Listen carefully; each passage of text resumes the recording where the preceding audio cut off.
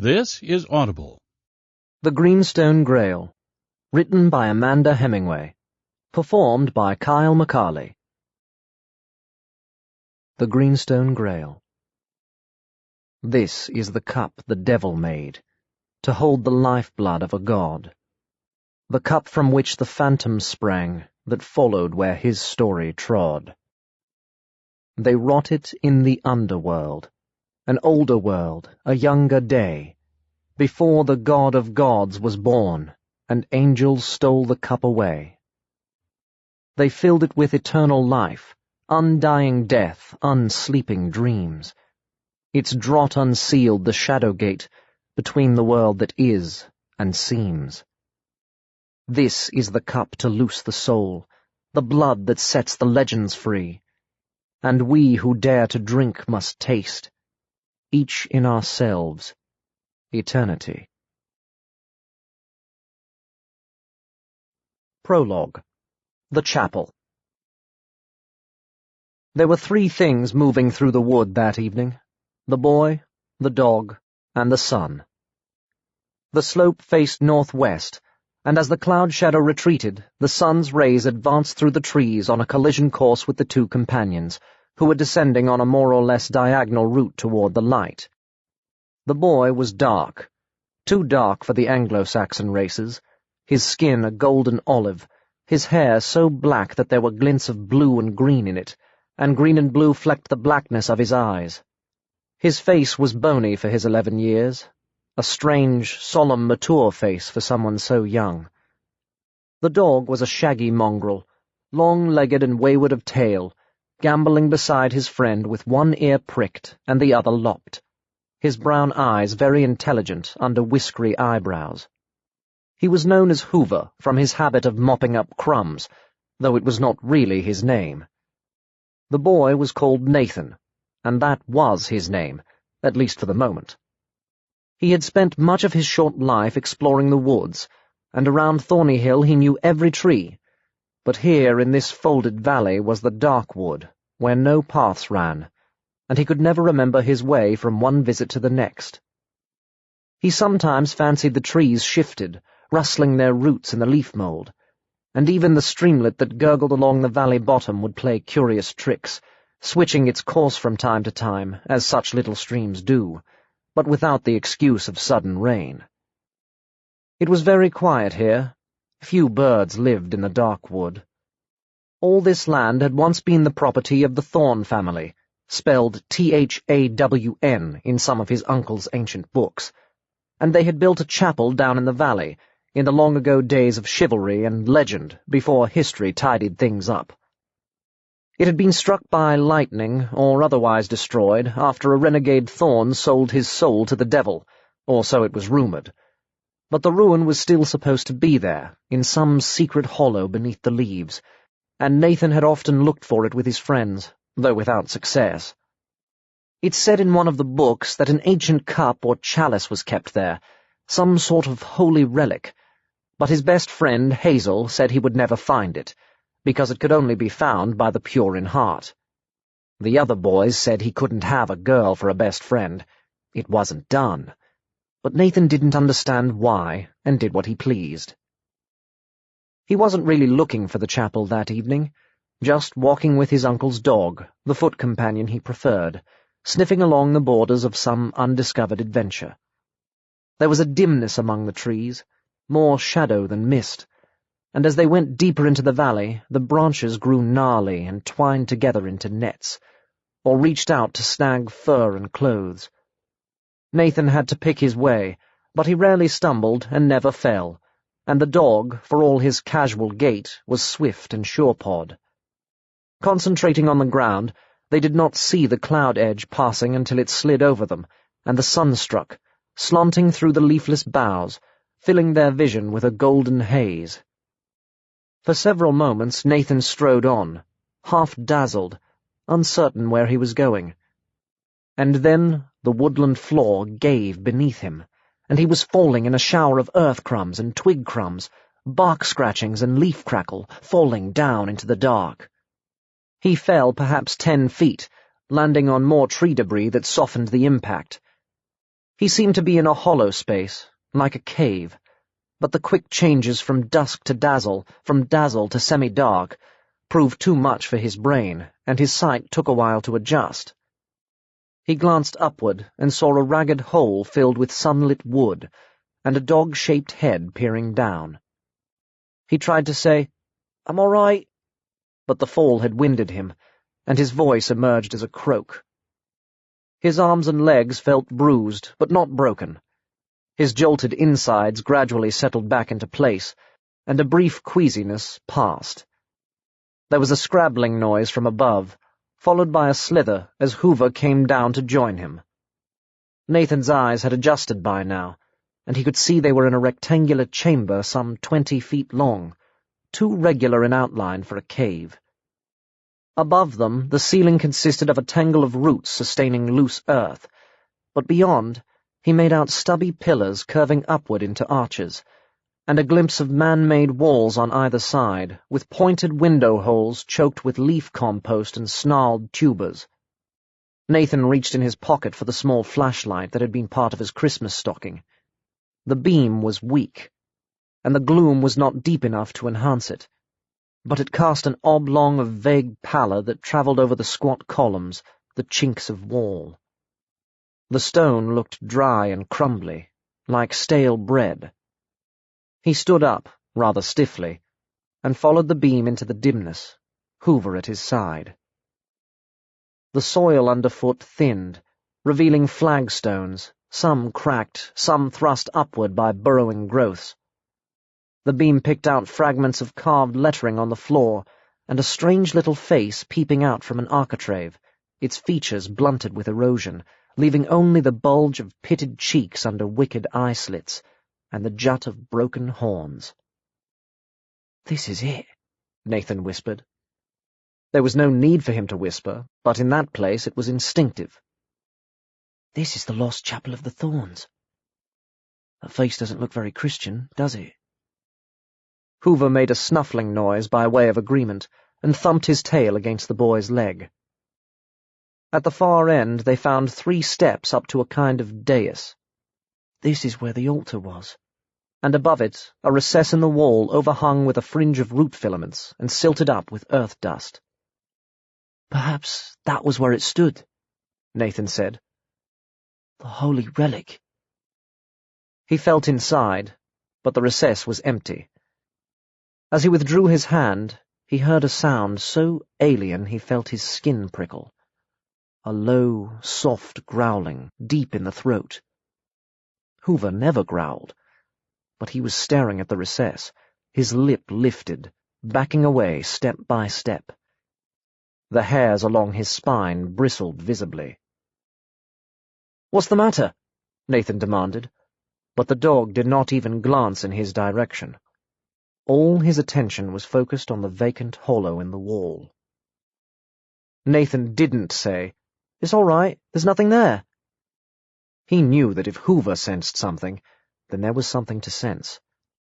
The dog had been his friend for as long as he could remember, and had never been seen to growl at anyone, human or animal. Canine hostilities were conducted in barks. He had always seemed to be the sort of dog who was good with small children, did not bite the postman, and would deal with a burglar by licking his face. But he understood everything people said. Nathan was sure of that, and would follow him into every adventure. And he was old. Older than me, the boy thought, and for the first time he wondered how old, since 11 was a fair age for a dog. He found himself backing away too, keeping close to Hoover, watching the recess.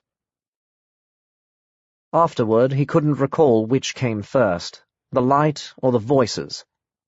Perhaps they weren't voices, just sounds, soft, whispery sounds, word-shaped though he couldn't make out the words, thread-like ghosts of noises long gone. Hoover ceased growling and froze. There was froth around his mouth, and all his teeth showed. Nathan had a hand on his neck, and found he was trembling. He had switched off the flashlight, and they were both staring at the light, a tiny green mote that had appeared in the back of the recess. but either the cavity was much deeper than he had thought, or the light was coming from somewhere else, somewhere dark and very far away. It grew slowly, as if it were drawing nearer, emerging from an abyss of blackness, until they could see it consisted of a nimbus encircling some small object.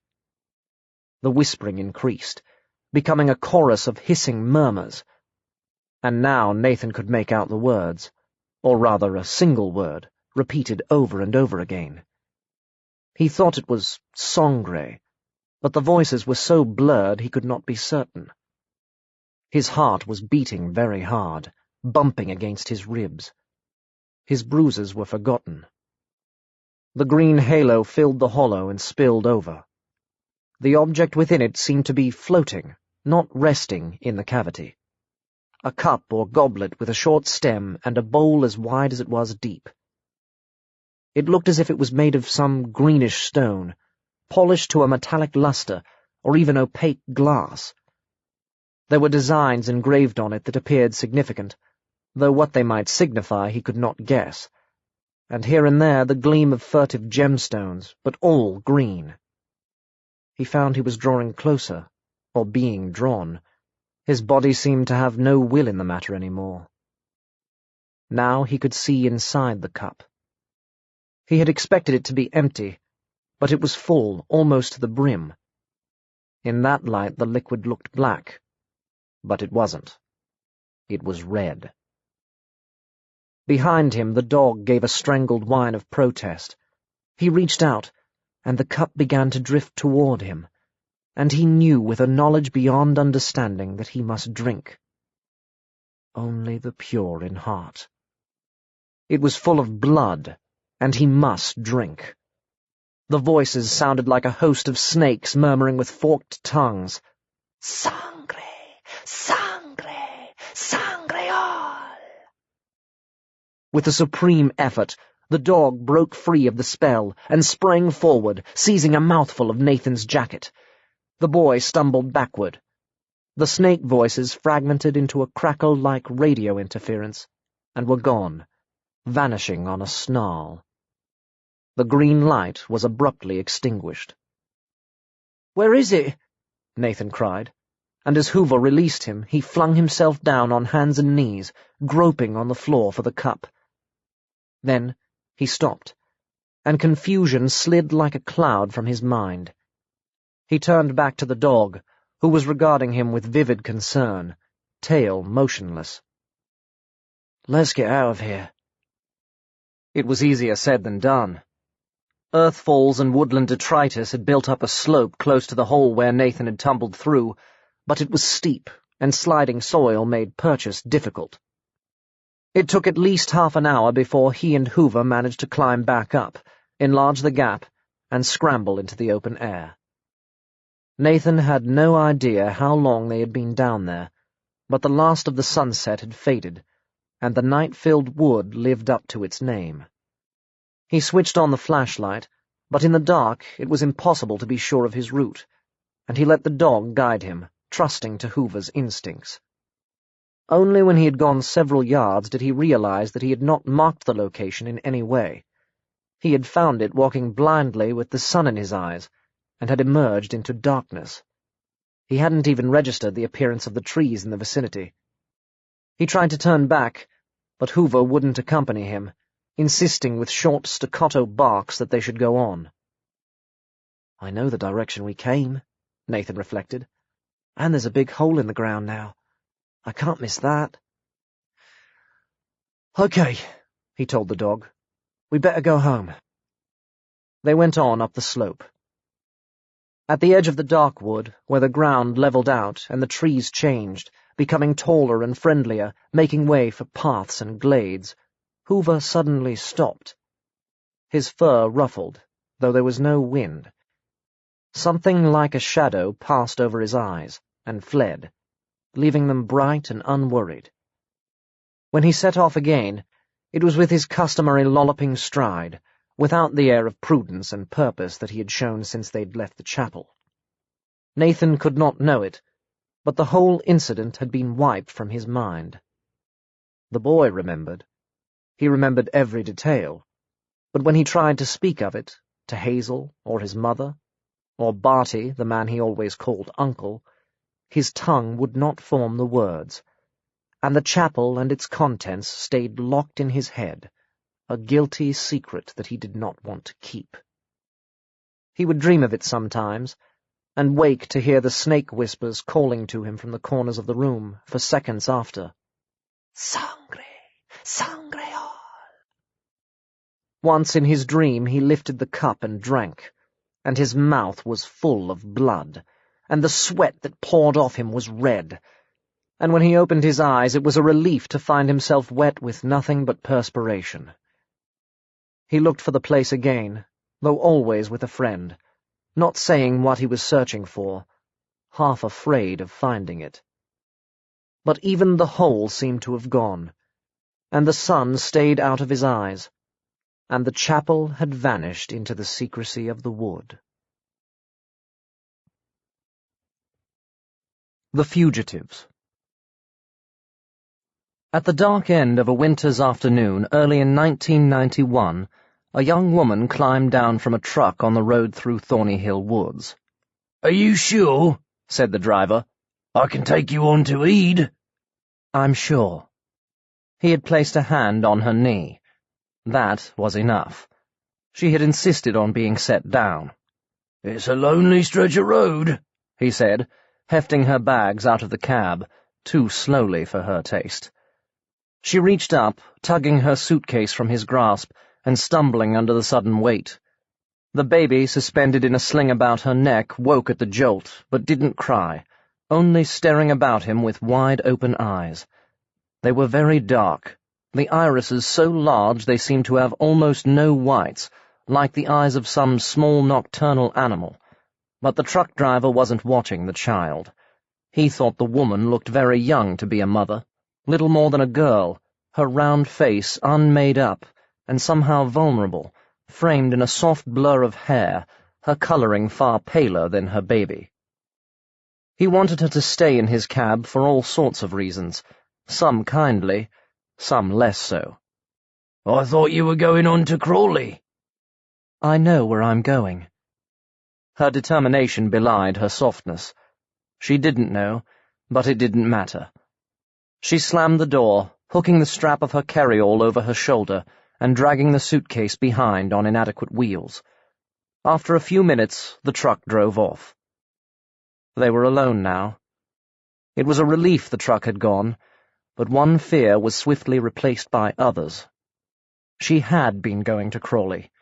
She had a contact there, a babysitter, the friend of a friend, and the possibility of a job.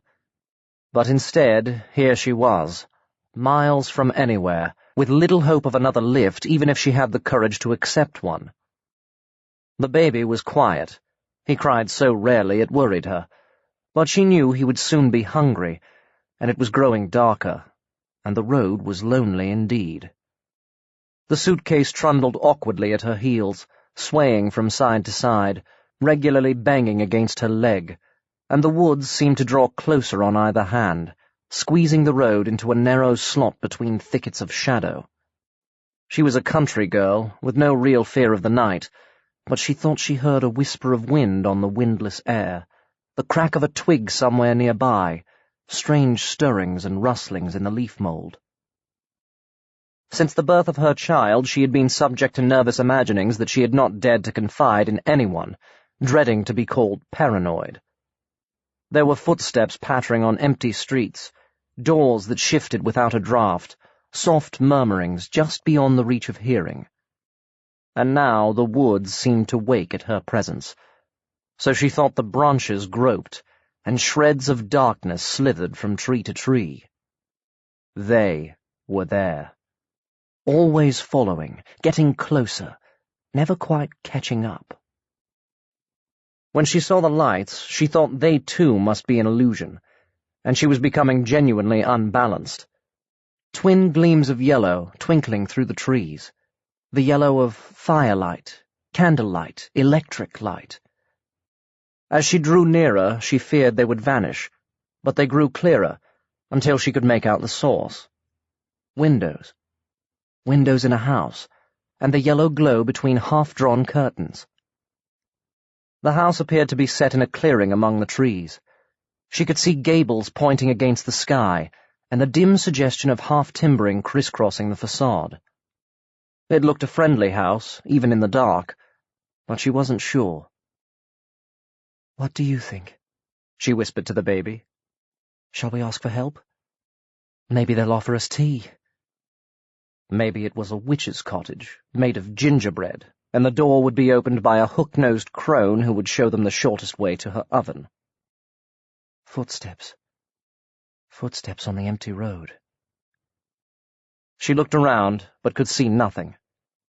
Yet for a moment they were quiet and clear, soft shod feet, or padded paws.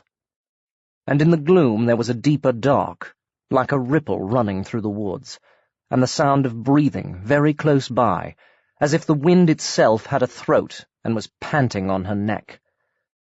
Her suitcase bounced and lurched as she tugged it up the path to the door. There was a knocker and an old-fashioned bell pull that dangled. She tried both.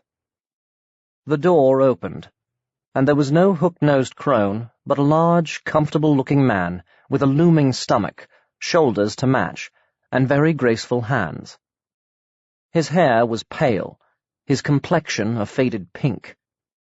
His face wore an expression of vague benevolence, or maybe the benevolence was in the arrangement of his features, since his manner was initially hesitant, almost guarded. His eyes were periwinkle blue between fat eyelids. "We're lost," the young woman began, uneasily.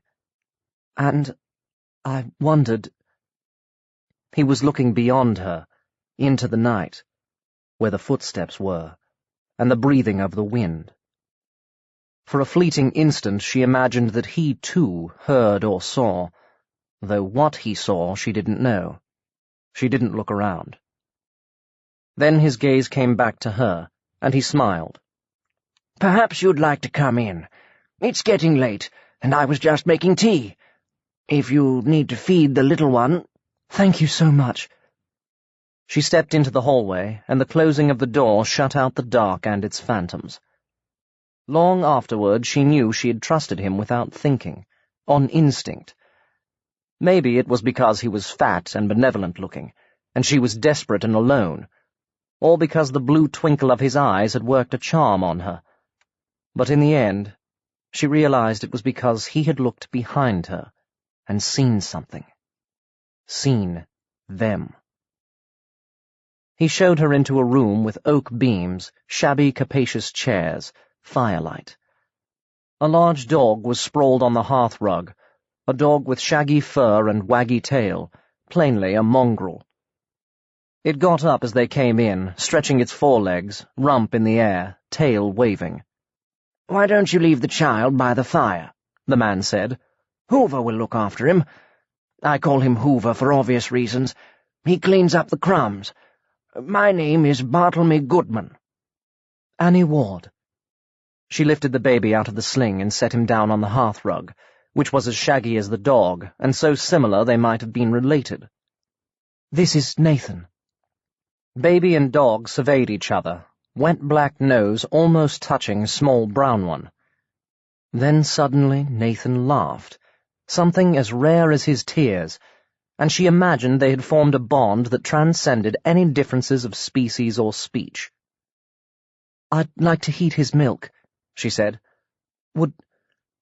Would you mind watching him for me?" "Hoover will take care of it. He's like Nana in Peter Pan. The kitchen's this way." Looking back, doubtfully, she saw the dog gently nudging the child away from the fire with his muzzle.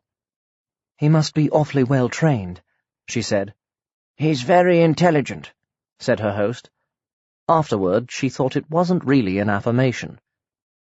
The kitchen was heavily beamed and flagstoned, as she might have expected, with an old-fashioned cooking range on which something that resembled a small cauldron was simmering. A drift of steam came from under the lid, bringing with it a rich, meaty, gamey, spicy smell that made her mouth water. She had eaten nothing but a sandwich at lunchtime, and it occurred to her that she was very hungry. But the baby came first. Bartlemy provided a saucepan, and she heated milk while he made tea and set out a tray with earthenware mugs, pot and jug, fruitcake. She longed to ask what was in the cauldron, but was afraid of sounding too greedy or too desperate.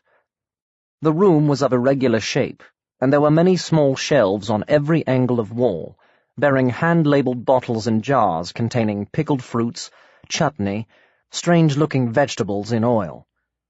Herbs grew in pots and dried in bunches. There was a bowl of onions, white and purple, and another of apples and clementines. No dirty dishes stocked the sink, and the drain board was very clean. Back in the living room, she gave Nathan his bottle and some bread and butter with no crusts that her host had prepared. "You're being very kind," she said. "You must think—" "I think only that it's dark outside, and cold, and you seem to be in difficulty. You can tell me more when you're ready, if you wish to." She drank the tea, bergamot-scented, probably Earl Grey, and ate a large slice of the cake. Perhaps because she was famished, it seemed to her the nicest cake she had ever tasted. "Do you feel you can tell me now where you're going?" Bartlemy asked. "I was heading for Crawley," she said. "There are jobs there. At least I hope so. And a friend of mine knows a good babysitter. Before we were staying with one of my cousins, but things got awkward. I felt I was imposing, and she didn't really want the baby, so I thought it was time to move on. Be independent." She didn't mention the pursuing shadows, or the whispers in the night. In this warm, safe haven they seemed almost unreal. If it was safe, if it was a haven. She trusted him, but that very trust disturbed her, and she feared her own weakness, her cowardice. She feared to go back into the dark. "What about your parents?" "They're in the West Country. I don't see them much since my husband died." "I'm sorry." He asked her nothing more, nor did she volunteer any further information. They watched the child on the hearthrug, romping with the dog, pulling his floppy ears. "Do you want to continue your journey tonight?" Bartlemy said. "You can stay here if you wish. I have plenty of space. There's a bolt on the bedroom door, if that would make you feel more comfortable." She opened her mouth to say that she couldn't possibly, but all that came out was, "Thank you," and "I'm not worried." And she knew that, for a little while at least, she wasn't. For supper he filled a mug from the cauldron. It was some kind of broth, with so many mingled flavors she couldn't identify them, and it flooded her whole body with warmth and ease. She slept side by side with her son, on a mattress that was both firm and soft, sliding the bolt because she knew it was a sensible precaution, though she didn't really feel it was necessary.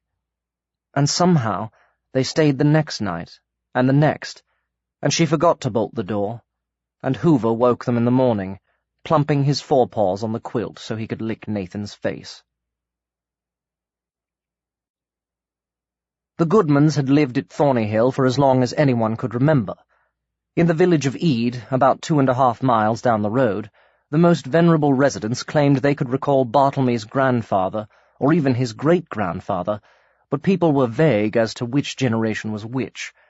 They were all called Bartlemy, or some similar name, and they all looked alike, fat and placid and kindly.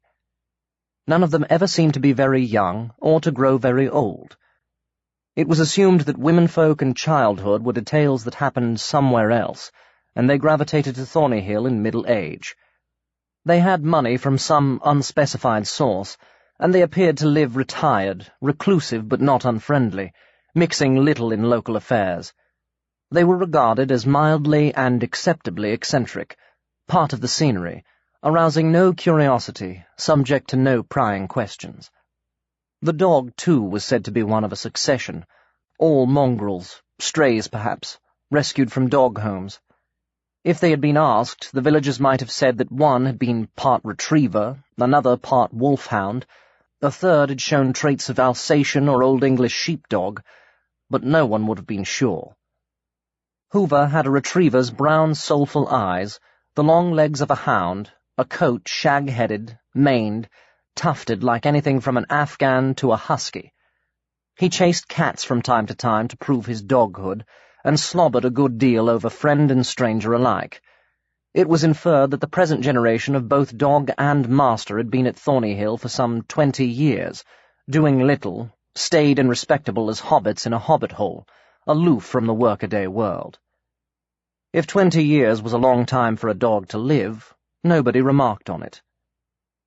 Once, Thornyhill had been the property of the Thorns, a family that was ancient rather than aristocratic, tracing their line back long before the Normans.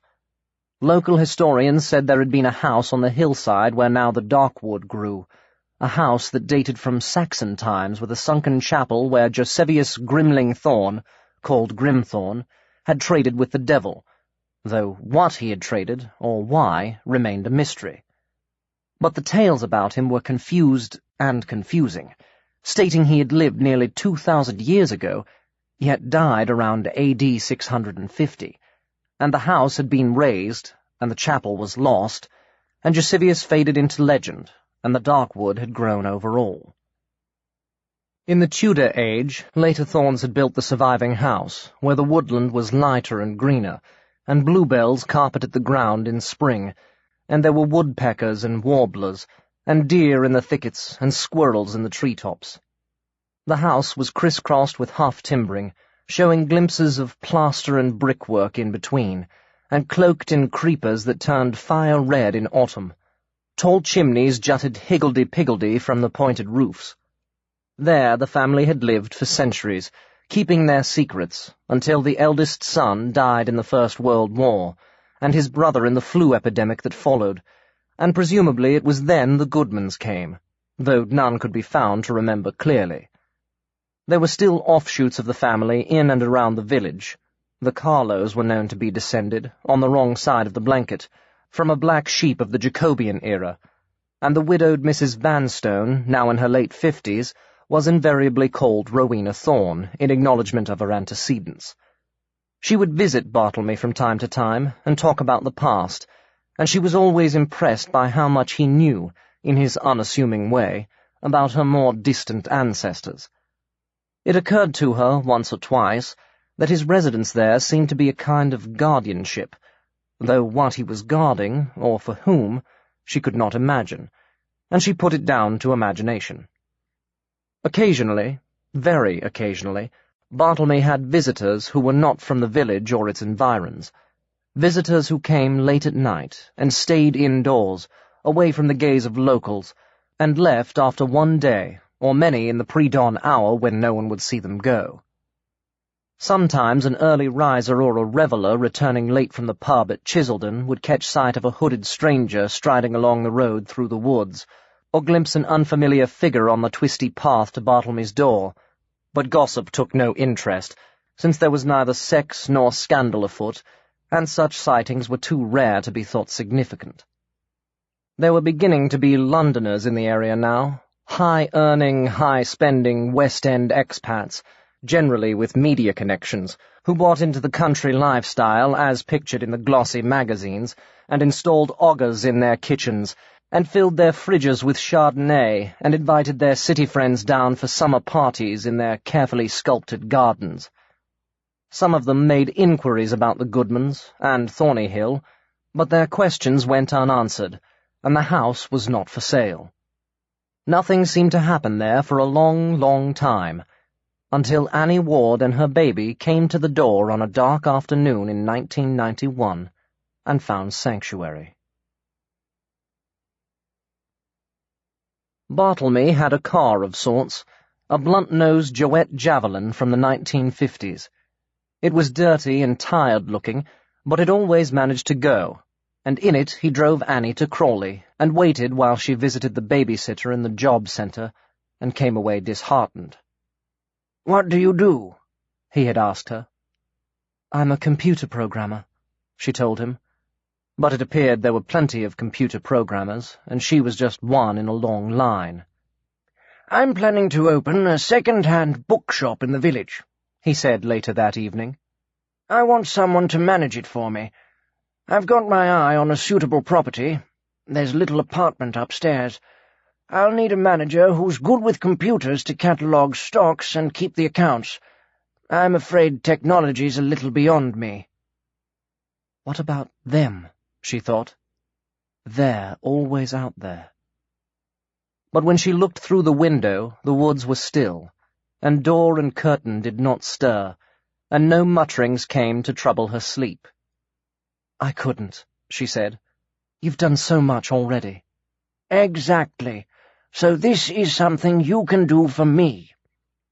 She knew it wasn't true, but he seemed so matter-of-fact, his generosity unobtrusive, almost invisible, and the property materialized somehow, a tiny slot of a building between an antique shop and a delicatessen for the Londoners, with rooms that went back, and odd little stairs going nowhere, and bedrooms the size of cupboards and cupboards the size of bedrooms, all in the best tradition of second-hand bookshops. She moved in, and there was no rent, and her slender salary stretched to cover everything. The villagers assumed she was a relative of Bartlemy's, a niece or distant cousin, and eventually she almost came to believe it herself, half forgetting, under the spell of his protection, that she had ever been a homeless wanderer who knocked on his door purely by chance, if chance it was. Nathan would grow up to call him uncle, and Annie walked through the woods on summer nights, and they were gone, vanished like an evil dream in the moment of awakening, until she barely remembered that they had ever been. But for all her trust, it was many months before she confided fully in Bartlemy. Winter came around again, and on firelit evenings at Thornyhill she watched Nathan grow. "Is he like his father?" Bartlemy asked once. "No," she said. A silence fell, laden with waiting. "He's like himself." "Daniel—" "Your husband?" "He wasn't my husband. We just lived together. I took his name when he died for Nathan's sake, I suppose. I wanted my son to have something of his father to hold on to, something to remember him by. Or maybe it was because my family didn't... They weren't happy that Daniel and I didn't marry. And when Nathan came, they didn't want him." "Why not?" Bartlemy inquired. "He's a beautiful, intelligent child. Exceptionally so, I would say." "Isn't he?" For a minute her face lit, then recollection clouded it over again. "The trouble was—" Suddenly she looked directly at him, and there was a kind of pleading in her eyes. "Daniel was white. Nathan's far too dark. He looks half Indian or something. But I'd never had an Indian lover. There'd been no one but Daniel since we met. We were together 8 years, and I was faithful to him. I wouldn't want to play around. After Daniel died, when I found I was pregnant, I was very happy. And then the baby came, and he was beautiful, so beautiful, but since then I never seemed to stop running. Till I came here." After a few moments, she went on. "Please believe me. I can't explain why Nathan looks the way he does. I can't explain any of it." "How very interesting," Bartlemy said at last. "Don't fret. I know you wouldn't make it up. You're not that type at all. Anyway, why should you? There would be no real point. Can you tell me how Daniel died?" "It was a car crash. He'd been working late, he often did. And the police said, he may have fallen asleep at the wheel. But he wouldn't. I know that. They said at the inquest another vehicle hit him, a van or a truck, and must have just driven away. He only had a little Renault. He was knocked off the road into a tree." Her mind was carried back to the pale hospital room, pale as a sepulchre, and the still figure in the bed, with his battered face almost unrecognizable between the bandages, except she would have recognized him however he looked, however bruised and broken. She held his hand, tight, tight, and the tears ran down her cheeks unwiped, and she begged him to live in a running whisper that she knew or dreaded he would not hear. Looking back, she thought she had sat there forever, that a part of her was still sitting there, trapped in a moment of time, with his hand in hers, imploring him in vain. Don't go. Don't give up. Live. Live. And then he had opened his eyes. They had given him morphine for the pain. The nurses thought he would not wake again. But somehow his body rejected the drug, and he came around, looking at her with love, so much love that she thought her heart would burst. And then the pain came. The price of that instant, that love, because he had shaken off the influence of the morphine. His face was wrung with it, scrunched up in the final agony, and she reached out with all that she had, all that she was, with mind and heart and soul, reached into his pain, into his death. And in that second, she would have given life and happiness to save him, to spare him even an atom of suffering. But the pain was smoothed away, and his life with it. And when at last she drew back, it was another age, another world. Nathan was born exactly 9 months later, she told Bartlemy. I always thought... You thought you became pregnant in the moment of Daniel's death, he said. I understand. Something happened then. Something I can't remember. I don't mean there are blanks. It wasn't like that.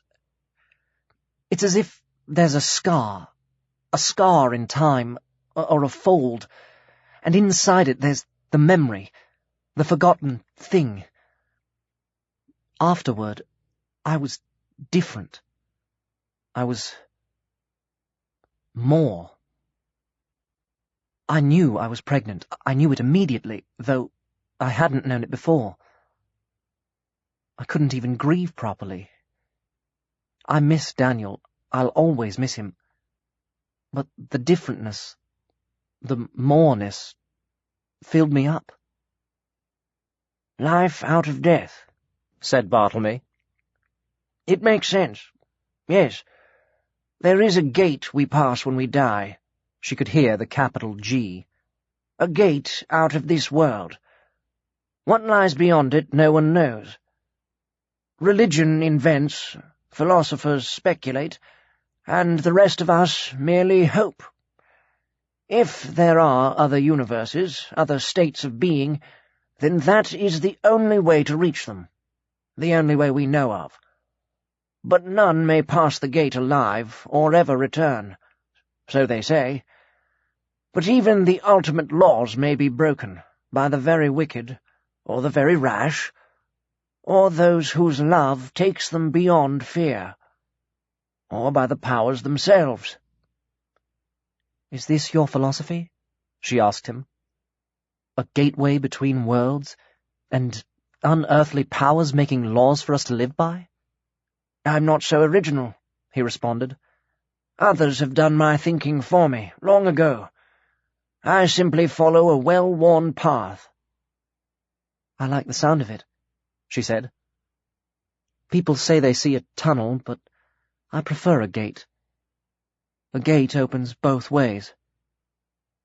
Maybe I did pass through and return. But then, why doesn't Nathan look like Daniel? Have you a philosophy to answer that? No, he said. Not at the moment. There could be many explanations. I will give it some thought. The years of Nathan's childhood passed in something close to an idyll. Of course, the trouble with a happy childhood is that you are much too young to appreciate it.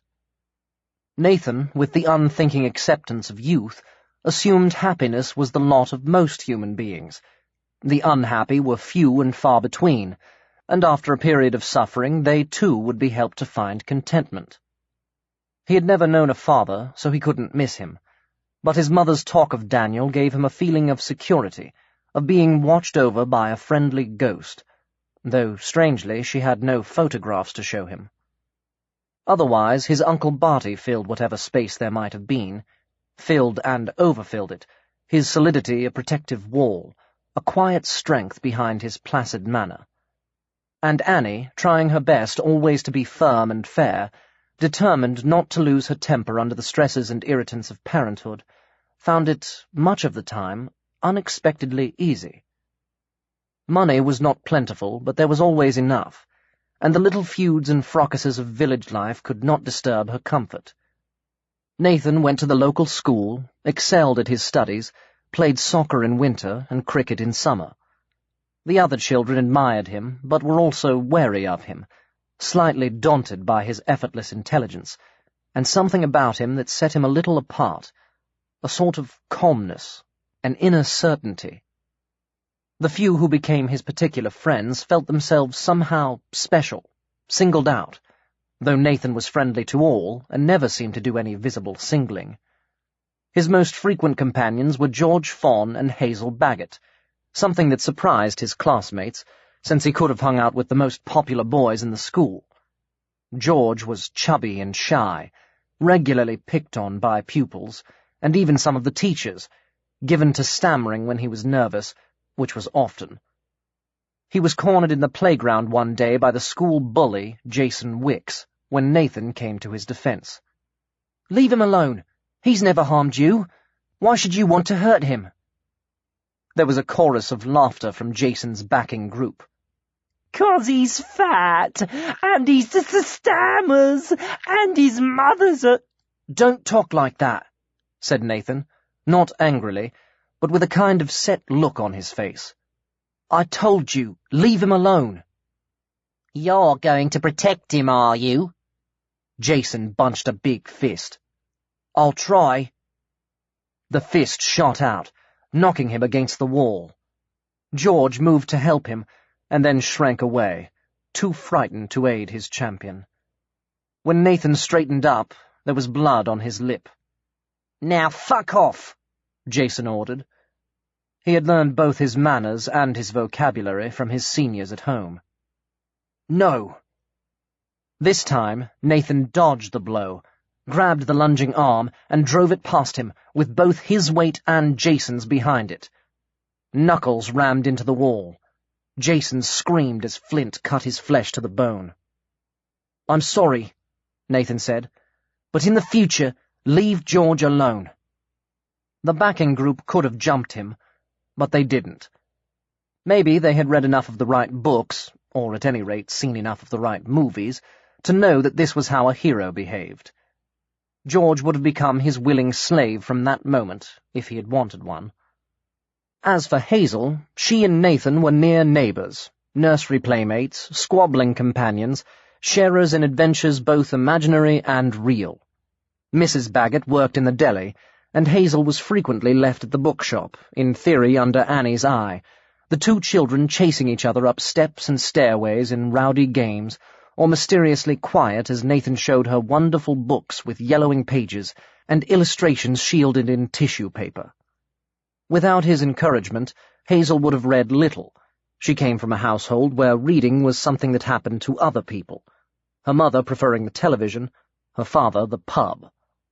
She was an only child, given to strange introverted moods when she wouldn't speak for hours, or would climb a tree and refuse to come down. "Watching," she would explain later when asked what she'd been doing, or thinking. But she would always talk to Nathan. She had occasional outbursts of temper that alarmed other children, but these were rare. To look at, she was a little below the average height for her age, sturdily built, with a lot of untidy brown hair that her mother was always trying to restrain in a braid or ponytail or twist, but the shorter ends invariably worked loose, and Hazel would pull them over her face to hide behind. Nathan's male classmates scorned her as a best friend because she was a girl, but it made no difference to him. Both his companions and his mother were learning that nothing anyone said or did made any difference to Nathan, once he had made up his mind. But before George, even before Hazel, there was Woody. "Your imaginary friend," Annie called him, and Nathan accepted this, although with a note of doubt, since he thought imaginary meant not real, and Woody was quite real. They would meet in the garden at Thornyhill, a garden that seemed much bigger than its actual size, with trellises overgrown with bean flowers, and herb beds, and rambling shrubs, and curious furtive statues hiding in leaves, and wild corners where wood and garden ran together, and an infant Nathan found no boundaries to his playground. Annie learned not to worry about him. Hoover was always around if he strayed too far. But even Hoover never saw Woody. Woody was very, very shy, an odd little creature with an elongated face, all nose and slanting eyes that looked sideways from his head, like the eyes of an animal. His body was thin as a twig, his skin brownish and slightly mottled, varying in tone according to his background. Hair bristled on his scalp and straggled down his back. If he wore clothes, they were so close to his skin color that Nathan never noticed.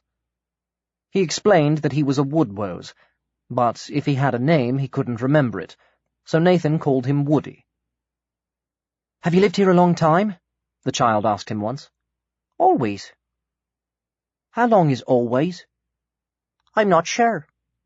Not very long, I think, but I can't remember being anywhere else." "Do you have parents?" "Parents?" "A mummy and daddy. I have a mummy, but my daddy is dead. And I have Uncle Barty, and Hoover. Who do you have?" But Woody didn't seem to have anybody. "Then you can have me," said Nathan. They would crawl through gaps in the undergrowth into the woods, where his imaginary friend showed him the secret worlds in the hollows of trees and under last year's leaves, and they would watch new shoots growing, and the tiny lives of insects, and the green beginnings of things. Sometimes birds would come and perch on Woody's fingers, long, brown, knobbly fingers, or his shoulder, as if he were no more than a sapling sprouting among the roots. When Annie first heard of these explorations, she was horrified. "He mustn't go wandering off on his own like this. Anything could happen to him." "He appears to be looked after," Bartlemy said. "You don't have to worry.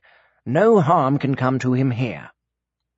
And somehow she believed him. When Nathan's friendship with Hazel grew, he told her about Woody, but she never met him.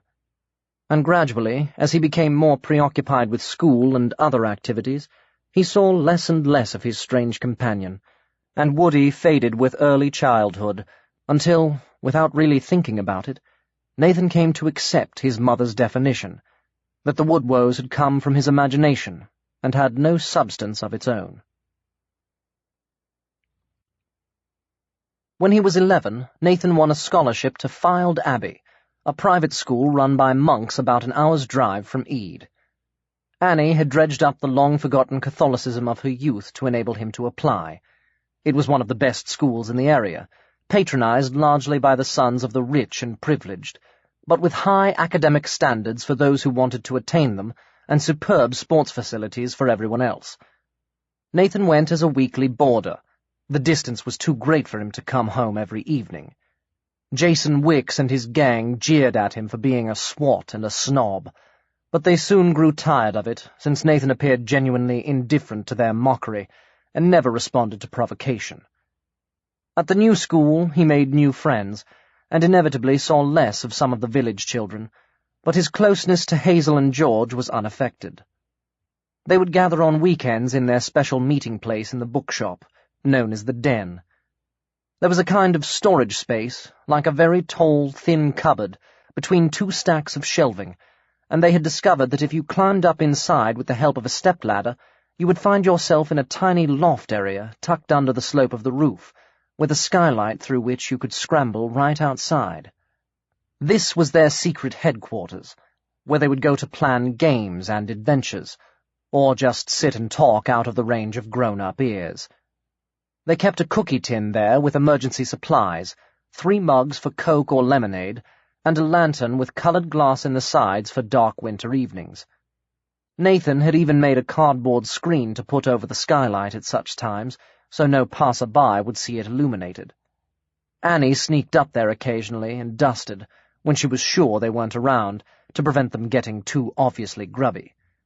She didn't think either Hazel's or George's parents would be pleased if an afternoon in Nathan's company invariably resulted in grey clothing. Sometimes, on clear nights, they would extinguish the lantern and open the skylight to look up at the stars. "I wish we had a telescope," Nathan said. "Then we could see them much bigger and closer." He'd been doing some astronomy at Fylde. "Look, there's the Great Bear." "It never looks like a bear to me," Hazel said. "More like a saucepan with a bent handle." "Maybe we could see a comet," George said hopefully. "David," his older brother, "showed me one once, through binoculars, but I couldn't really see anything. I thought it would be very bright, with a tail like a firework, but there was just a bit of a blur." "Where's Orion?" asked Hazel, naming the only other constellation she had heard of. "I'll show you." Standing on a box with her, leaning against the edge of the skylight, Nathan pointed upward. "There, that string of stars is his belt." "What about the rest of him?" "I'm not sure." His pointing finger wavered. In the dark they couldn't see him frown. "That's funny." "What's funny?" said George. There wasn't room for him on the box, and he was trying to gaze up past the other two, and failing. "There's another star, just below Orion. It wasn't there before. I'm sure it wasn't. I was up here last night." "Show me," said Hazel. Nathan pointed again. "Perhaps you remembered wrong, or there was some cloud or something." "It wasn't cloudy." "Perhaps it's a comet," George said excitedly. "If there was a comet, it would have been on the news," Nathan said. "Besides, it looks like a star." "It's not very twinkly," Hazel explained. Nathan climbed down, switched on the lantern, and consulted his star map. "There's nothing here," he said. "There shouldn't be a star there at all." "It must be a UFO," George declared. "They can look like stars. Let me see." Now that the others had come down, he scrambled onto the box. "It'll whoosh across the sky in a minute and disappear." But it didn't. "It could be a whole new star," Hazel suggested. "I've heard how they can have huge explosions out in space, and that makes new stars." "A supernova," Nathan said knowledgeably. "If it is, it'll be on Patrick Moore." But there was nothing about a new star on any program, and when Nathan looked the following evening, it had gone. He didn't say much to the other two, but on his own he wondered and would steal up the step-ladder late at night to look, just in case. It was not until the next spring, when he had almost forgotten about it, that he saw the star again. That winter a new couple moved down from London, causing a minor flutter of interest among less glamorous residents. They were in their 30s. He was a lecturer in history at East Sussex University and a writer of upmarket period novels, popular enough to be stocked in most bookshops instead of having to be specially ordered, and she was an actress of the intellectual type who had appeared regularly on stage and television. His name was Michael Addison, hers Rihanna Sardo. Rihanna reputedly shortened from Mary Ann, but they were assumed to be married, though she seemed to be away a great deal, on tour with a play or on location shoots for a TV drama or bit-part film role. Michael was around most of the time, however, and people pronounced him pleasant and friendly, and began to call him Mike, and he would have a pint in the pub of an evening and chat to Lily Baggett in the deli and to Annie. He was rather good-looking, in a tousled, don't-give-a-damn sort of way, with a one-sided smile that might have been irresistible if he had been inclined so to employ it. He wore country clothes, barber jackets, wellies, sneakers, and glasses for reading and driving. His wife, on the other hand, when actually seen, was something of a disappointment. The rumpled, unmade-up look that suited Michael so well was not what the village expected of an actress, particularly not one with a name like Rihanna, and local opinion found her aloof and unapproachable. She had the appropriate cheekbones, but they displayed more angularity than beauty, and her hair, though long and dark, was usually scraped back into a tight coil, with loose ends spraying over the crown of her head. Gossip said she neglected Michael, and local attitudes became tinged with an unexpressed sympathy when he was around. They had bought an oast house on the edge of the village, with 2 round towers under pixie-hat roofs, and a long building in between, wood-panelled, antiques furnished, expensively heated and replumbed. The River Glide flowed past it on its meandering way through the water meadows, and their garden ran down to the bank, with mooring for a couple of boats, though they appeared to have only a dinghy left behind by a previous owner. The house had been empty for a while before they moved in, and Nathan, George, and Hazel had once borrowed the dinghy, almost coming to grief in the grip of a current too strong for their oarsmanship. They had had to ram the boat into the bank in order to avoid being swept away, or sinking, since the planking proved far from watertight. Nathan, seeing Michael in the shop one day, felt obliged to mention these hazards, though he would have preferred it if his mother hadn't been within earshot. "You took that boat out without permission?" Annie had paled from a mixture of anger and terror. "It wasn't stealing," Nathan protested. "We put it back afterward, and anyway, it didn't seem to belong to anybody then." "Boats are dangerous," Annie said, dismissing the issue of theft unconsidered. "You could have drowned. What were you thinking of?" "We can all swim. We wouldn't drown, honestly." "There are weeds under the water that can drag you down." "Never mind," Michael intervened. "Thanks for warning me, Nathan. That was very thoughtful of you. Actually, I was thinking of getting a boat of my own, just a small one, an inflatable maybe, with an outboard motor. You could come for a ride with me, if your mother doesn't object." "Of course I don't," Annie said hastily. "It's very kind of you, but... I mean, you don't have to—" "I'd like to," Michael assured her, turning up the twist of his smile. "Could I bring my friends?" Nathan asked. "Nathan." "It's okay," Michael said. "Friends are fine, if the boat's big enough, and there aren't too many of them." "Just Hazel and George. When will you get the boat?" "Oh, in the spring, I expect. Too chilly on the river now. Don't worry, Nat. I won't forget about taking you out, I promise. I'm not a forgetting kind of person." "I wasn't worried," Nathan said. "No one calls me Nat. It sounds a bit American." "I won't if you dislike it." Nathan thought about it. "I don't mind," he decided, "if it's just you, and if Mum doesn't mind. It's your name." Annie smiled.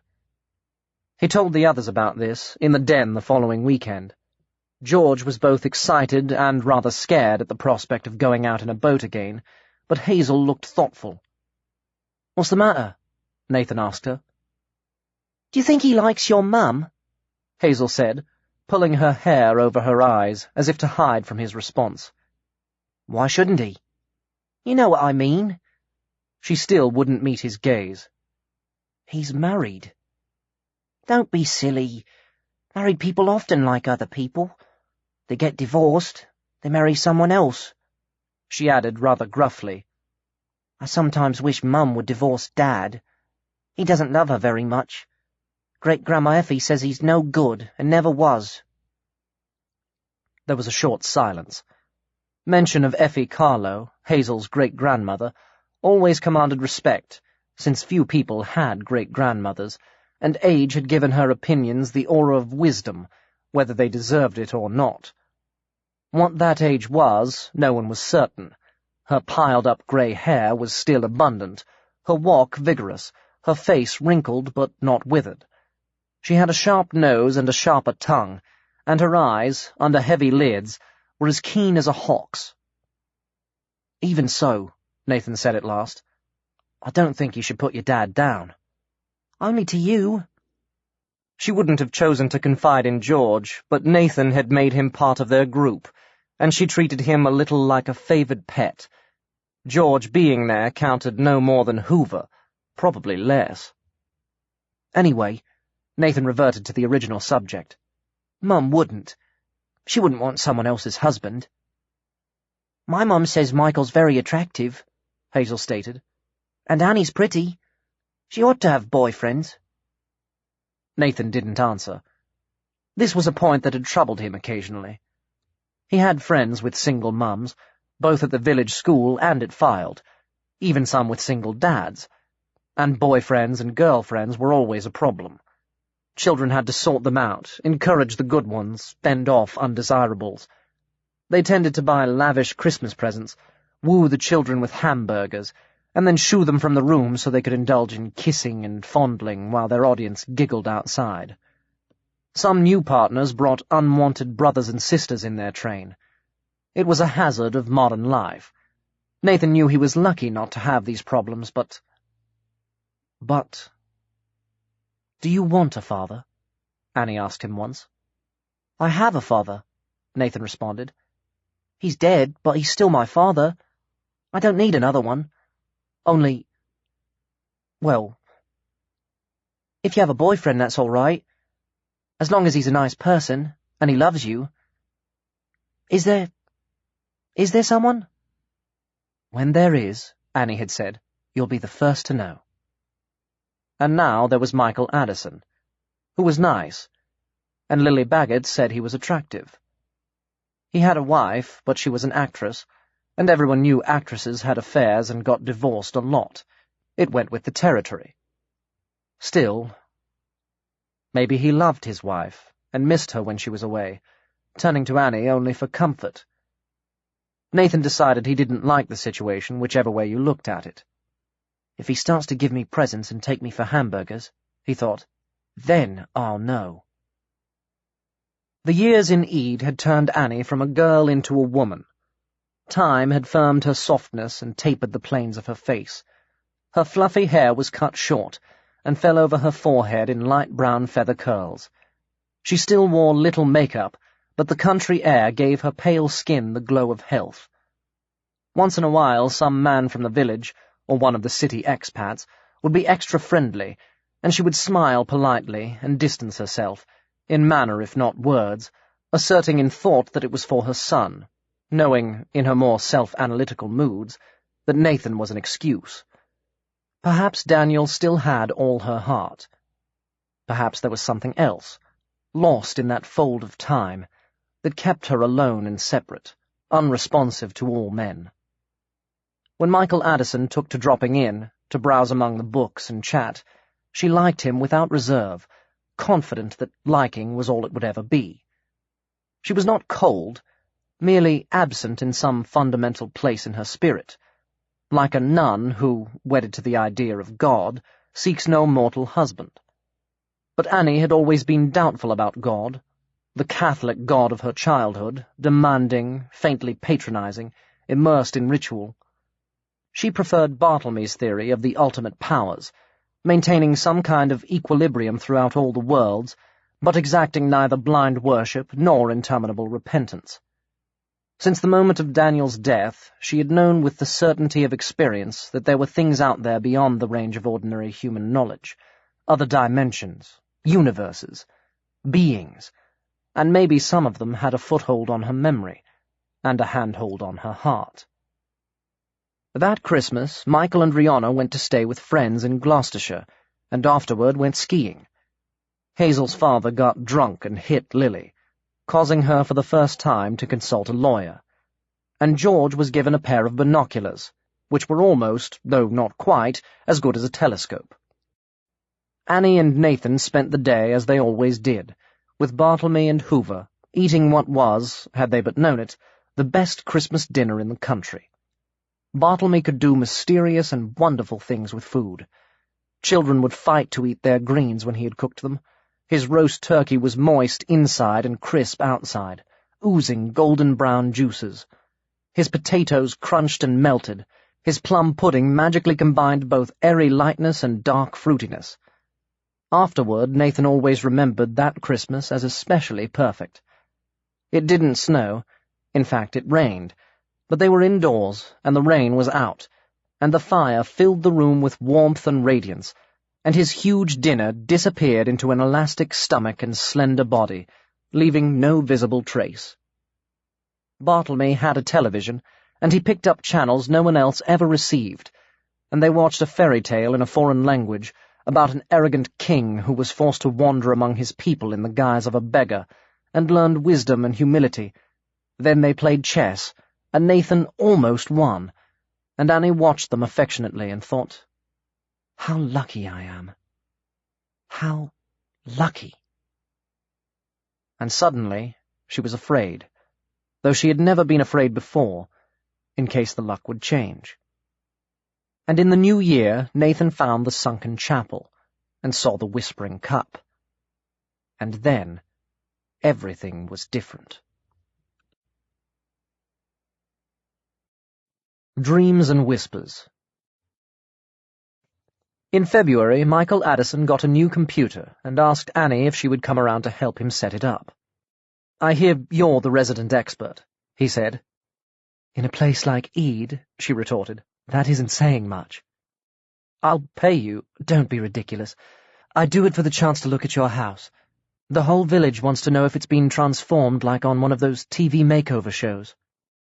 "The village," he said, grinning, "is going to be very disappointed." Annie closed the shop early. Bartlemy had always encouraged her to keep whatever business hours she liked, but since Nathan had become a weekly boarder, she had tried to stick to 10 till 5, walked along the high street, and turned into the lane to Riverside House. The route ran between hedgerows that were brown and shrunken in their winter barrenness, with meadows on either side. Annie knew one was a conservation area because of the presence of a rare butterfly or orchid. The house lay beyond. She could see the pixie hat roof some way off.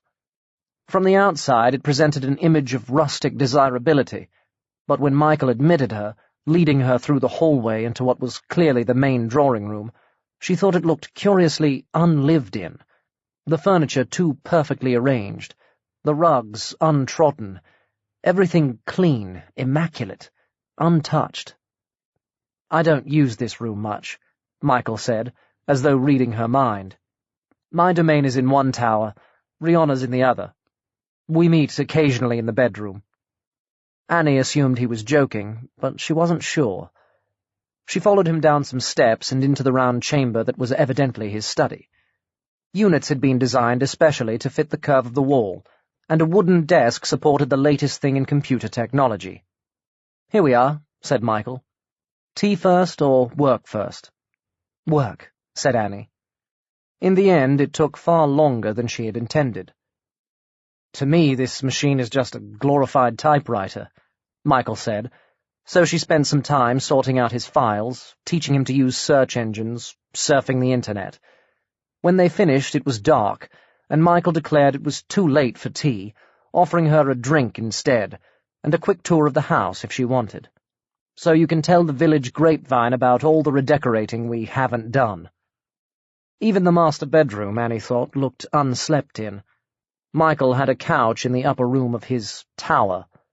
The bathroom boasted a circular bath almost the size of a swimming pool. There were several guest bedrooms, though they never seemed to have guests. The kitchen had the latest kind of aga, but the microwave appeared to have seen more use. Except in Michael's rooms there was luxury without personality, and a strange coldness, as if the whole house was an exhibit rather than a residence. Annie didn't get to see inside Rihanna's tower. That was kept locked. "Rihanna's very intense about her privacy," Michael explained. "Even I don't have a key."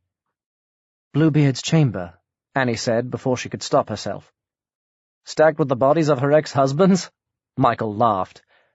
"There's only been one. He's a producer. I've met him. He's about 60 now, and married to a blonde of 23. "Sorry," Annie said.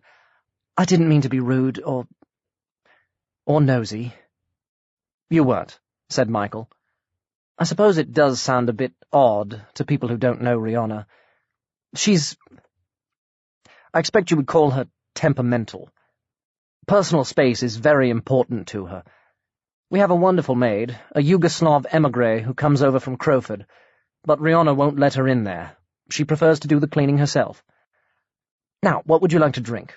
There's whiskey, gin, beer, whiskey, more whiskey. I'll have a whiskey, Annie said with a smile.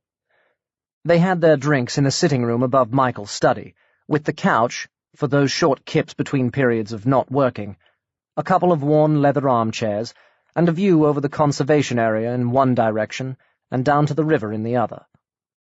Since it was too dark to see very far, Michael took some pains to explain about the benefits of the view. When they dimmed the light, Annie saw a shiny new moon in a sky full of crispy stars, and shadowy fields stretching away toward the village, and the twinkling of illuminated windows in the nearest houses. She turned back, and there was Michael's crooked smile, soft in the dimness, and his glasses hiding the expression in his eyes. He turned up the light, and she found herself looking at a picture of Rihanna on a sideboard, a very glamorous picture, black and white, with a cloud of hair framing her artistic cheekbones, and deep-set eyes darkly made up under the flying line of her brows. "She's very beautiful," Annie said politely. "I know," said Michael. It might have been her fancy that he sounded almost rueful. When their glasses were empty, he said, "I'll walk you home." And then, "Damn, it's later than I thought. I've got a call coming in from the States." "I'll be fine," Annie assured him. "I like him," she thought, "but I don't like the house. Apart from his bit. There's something wrong about it, something to do with Rihanna Sardou." She set off down the lane, hugging her coat around her in the cold, lost in her own reflections. The awareness didn't come upon her suddenly. Rather, it was a gradual feeling, a creeping change in the night, a slow prickle down her spine. There was a moment when she stopped and glanced back, seeing nothing, and felt that the wrongness she had sensed in the house had come with her, following her, becoming a shadow at her heels, a listener on the edge of hearing. There was a horrible familiarity about it. And then a shiver seemed to run through the hedgerows, as if a darkness slipped between the leafless stems, and she caught the whisper of words that could not be discerned, a whisper quieter than quiet, so close to her ear she expected to feel the chill of its breath on her cheek. Them. She didn't run. There was no point. She walked very quickly, trying not to look back again, counting her paces in heartbeats. The lane dipped as it ran through the meadows, and for a few minutes she could see no lights ahead, and she was alone. Or not alone. And behind her she knew the shadows were playing grandmother's footsteps, and the whisper was so intimate she could imagine disembodied lips moving within an inch of her face. She fancied there was a cold touch on her nape, as if a groping hand reached out to seize her. And then she saw the lights of a house in front, and the fantasy withdrew. And she began to run as though released from a spell. Past gardens and back gates, into the village street, down the road to the bookshop. She shut and locked the door, but she knew it would be no use. No door had ever kept them out, save that of Thornyhill. She stumbled to the phone and pressed out a number with unsteady fingers. 10 minutes later, Bartlemy was sitting in her little back room, filling much of it, a quiet, reassuring presence. "After Nathan was born," Annie was saying, "I always thought I went a little crazy. They were part of the craziness. That was what I told myself. Until now. But you saw them, didn't you? The night we came to Thornyhill. You saw them following me." "Oh, yes," he said calmly. "I saw them." "What are they? Who are they? Why have they come back?"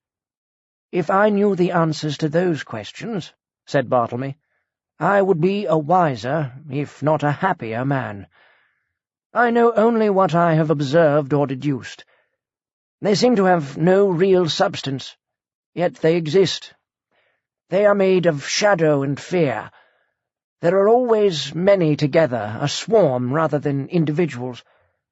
They are like nothing I have ever seen before, and I have seen many strange things. I was able to keep them away from Thornyhill. My influence is strong there, and I hoped they were gone for good, but clearly that isn't so. Yet why should they reappear now? Where have they been? In hibernation, maybe, until some call or need drew them forth. You were visiting Riverside House?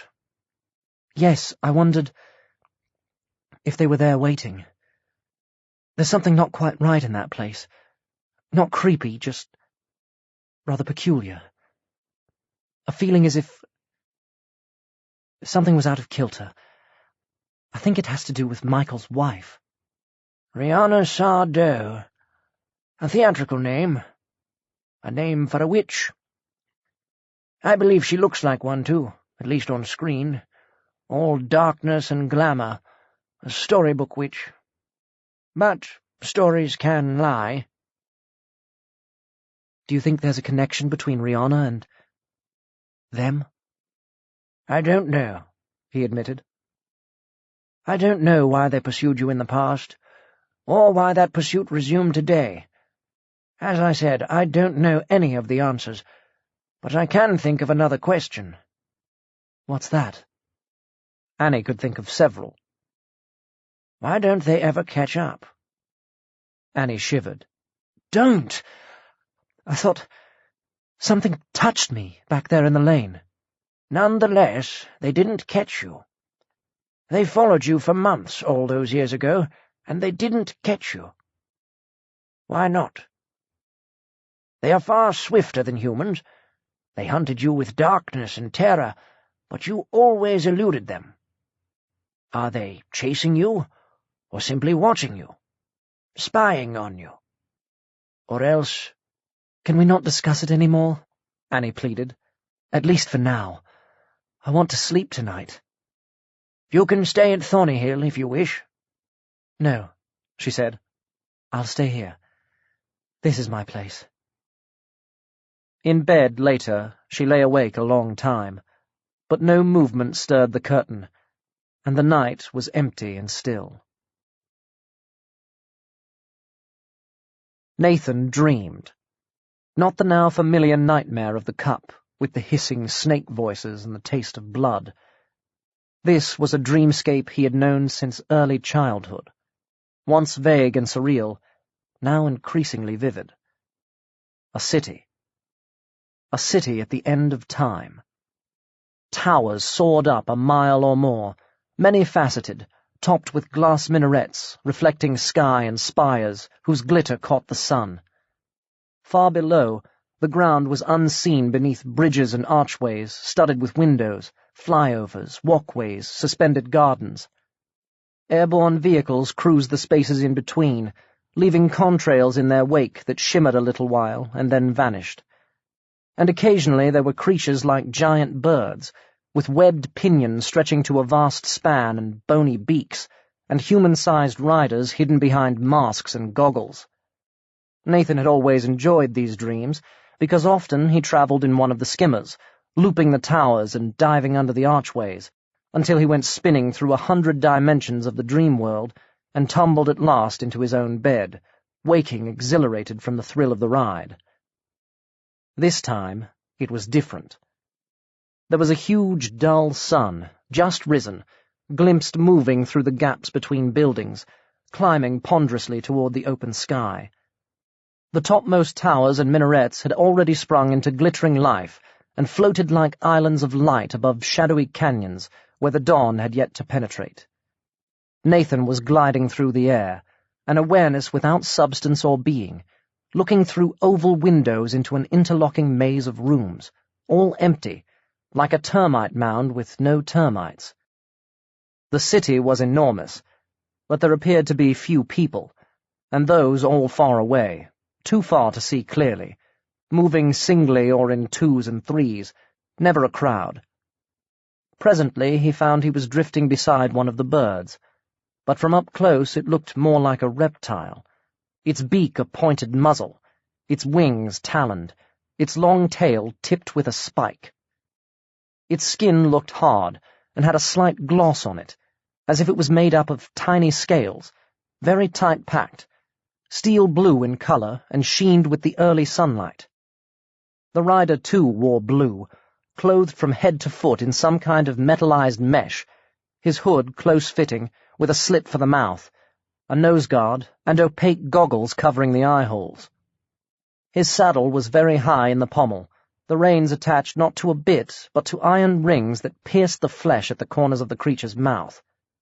Nathan thought it must be very painful, but he noticed the rider used only the lightest touches to steer, barely perceptible to the observer.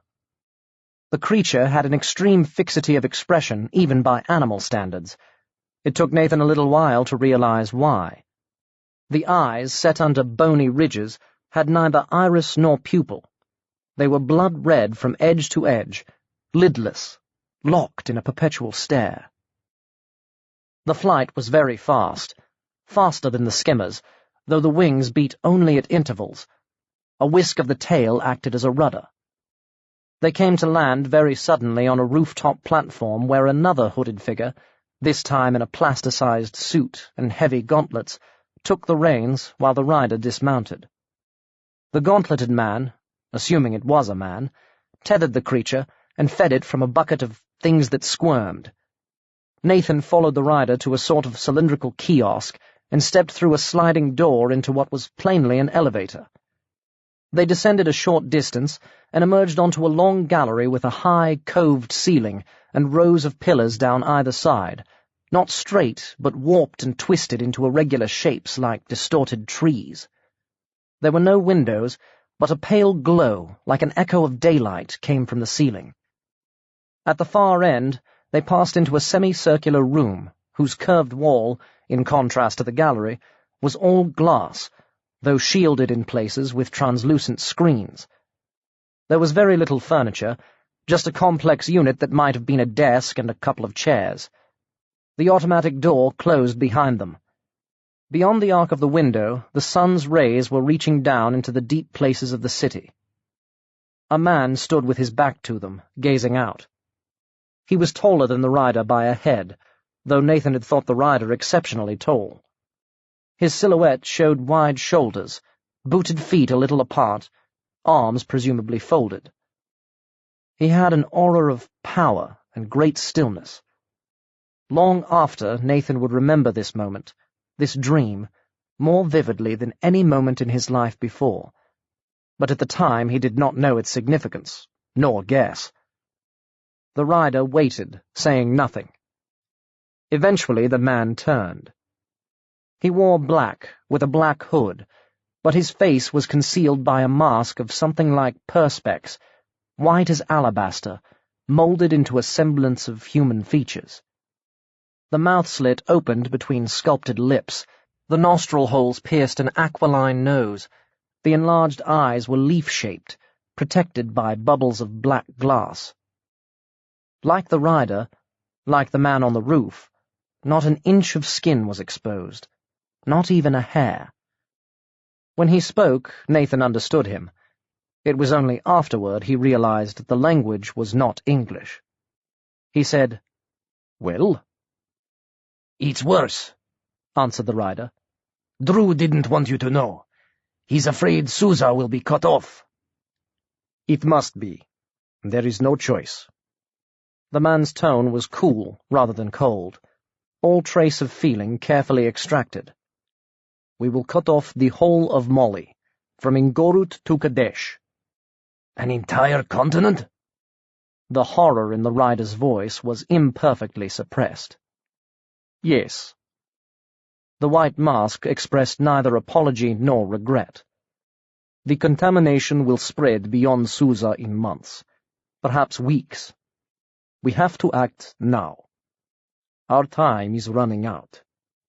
And again, with peculiar emphasis, "All of time is running out." "Is there any hope?" asked the rider. Behind the mask, Nathan imagined the man smiled. "Hope is a chimera," he said.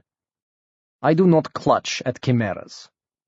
I made my plans long, long ago. There is no hope, but there are plans. We will hold to them. Now eat and rest. You have flown far. Is your Xorian tired?" "No, sir. He is strong." "Good. I will summon you later. You will go with the 5th Phalanx to Mali. You know the coast." The rider made a brief bow and withdrew. The white-masked man moved one hand in a strange gesture, murmuring a word Nathan could not hear. An image appeared in front of him, life-sized, three-dimensional, evidently made of light. It wore a purple cowl and a mask patterned with whorls and lines, and it shivered slightly as though with interference. "Susa is contaminated," said the white mask briefly. "Instigate cutoff for Mali." "The whole of Mali?"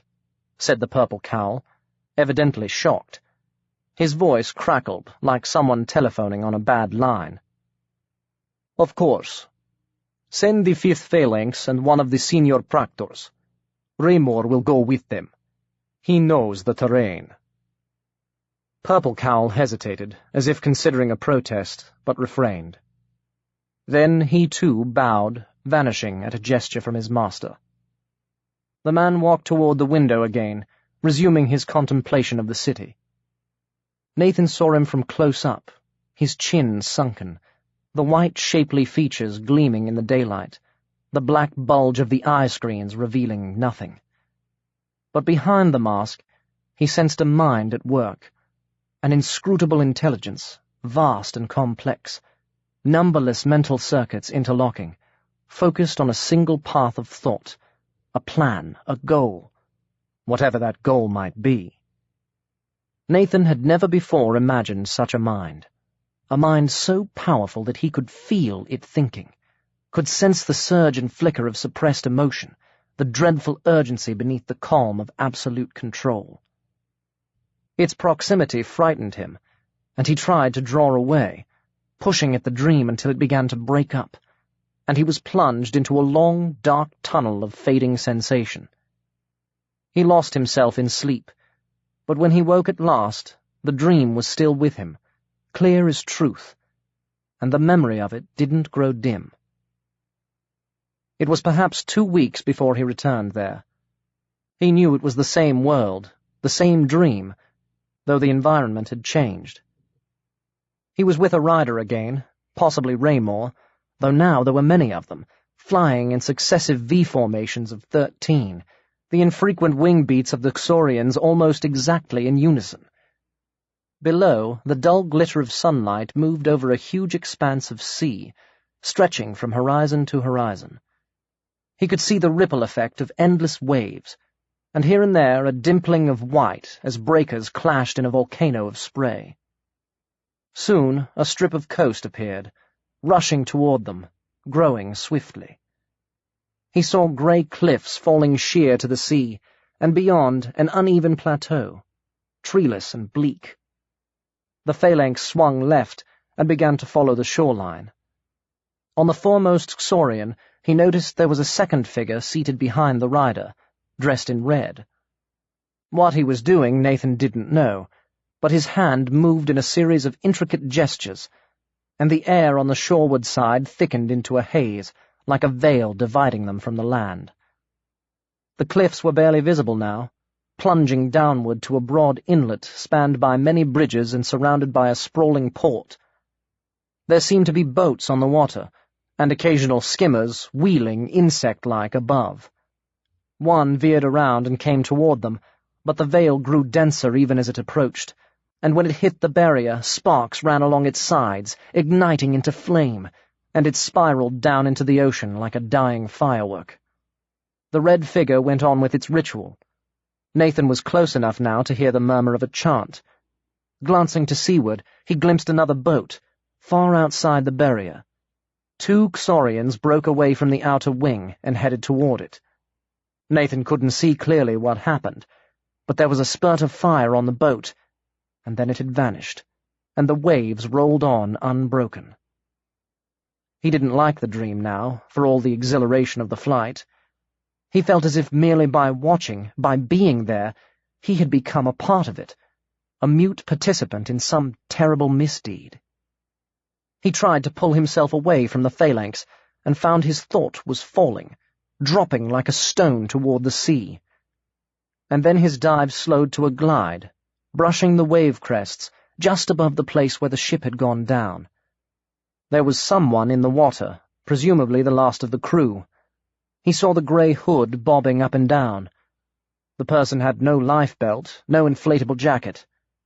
He wouldn't last long. The Xorian riders, knowing that, had left him to his fate. Even though the drowning man had no visible face, Nathan felt his terror, and the need to help grew inside him, strong as rage, until he thought he would burst with it. He drifted lower, reaching out, feeling the slap of cold water on his skin, seizing the flailing hands with a grip that caught and held. Then they were jerked out of the dream, with a violence that made Nathan's stomach turn, landing painfully on a beach of stones. A beach at night, with breakers crumbling on the shingle, and upflung sheets of foam, luminous in the darkness. Nathan released the clasping hands, and sensed himself withdrawing, sliding backward into oblivion. The dormitory bell roused him, hours or minutes later. He sat up, conscious of discomfort, and found the sleeves of his pajamas were damp. That Saturday there was a rugby match against another school. Nathan scored 2 tries, helping the Fylde Abbey team to victory, and went home late and on a high. He had been planning to tell Bartlemy about the dreams, but somehow, when it came to it, he distrusted his own imagination, and was not yet ready to expose himself to the possibility of disbelief. On Sunday he would see Hazel, though, and confiding in her was second nature to him. Not George, he decided, without asking himself why. Just Hazel. In the morning, he and Annie sat over a late breakfast, listening to the local news on the radio. A projected housing development, a missing person, the risk of flooding in the area. A man discovered 3 days ago on the beach at Pevensey Bay is believed to be an illegal immigrant. He was dressed in waterproof clothing that covered him from head to foot, suggesting he may have swum in from a boat. He speaks no English, and so far his nationality has not been established. Police think it unlikely he was alone and are asking local residents to be on the lookout. Annie noticed Nathan had stopped eating his cornflakes. "Are you all right?" she inquired. Yes, of course." He resumed his breakfast, but with less enthusiasm. After a minute, he asked, "What will they do with him? Will they put him in prison? The illegal immigrant? I suppose so, until they work out who he is and whether to grant him asylum. But that's wrong. He's alone. He's desperate. We should help him." Annie was touched by his concern. "Yes, we should," she said. "The trouble is, people are afraid. They're afraid of strangers, of anybody different. They think immigrants will take their jobs or their homes, even though there aren't that many of them, and newcomers create jobs as well as doing them. But fear makes people stupid, and sometimes cruel." "Could I go and see him?" Nathan demanded abruptly. "The man on the beach?" Annie looked astonished. "I don't think so," she said. "They wouldn't let you. Maybe you could write." "Yes, but he doesn't speak English," Nathan reminded her. He gave up on breakfast altogether and asked to leave the table. He wanted space to think. "It's impossible," Hazel said that afternoon in the den, but she didn't sound sure. "There are meant to be lots of other universes," Nathan said. "That isn't just in books. Father Clement told us about it, in physics. There are millions of them, some like ours, some different. It's called the multiverse. Supposing, in my dream, I was actually in one of them, and somehow I pulled that man out, back into ours." "That's ridiculous," Hazel said, curiously daunted. When they were much younger, the two of them had spent a lot of time exploring wardrobes in the hope of making their way into other worlds, but she had outgrown such fantasies now. Or so she told herself, part wistful, part scornful, strangely afraid. She knew Nathan would never lie to her. "You're talking about magic," she said at last. She had no opinion of physics.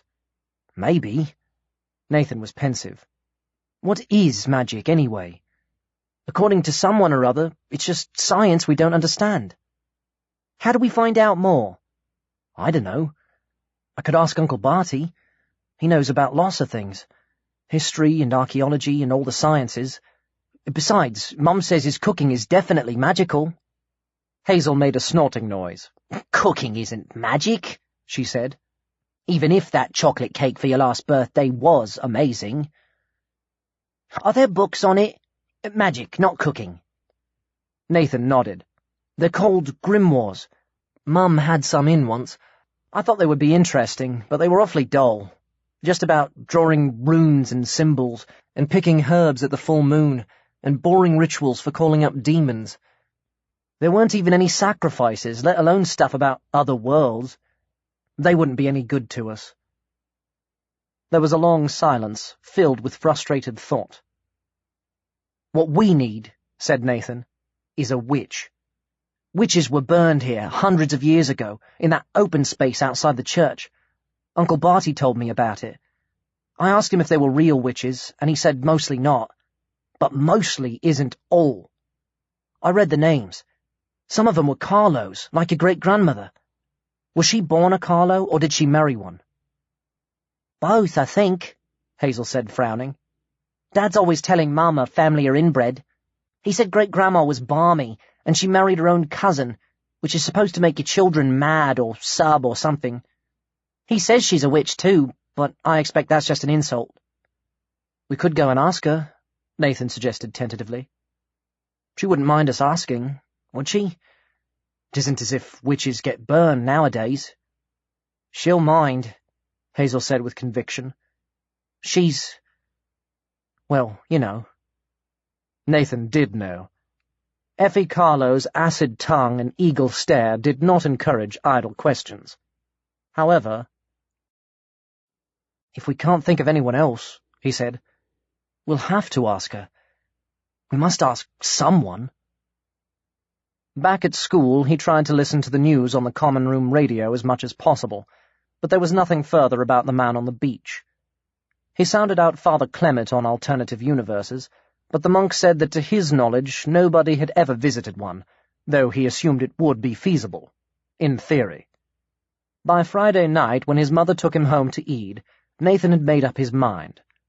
On Saturday George came around, so it wasn't until Sunday that he told Hazel, "We have to go and see your great-grandmother. There isn't anyone else." Effie Carlo lived in a cottage on the Chiseldon Road about half a mile outside Eid. Built in the Victorian era, weathering had mellowed its facade, and climbing plants had overgrown its more commonplace features, rendering it attractive if not picturesque. Too small to be of interest to buyers from London, it had diminutive windows admitting little light into poky rooms, and a roof that sagged almost to ground level, while at the rear there was an outbuilding that Effie rented to a local artist as a studio. The walled garden was a miniature wilderness in which weeds and wildflowers predominated. "We ought to call her first," Nathan had said before they set out. "She isn't on the phone," said Hazel. It was about 4 o'clock when they arrived, a well-chosen hour for a casual visit, or so Nathan hoped. After a nervous exchange of glances with Hazel, he tapped twice with the knocker, noticing belatedly that there was also a doorbell hiding behind a tendril of creeper. After a long wait, during which they strained their ears for the sound of approaching feet and heard nothing, the door opened a few inches. "Well," said Effie Carlo. "Hello, great-grandma," Hazel mumbled, and, "We're sorry if we're interrupting," from Nathan. "But there's something we particularly wanted to ask you." The old woman looked him up and down with her raptor's eye. When he didn't continue, she said impatiently, "So ask me." "It's about witches," he said, feeling increasingly awkward. "I read in a local history book there were witches burned at the stake here a long time ago, and some of them were called Carlo. We wanted to know about witchcraft and other worlds and things, and we wondered if you would be able to help." There was a change in her expression that he couldn't define, a sort of sharpening, though her glance was always sharp, a subtle adjustment. Then she opened the door wider. "Come in." They stepped straight into a sitting room crowded with furniture and bric-a-brac. Pictures and bookshelves jostled on the walls. Chairs were squashed arm to arm. Small tables supported lamps, teacups, ornaments, an old-fashioned wireless. None of the lamps was on, and in the gloom they could make out few details, but the overall effect was that of a rummage sale in a phone booth. "Sit down," Effie continued. They sat in adjacent chairs, not quite holding hands, while she made them bitter, dark tea with very little milk, and added, as an afterthought, a plate of stale cookies. "I've been keeping these for a special guest," she explained. "You can have some if you like." "Thank you," Nathan said politely. "But I had a big lunch." "You can have some." Impelled by her determination, he took a cookie. Hazel followed suit. She was still surprised they had been invited in, and had lapsed into an apprehensive silence, leaving Nathan to do the talking. He attempted to phrase a question, but was foiled by the cookie, which was tough and required extensive chewing. "Why do you want to know about witches?" Effie demanded. "Witches and other worlds and things. But the Carlo witches were of this world until they were burned. What goes on in other worlds no man knows." "Nathan does," Hazel whispered. Her cookie had proved more disposable. "And what does Nathan know?" "I have these dreams," he said, between swallows. "There's this place. I see different locations, a city and a shoreline, but I know it's the same place. And there are flying vehicles, like cars without wheels, and people riding on birds that are really reptiles, sort of pterodactyls. And I tried to rescue this man who was drowning, and a few days later I heard something on the news about an illegal immigrant, and I knew it was the same man." "How could you tell?" Effie's manner was brisk. "They described his clothes. He was in a kind of one-piece suit that covered him all over, with a hood for his face and head. And they said he spoke no English, and they couldn't work out his nationality." "Inconclusive," Effie said. "An illegal immigrant might well wear a one-piece, a wetsuit or something similar if he had swum ashore. I heard that news item. They said so. As for your dreams, witches know about dreams, I won't deny that, but it sounds to me like you've been watching too many science fiction films. Concentrate on your homework instead of the television." "Nathan does well at school," Hazel said bravely. "Does he? Then why all this nonsense about other worlds?" "Because it did make sense," Nathan replied. "In my dream. If you didn't believe me, why did you ask us in?" The old woman leaned forward, cupping her hand around his face to draw it closer, digging her nails into his cheeks. Her fingers felt all knobbles and bones, but they seemed to be horribly strong. Her fierce eyes stared straight into his. In the poor light he could not tell their colour, only that they were dark and had a lustre that was not quite human. He fancied she was seeking to look right into his mind, to unpick his thoughts and probe even to his subconscious. But he met stare with stare, trying to remain steadfast, not defiant, but unyielding. At length she released him and sank back in her chair. "So," she said, "a dreamer, a traveller in other worlds. Well, we shall see. Ancestresses of mine were drowned on the ducking stool and burned at the stake, and maybe I have inherited something of their gift." I can read the future, and sometimes even the present, and only a fool would play cards with me. If there is anything to be seen, Nathan Ward, I will see it. Meanwhile, dream carefully. This tumbling from world to world, if that is what you are doing, is bad for the stomach and worse for the head. Take care you don't leave your brains behind. You do believe him, Hazel said. Don't you, Great-Grandma? You are impertinent, Effie snapped. It is for me to decide whom and what I believe. She rose to her feet, and so did the children, conscious they had outstayed their welcome, if indeed they had ever had one. Suddenly Effie rounded on Hazel, seizing her by the hair, plucking the loose strands off her face. But unlike Nathan, the girl could not meet her gaze, blinking in the grip of something akin to panic. Remember, her great-grandmother said after a minute or two, you too are a Carlo. The rasp in her voice might have softened, if she had been capable of softness. As it was, Hazel flinched away, twisting her head in the older woman's grasp, averting her eyes. Then Effie let go, and the children were thrust outside. A pile-up of cloud was vanquishing the last of the daylight. It seemed as if they had brought the gloom of the cottage with them. They heard the front door shut, not with a bang, but a snick, and began to walk along the roadside. Does she have some kind of power? Nathan wondered. Or does she just think she has? There's something definitely creepy about her. Hazel shivered. Mum says she has the sight, whatever that means. I remember she knew the week before, when Uncle Gavin was going to die. When was that? Ages ago. Nearly a year. It was while you were at school. Was your uncle ill? Nathan inquired, looking skeptical. After all, if someone is really ill, it's fairly easy to guess when they're going to die. No, he wasn't. It was a aneurysm or something. Very sudden. They walked on a while in silence. Nathan was frowning. What did she mean, he said, when she told you that you, too, are a Carlo? Hazel didn't reply. She thinks you've got power too, doesn't she? Something you've inherited, like a gene for witchcraft. I'm normal, Hazel said abruptly. I'm normal as normal. I don't want to be like her. Anyway, Mum doesn't have any powers that I know of.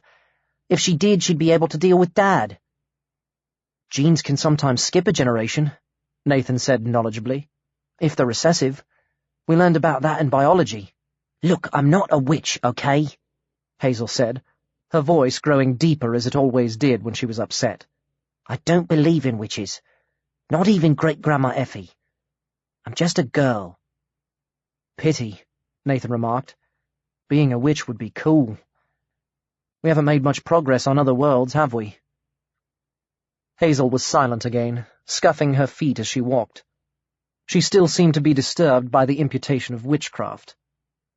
I'll have to ask Uncle Barty, Nathan thought. But not yet. Not unless I have more dreams.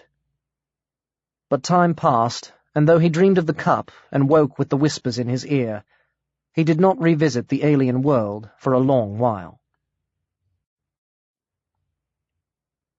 Annie, too, neither heard nor sensed her unseen pursuers. Though as spring mellowed into summer, she often walked alone through wood or meadow, half daring the shadows to follow her. She was friendly with Michael, but she didn't go to his house again, troubled by her one afternoon there and its consequences. Rihanna was seen in the village between engagements, and once came into the shop. Annie had noticed her a couple of weeks before on television in a repeat of an old drama, and she was privately taken aback at the contrast between her glamorous on-screen persona and the off-screen reality. Her face was gaunt, almost ugly, the eyes naturally shadowed, the mouth without lipstick, pale and ill-defined. She wore no jewelry, not even a wedding ring. She scanned the shelves with no real interest, and then asked for a particular book, but Annie had the impression she was making conversation, checking her out. Maybe Rihanna had heard some village gossip, coupling Annie's name with Michael's. But she was fairly sure there had been none, and how would Rihanna hear gossip when she avoided local chit-chat and was almost always away? "I hear you have a son," Rihanna said. 12 or 13? 12. They say he's very unusual for a boy of that age. I think him special, Annie confirmed with some warmth. Part Asian, I understand? There was a nuance in her words, Annie believed, and she did her best to suppress a tiny spurt of anger. "Do you?" she said. If she was hostile, Rihanna didn't appear to notice. "Who was his father?" she asked. There was a note of boredom in her voice, as if the question was automatic rather than inquisitive, but the narrow eyes were intent. Or so Annie imagined, though in the sombre interior of the bookshop it was difficult to be sure. "He was my husband," she answered, and there was an instant when Rihanna appeared to freeze, perhaps recognizing the snub, but it passed, and she turned away and left the shop without further questions. She seemed more interested in Nathan than in my friendship with Michael, Annie thought, and she found this so baffling that she determined to mention it to Bartlemy when a suitable opportunity arose. In the kitchen at Thornyhill, Bartlemy listened to the story in his usual unruffled manner. The cauldron of stock still simmered on the stove. Annie couldn't recall a time when it hadn't been there, and she had a sudden fancy that it was the same as the night she arrived. Its contents stirred, sampled, augmented, but never changed, growing richer and more flavoursome over the years. The smell that drifted from beneath the lid still made her mouth water, and a mug of that broth, something Bartlemy doled out only rarely, satisfied hunger and warmed the heart like nothing else. "Do you ever change your stockpot?" she asked him. "Good stock needs time," he said. "The longer, the better." "How long?" Annie inquired, but he didn't answer. "Don't worry about this Rihanna Sardo," he said at last. "She's probably just curious." "Why should she be curious about Nathan?" Annie persisted. "She must know of him through Michael, but why ask about his father?" "It may have been just a shot in the dark. She may be the inquisitive type. Has she ever seen him?" "I don't know. I don't think so. He likes Michael, so I expect he would have mentioned meeting his wife." "Well, no doubt the truth will become evident in due course. Events, like this stock, take time to mature. You are young and impatient." "Not that young," Annie said. "I'm 36.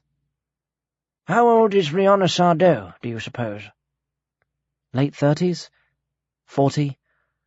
Older than Michael, I think. Why?" "I just wondered," Bartlemy said. When she had gone, he sat in the living room with Hoover, drinking sweet tea and gazing into the fire. "Why did I come here?" he asked of no one in particular, but Hoover cocked an ear. "I read the signs, but I have never been one to follow such things. There have been few portents for me over the years.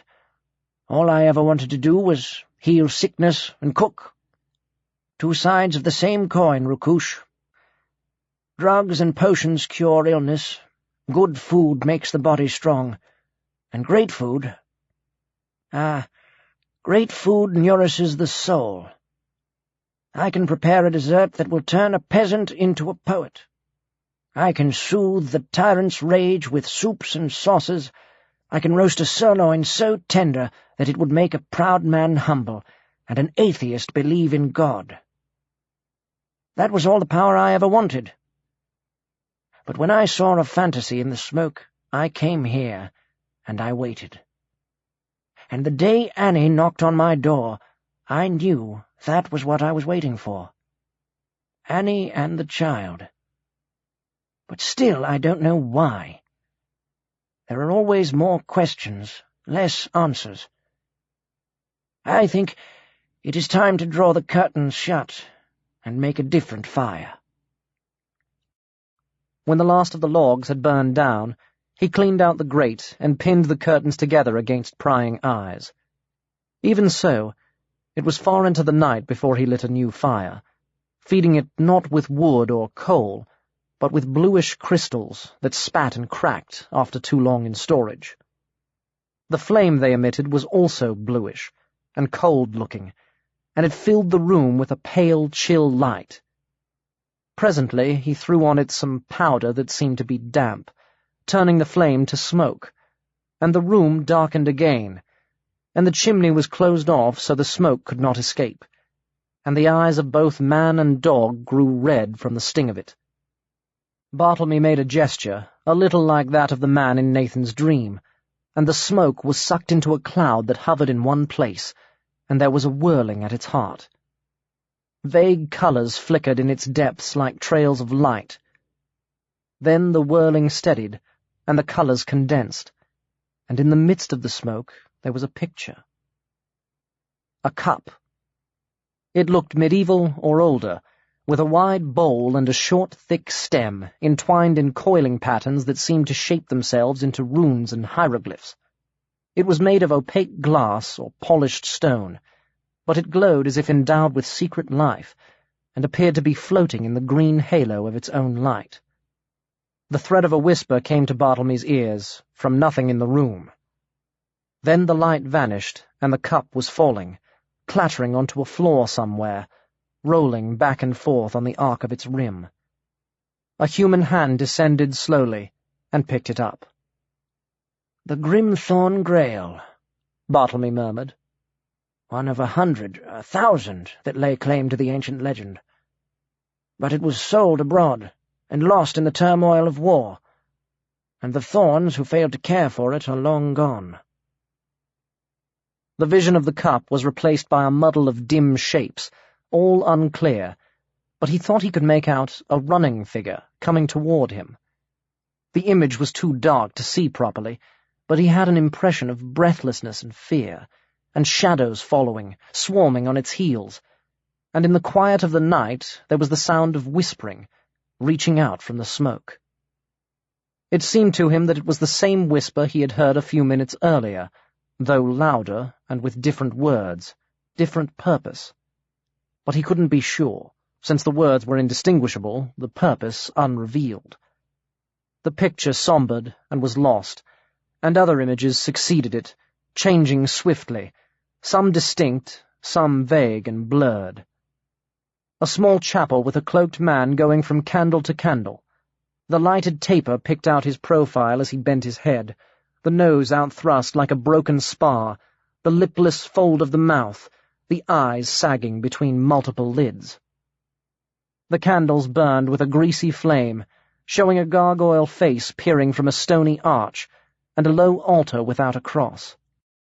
Then the scene dissolved into a wood with tangled trees, maybe the dark wood.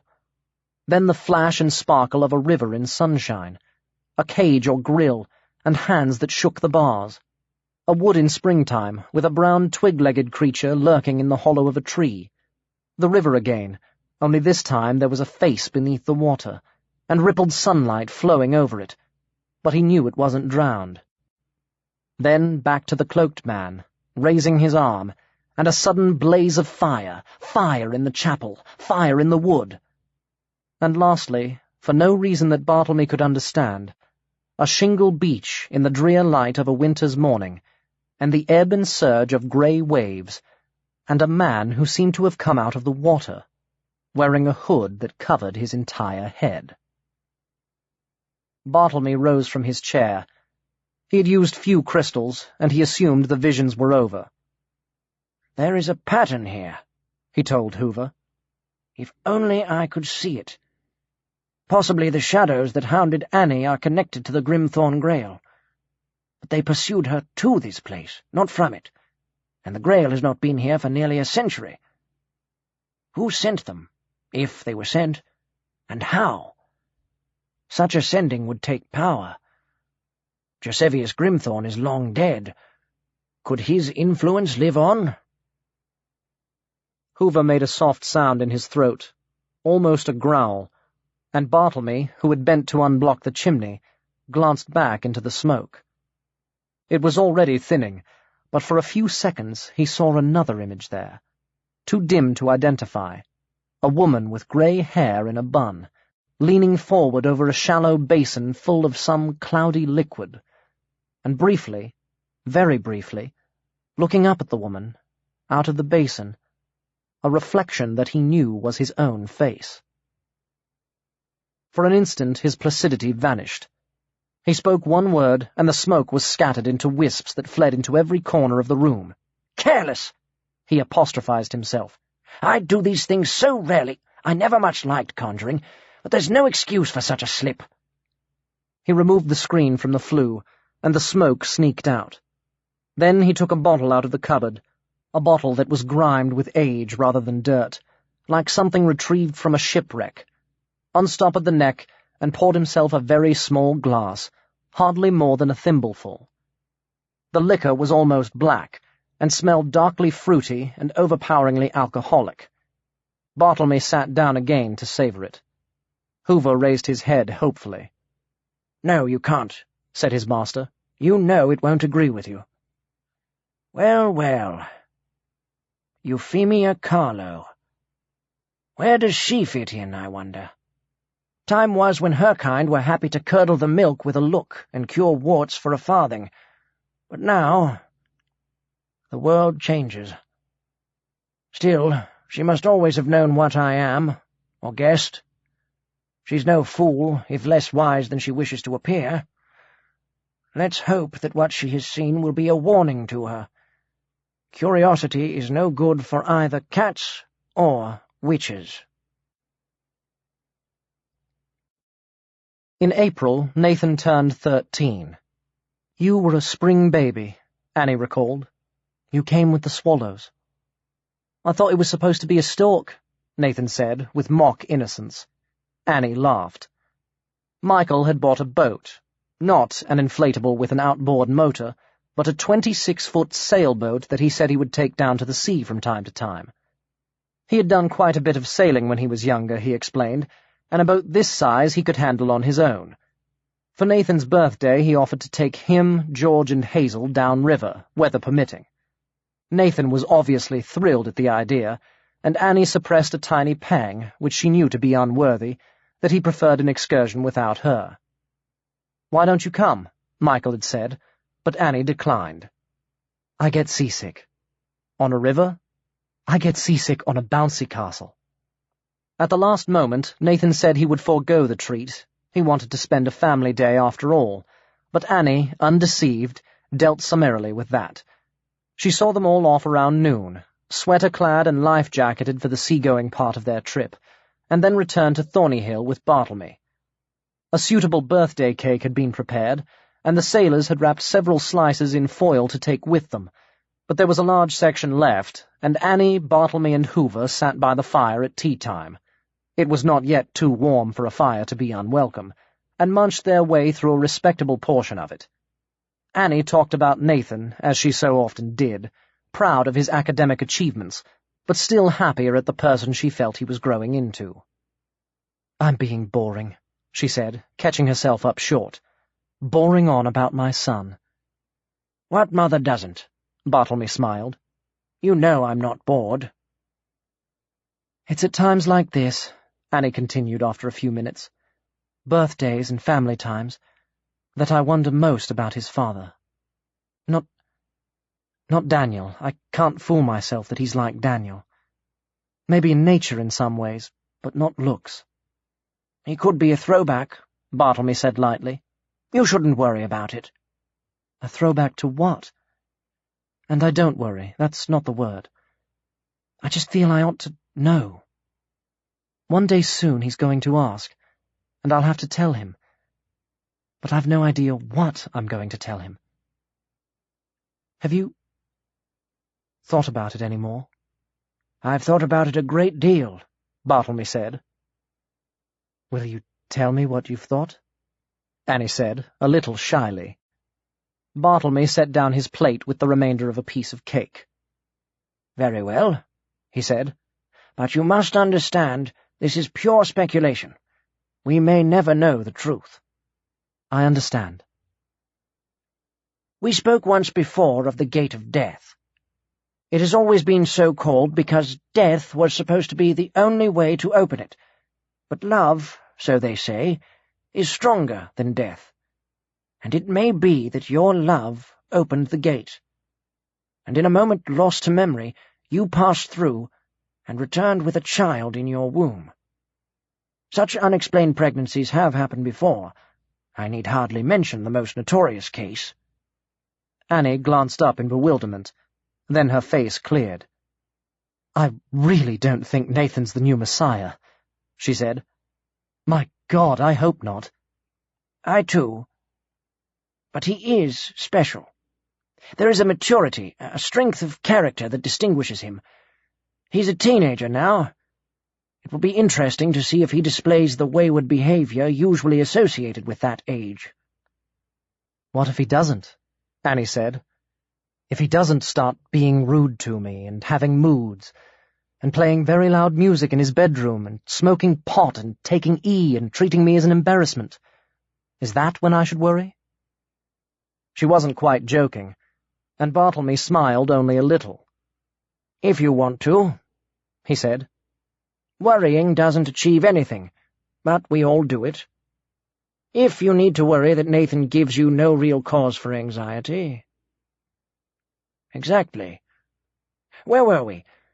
You passed the gate, or may have done, and became pregnant, so you believe, in that moment. Not your boyfriend's child. That seems fairly obvious. There are worlds without number beyond the gate, powers that rarely touch our lives so nearly. Once in a while, however, those powers concern themselves with our immediate affairs. Not in my experience, nor that of anyone I know, but it has happened. Maybe there is some task to be done, some destiny to fulfill. Mind you, I've always had my doubts about destiny. She's a temperamental lady. I feel Nathan was born for a purpose, though I don't know what it is. Perhaps there is a doom that only he can avert. Time will show. Whatever the truth, it seems clear Nathan has a father from outside this world, a being superior to us, in intellect and quality if not in essence, possibly one of the powers themselves. Anything is possible. You both have enemies, we know that much, enemies on what might be termed a supernatural plane, but a child that unique would attract attention from birth. The circumstances of his conception, the gate opening for someone still living, would cause ripples that the sensitive might feel. Certainly there is interest in him from many sources. "Now you really are frightening me," Annie said. "Otherworldly beings, Nathan, a mythical task. All this can't be true. Can it?" "Someone sent the things that followed you," Bartlemy pointed out. "They may even have slipped into this world after you when the gate opened. Such shadows might do that. But of one thing you can be sure if you have need of comfort. Whoever fathered Nathan has power of a kind we cannot imagine, the power to break the rules, and such an individual would never leave his son unprotected. Somehow he will be watching over Nathan. Believe me." "But do I want an alien power watching over my son?" Annie asked herself. She finished her cake and stroked Hoover's rough head, and tried not to feel the future touching her with its shadow.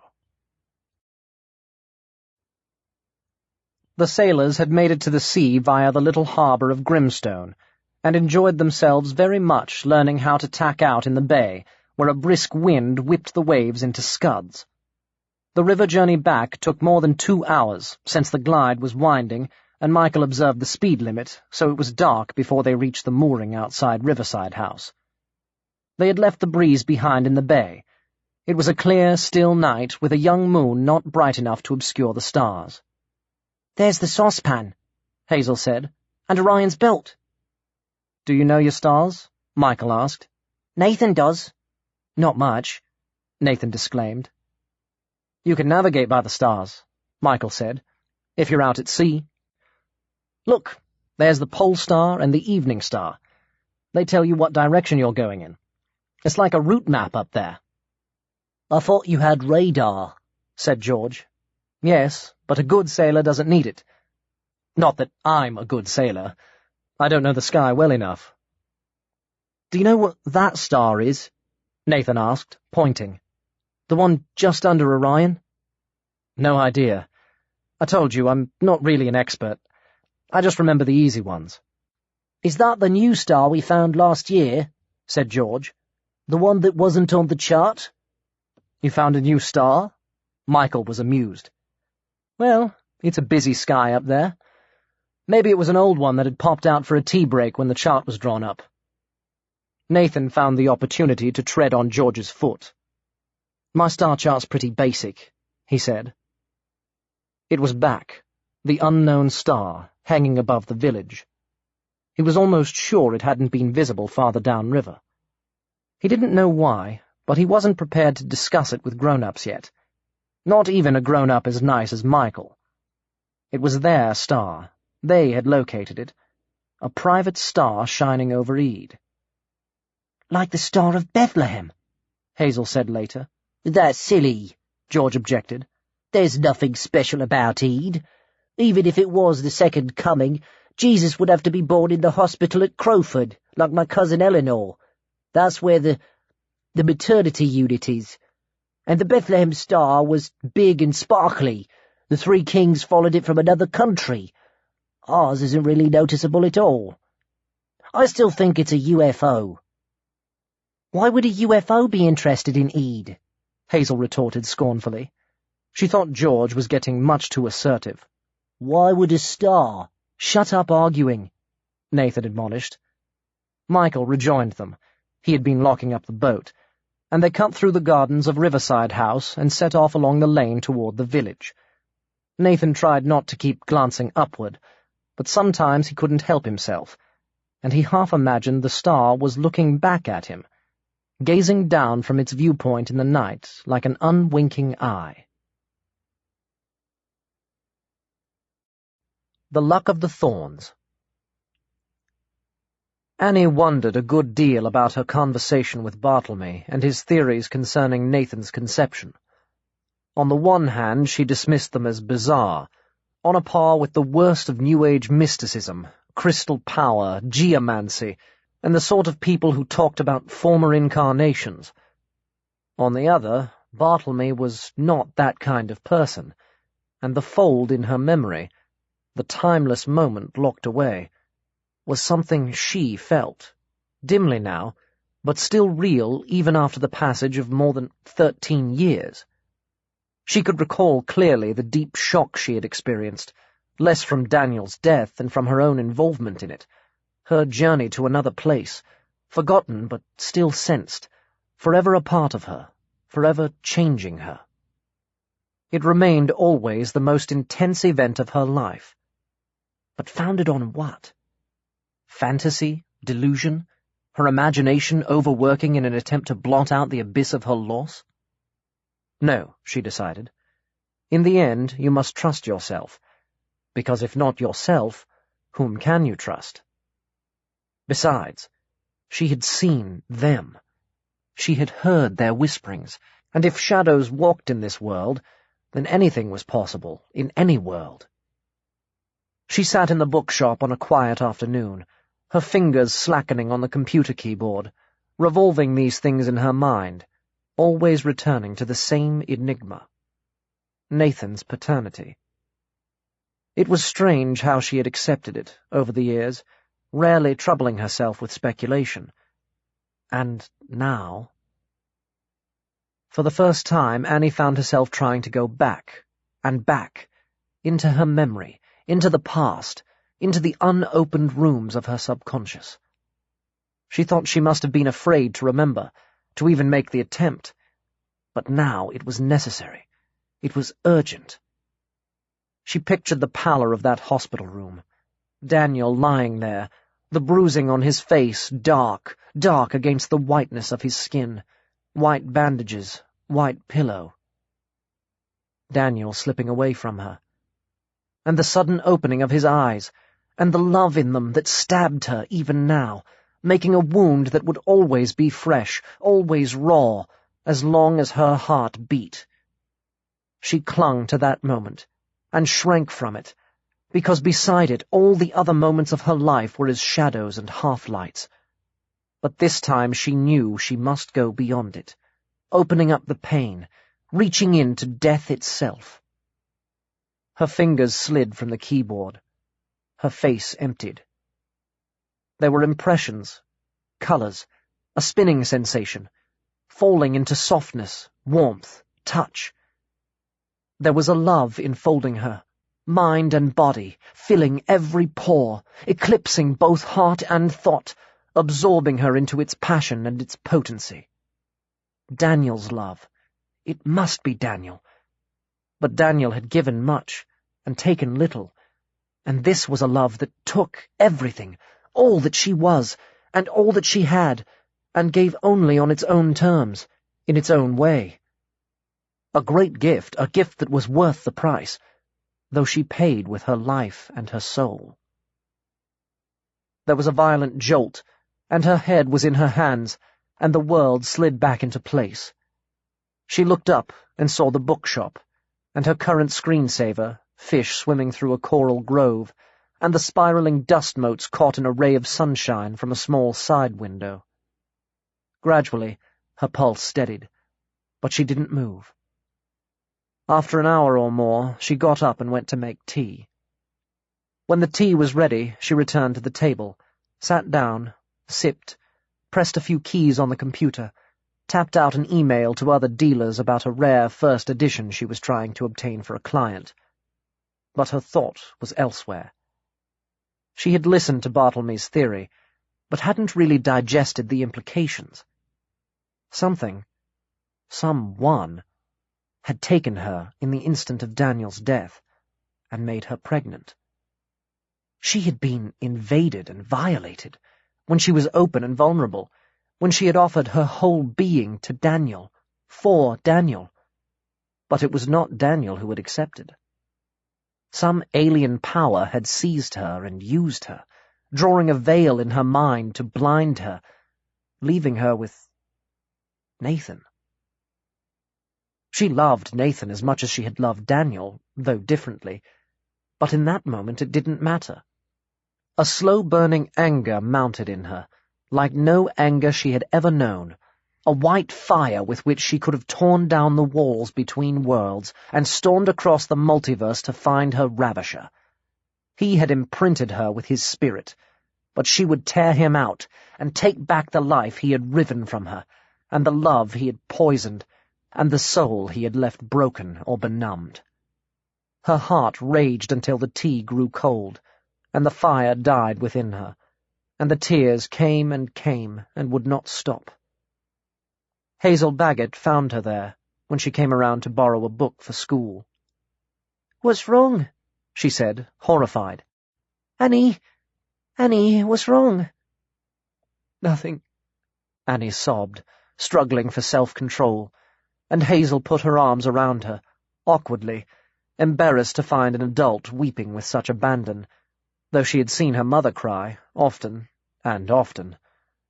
Her bracelet caught in Annie's hair, pulling it sharply, so she started with the pain, and Hazel sprang back, stammering an apology, and ran out into the street.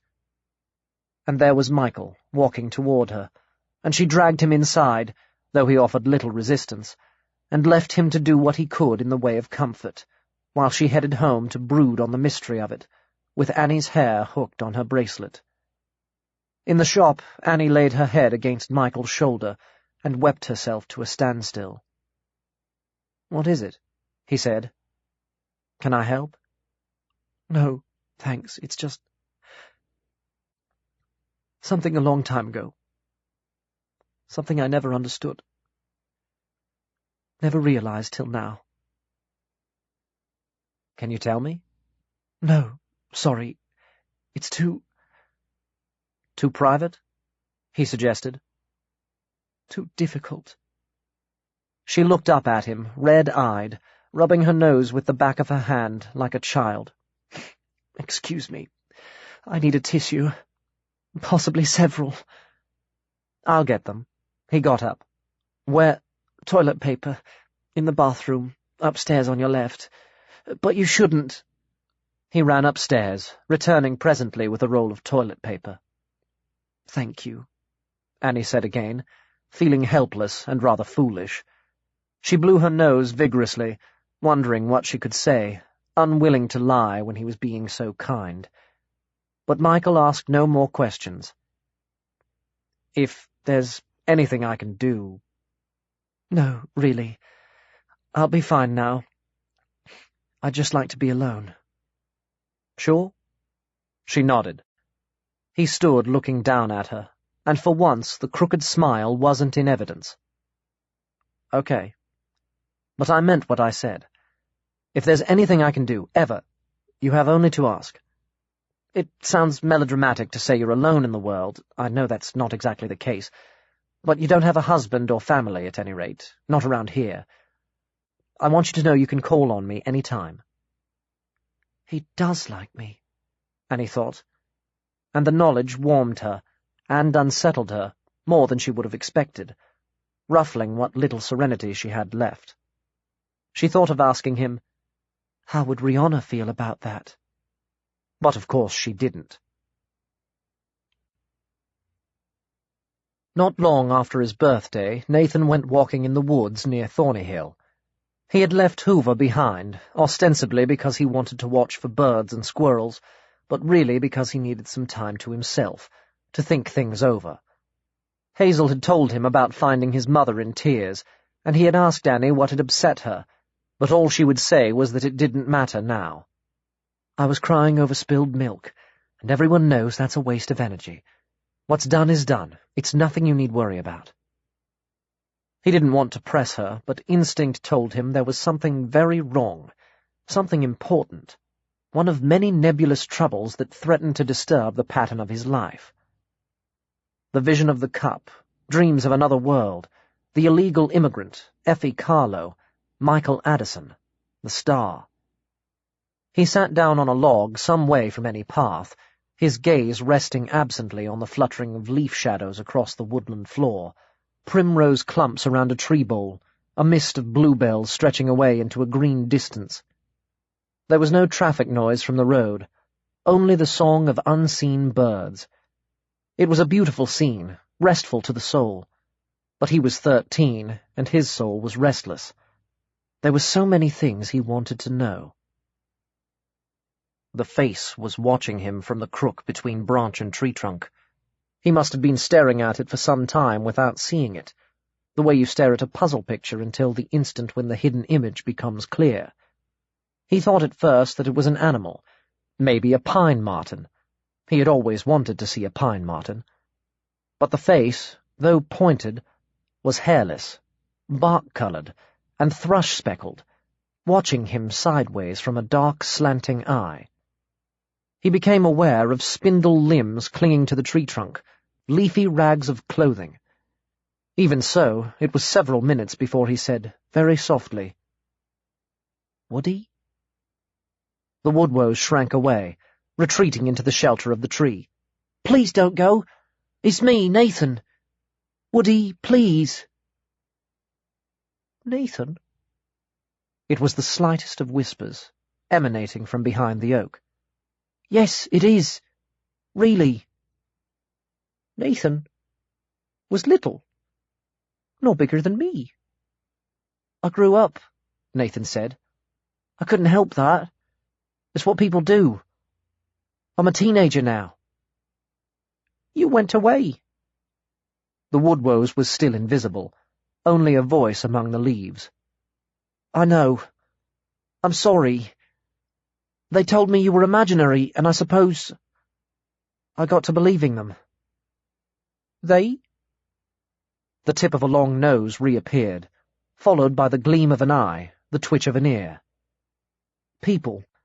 My mother, some of my friends. It wasn't their fault. They didn't know you. It was my fault." "You've grown too big," Woody said doubtfully. "Too big to talk to." "I'm the same," Nathan insisted.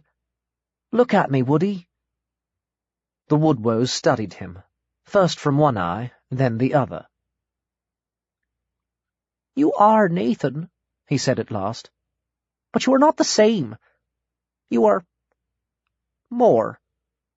Perhaps too much." "It feels that way sometimes," Nathan said. "But you can still talk to me. Honestly, you can. Please come out, Woody. Please." Slowly, tentatively, the woodwoes emerged into full view, staying close to the tree, no longer relaxed as he had been with his child playmate, but a nervous, distrustful creature, easily startled, poised not to flee, but to fade back into the concealment of the wood. "Do you," he murmured, "do you have any Smarties? You brought some once, I remember, in a tube with a lid on. They were small, and many-coloured, all different colours, and they tasted very good." "I'll bring some next time," Nathan promised. "I'll come again soon. What have you been doing all these years?" But he knew the answer. "Being here," said the woodwoes. "Waiting." "For me?" Yes. You are all I have. You told me so. My parents. My friend." And, after a pause, "What is imaginary?" "It means I invented you. You came from my mind. Where did you come from, Woody?" "From your mind," said the woodwoes. "I think." Nathan remembered the man he had pulled from the seas of another cosmos, onto the beach at Pevensey Bay. He had no memory of it, but perhaps he had found Woody too, in a dream, in the woods of some alternative world. It was an uncomfortable idea, though he hadn't yet had time to work out why. The two of them sat for a while, almost the way they used to, though not quite, watching a beetle creeping through the leaf mould, and sunspots dancing on a tree trunk, and a tiny bird with a piping call that Nathan would never have seen without his friend to guide him. "Would you look out for anything different?" Nathan asked at last. "There are things happening now. Strange things. I can't explain properly because I don't understand, but I think you should be wary. If you see, I don't know, anything unusual, weird—" "Weird?" Woody looked bewildered. There were few words in his vocabulary. "Odd, peculiar, wrong." Nathan paused for a minute, struck by a sudden thought. "How do you speak my language, Woody? It isn't natural to you, is it?" "I must have learned from you," said the woodwoes. "I've never spoken to anybody else." Nathan didn't say any more. He bade his friend goodbye and set off back toward Bartlemy's house. An awful fear was growing in him, that he had brought Woody here, had dreamed him into this world and then abandoned him, and now the woodwoes had no other friend, no other place, no other tongue.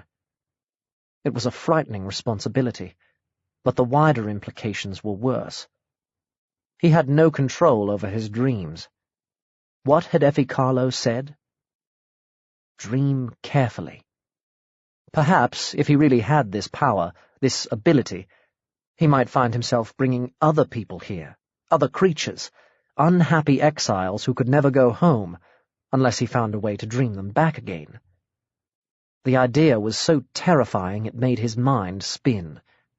He forced himself to think rationally, to analyze what it was in his dreaming that had transported the man in the water from world to world, if that was indeed what had happened. There had been the urge to help, to save him, a huge impulse of will. After all, he had only brought back one person, not any of the Xorians or their riders, or the man in the white mask. And maybe some similar impulse had drawn Woody to Thornyhill to be his companion.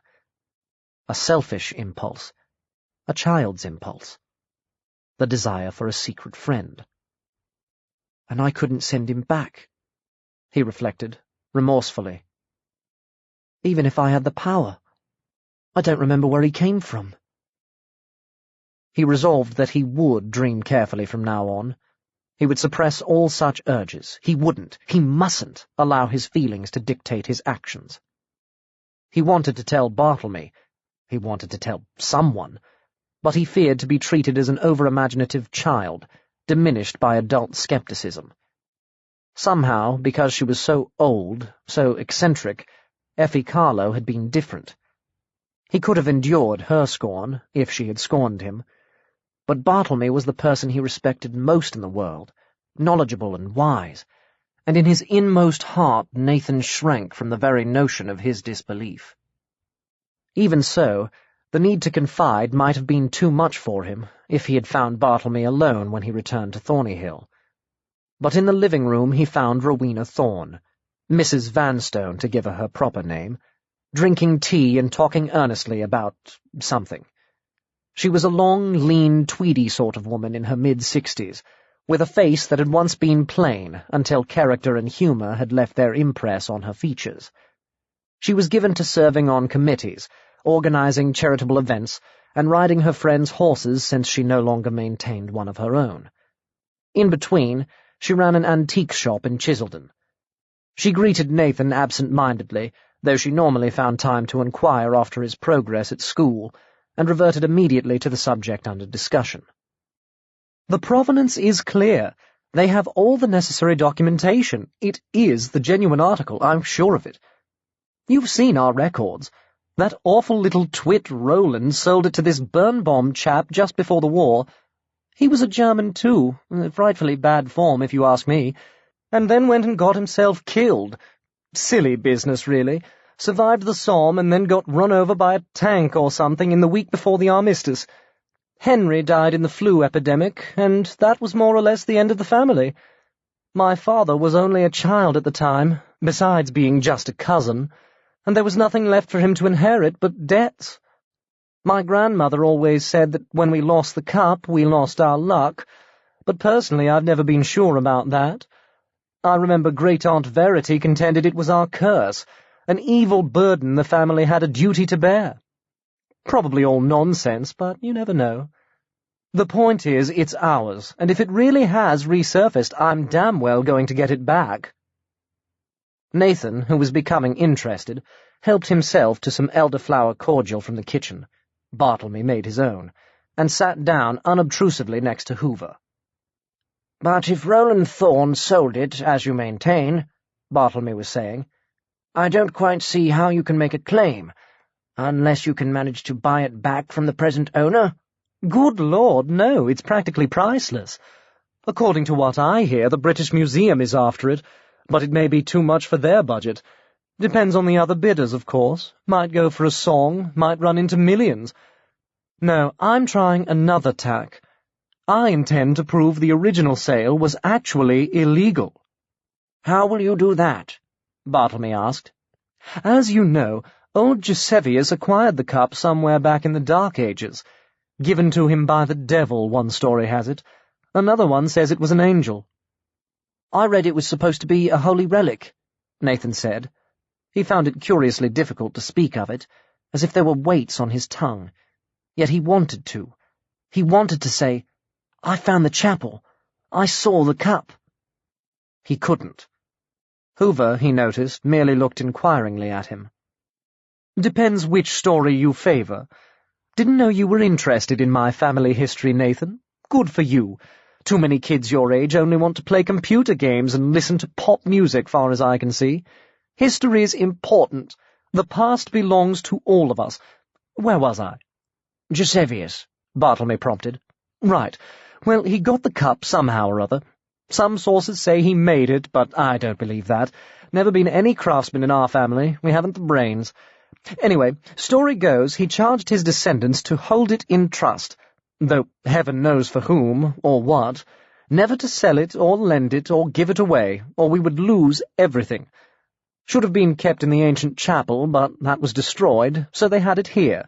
That secret cupboard in the chimney, you'll have found it." Nathan's eyes widened. "I didn't know there was a—" "I did," said Bartlemy. "Yes, I found it. I always wondered what it was for." "Never saw it myself, but my great-aunt spoke of it. Must show me sometime. The cup stayed there for centuries.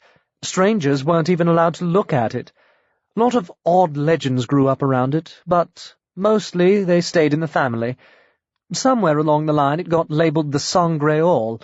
A couple of historians picked up on that one, said it meant Saint Grail, the Holy Grail, but they got the etymology wrong. The word comes from song, blood. That's French, Nathan, but it's a similar word in a dozen languages. Rumour was, if you were going to die or some catastrophe was imminent, you'd look in the cup and see it full of blood. Nothing holy about that. It's all been written down from time to time by those of my ancestors who could read and write. Not a bright lot, the Thorns, I'm afraid.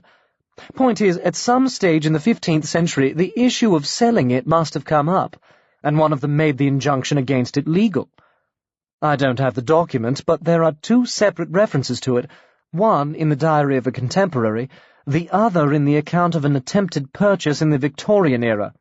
The document existed, no question about it. Hopefully it still does. Wondered if you'd mind my having a look for it here. Of course not, Bartlemy said, but I'm pretty sure I've been through all the papers in the house, and I've never seen such a thing. Can I help? Nathan asked. It could be in another secret hiding place, like that cupboard you mentioned. Could be, said Rowena Thorne. Any help is welcome. Think it's like an adventure story, do you? Harry Potter and the Goblet of Fire, that kind of thing? Nathan only smiled in answer. He thought, Harry Potter has magical powers. His friends have magical powers. Me, I have to dream carefully. He ached to tell them about the chapel, and his vision there, if it was a vision, but the words would not come. He reflected that real adventures weren't about Hogwarts and muggles and good guys and bad guys. Real adventures were shadows and confusion and doubt, and a terrifying personal responsibility. Maybe there's an injunction on my talking of the cup. Not legal, but magical. Or some sort of hypnotism. Who's got it now? He inquired. I'm sorry if you've already told Uncle Barty, but I missed that part. Or is that private information? Lord, no, it's public enough. It's some Austrian chap. Father's account. Graf, they call it. Grandfather was in the SS. The Birnbaums were a Jewish family, very wealthy, major collectors, paintings, antiques, the lot. The Nazis did for them, of course, and the grandfather, Graf von Holsten-Pils, or whatever he called himself, pocketed most of the loot. After he died, the next count seems to have kept a low profile, hoped the stolen goods would pass unnoticed among the rest of the ancestral heirlooms. He had a stroke last year, family fortunes on the wane. Son decides to auction off some of the silver, gets in touch with Sotheby's, not sure why he picked on London. Maybe there's a Birnbaum who's been sniffing around back in Germany, maybe he just thinks he'll get more money. Apparently a lot of the stuff is originally English. Anyway, he shows them the cup with the provenance, perhaps he thinks Grandad got it legally, and a chum of mine there gets hold of me. Wanted to check it out. Had no idea I might have a claim. Haven't told him, of course. Want to get my hands on that injunction first. Never fire till you can see the whites of their eyes, so my father used to say. Mind you, he was talking about stag hunting, not warfare. Is this war, Rowena? Bartlemy asked mildly. Do you really believe this cup is the luck of the Thorns? I'm an antiques dealer, she said. It's a valuable antique, could be unique, and it was the property of my family. It should be again. Don't know about luck. My father believed, my grandfather believed. I'm a skeptic about most things, but the belief is there. It's in my blood. It always comes down to blood when you talk about the cup. Supposing it was the Grail, if there is such a thing. That's the question, said Bartlemy. The blood of Christ, whoever he was. His voice sounded very distant. Nathan sat like a stock, unable to move. His tongue seemed to stick to the roof of his mouth. He wanted to say something, anything, to cry out and break through the spell or trance, but the harder he tried, the more difficult it became. You're a skeptic like me, Rowena Thorne was saying. No evidence for any Grail, nothing but stories. Great-aunt Verity said Eusebius could have been Joseph of Arimathea, the chap who's supposed to have retrieved the Grail relics and brought them to England. How'd you work that out, said my father. We know Eusebius died around AD 660. Forget the precise date, but it's set down somewhere. If he was around for the crucifixion, he'd have been getting on a bit. How does family legend deal with that one? Bartlemy said. Sold his soul to the devil. Told you the devil came into it. Lived for centuries. Even the stories are rubbish, you see. In charge of holy relics 1 minute, in the pay of Satan the next. None of it stands up. What did your great-aunt have to say about it? Bartlemy wondered. Do you remember? Said the Grail was evil, not holy. King Arthur and company got it wrong. She was a devout Christian, thought it was a pagan thing. Souvenir from the scene of the crime, most terrible crime in history. She thought we had to keep it from doing harm. Went a bit batty in her old age. Still, it made sense to her. Has the cup ever been carbon-dated? Bartlemy said thoughtfully. Shouldn't think so, unless the Grafs had it done. Funnily enough, my chum at Sotheby's was talking about that. If the cup's 2,000 years old, might really be a candidate for the Grail legend. On the other hand, if it was made in the Dark Ages... Exactly. Doesn't make any odds to me, though. Belongs to the Thorns, whatever it is. An obstinate look settled about her mouth, erasing some of the humour. Must get it back. Nathan, finding he could move again, fidgeted in his chair, extending a hand to ruffle Hoover's fur. "Still want to help me out?" Rowena Thorne asked him. "Not as good as buried treasure, looking for a piece of paper, but it might mean treasure for me. There'd be a reward in it, promise you that." "It's okay," Nathan said. "I don't want a reward. I'll look anyway." "Good man. Teach you the right stuff at Fylde, do they? Better than the comprehensive at Crowford any day. All they seem to do there is take drugs and beat up the teachers." As Hazel and George were both there, Nathan knew this was an exaggeration, but he didn't say so. "He gets his principles from his mother," Bartlemy said gently. Rowena Thorne set down her teacup. "Better be off," she said. "Thanks for everything, Bartlemy. You've always been a good friend." "You don't mind my living here, do you?" he inquired curiously. "Your ancestral home." "Good heavens, no. Hardly a mansion, is it? The Thorns never had the money for that. Just inconvenient, hell to maintain. Never dared ask you about the plumbing. It isn't as if I ever lived here myself. No sentiment involved." "You never owned the cup, either," Bartlemy pointed out. "That's different," she said. "I told you. That's a matter of blood." At supper that night, Nathan told Annie about the Cup of the Thorns. It didn't appear to be a secret, or as much as he was able to tell without talking about his vision or the dreams of blood. Hazel was there. George came later. They both absorbed the story with enthusiasm and determined to search for the missing injunction. "Do you think it will be, like, a piece of parchment?" George said. "A scroll or something, yellowing and with spiky writing." "It's 15th century, Nathan said. "I think they had paper in the 15th century. When did what's-his-name invent the printing press?" "Caxton," Annie said. "In the 15th century. There was a lot going on then. Would anyone like some ice cream?" Not surprisingly, everyone did. "Have you ever had a book here as old as that?" Hazel asked when the ice cream had been shared out. "No. I had a 17th century 2-volume history once. That was the oldest. Anything from the 15th century would probably be in a museum. Does Rowena have any idea what this document looks like?" "Don't think so," Nathan said. "We'll just have to go through absolutely everything at Thornyhill." "If your Uncle Barty doesn't mind." "It could be hidden in a book," Nathan pursued. "Secret papers very often are." "But Thornyhill is full of books," Hazel exclaimed, daunted. "It'll take forever." Suddenly the prospect of finding a missing document didn't seem half so interesting. "Perhaps Mr. Goodman won't want us rooting around there. He might prefer to do it himself." "Is there a reward?" George asked. "Yes," Nathan said, looking rueful, "but I told Mrs. Thorne we wouldn't want it." We didn't, George and Hazel chimed simultaneously. You have to find it first, Annie pointed out. Then you can worry about the reward.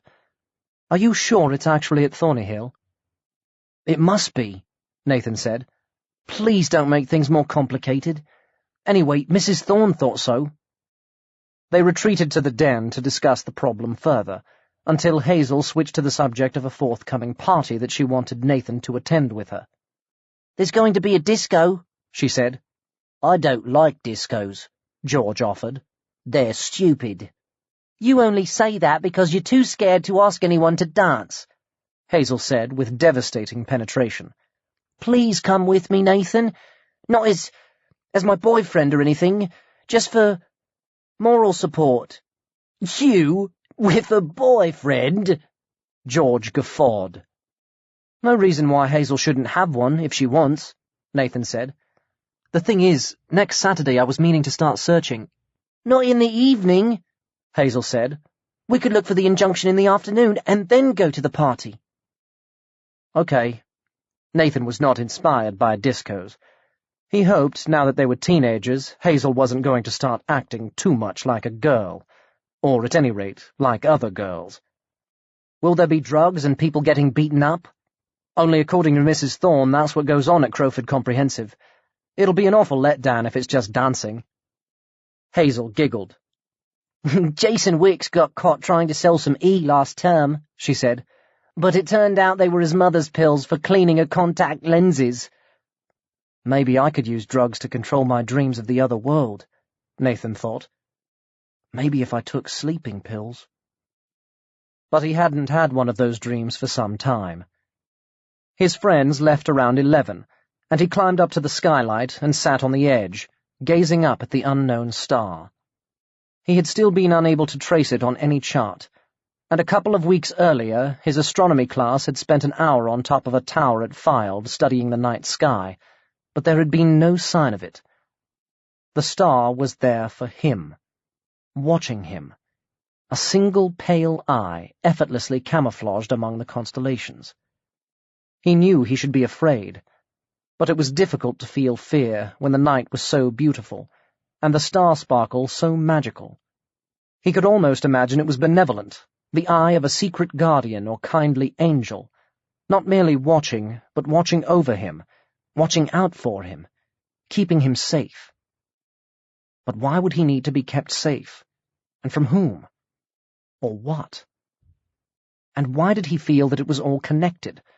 The star, the dreams of the other world, and the cup of the thorns, the whispering cup, the Sangreal. Nathan, his mother's voice carried from downstairs. Bedtime. I'm 13, Nathan objected, sliding off the window frame. I'm too old to have bedtimes. You're positively ancient, Annie called, and you still need your sleep, especially during the term. Come down now. Coming. In bed, he drifted comfortably into sleep, at ease despite the problems niggling around the borders of his thought. And then sometime in the night the mists of slumber withdrew, and he was in the light. The light of the other world, a burning sunset with streaks of cyclamen cloud above a puddle of molten gold that spilled along the rim of the sky. He saw it from the top of a tower so high that it must be the tallest in the city. Spires and pinnacles glinted far below him, sparking fire from the sun-glow. On an adjacent segment of roof he made out 2 Xorians tethered, tiny at that distance. Another wheeled in the gulf of air between. Farther down, he saw the city lights coming on as dusk deepened, window by window, lamp by lamp, creeping upward out of the shadows until every building was ribbed with beads of glitter, and the moving flecks of far-off skimmers flashed eye-lights of green and blue and neon pink. Then, somehow, he was inside the tower, descending what appeared to be an elevator shaft. He floated through closed doors along the gallery he had seen before with the twisted pillars, and into the semicircular room. But now the night outside was altogether dark, and screens covered most of the curving window. The man in the white mask, ruler, dictator, president, whatever he was, sat at his desk with his back turned. A woman had come in. There was something shocking about her appearance, but it took Nathan a minute to realize what it was. Her face was naked. "There may be some lingering daylight," the man said, without looking around. "You shouldn't walk around unshielded." "The light is gone." Her voice was cool, and differed from that of the Xorian rider and the purple-cowled hologram in one essential. It was not subservient. Nathan found himself seeing her in profile and thought, "She is very beautiful." Her hair was hidden under a white headdress, like some kind of wimple. She wore a long white tunic and trousers, and her skin had the pale golden hue associated in our world with Orientals.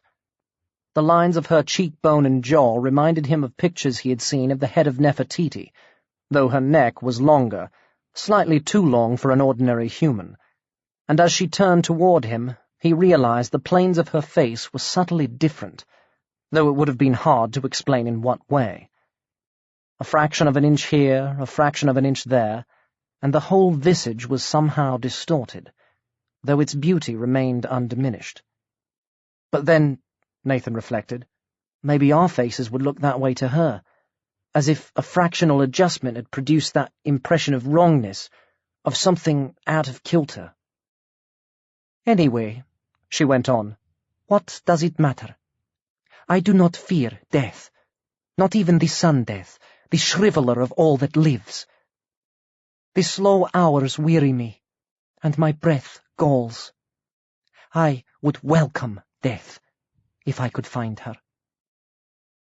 "Don't be in such haste to destroy your beauty," the man said, turning now to gaze at her. "It still gives me pleasure to look on it, and there is little enough cause for pleasure left." "To be beautiful," she said, "it is necessary to have a world to be beautiful in. You wrote a poem once, in the far-off days of youth and hopefulness, saying that creation itself was for my benefit.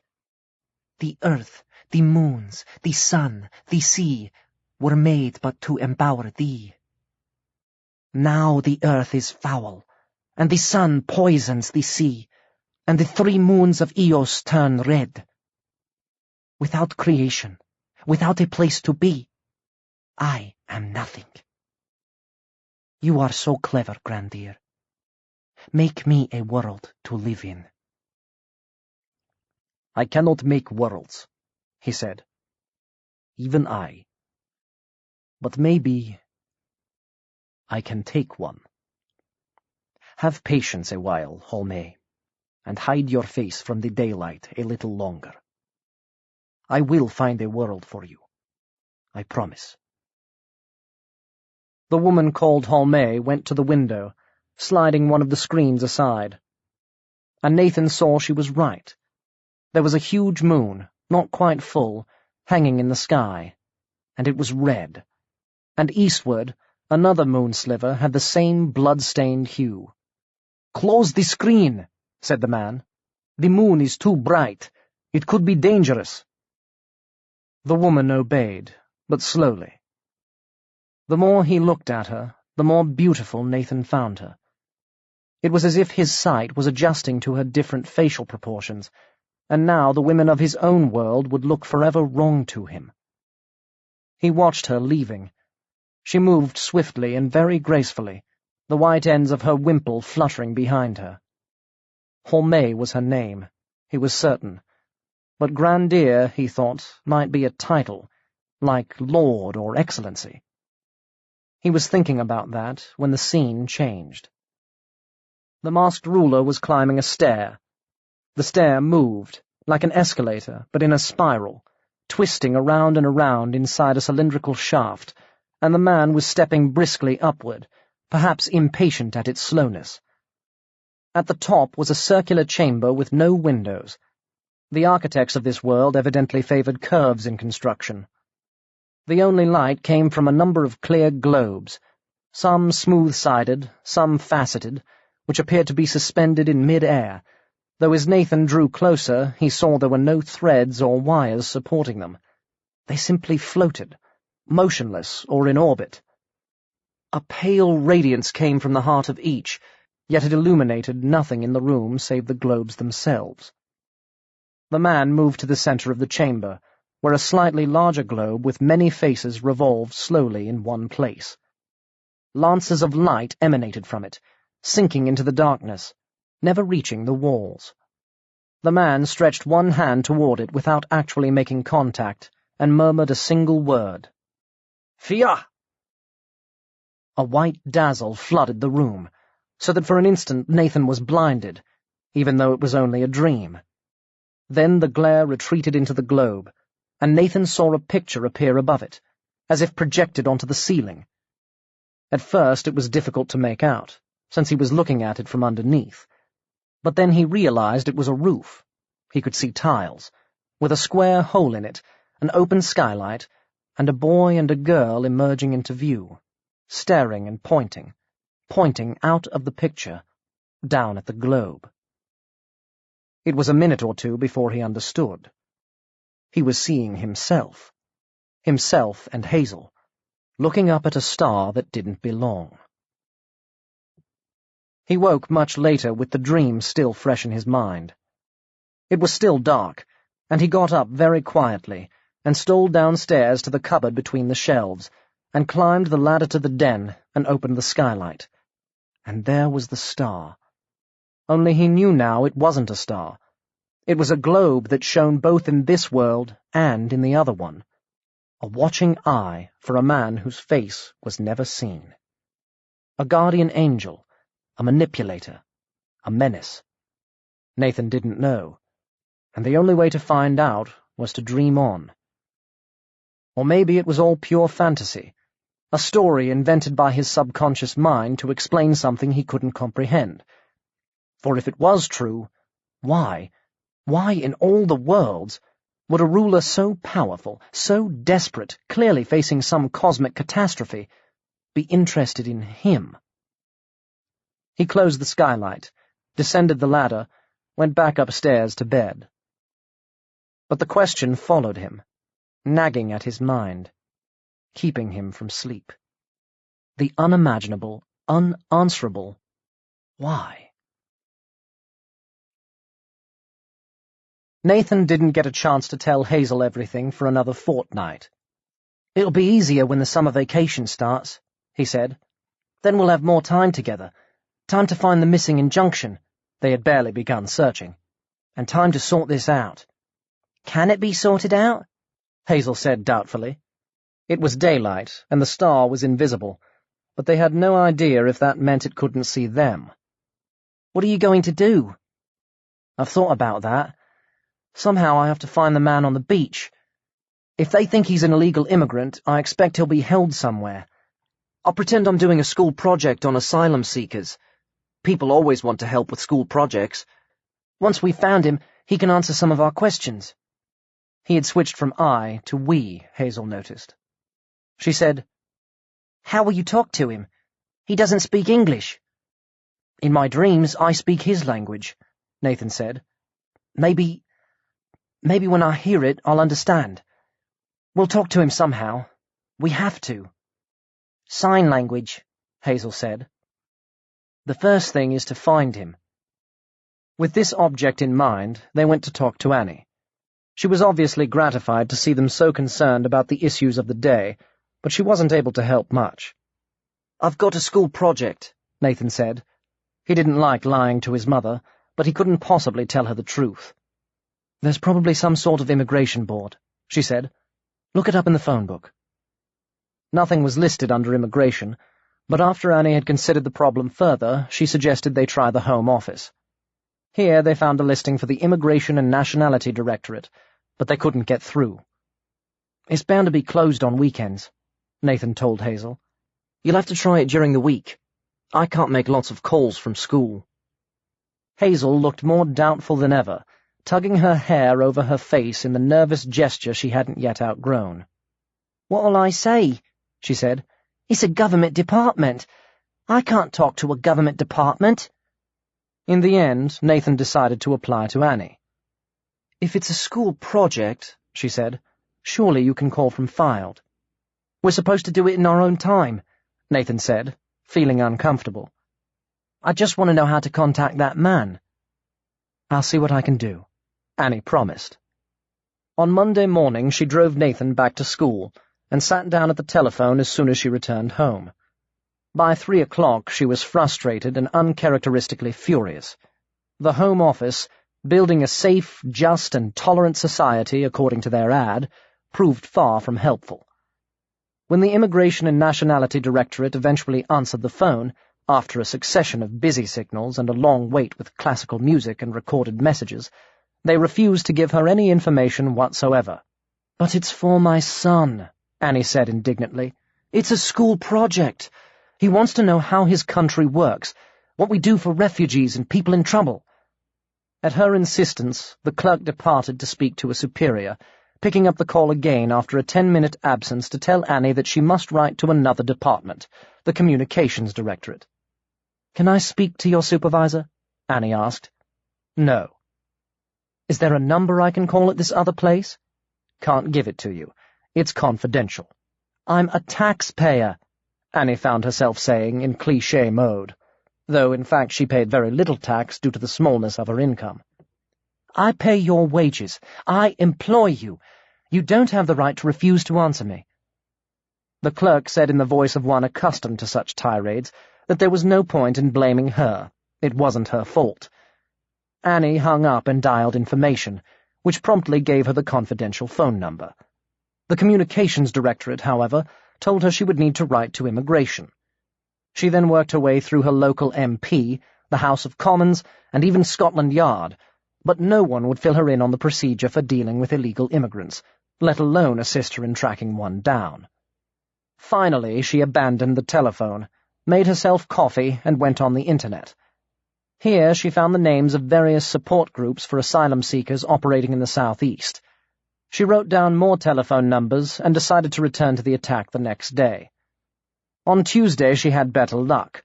The support groups, unlike the bureaucrats, welcomed interest and were happy to dole out information. Talking to a voluntary organization based in Hastings, she struck gold. "The man on the beach?" said her contact, a woman named Gillian Squires. "The mystery man? Why does your son want to know about him?" "Nathan heard the story on the radio," Annie explained. "I'm definitely a biased mum, but still, he's got a very strong sense of social responsibility. When I told him the kind of treatment meted out to immigrants in this country, he got pretty upset." She added shrewdly, "I suspect he suggested the subject for his school project himself. He thinks about things, you see. He doesn't just go away and forget." "What school's he at?" "Fylde Abbey. I'm not well off, but he got a scholarship." "I know of it. It's got a decent reputation." Gillian Squires seemed to hesitate, then plunged. "Look, I'll tell you what I'll do. I can't give out details about anyone without their permission, obviously, but I'll talk to the man.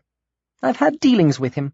He's highly intelligent, spoke no English when he got here, but he's learned amazingly fast. If he's willing, I could give him your number and ask him to get in touch with you." "That would be wonderful," Annie said gratefully. "But I thought he would be in prison or somewhere like that." "No, they only put asylum seekers in prison if they've committed a crime. Prison's expensive. The state has to feed them. It's cheaper to leave them on the streets. Anyway, they're only allowed to register as asylum seekers if they claim immediately, and that presupposes they know how the system works." "If I couldn't find that out," Annie said, "how do they?" "Precisely." Concluding the call, Annie resolved to scrape something from her weekly housekeeping to send as a donation. Nathan wasn't the only one getting educated, she reflected. She gave him the news that weekend. "Your man hasn't called yet," she said, "but perhaps he will. We just have to wait. If he doesn't want to talk to you, we can't force him. Even if that were possible, it wouldn't be fair." With Bartlemy's permission, Nathan, George, and Hazel spent Saturday searching Thornyhill for the missing document. Nathan's friends were unenthusiastic, but the prospect of Bartlemy's cooking overcame their resistance. He produced homemade cookies with cinnamon and chocolate chips for elevensies, grilled fish for lunch, followed by his own wild strawberry ice cream, and iced buns for tea, and in between the three of them tapped the panelling in the hope that it was hollow and rifled through the attics and some of the murkier closets. Bartlemy didn't show them the secret cupboard in the chimney, and Nathan didn't mention it. He had a feeling its very existence was a private matter. But they found another one hidden under some stairs, big enough to conceal a man, and in the attics they unearthed part of a rusty suit of armor, a chest of antique clothing, some tarnished silverware, and a set of porcelain tureens that must once have belonged to a far larger dinner service. Hazel was very taken with a grey fur muff that Bartlemy said was chinchilla, though she knew fur was immoral. "It's a kind of rat," he explained, which soothed her qualms of conscience, but also made the muff appear much less attractive. They discovered something called an astrolabe, a sort of old-fashioned telescope, and an orrery, which was meant to be a model of the solar system, but Bartlemy remarked that either it was very inaccurate or it was a model of another planetary system altogether. And everywhere there were papers, in large boxes, in small boxes, in chests of drawers, in desks long unopened. Nathan found love letters 100 years old, tied up with faded ribbon, sepia photographs of simpering Victorian maidens, postcard nudes from the Edwardian era, menus, shopping lists, laundry lists. But there was no sign of the injunction. "Rowena had a hunt downstairs last week," Bartlemy told him. "She must have gone through most of the books, so you needn't bother about them." "If it isn't at Thornyhill," Nathan said, frowning, "have you any idea where the document might be?" "Rowena asked me that," Bartlemy said. "I told her to trace the family solicitors from whenever the injunction was last applied. I think she said in the late 19th century. Of course, you would find that very mundane. There could be a hiding place in the woods, I suppose, possibly on the site of the old house." "But no one knows where that is," Hazel protested. "You can't expect to have everything easy," Bartlemy said gently. They left searching the woods for another day and went home, Hazel carrying the muff which Bartlemy had given her. "It's okay to wear old furs," Nathan said. "It's buying new ones that's wrong." Back at the bookshop, Annie had bad news for him. "Gillian Squires called," she said. "I'm afraid the man on the beach doesn't want to talk to you. She said he didn't seem to understand about school projects. I'm sorry, darling, but you can't press him, you know. He's homeless and penniless and desperate. Life must be difficult enough for him. We don't want to make it worse." Yes, thought Nathan. Life must be difficult. He's in the wrong universe, for one thing. He said, "Would you mind if I called Mrs. Squires? I won't push her, I promise. I just want to find out how the system works." "I suppose that would be all right," Annie conceded doubtfully. That evening, when it was dark, Nathan climbed up to the skylight to look at the star. He had formed the habit of doing so every night when he was at home. He had borrowed George's binoculars, but they didn't show him anything more. He pictured the dim room with the revolving spheres, and the orb in the center, its many facets coruscating with vanishing light. And then the image on the ceiling, his face gazing at the star, perhaps right now, this moment, and the white mask tilted upward to study it. It was unbelievable. But he believed it. Dream and reality meshed too closely for him to deny them. He had to talk to the man on the beach, the man from another world. With Annie's permission, he telephoned Gillian Squires in the morning. "I'm sorry to bother you," he said politely. "Mum told me the man on the beach wouldn't help, but I wondered, would you say something to him? It's going to sound a bit odd to you, but it's really important. If he doesn't want to talk to me even then, that's okay. If you would just tell him—" "I don't know what more I can say," Mrs. Squires responded with courtesy but no enthusiasm. Nathan checked that his mother was out of earshot. "Could you tell him I'm the person who pulled him out of the sea? Please? That's all." "Tell him? How extraordinary! Your mother never mentioned—" "She doesn't know," Nathan said hastily. "I mean, she wasn't there. I can't I really can't explain everything now, but please, would you tell him that? Are you making this up? Her voice had acquired an edge. If I was, Nathan said, it wouldn't help, would it? Because he would know it was made up. He wouldn't want to call me if it wasn't true. It's a point, she said. Very well, I'll tell him. But thanks, Nathan said. Thanks very much. And he hung up as Annie came back into the room. There followed a week of school and suspense. Nathan dreamed of the cup and the snake patterns uncoiling from the rim and hissing in his ear. He woke up shaking so badly he felt he had a fever and was bitterly ashamed of himself for being so much disturbed by a dream. To calm down, he tried to think of places the injunction might be hidden, and whether the man from the sea would agree to talk to him, and what he might say if he did. Finally, he resorted to thinking about the party Hazel wanted him to attend, the party with the disco, and how horrific it would be, perhaps having to dance with girls huddled into groups, giggling, and Jason Wicks, or someone like him, lounging against the wall, sneering. By its very unpleasantness, the picture he drew was oddly steadying. Something about the thought of Jason Wicks had a toughening effect on his nerves. He could deal with Jason Wicks.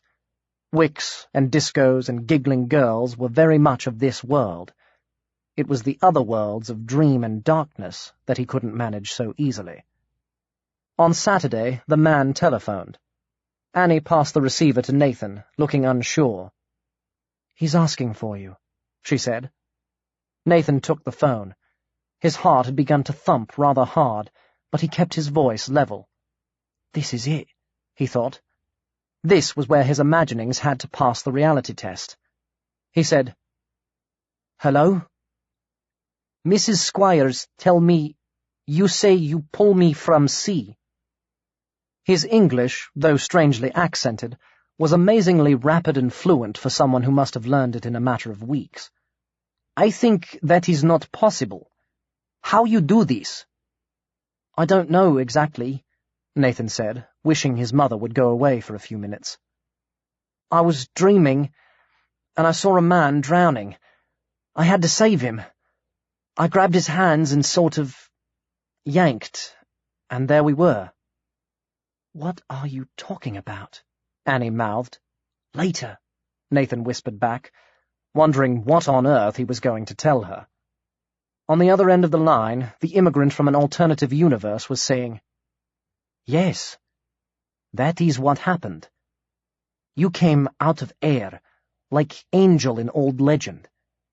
Then you bring me to this place. Why? Cleaner here, some people kind, but society not modern. Backward." "I know it must seem strange," Nathan said. "I couldn't help it. We had to come here. This is my place." There was a pause, then he went on. "I have so many things to ask you. Can we meet?" "Is important." "Yes. You find me, or I find you." Uncertain if his mother would allow him to go to Hastings on his own, Nathan suggested a train to Crowford and then a bus, offering to pay for the trip once his new friend arrived. They settled on the following Saturday, and Nathan hung up, trembling slightly. This was a man from another world, someone he had saved, though he didn't know how, and pulled into an involuntary exile.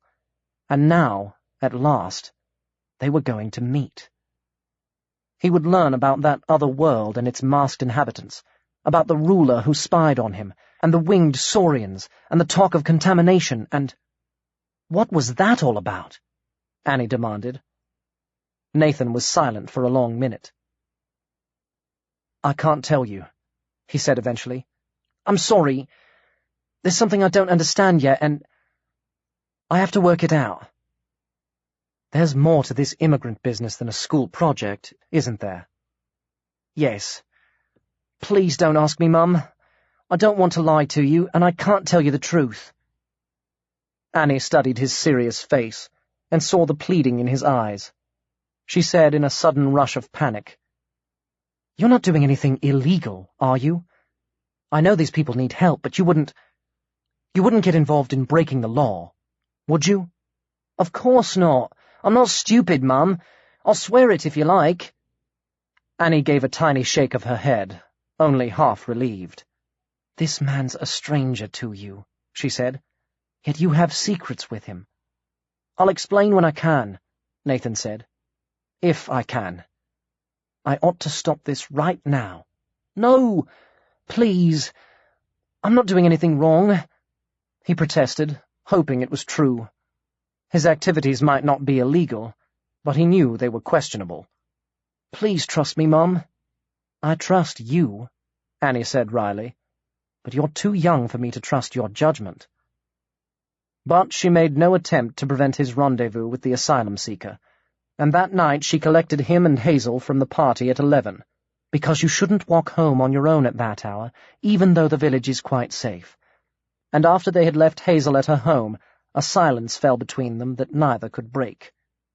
Nathan was unhappy because he had never been alienated from his mother, and he knew he was hurting her, and Annie saw him turning into a teenager, secretive and hostile, and her heart ached. In bed she couldn't sleep, and she heard him climb up to the den, but she lacked the will to call him and send him back to his room.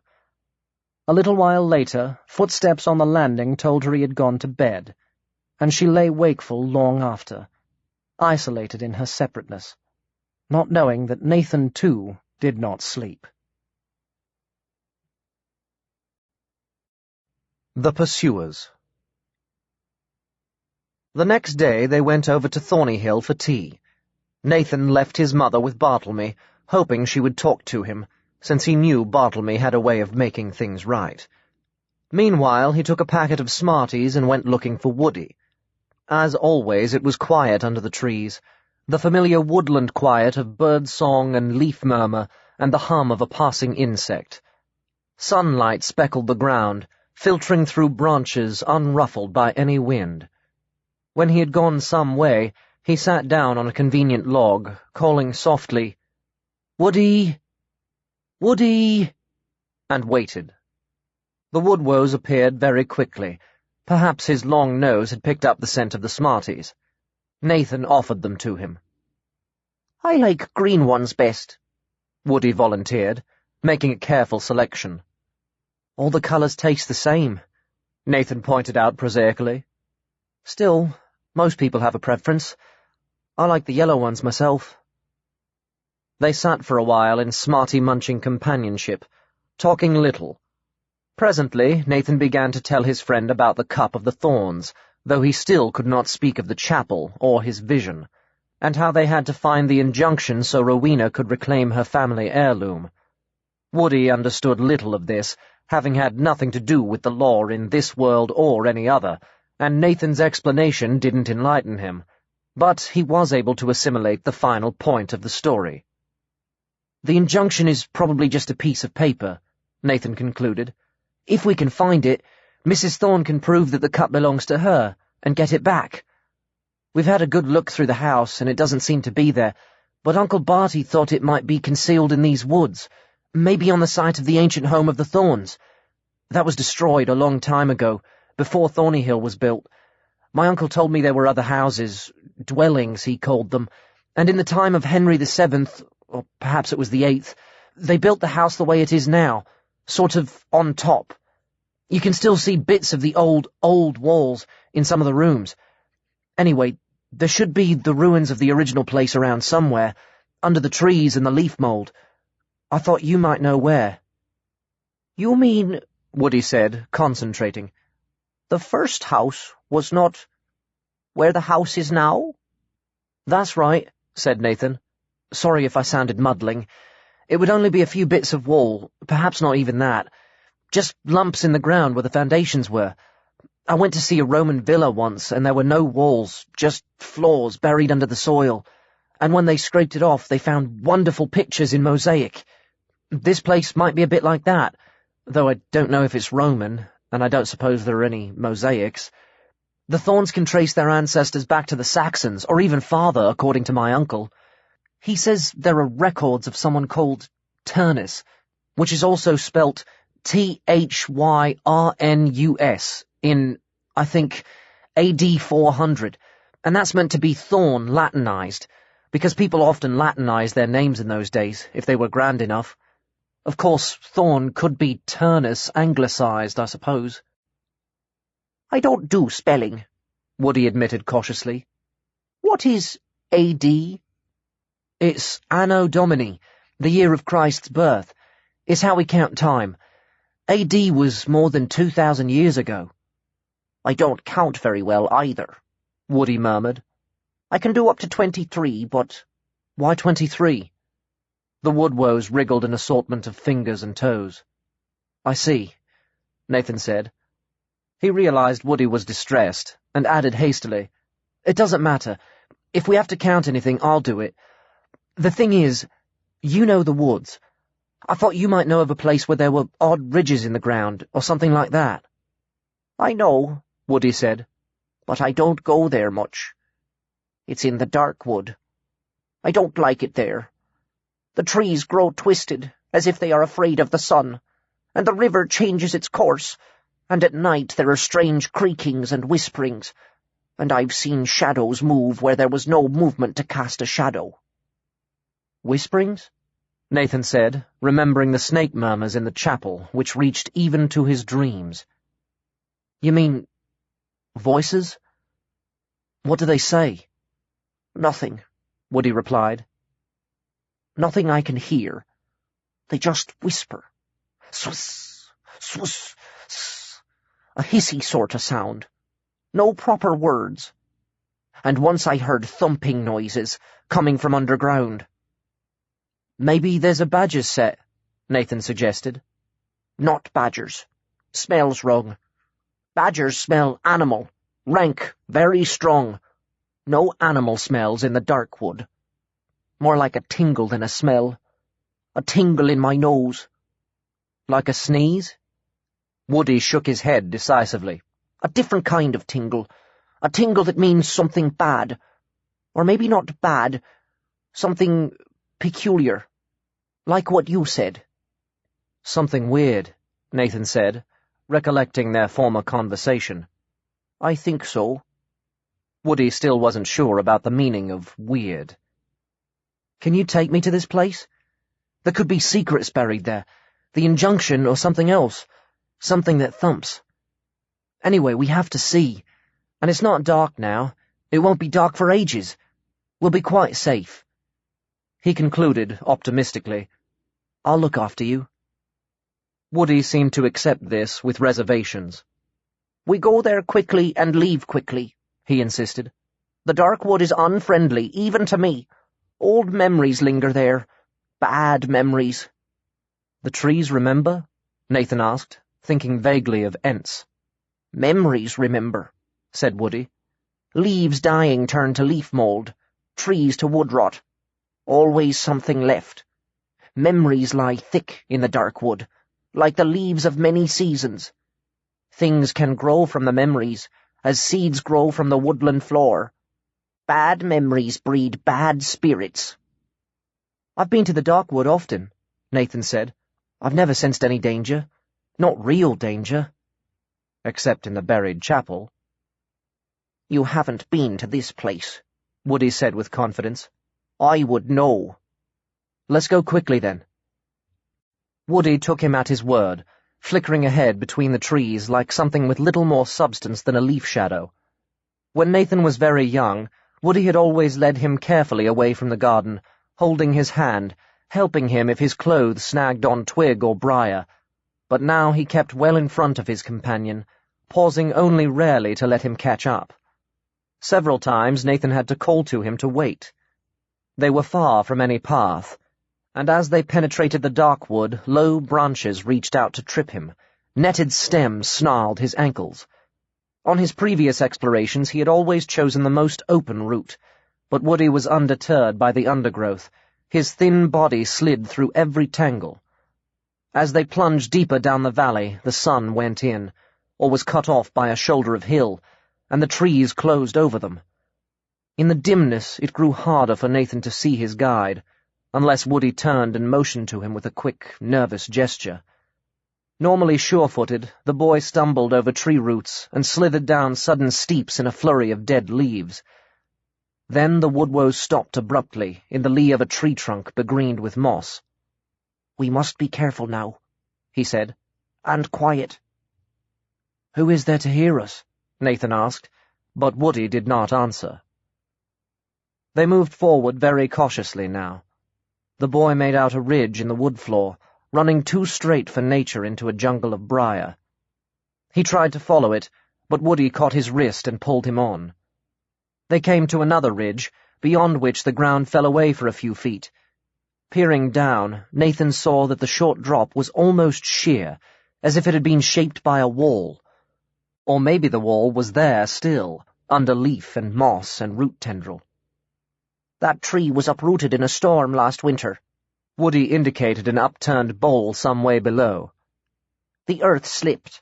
Lots of earth. Then it was like this." "I'm going to climb down," Nathan said. "I want to look closer." "No," Woody hissed. "You will disturb things. Memories, or worse. We come quickly, go quickly. You promised."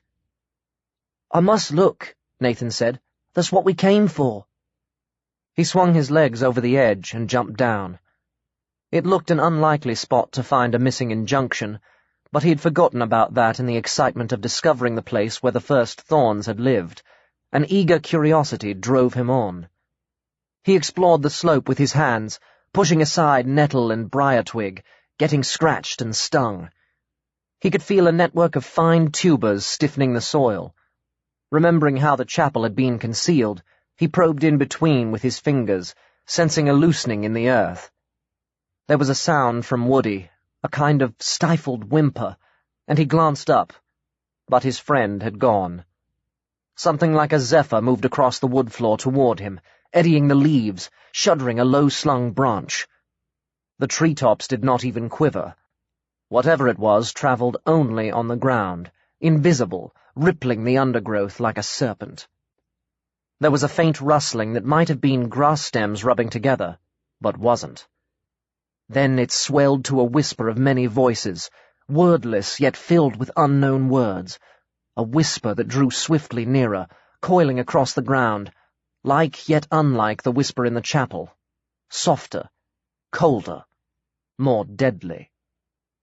Nathan backed away from the earth wall and began to run, down the slope at first, and then checking, knowing that was foolish, veering right and uphill again. He didn't look around, but the pursuing whisper always seemed to be just behind him, close as his own shadow. He didn't know what had happened to Woody. Cricket and rugby had made him fit, but he fell once, setting his foot on a rolling piece of log, and his breath shortened, and even when the whisper failed, fear followed him, urging him to panic, blocking out thought and sense. When at last he came to a halt, panting and exhausted, he was back in Thorny Hill Woods, but far from the house, and a distant bend in the road showed through the trees.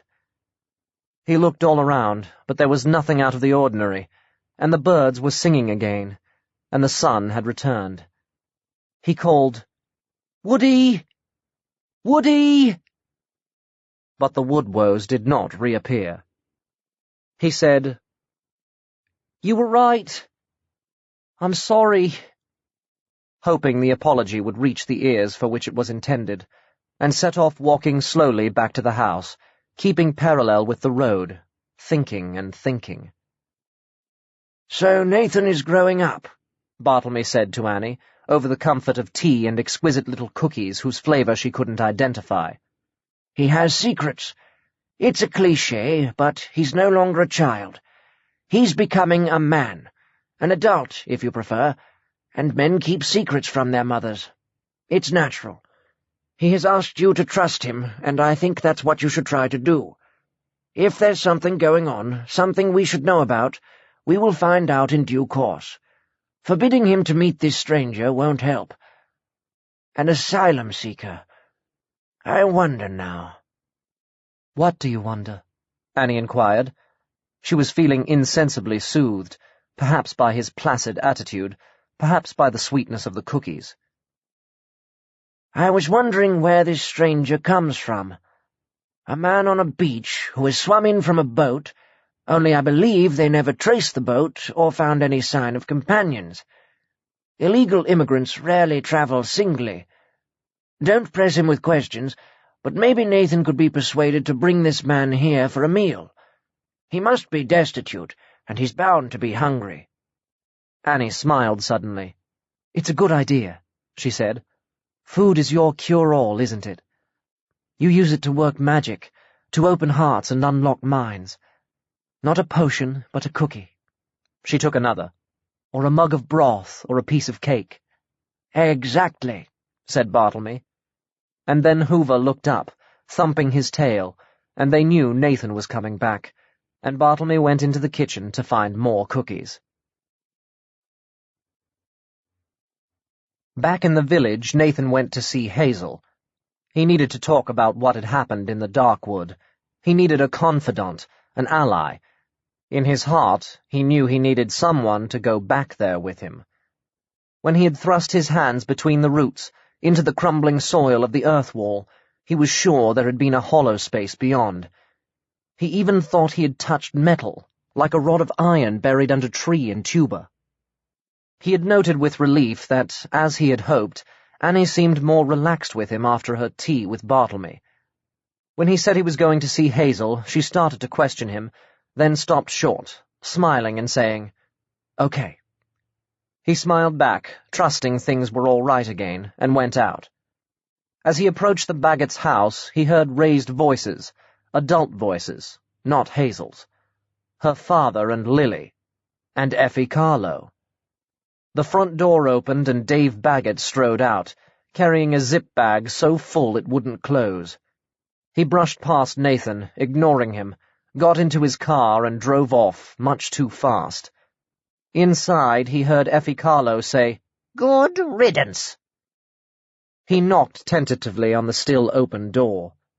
Effie's face appeared suddenly from the gloom of the hall, looking more than ever like a predatory bird, beak-nosed and beady-eyed.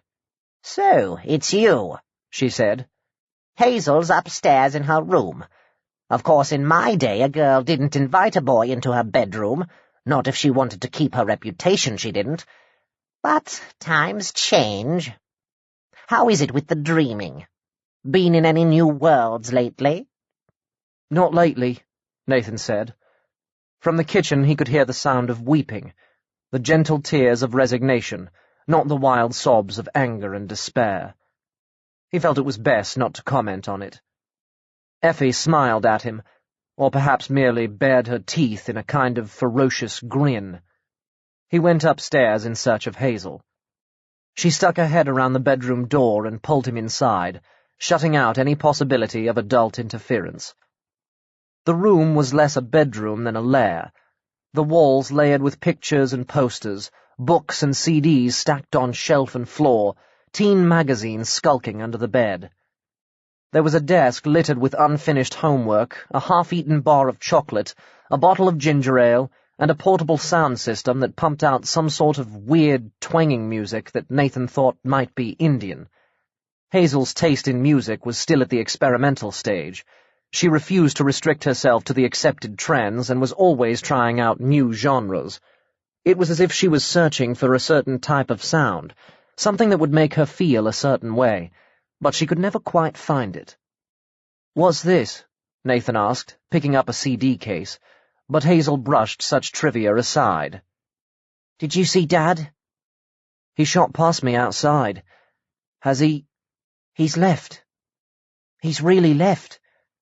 He and Mum had a fight, and Great-Grandma Effie came around, and he was yelling at her too, and I think he hit Mum, and Great-Grandma, drove him out with a broomstick.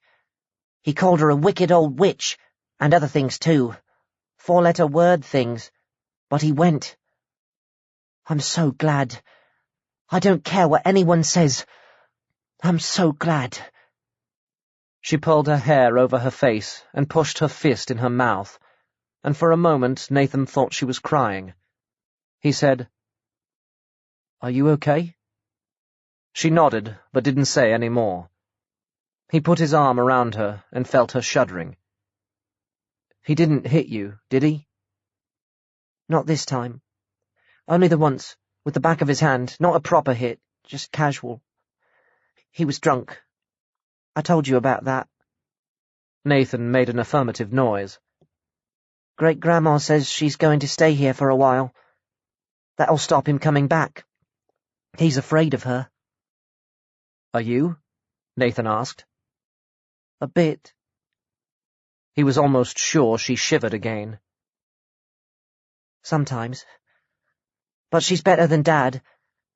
She has to be better than Dad. They sat for a while listening to the strange, twangy music and drank some of the ginger ale, which was flat.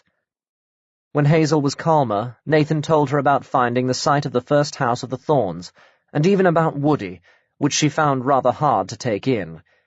She could deal with other worlds, but semi-human creatures lurking around tree trunks sounded suspiciously like pixies or goblins, and she wasn't having any of that. She said with conscious cynicism that she had long outgrown fairy tales. "You'll understand when you meet him," Nathan assured her. He tried to tell her about the whispering and the phantom pursuit, but that was hardest of all to describe.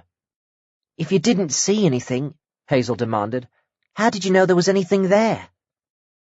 "I saw movement, twigs quivering, a disturbance on the ground. It's difficult to explain." "And you want to go back? Do you really think the missing paper will be there? I mean, it doesn't seem awfully likely to me." "Not the injunction, no," Nathan conceded. "But there's got to be something." "How do you know?" Hazel asked. "If there's nothing to hide, why chase me away?" Hazel could find no argument against this reasoning, though she wasn't happy about it. "All right," she said finally. "I'll go there with you. But only if it's a nice, sunny, friendly sort of day. Not if it's all cloudy and ominous, okay?"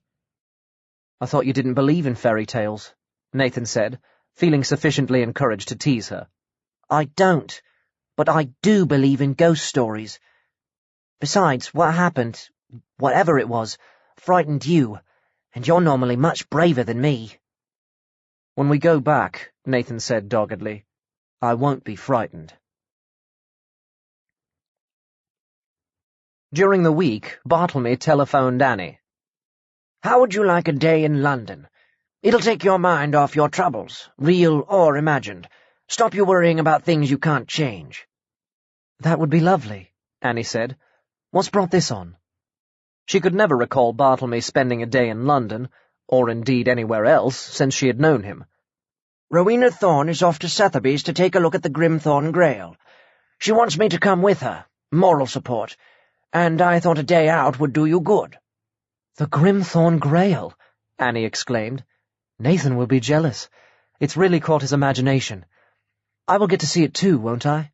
"I don't see why not," Bartlemy responded. "If they make a fuss, we can always say you're another expert. Apparently they've been trying to date it, and they've encountered some kind of a problem." "But I'm not an expert."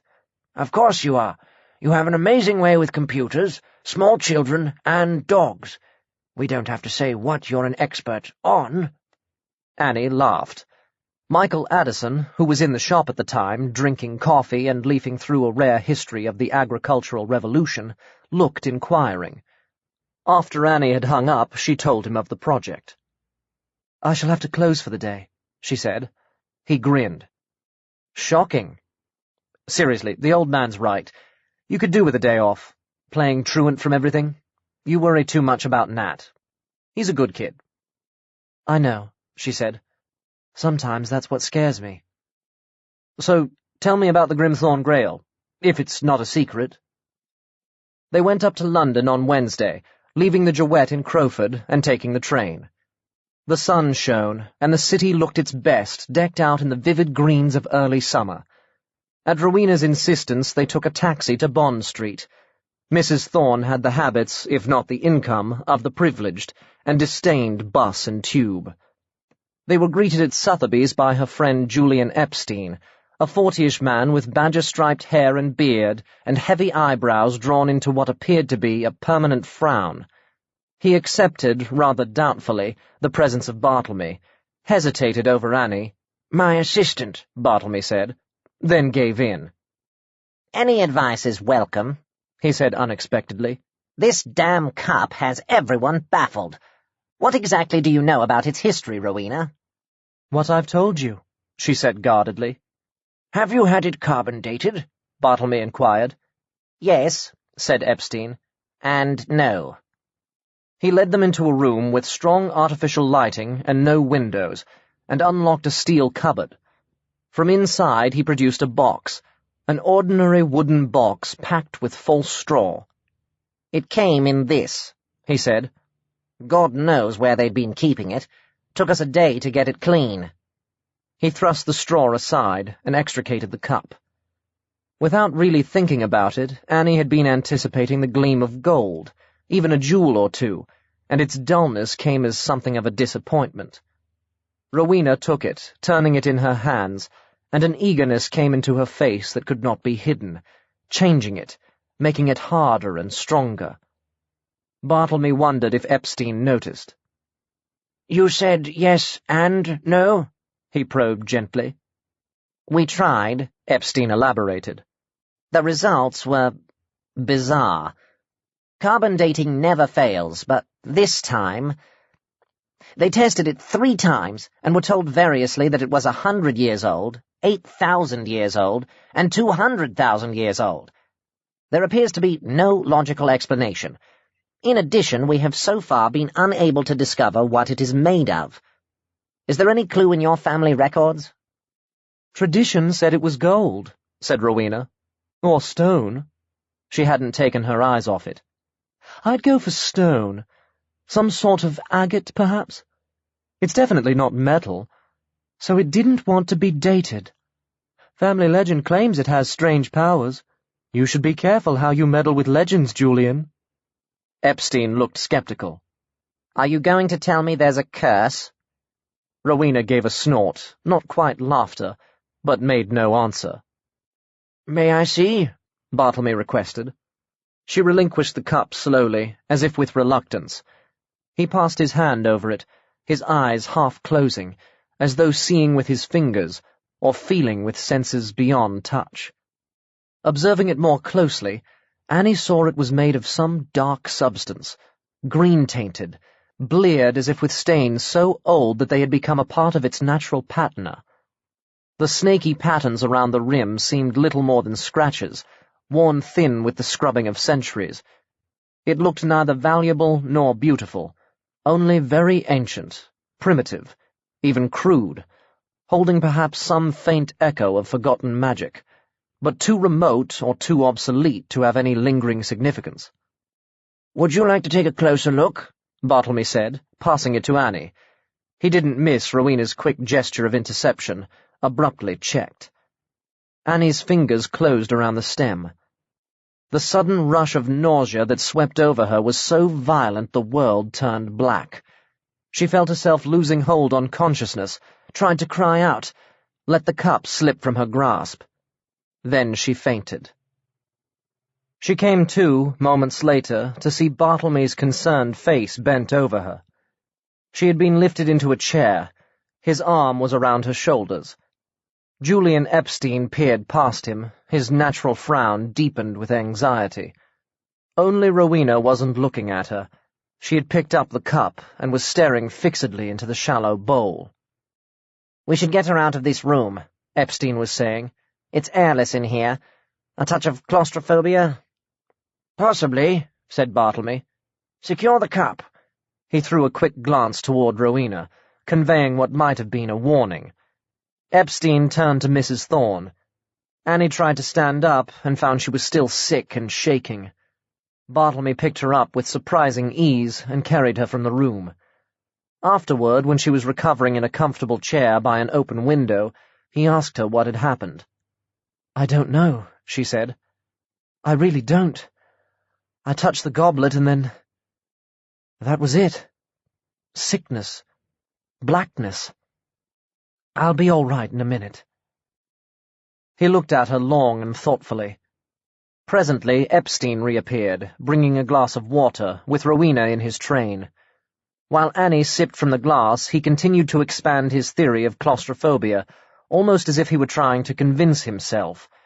Mrs. Thorne looked unbelieving. "Don't start telling me this is more evidence for your family legends," Epstein said to her. "I've never thought of you as the credulous type. You seemed very intrigued by the cup. Are you going to try to buy back the lost heirloom?" She hesitated, then took the plunge. "No," she said. "I'm going to prove the original sale was illegal." "How will you do that?" "There's an injunction in existence dating back to the 15th century, specifically forbidding any sale or other disposal of the cup." She didn't mention that she had yet to lay her hands on it. Epstein's frown lines tightened. "It'll never stand up in court." "Sorry, Julian," she said, "but it will. Don't want to spoil your fun, but there it is. The Greenstone Grail's mine and my family's, and I'm taking it back." The session ended on an unsatisfactory note. Leaving Epstein, presumably to summon lawyers of his own, they went to lunch. But Annie could barely eat, and sat only half listening as Rowena discussed the cup with unconcealed excitement. "It's the genuine article," she said. "No question. I knew it the moment I touched it. Fascinating, that business about dates. If it is the actual Grail, the real McCoy, Arthur and all, it might have the power to resist scientific analysis. I know, a month ago I'd have said this was baloney, but you heard Julian. No accurate date. They don't even know what it's made of. That's a 24-carat mystery, and in this day and age such mysteries are rare." "It's certainly interesting," Bartlemy conceded. "There is, as they say, a case to answer." Rowena turned to Annie. "It was the cup that affected you, wasn't it?" she insisted. "You held it and you fainted. It was the cup." "Perhaps," Bartlemy said. "But why? Why, Annie?" "Part of the mystery," Mrs. Thorne declared with evident relish. Annie, taking no part in the conversation, excused herself and went to the ladies' room. In the mirror she thought she looked very pale, almost ghostly, as if she had been ill. "Maybe that's it," she concluded. "Maybe I'm ill. Some sort of summer flu, or migraine, or a brain tumor." She panicked at the idea, resolving to rush to her doctor for a checkup, but in her heart she didn't really believe it. Rowena was right. It was something to do with the cup. Still staring in the mirror, she saw the door opening behind her. A woman glanced in. For an instant their eyes met, and hastily withdrew.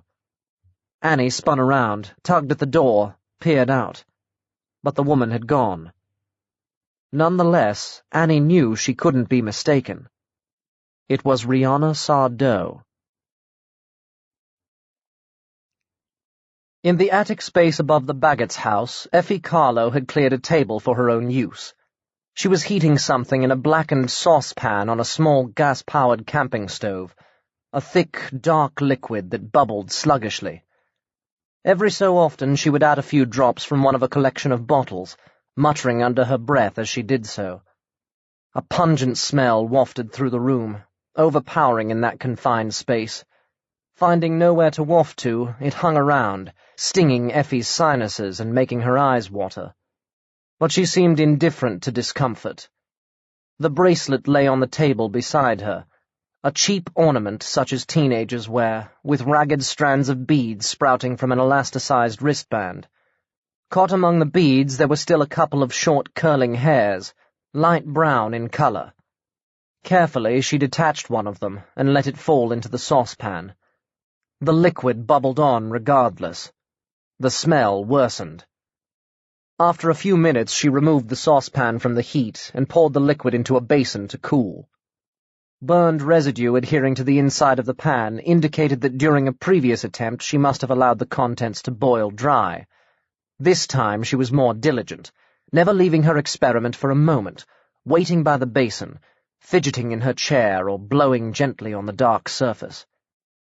As the liquid cooled, its consistency changed.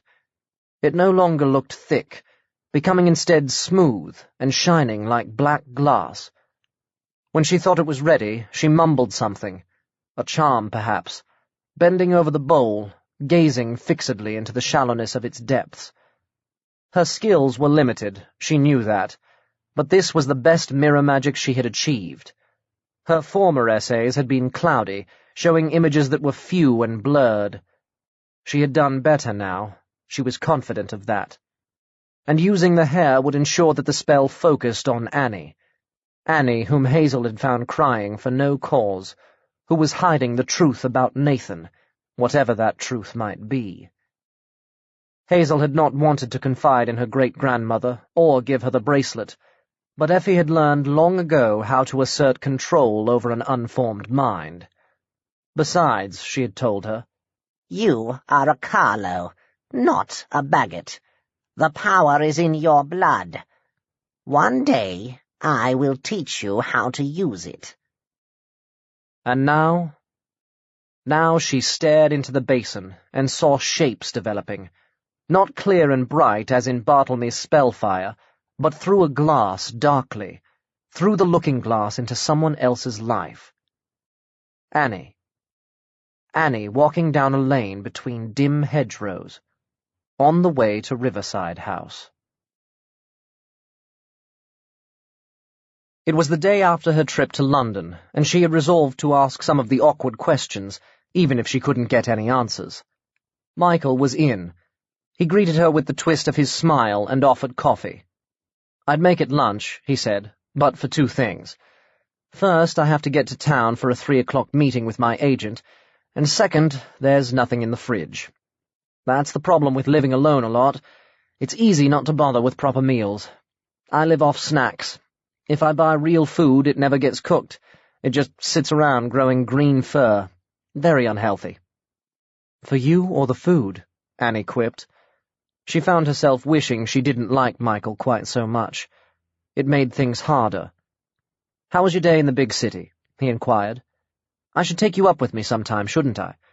Or wouldn't you come?" Annie ignored that.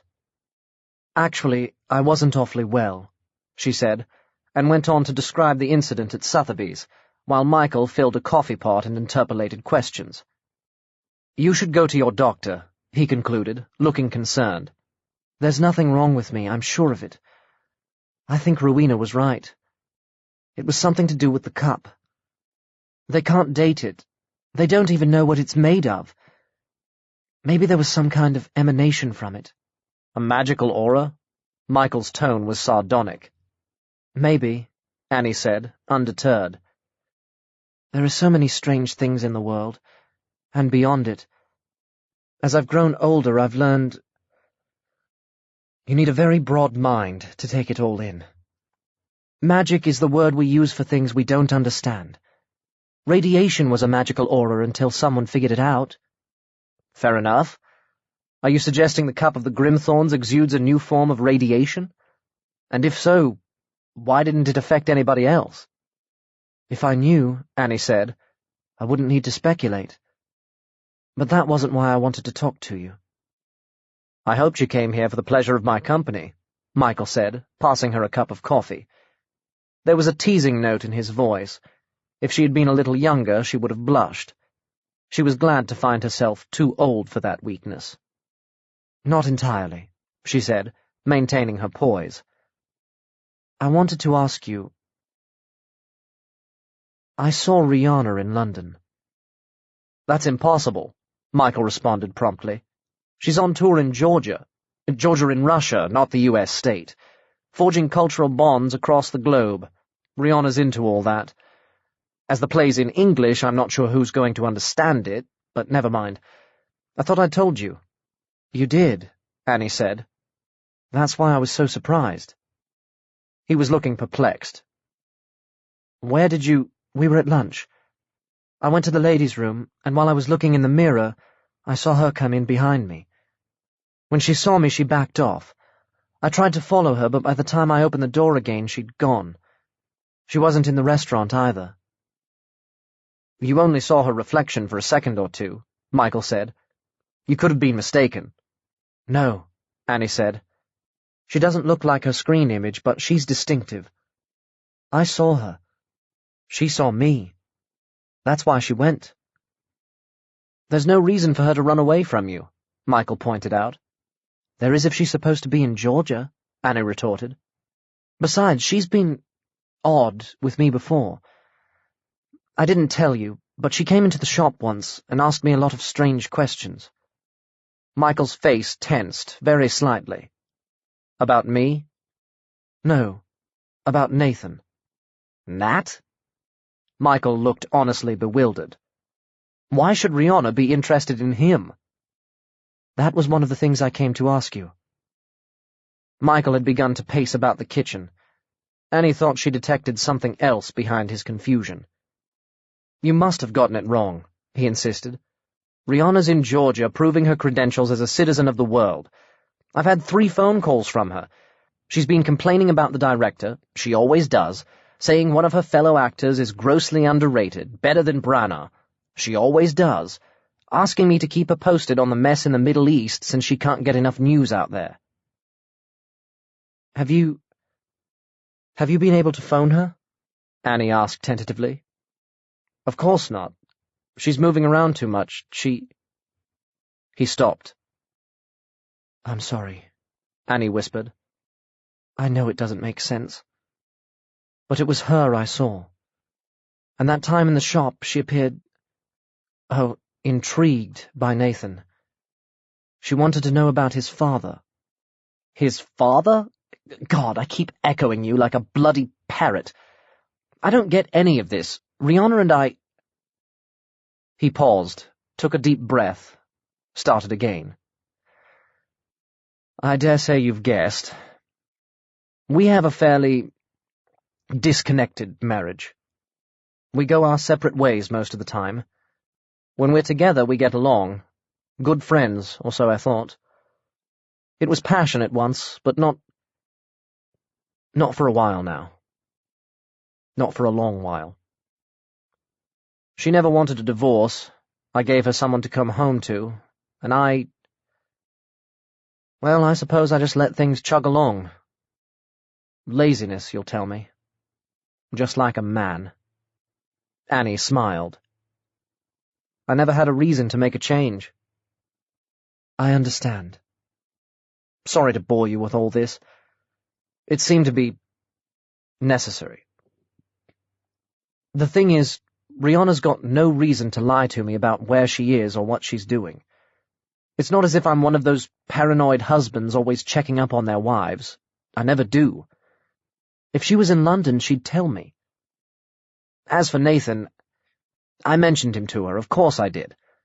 Coming to think of it, she did seem rather curious about him. I remarked on it at the time, but I didn't think anything of it. Why should I?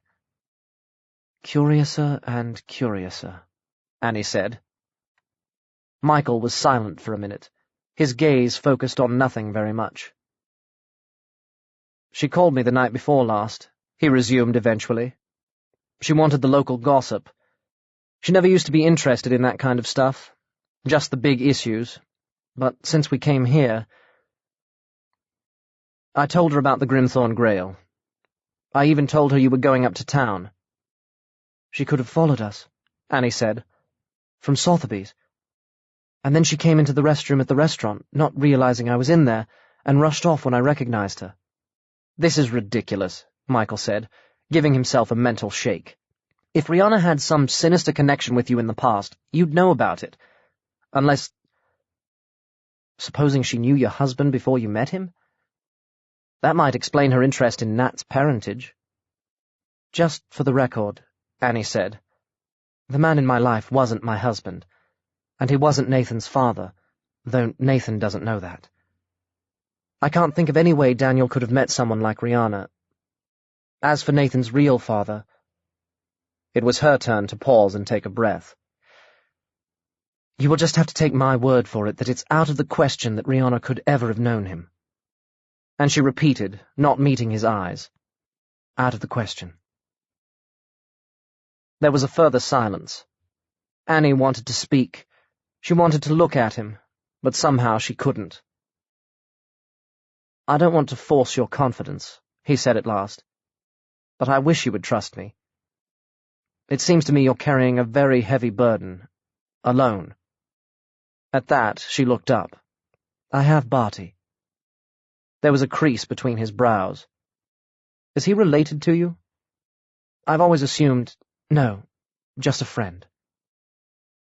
I'm sure he's very kind, but a man who's lived all his life in the village, who's never been anywhere or done anything...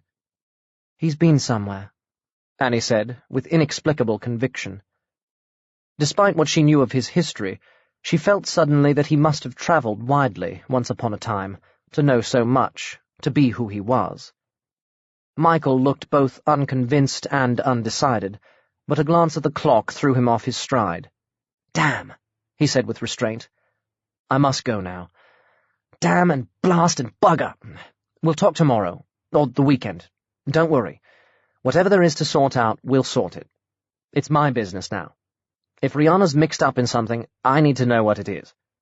I must run. I'm going to miss my train. He deposited his mug in the sink, snatched up his jacket and case, and hurried out with Annie in his wake. I could drop you off on my way to Crowford. No need. It's a lovely day. I'd rather walk. Till tomorrow, then. He went in such a rush she realized he had left the kitchen door unlocked. Annie knew she should go back to the shop. She had closed up for a couple of hours. But she lingered, conscious of temptation. If Rihanna Sardo was spying on her, she reasoned, then she had a right to spy on Rihanna, hadn't she? Anyway, it couldn't hurt just to have a look.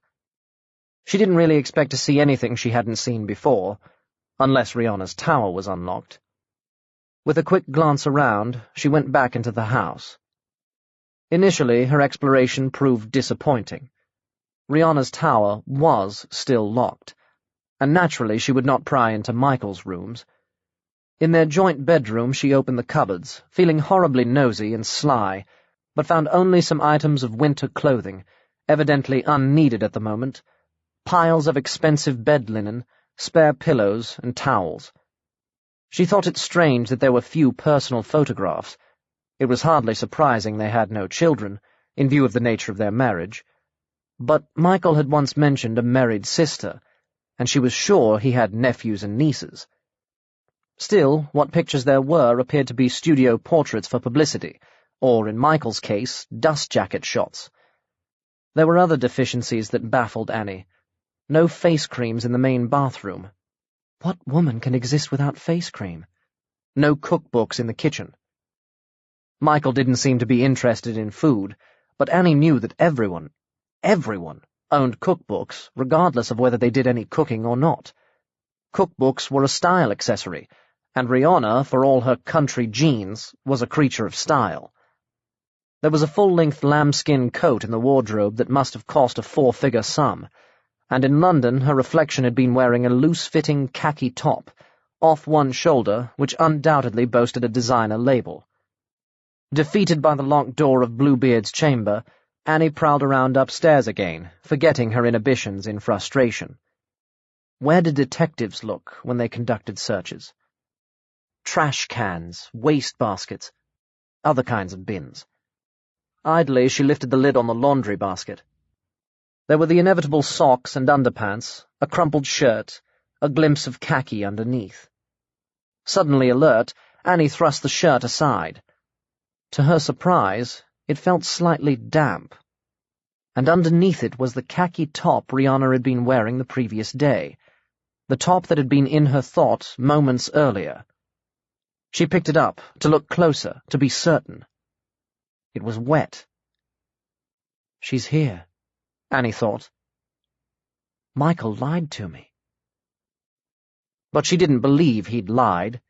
If Rihanna was around, and he knew it, he would have had a cover story. That would have been simple enough. He wouldn't have come out with some spiel about Georgia unless he thought it was true. Besides, his confusion and doubt had been genuine. She was sure of that. So how did the top get in the laundry basket?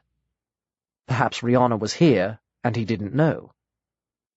Annie looked around warily, but the house both looked and felt utterly empty, and though she listened with ears on the stretch, not a board creaked. In such an old building, the quiet was almost unnatural. There should have been the chunder of vintage plumbing, the groan of a door shifting in a draught, the rustle of air in the chimneys. Of course, Rihanna could be in the locked tower, living there secretly, but surely Michael would be aware of her. And why was the top wet? What did wet clothing suggest? Rain? It hadn't rained for a couple of days. Water, anyway. Water. Annie ran downstairs and out into the garden. The boat was tied up to a small wooden platform built along the riverbank. She could see the mast protruding above a thicket of shrubs. Rihanna could live on the boat, Annie thought, without Michael knowing, at least for a few days. And the top got wet because she fell in or something. She made her way cautiously down to the river, taking care to remain screened by the bushes. Peeping around a rhododendron, she saw that the yacht looked deserted, but after all, Rihanna would probably be away during the day. Eventually, she emerged from behind the shrub and stepped onto the jetty. She tried to peer through the cabin windows, but couldn't see any sign of life. Summoning all her courage and taking a firm grip on the rigging, she jumped aboard. The deck tilted alarmingly, making her ever-sensitive stomach give a responding jolt. Doing her best to steady both herself and the boat, she scrambled around the available deck space, clinging to boom and halyard, squinting through the low windows in the hope of seeing a cup or plate on the table, a half-eaten sandwich, a bottle of mineral water. But no Marie Celestian traces were visible. If Rihanna was staying there, she had been scrupulously tidy. Turning back to the platform, Annie saw that her exertions had caused the boat to drift a little farther out. The gap wasn't very wide, but she was already feeling queasy. She hesitated, steeled herself, and leapt for the riverbank. She landed on the very edge of the platform, missed her footing, and grabbed at the mooring post as one leg slipped into the water. For an instant, the touch of the river felt like a clammy hand around her ankle. Then she pulled herself up onto the planks, panting with relief, and stood up. A cloud had slid over the sun, and when she turned around, the surface of the glide had darkened, and near the bank, something was happening. The river seemed to be whirling upward into a waterspout, though there was no corresponding cloud column thrusting down to meet it. A thickening rope of water grew in front of her, swaying slightly like a blind snake groping for its prey. Now it was 2 feet high, 4 feet, 5. The whirling slowed. There was just a pillar of water suspended in mid-air, its base rooted in the glide. Annie was reminded of a photograph that freezes the splashback from a diver, but the pillar wasn't motionless. It rippled and quivered, drawing more water into itself, gradually acquiring shape and meaning. The top rounded into a head, shoulders spread outward, hips swelled. Its fluid substance began to solidify, and color poured into its translucency. The whiteness of skin, the streaming darkness of hair, a ribbon-like garment that wrapped its long limbs in a watery shimmer.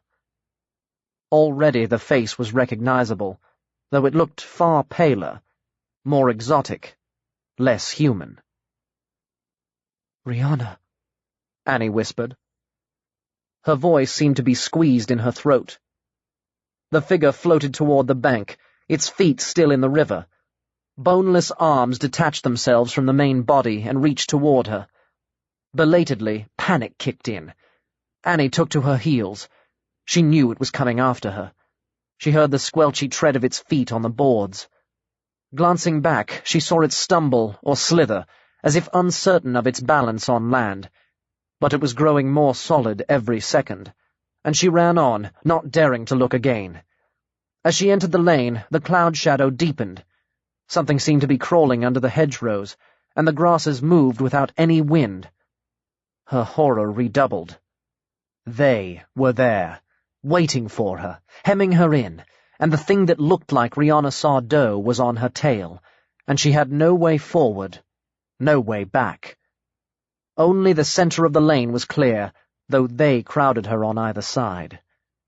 Hesitation would be fatal. She sprinted straight down the middle, looking neither to right nor left, running for her life. And somehow, at the end of the lane, she was still running, and the hedgerows were empty of anything but hedge, and when she ventured to look around, there was nothing there. Nothing at all. No ripple of pursuing movement, no entity made of river water. Presently the sun came out again, and the bright afternoon was back, but she knew the nightmare hadn't really gone away, only slipped into the shadows. She went back to the shop, she felt safer in the shop, and telephoned Bartlemy, but he was out. She made herself some tea, with sugar for the shock, and sat by the phone again, calling and calling, until Bartlemy answered at last. At school, Nathan dreamed of the other world again. A brief incursion, but it frightened him in a way the earlier dreams had not. He was sitting behind a rider on the back of a Xorian, one of 3 flying a patrol along an unfamiliar coastline. He knew it was a patrol because his rider spoke briefly into some kind of unseen communicator, possibly inside the mask. Nathan heard another voice close to the ear making an automatic response. It was just after sunset. A green glow was fading swiftly above the horizon, and one of the 3 moons had risen directly ahead, while the faint rind of another was visible to their left. The brighter of the moons flung a reddish glitter across the sea, pock-marking the vast gloom of the water. On their right, the shore looked uninhabited. No lights showed to indicate house or town, only the whiteness of foam frills around jutting headlands, and occasional strips of beach shining copper in the moongleam. He wondered if the rider in front of him was Raymore, but he had no way of telling. There seemed to be no immediate danger of his drawing anyone back into his own world, so he concentrated on his surroundings and the excitement of the flight, absorbing impressions, trying to learn all he could. Presently he found he could feel the wind rushing over him, cool but not cold, and the skin of the Xorian against his legs, harder than leather, and with the smooth finish of fish or snakeskin. The second Xorian was flying a little behind him and to the side, the third a little farther back. The moon shone red in their red eyes, so they glowed like bulbs of blood.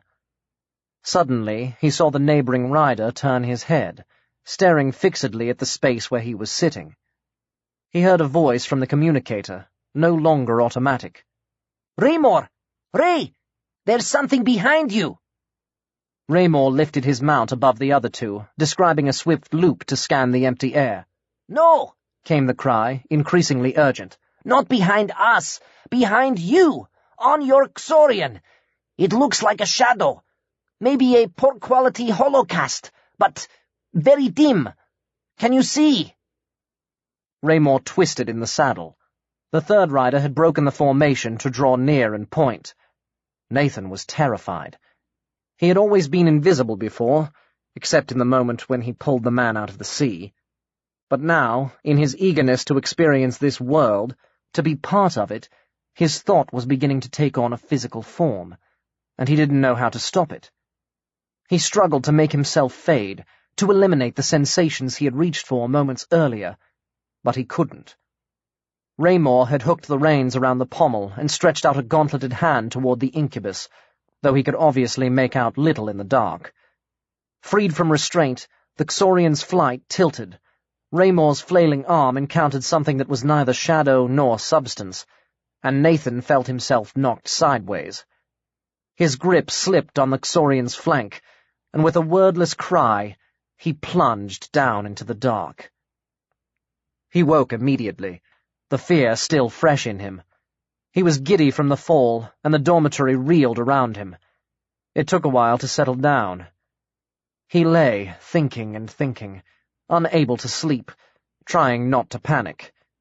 He had always been a mere spectator in the alien universe. Now he was becoming a player. Perhaps it was his own fault, because he had sought involvement.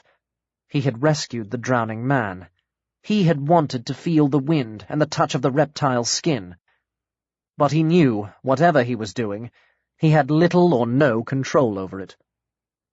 Supposing he materialized completely, would he be trapped in that world, in his dream, striving in vain to awaken or return? And what would become of his body here? Would he be dead or in a coma? And when he was there, would the so-called contamination affect him, without mask or protective clothing? He imagined himself going to bed in a wetsuit and goggles, and laughed at the idea, which made him feel better, but not much. By morning, he had come to no real decisions, except that he must see the immigrant. It was Thursday, but he could hardly contain his impatience for another 48 hours, and somehow he had to stop dreaming. He was unusually inattentive in class, and yawned so much one teacher sent him to the sick room. "I couldn't sleep last night," he told Brother James. "I've trouble sometimes. Perhaps I could have some sleeping pills?" "Nonsense," snorted the monk. "Don't need drugs at your age. Get out on the cricket pitch, get plenty of fresh air and exercise. That'll do the trick. You've obviously been cooped up too long with your studies. I'll speak to your housemaster about it." Nathan said, "Thank you," but he wasn't comforted. He didn't think cricket would solve his problems at all. "There are many kinds of water spirit," Bartlemy told Annie, sitting in her tiny living room that night while she drank the hot chocolate he had made for her. He had used certain ingredients brought from his own kitchen. What they were she didn't know, but she felt much calmer. "There are naiads, nymphs, nixes, kelpies, loreleis, selkies, sirens, though the last two prefer the sea, but I'm inclined to think that this was something different. It's clearly able to assume a human form, which requires considerable power, and a convincing form at that. It seems to have convinced Michael, unless he's involved in some way." He didn't mention the being he had seen in the spellfire, submerged in water but not drowned, yet it was on his mind. Some things were coming together at last. "I don't think so," Annie said cautiously. But you don't seem to be very, astonished.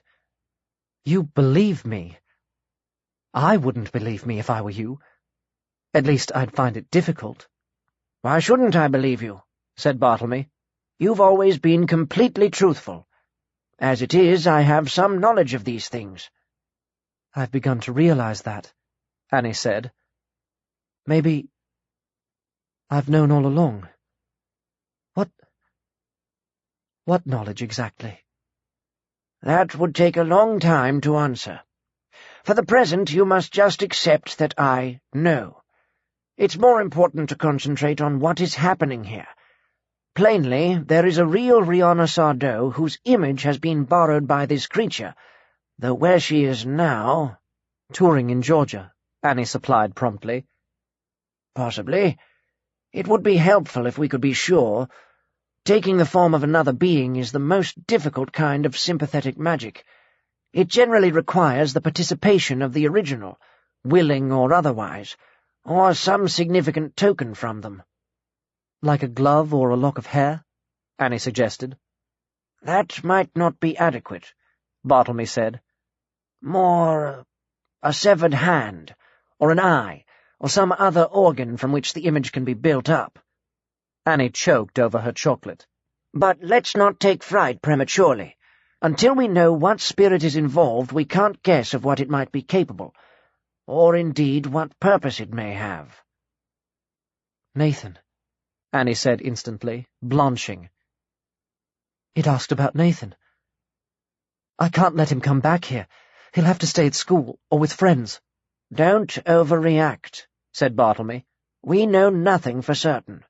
"You keep saying that, or something like it," Annie said, with a wan attempt at humour. "Because it's true.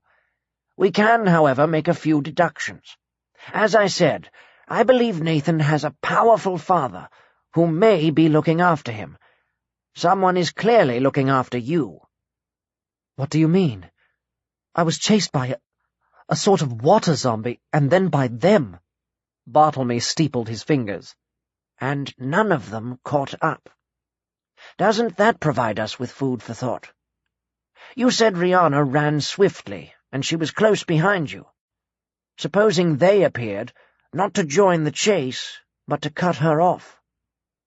I have been wondering about these phantom furies of yours.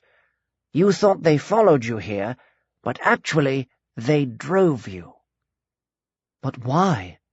Annie queried, puzzled and unconvinced. To bring you to me. I could protect you and the boy.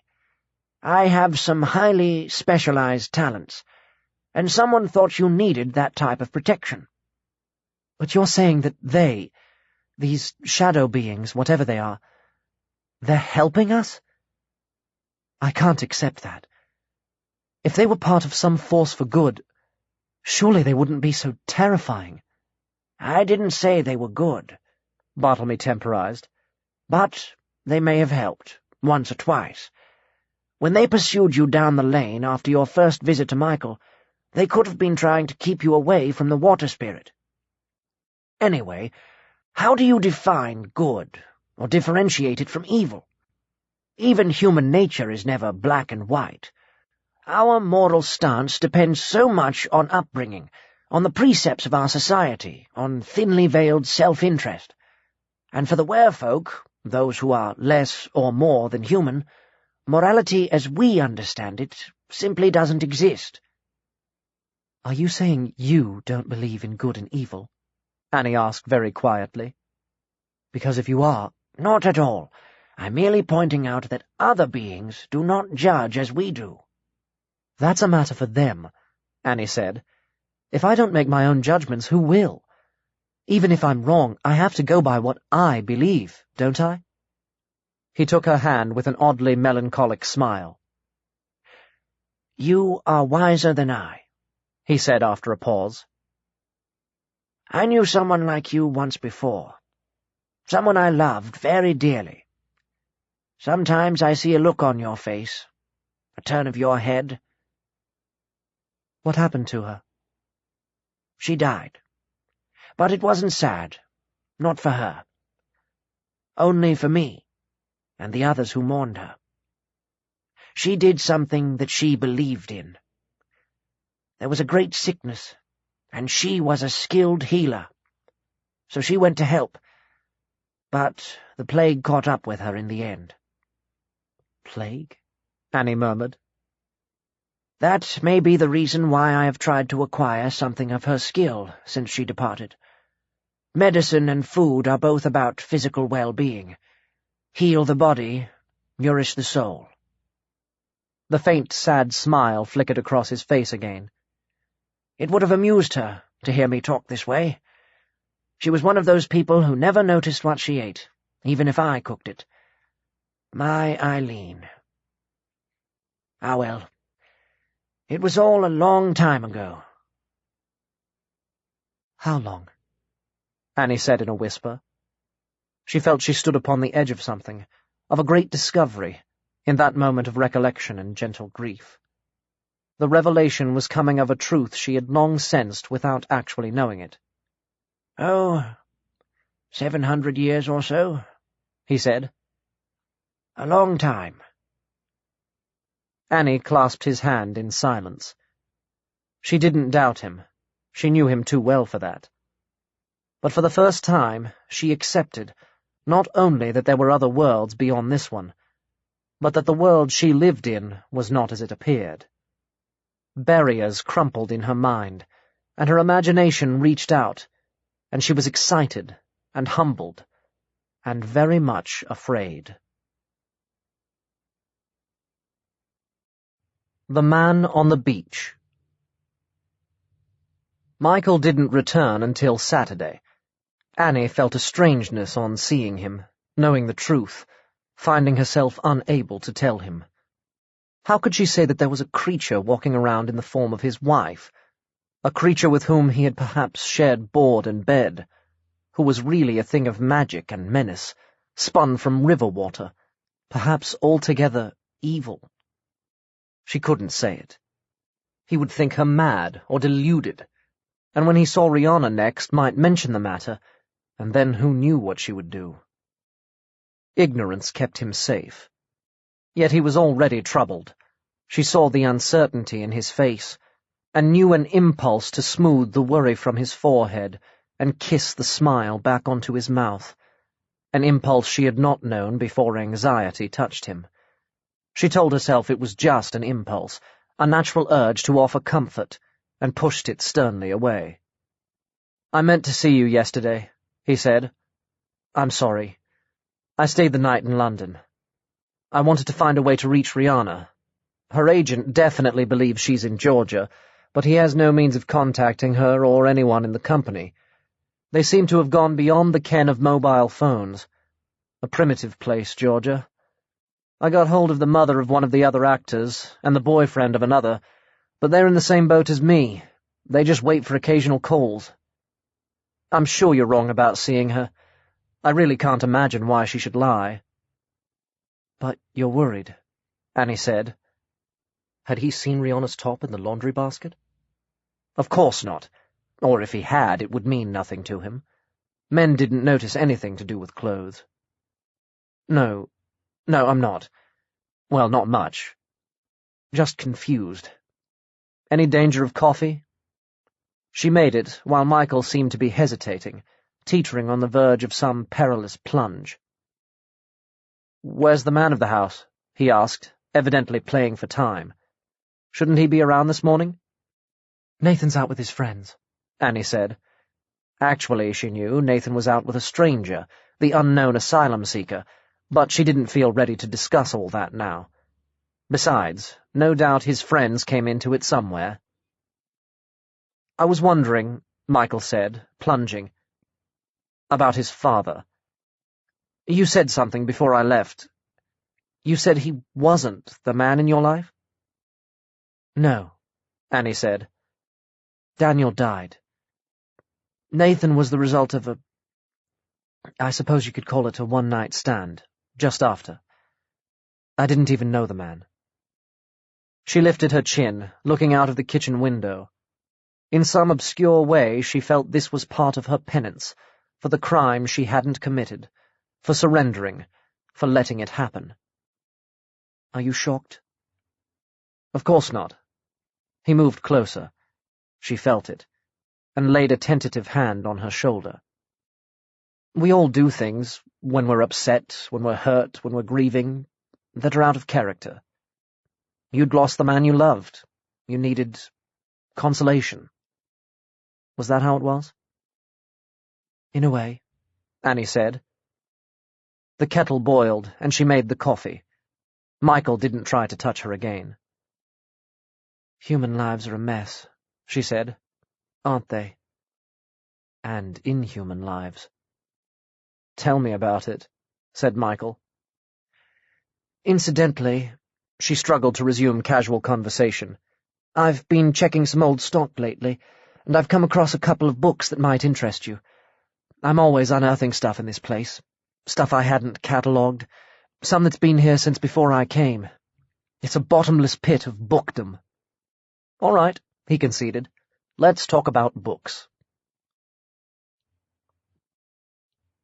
Nathan was waiting at the bus stop on the edge of the village. He had had an uncomfortable scene with Hazel, not quite a quarrel, because she wanted to come with him, and he felt he had to see the man on his own, at least for the first time. "Two of us might alarm him," he suggested. "He's a grown-up," Hazel said shortly. "He's not going to be frightened by two kids." "Not frightened, but put off. Anyway, you have to divert George. We can't tell him all this, not yet anyway. Please, Hazel." "I don't want to hang out with George. He's geeky." "That's unkind and untrue." "Hazel." In the end, she agreed, but reluctantly. And now Nathan was waiting for the bus from Crowford, knowing it wouldn't be on time, because buses never were, and shaking inwardly as the wait stretched out, and the morning grew longer and longer. When the bus finally appeared, he thought the tension was almost unbearable. This was where dream became reality, where the other world came home. A woman got off with a shopping basket, someone he vaguely knew, so he forced himself to smile and say hello, then a young mother with toddler and stroller. Will I recognize him? Nathan wondered. I've never seen his face. How will I know? A man was approaching the exit with a stumbling stride, a very tall man. "This Eid?" he asked the driver. "That's right." And there he was, the man on the beach. the immigrant from another universe. Nathan's first thought was that he was a very tall man. He had realized in his dreams that the inhabitants of that alternative cosmos were taller than average, but seeing one of them in the flesh brought it home to him.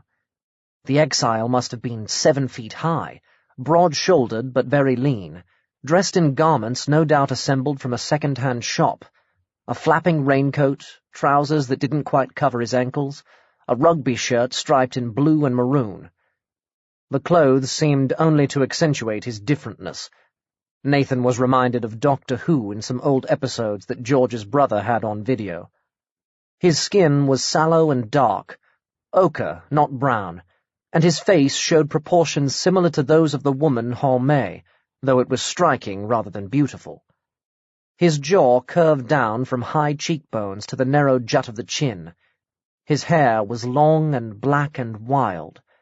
His eyes glinted in cadaverous sockets, the irises deeply purple and bright as if lit from within. You could see he was special, Nathan thought. Everyone must see that. It explained the attitude of Gillian Squires. She, too, had seen and respected his uniqueness. As the bright eyes sought him out, he extended his hand. "I'm Nathan Ward." The exile didn't take Nathan's hand. Perhaps he was not yet familiar with the gesture. "I remember you," he said. "Will you tell me your name?" Nathan asked. "I am Eric Moy Rinden. Here they call me Eric. Eric Rinden." Man and boy studied each other, curiosity matched with curiosity. Nathan hoped he wasn't being impolite. It was difficult to subscribe to the manners of another world when you didn't know what they were. "Thank you very much for coming." Eric nodded, accepting the courtesy as his due. "Maybe I must thank you for saving me," he said. "But this world, strange to me, is hard to adapt. Your society have declined from noble past, I think." "You mean ancient Greece?" Nathan hazarded. "Or Egypt?" They had begun to walk along as they talked. Nathan was heading for a cafe where there were several quiet corners suitable for private conversation. "Egypt? Greece?" Eric shrugged. "They are other planets?" "Countries, on this planet. Part of our noble past." "No, I mean great civilization in space. Advanced technology." He pronounced the word with care. Evidently it was a recent acquisition. "Also much force, like in my world. Force very strong there. Not strong here now. All used up." "What kind of force?" Nathan was baffled. "Energy. Special energy, like electrics, but special. Controlled by mind, hand, words. May the force be with you." Nathan laughed. "You mean magic," he said. "We don't have any magic here, just in stories." "Stories must be true. I have seen films this week at Mrs. Squire's house about the noble past. A long time ago in a galaxy far, far away. This cannot be a lie. To lie is a crime." He stopped abruptly and stared at Nathan. "Do they lie in your world?" "Not lies," Nathan said, fumbling for the right words. "Stories.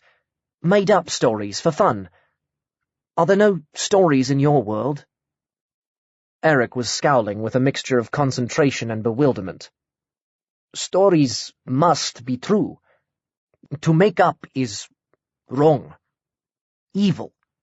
Lies corrupt." "In our world," Nathan said, "we differentiate between lies and stories. If we know a story is made up, then it doesn't matter. It's good. We learn from stories.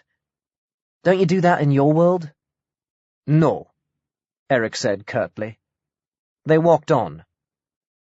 "You watched Star Wars?" Nathan inquired cautiously. "History," Eric said. "I thought is history. I thought I learn about this world. I understand the Force. Me too, Nathan said. Without made-up stories, I wouldn't understand. There's magic in your world. I saw that, I understood, because of made-up stories about magic in this world. Do you see? Eric thought about it for a while. Then he nodded. You're very clever, Nathan said diffidently. You understand things very quickly. And you've learned our language in no time at all. You must have been very important in your world. A scientist or something? Eric smiled and shrugged. I was not important, he said. I was not scientist. He obviously didn't know the word. Once I was fisherman, but fish died as air grew thin. Special layer of air protecting from sun. We destroyed it, let in sun death. Force poisoned. Sea poisoned. Not many fish now. Only monsters. I work in factory, make food to taste of fish, but not real. So you do have made-up things, Nathan said. You have made-up food. Your food is a lie. You are wise, Eric declared. Made-up food bad. You said the Force was poisoned. Is that what they meant when they talked of the contamination? Eric looked uncomprehending, and Nathan strove to recollect his dreams and the sound of the language. Unvaru Sog?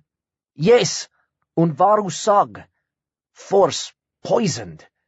What word you say? Contamination. I will remember. They had reached the cafe, which did vegetarian lunches.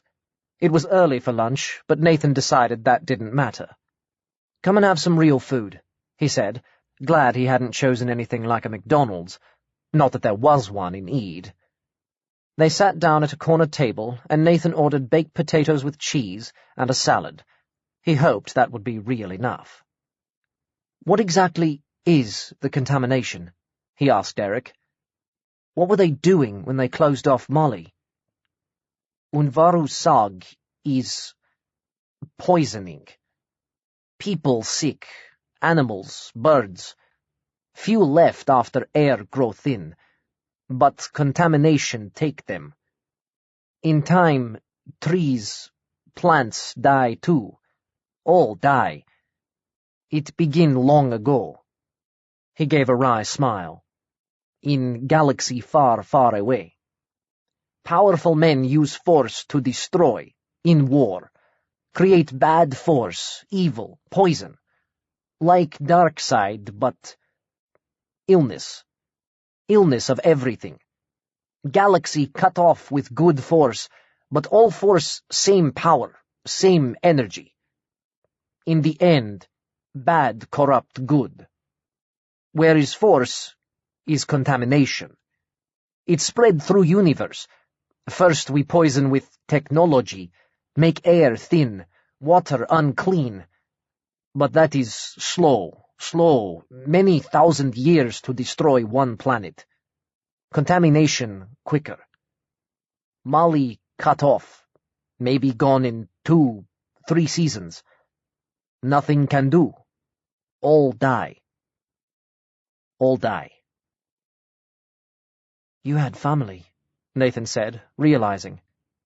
A wife. Children. No children. In my world, we use force to live long. Force inside us, make us strong. Not much sick, never old. Only contamination kill. But long life mean no children. Force change you. The Force, magic, makes you sterile? Sterile. Once again, Nathan saw him committing a word to memory. Yes. No children now for many 100 years. None? None. Suddenly, Eric's face lightened. Many children here. Is good to see children. Your world younger, cleaner. You save me. A child save me. In old legend, angels are children. Legends made up. Is crime to make up story now, against law, but legend very old, before crime, before law. I think you are right. We learn from made-up story, perhaps more than from history. He repeated emphatically. You are wise. Nathan didn't feel at all wise, but he pushed away his embarrassment. When you were talking to someone from another universe, there were bound to be misunderstandings. Their baked potatoes arrived. Eric sniffed enthusiastically. I have these before, he explained, in hostel. He forked up a lavish mouthful. Taste better here. This is a good place, Nathan said, meaning the cafe. Do you live in the hostel? No. I go for meals sometimes. Also to Mrs. Squires and her friends, kind people. But I like to sleep under sky. To be free. In my world, dangerous to stay outside too long, even at night. Moons reflect sun rays. There was a pause while he concentrated on eating. They say I am asylum seeker. Must apply to government to stay, or go back. But I think they cannot send me back. He grinned wolfishly through the baked potato.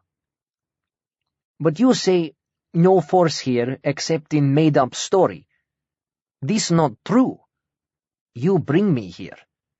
The force is strong in you. There is force in every world, like electrics, like gravity. Is part of life. Not here, Nathan said positively. I don't know how I brought you here. I dream about your world, but I can't control what happens in my dream, or what I do. He thought about the last dream, when they could see him, or almost see him, and shivered. It frightens me. Eric nodded sagely. To have power is fearful, he said. It's good you know that. You learn control in time. There's no one to teach me, Nathan said. Not in this world. He continued awkwardly. Are you angry about being here? On the telephone, you said you found our society backward. I know it must seem sort of primitive to you. I've seen enough of your world to realize that. Would you like, if I could do it, would you want to go home? Of course not. I go home, I die. Many good things here. I like to sleep under sky, to see children. My world very far away now, like long ago. Memory old, not sharp, not bad pain. Much to learn here, to fill my mind. I grow accustomed very soon. He added, after an intermission with salad and more potato. Food, good. No real food in my world now. I like real food. I think, Nathan said, my mother suggested I should take you to see Uncle Barty. He's the wisest person I know.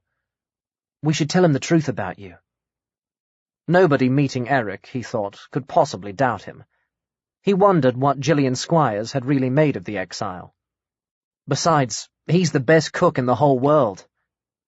I always tell truth, Eric said, but people believe I come from another country, not another world. There is place called Mali here? In Africa, Nathan affirmed. I hadn't thought of that. Mali. It's nearly the same name. Like Erek and Eric. I suppose names could be similar in all worlds. He found himself inventing addresses like Paris, Narnia, and Timbuktu, Tatooine. That sounded reasonable, but what if you tried it with Manchester or Worthing? Worthing, Naboo, for instance? This Uncle Barty, he is good friend? He's not really my uncle, Nathan said. Perhaps Eric didn't know what uncle meant, but he didn't feel up to explaining it now, particularly since it wasn't relevant. But he is a great friend, and a truly wonderful cook. He'll give you more real food than you can eat. When we go see him. They finished their meal, and Nathan paid from the allowance he now received in honor of being 13. Children have pocket money, Annie had said. Teenagers have an allowance. He left the cafe with Eric and headed out of the village to Thornyhill. People stared to see them together, the dark, serious boy and the man with his height and his wild hair and his purple eyes. Many who had commented occasionally on Nathan's strangeness. Too polite, too quiet, never teases smaller children, never yells at adults. Saw further evidence of it in his eccentric companion. Jason Wicks, slouching around a corner with a friend — Jason had practiced slouching so much he was getting very good at it — shouted an insult that its target didn't even hear, and relapsed into a savage mutter. "You don't like that kid, do you?" said Jason's friend, astutely. "We ought to deal with him." "I will." "Who's the weirdo?" "Nathan's the weirdo." He embellished the phrase with ugly adjectives. "The other bloke's just some tramp." He continued, with rare perception. "Probably one of those illegal immigrants. Dad says they sneak over here, sponge off the state, take our jobs." "Your dad's been on the dole for years." "Goes to show then, done it." Beyond the village, Nathan was trying to clear his backlog of questions, but there were too many for one day, one talk, and he didn't want Eric to feel under pressure, and he didn't know where to begin or when to stop. He returned over and over to the subject of the contamination. "You mean it's poisoned your entire galaxy?" "Many galaxies. Too many to count. I tell you, whole universe poisoned." Eric's eyes seemed to darken at the thought. "My planet in last galaxy. Maybe a few other planets survive, but not right for life. No air. My planet, Eos. Good place. Then air grow thin. Sun death come. Now contamination. Lost people run to Eos. Nowhere else left to go. Government set up in Ind. Ind? Is that the city? Continent. City is called Arcatron. Grandier live there." "Please tell me about the Grandier," Nathan said. "Emperor. President. No word here. Like Prime Minister, but more important. Ruler of whole world." Eric was evidently thinking hard, trying to clarify his meaning, but his stride didn't slacken. "Once Grandier ruled galaxies. Thousand galaxies." He didn't know the terms for the higher numbers, Nathan guessed. "Now, just one planet. Maybe just one continent." "Is the Grandier a title, like Emperor, or a name?" Nathan wanted to know. "Title. Like Prime Minister, like Queen. Name not used. Perhaps by family, no one else." "How long has this Grandier ruled?" Eric shrugged. "Before contamination. Much before. 5,000 years, 10. Force is strong with him. Power give long life. Is good for ruler. He learn much wisdom, many things. They say he has plan to save us. Ancient plan from long ago. But not ready yet. Hope plan ready soon, or nobody left to save." "I wish I could help," Nathan said. "But I don't think I could dream everyone here." "Would be wrong," Eric said thoughtfully. "Too many of us for small planet. Backward here. My people take over. Not good for you." "Are all the people in your world as clever as you?" Nathan asked. "It's amazing how fast you've learned our language." "No. I am stupid. I learn slow, and speak very bad. English, easy, not too many words. My language more difficult." In the dreams, Nathan remarked, I understand it. Would you say something to see if I understand now? Eric obliged, glancing around at the woods they were entering as he spoke. Nathan found he could follow his speech, though it was far harder than in dreams, as though the atmosphere of this world fogged his thinking, and when he tried to answer, his tongue stumbled over the simplest phrases. You have accent of Ind, Eric said. Accent of the city. I think you dream much there. Yes. The woods were deepening on either side as they made their way toward Thorny Hill. It was a sunlit afternoon, with a few skimming clouds, their shadows flying swiftly over the ground. As always, there was movement everywhere, the dancing of light and shade, leaf and wind. Nathan looked for Woody, feeling he was there, but could not see him. And suddenly there seemed to be too much movement. A shimmer over the road, a twisting of the path that wound away beneath the trees, a shifting of the leaf mold where no feet were seen to tread. Eric stiffened and stared, his eyes widening until white showed all around the purple irises. Nathan took his arm and felt the tensing of muscles beneath his clothes, a rigidity that he realized was that of fear. We go back, Eric said. Now. Now. It's like at the site of the lost house, Nathan thought. A wind coming after us, just above ground. A wind with footsteps in it. What is it? He demanded, though there was no reason Eric should know. No, mon, the exile said. He had swung around, and they were walking quickly back toward the village, looking behind every few seconds along the empty road. The grasses on the shoulder trembled and bent, seeds scattered from a dandelion head. Shouldn't we run? Nathan whispered. No, they run faster. We walk, they walk. I hope. Eric's dark ochre complexion had faded to sallow. What's a gnomon? Is it from your world? They. Always many. Have shape sometimes, but not solid. No flesh. Move between worlds. Also called osmoses. In old legend they are servants of Oz, king of underworld. Story untrue. Illegal. But maybe some truth. Very small truth. Someone control them. Send them here. Send them for me. How would anyone know you're here? They were walking quicker now, and still quicker. The ripple of movement kept pace with them. Maybe riders see I not drown. See you, tell Grandir, tell someone. But I've seen them before, Nathan said. Before you came. A car whizzed past. On the shoulder, the grasses froze. Eric stopped abruptly. Then maybe, he said, they come for you. He seized Nathan's hand and began to walk much faster, so the boy had to run to keep up. What happens if they catch us? He panted, but Eric didn't answer. And then they were out of the woods and into broad fields, and wide spaces of sunlight, and only a natural breeze ruffled the grass behind them.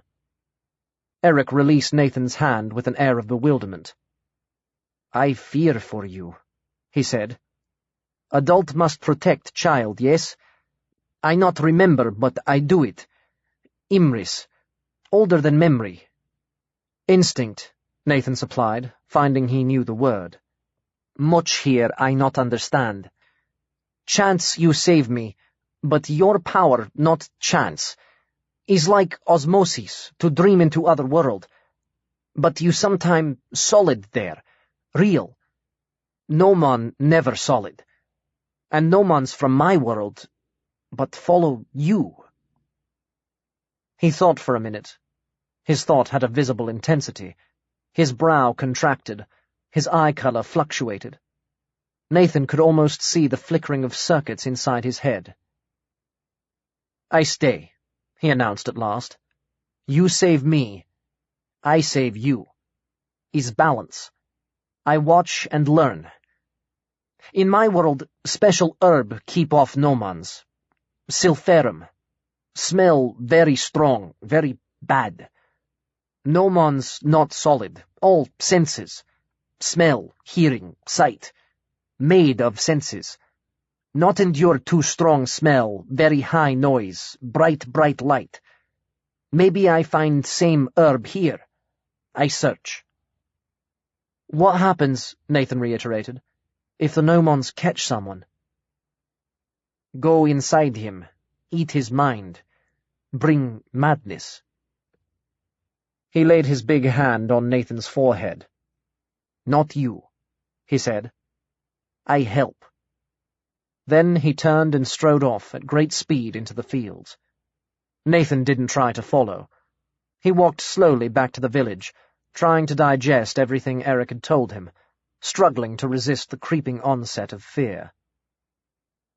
The gnomons aren't after me, he told himself, wherever they come from. Their whispers had accompanied his vision of the Grail. They haunted Thorny Hill Woods and the lost home of the Thorns. The Woodwoes had seen them there too, without him. Something drew them to this place. Something to do with traditions and stories that the Thorns themselves didn't fully understand. The answer is in the stories, Nathan decided, with a flash of illumination. But the tales were garbled, forgotten with the passage of centuries, only fragments written down. And what could the Greenstone Grail have to do with the ruler of a dying world, hemmed in on the last surviving planet, brooding on some secret plan that might never come to fruition? He needed to talk to Hazel. If he talked things through, maybe they would be clearer. Maybe not. Annie and Michael were looking at books. I think this box comes from Thornyhill, she said. There are so many books there. Barty started this business by clearing some out. I found this the other day, in one of the cupboards. It's probably been there since before I came. I must have put some stuff on top of it and forgotten about it. It's very easy to overlook things here.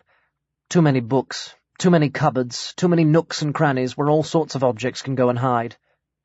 And yet it's a small house, Michael remarked. Larger inside, Annie said darkly.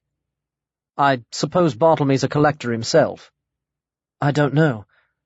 He doesn't spend all his time going to sales or auctions like Rowena Thorne. I get special books for him sometimes, if he asks me, or if I hear of one I think will interest him. I suppose he's an incidental collector. He just goes through life picking up bits and pieces on the way. Like the rest of us, in fact. Michael grinned. He seems to have picked up quite a lot. How old is he? Annie smiled to herself. I've always been too polite to ask. They found a social history of the Georgian era that Michael said he wanted, and a couple of novels by Mrs. Henry Wood that he said he couldn't resist. He insisted on paying her over the odds, none of the books was valuable, and went away with an adjuration to call him if she needed company or a confidant. And for the first time he gave her a farewell kiss, a peck on the cheek that was somehow not quite casual, leaving her disconcerted and slightly flustered, and vaguely pleased, though she was not yet ready to tell herself why. Villagers in Ede did not kiss, and while the citified newcomers hugged, gushed, and darlinged one another in the fashionable manner, Annie had always drawn back from such contact, finding it faintly insincere. But Michael, though she was sure he could kiss and darling with the best of them, wasn't insincere. Or not with her. After he had gone, she sat for several minutes in an agreeable haze that passed for thought, returning to reality on the reflection that if Rihanna Sardot was actually the manifestation of a malevolent water spirit, it was hardly necessary to have scruples about her. Of course, the real Rihanna must be somewhere. Comatose, dead, imprisoned, or in Georgia.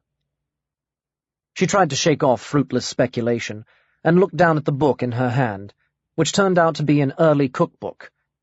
She must restore it to Bartlemy. It would surely be one he wouldn't wish to lose.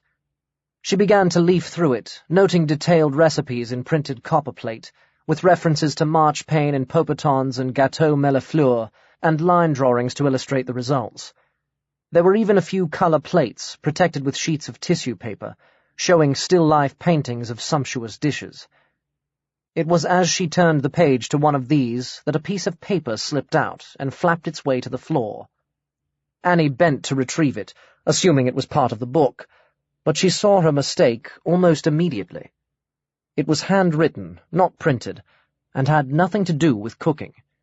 She stared at it for a moment, then closed the book and jumped to her feet. A hasty thumb through her address book, and then she was on the phone. "Rowena, is that you? It's Annie Ward. I think I've found your injunction." Rowena Thorne arrived within the hour, trailing her solicitor like a poodle on a leash. "This is it," the solicitor confirmed, studying the document. "It's not the original. At a guess, that disintegrated, if it was drawn up as long ago as you say. This is an update, made in the 19th century, but it's perfectly valid. Now we've really got a chance to prove that the sale of the cup was illegal." "And I found it," Annie said. "It doesn't seem fair. The children searched so hard, and I didn't look at all." "You get the reward," said Rowena. £500. Sorry it's not more, but I intend to keep the cup, not sell it, so it isn't going to bring in any money. I'll do something for your boy and his friends, too. Chocolates? Or maybe we could all go out for a slap-up meal." "That would be terrific," Annie said. "But I don't want the money." "Nonsense! Everyone wants money, unless they're mad or brainless, and you're a bright girl. You take it and have done with. You'll spend it on your son, no doubt, mothers always do, but he's a good lad and hasn't had much spoiling. Don't refuse me. I owe you for this, more than money. I'm the rightful owner of the cup, knew it as soon as I saw it. I'd give my soul to get it back." "You shouldn't say such things," Annie said, with a sudden shiver. "I know you didn't mean it seriously, but—" "I meant it all right," Rowena said. In the evening, Nathan brought Hazel and George to supper, and they asked eagerly for the story of Annie's find, and discussed at length what would happen next, and whether Rowena Thorne really would be able to recover the Grail. "It'll be up to the courts to decide," George said wisely. He had recently decided he wanted to be a barrister, after watching a courtroom drama on television, and was doing his best to adopt suitable language and turns of phrase. "If the injunction says the cup mustn't be sold, then they'll have to give it back to Mrs. Thorne, won't they?" Hazel said. "I don't suppose it'll be that straightforward," Annie responded. "Legal matters never are. Even if they accept that the sale was invalid, there might be the issue of proving Rowena's own entitlement." "She's a Thorne," George said, forgetting his barristerly manner. "Everyone knows that. There aren't any others." "I don't see that," Hazel objected with a sudden frown. "There are bound to be distant cousins and things. All families have those. I'm a Thorne in a way. Great-grandma's a Carlo, and they're descended from the Thornes. There could be lots of semi-Thornes spread all over the place." "Are you going to put in a claim for the cup?" George demanded flippantly. "You're very quiet," Annie said to Nathan, who had taken little part in the discussion. "How did it go with your immigrant friend?" Nathan, though glad about the discovery of the injunction, had other things on his mind. "Eric," he said absently. "His name's Eric." "Did you take him to see Uncle Barty?" No, not yet. I will, though. He needs lots of good food. He's an amazing person. He's learned to speak English so fast, and his eyes are purple, deep purple, like violets, and he likes Star Wars." "He sounds cool," Hazel said, her eyes narrowing under her hair. They hadn't had a chance to talk privately yet. "He's the coolest person I ever met," Nathan said. Later, when Hazel and George had gone home, Annie tried to draw him out on the subject, with little success. "Did he tell you where he's from?" "We talked about it," Nathan said guardedly, and because Annie looked expectant. "Mali. That's what he said." "Mali in Africa?" "I suppose so, unless there's another one somewhere. He wasn't clear." "I thought you said he spoke very good English," Annie said, a little too sharply. "Anyway, I never heard of people from Mali having purple eyes." But to this, Nathan made no reply at all. He knew he would dream of the other world that night. Meeting Eric had made it seem much more real, much closer. He almost felt that if he tried, he could enter it while awake, in a daydream, not a dream.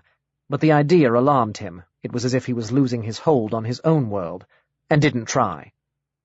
He drifted into a sleep that was brief and shallow, and then he was awake again. He was there, in the city. Arcatron. He knew its name now. Arcatron, City of Ind. He was instantly conscious of being more solid than before, more visible. He struggled to think himself back into a state of disembodied awareness, but he couldn't do it. He was in the long gallery with the twisted pillars. The artificial light made him feel very exposed. Looking down at himself, he saw he was wearing pajamas, and it occurred to him that in the future he would have to start sleeping in his clothes. He felt very unconfident about wandering around an unknown universe in his nightwear. Of course, there were precedents, the children in Peter Pan, Arthur Dent in Hitchhiker, but in a world where fiction was outlawed, nobody would know them. He moved along the gallery, darting from pillar to pillar, ready to hide at any time. At the far end, the door to the Grandier's chamber opened, and he emerged, white-masked as ever, accompanied by the purple-cowled man Nathan had seen previously in hologram. The woman, Hall-May, walked a little behind them. She, too, wore a mask, a delicate etching of her own face in some dark substance that glittered subtly under the light. Her garments this time were a pale lilac, and a section of her wimple was wound around her neck, shielding her throat. But he knew it was her. The mask must have been modelled on her features, and her poise, the grace of her movements, were unmistakable. The two men didn't glance his way, but as she passed the pillar that concealed him, she turned for a second and looked back. Nathan followed them as well as he could, frustrated by the difficulty of keeping out of sight. They met few other people, and those always stopped when they saw the Grandier, standing motionless, presumably out of respect, until he had moved on. This gave Nathan a moment to get under cover, or such cover as he could find, slipping around a corner or into a doorway. They passed down many corridors, curving and intersecting like the passages in a maze, and moving staircases that swung around at the touch of a button, so you could alight in a number of different places. Hall-May did not look around again, but Nathan wondered if she was aware of him. She walked always behind the men, not out of humility, he was certain, but because her thought was elsewhere, and their murmured exchanges did not interest her. And then they went through a sliding door into a cylindrical cell that he knew was an elevator, and he dared not follow. He was too clearly defined. They would see him. He could only wait, half frantic at the suspense, until the elevator returned. There was no illuminated panel to indicate its progress, no buttons that he could perceive, but presently the door reopened, and the elevator was back, empty. He stepped inside. The door closed, and the elevator began to descend immediately, though he had touched nothing. Its motion was smooth and very fast. Even in that dream state his stomach seemed to be left behind. He remembered he had been in an elevator in an earlier dream, but then he must have been too insubstantial to react to it. The more solid he became, the more he responded to his surroundings. A terrible fear grew in him that the time would come when he was completely solid, and then he would be unable to wake up. But he tried to suppress it. He had fears enough to deal with for now. When the door slid back again, at the bottom of the shaft, he almost expected to find someone waiting for him. But the passage was vacant, and a single door at the end showed him the only way his quarries could have gone. There was lettering on the door, in the language of Eos. In his mind it translated as private, no unauthorized entry. There was little light down here, and he felt as if he must be underground, in some dim sub-basement below the city. The gloom gave him confidence. Here at least he had a reasonable chance of passing unremarked. He touched the door, pressing gingerly. To his surprise, it opened at once. He found himself entering a long room that reminded him of a laboratory in a film, the kind where they did experiments on animals. There were boxes and cages along the right-hand wall, most of which appeared to be unoccupied. Along the left was a range of screens and storage units. The space in between was entirely taken up by workbenches stacked with bizarre scientific equipment, odd-shaped retorts connected with convoluted glass tubing, sealed metal containers, things that might be futuristic microscopes or telescopes or other kinds of scopes. The area was poorly lit for a laboratory, and the Grandier and his two companions at the far end had evidently not noticed the opening of the door. Cautiously, Nathan began to move toward them, peering into the cages on his right as he went. As he had already noted, most of them were empty, but one was heaving with locust-like insects whose bodies shone with a faint, evil phosphorescence, while in another a gigantic black rat bared wicked teeth at him. Strangest of all, in a third, there was a cat that seemed at one moment to be lying dead, and at the next savagely alive, clawing at the sides of its prison. The Grandier, Holmé, and Purple Cowl were staring at a much larger cage at the very end of the room. Nathan slipped under an adjacent workbench and crept as close as he dared. "I thought there were none left," said Purple Cowl. "They were wiped out 1,000 years ago." "Not all," said the Grandier. "I saved a few. Just a few. And bred from them." "But is this prison secure?" "Of course. You need have no fear. The glass has been infused with threads of iron, too fine for the naked eye to see them. They cannot tolerate it." "Iron?" queried Purple Cowl. "I didn't know that."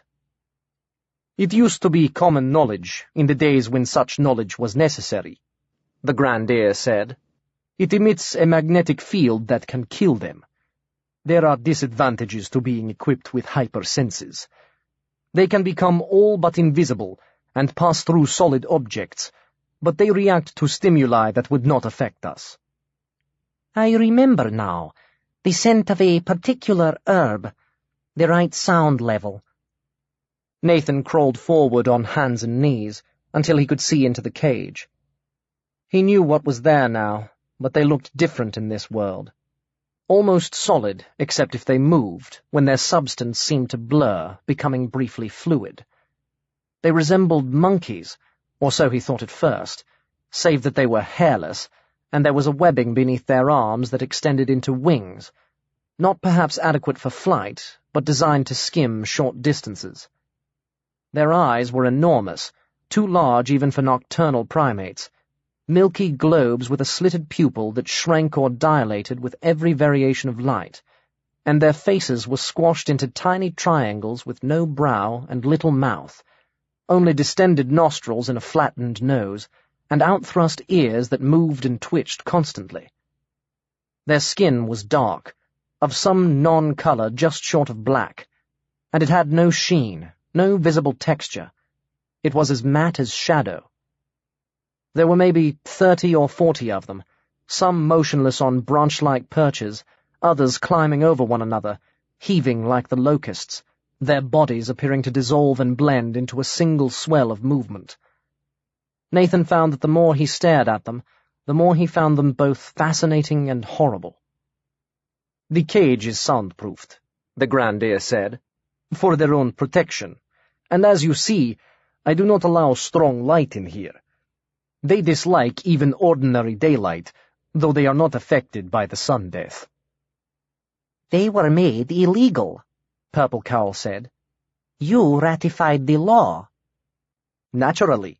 They are very dangerous. In the wrong hands they could do great harm. As it is, I do not use them. Here." "It is true, then. They can pass through the dimensions?" "They can pass not merely between dimensions. That is a child's trick.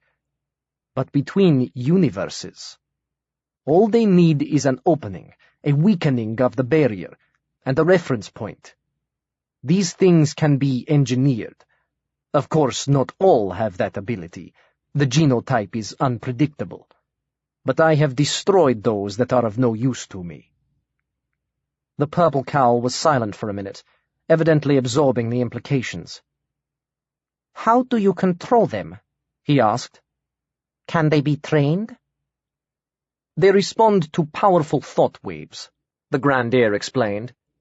There are certain spells and rituals, some of them forbidden, that magnify the brain's telepathic faculty and enable the Practor to control and dominate lesser minds. These creatures have hardly any mind at all, just enough for my purposes. Once subjugated, they will obey my every thought, regardless of distance or location. I can even entrance myself and see or hear through their senses. They are my eyes and ears in another world. For the first time, Holmé spoke. She had been gazing for a long time into the cage, apparently paying little attention to the discussion. They are disgusting, she said. They are useful, said the Grandier. Nathan had a feeling he was correcting her. I find I even have a certain affection for them, as people in ancient days had for their pets.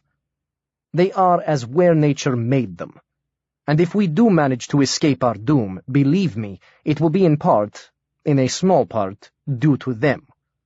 You should not condemn them because they are not beautiful. She did not answer, but detached her mask and crouched down, pressing her naked face close to the glass, gazing and gazing. "Don't do that," the Grandier said sharply, but though he reached out, he refrained from pulling her away. "These are half-trained. Your face might impress them. They could become attached to you, imprinted with your image. That would be very dangerous. I have always been careful to attach them to an inanimate object or specific location." The cup, Nathan thought. The Greenstone Grail. He didn't know why or how, but he was sure of it. Slowly, almost reluctantly, Holmé drew away and replaced her mask. Purple Cowl made a sudden movement. He had obviously been staring at her exposed face. Nathan could sense his intentness and his shock. An unmasked face must be a shock, he realized, in this world of masks and cowls. And perhaps, even here, her beauty was something special, the stuff of legend, spoken of but never seen, a jewel hidden in a secret vault. He thought of the beauties of his own world, seen continuously on television, in newspapers, in magazines, and they seemed to him shallow, creatures of plastic and celluloid, cosmetics and artifice. Here was mystery, the beauty of myth and fairy tale, the face of Helen. He recalled reading the lines somewhere. Was this the face that launched 1,000 ships and burned the topless towers of Ilium? He had never really understood how towers could be topless, but there was a magic in the words, and he could imagine them applied to Holmé. For her, the Grandier might indeed seek to tear down the barriers between the worlds and make another Eden, a paradise beyond contamination. As he watched her, the laboratory darkened, and he felt himself fading, thinning, dissolving back into sleep. It was a curiously slow process, as if he was unwilling to leave, and when he woke in his own room, it troubled him, because he sensed that, like the gnomons, he was becoming attached, not to a single place or an object, but to a world, a state of being that was not native to him. For all its troubles, this alternative cosmos both excited and intrigued him, and with every dream, every materialization, he found it harder to let go. "We need iron," he told Hazel the next day. George was out with his family, and they were alone. "I thought of the poker by the fire, but it looks like brass, and our cutlery's stainless steel. I don't know how much iron there is in it." "Why iron?" Hazel demanded. He explained about the gnomons and his dream. "It's like in the old days," Hazel said unexpectedly. "Great-Grandma told me. People used to have iron to ward off bad spirits, wicked fairies, things like that. Uncle Dickie, he's the builder, he was doing a renovation once, and he said he found all this iron stuff buried under the front door." "What stuff?" Nathan asked. "I can't find anything that's made of iron." "I don't know. Tools and things. Great-Grandma said people used horseshoes. She still has a couple. She brought them with her. There's one on her bedroom door, and one outside the attic where she goes sometimes. She likes to be private there. There was a short, significant silence. "Could you get them?" Nathan said at last. "Borrow them, I mean, not steal. We'd put them back." "I could try. But now your mum's found the injunction, do you really need to go back to that place?" "I was driven away," Nathan said. "That's reason enough. Let's see if your great-grandma's out." In fact, Effie had gone back to her cottage, presumably to pick up something, and borrowing the horseshoes presented no problem. She must have hung them outdoors at some stage, for they were worn from weather and much handling, all sharp edges eroded, misshapen loops pierced with holes where the nails had once gone. It looked as if she had had them for a very long time. Nathan and Hazel took one each and tried putting them in their pockets, but the pockets weren't big enough. So at Nathan's suggestion, they got some string, threaded it through one of the nail holes, and hung them around their necks. They felt awkward and cumbersome, but it was easier than having to carry them. Then they set off for Thornyhill. "I'll have to persuade Woody to show us the way again," Nathan said. "He'll be a bit shy of you. He's shy of me now, so you'll have to let me talk to him alone, just to begin with. And I think we should take Hoover. Extra protection." "He's the soppiest dog on the planet," Hazel said. She liked Hoover, but she was in a mood to be scornful.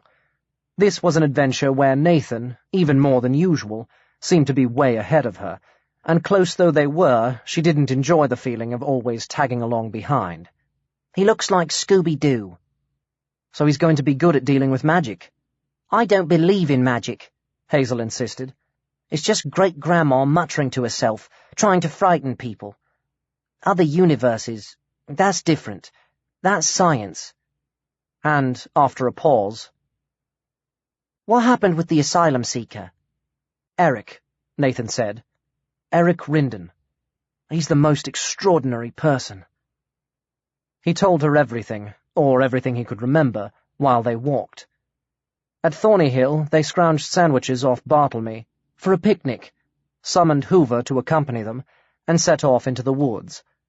Leaving the dog with Hazel, Nathan went on ahead to find Woody. Persuading the Woodwoes to accept his friend was less difficult than he had anticipated. "I know her," Woody said. "She climbs trees and just sits there for hours, very still, almost as still as me, like an animal. She used to come here a lot. Not so much now." He added, greatly daring, "I liked her." "Of course," thought Nathan. "It's the same as picking up language from me. He's picked up my likes and dislikes, too." But Woody was less comfortable about Hoover. "The dog?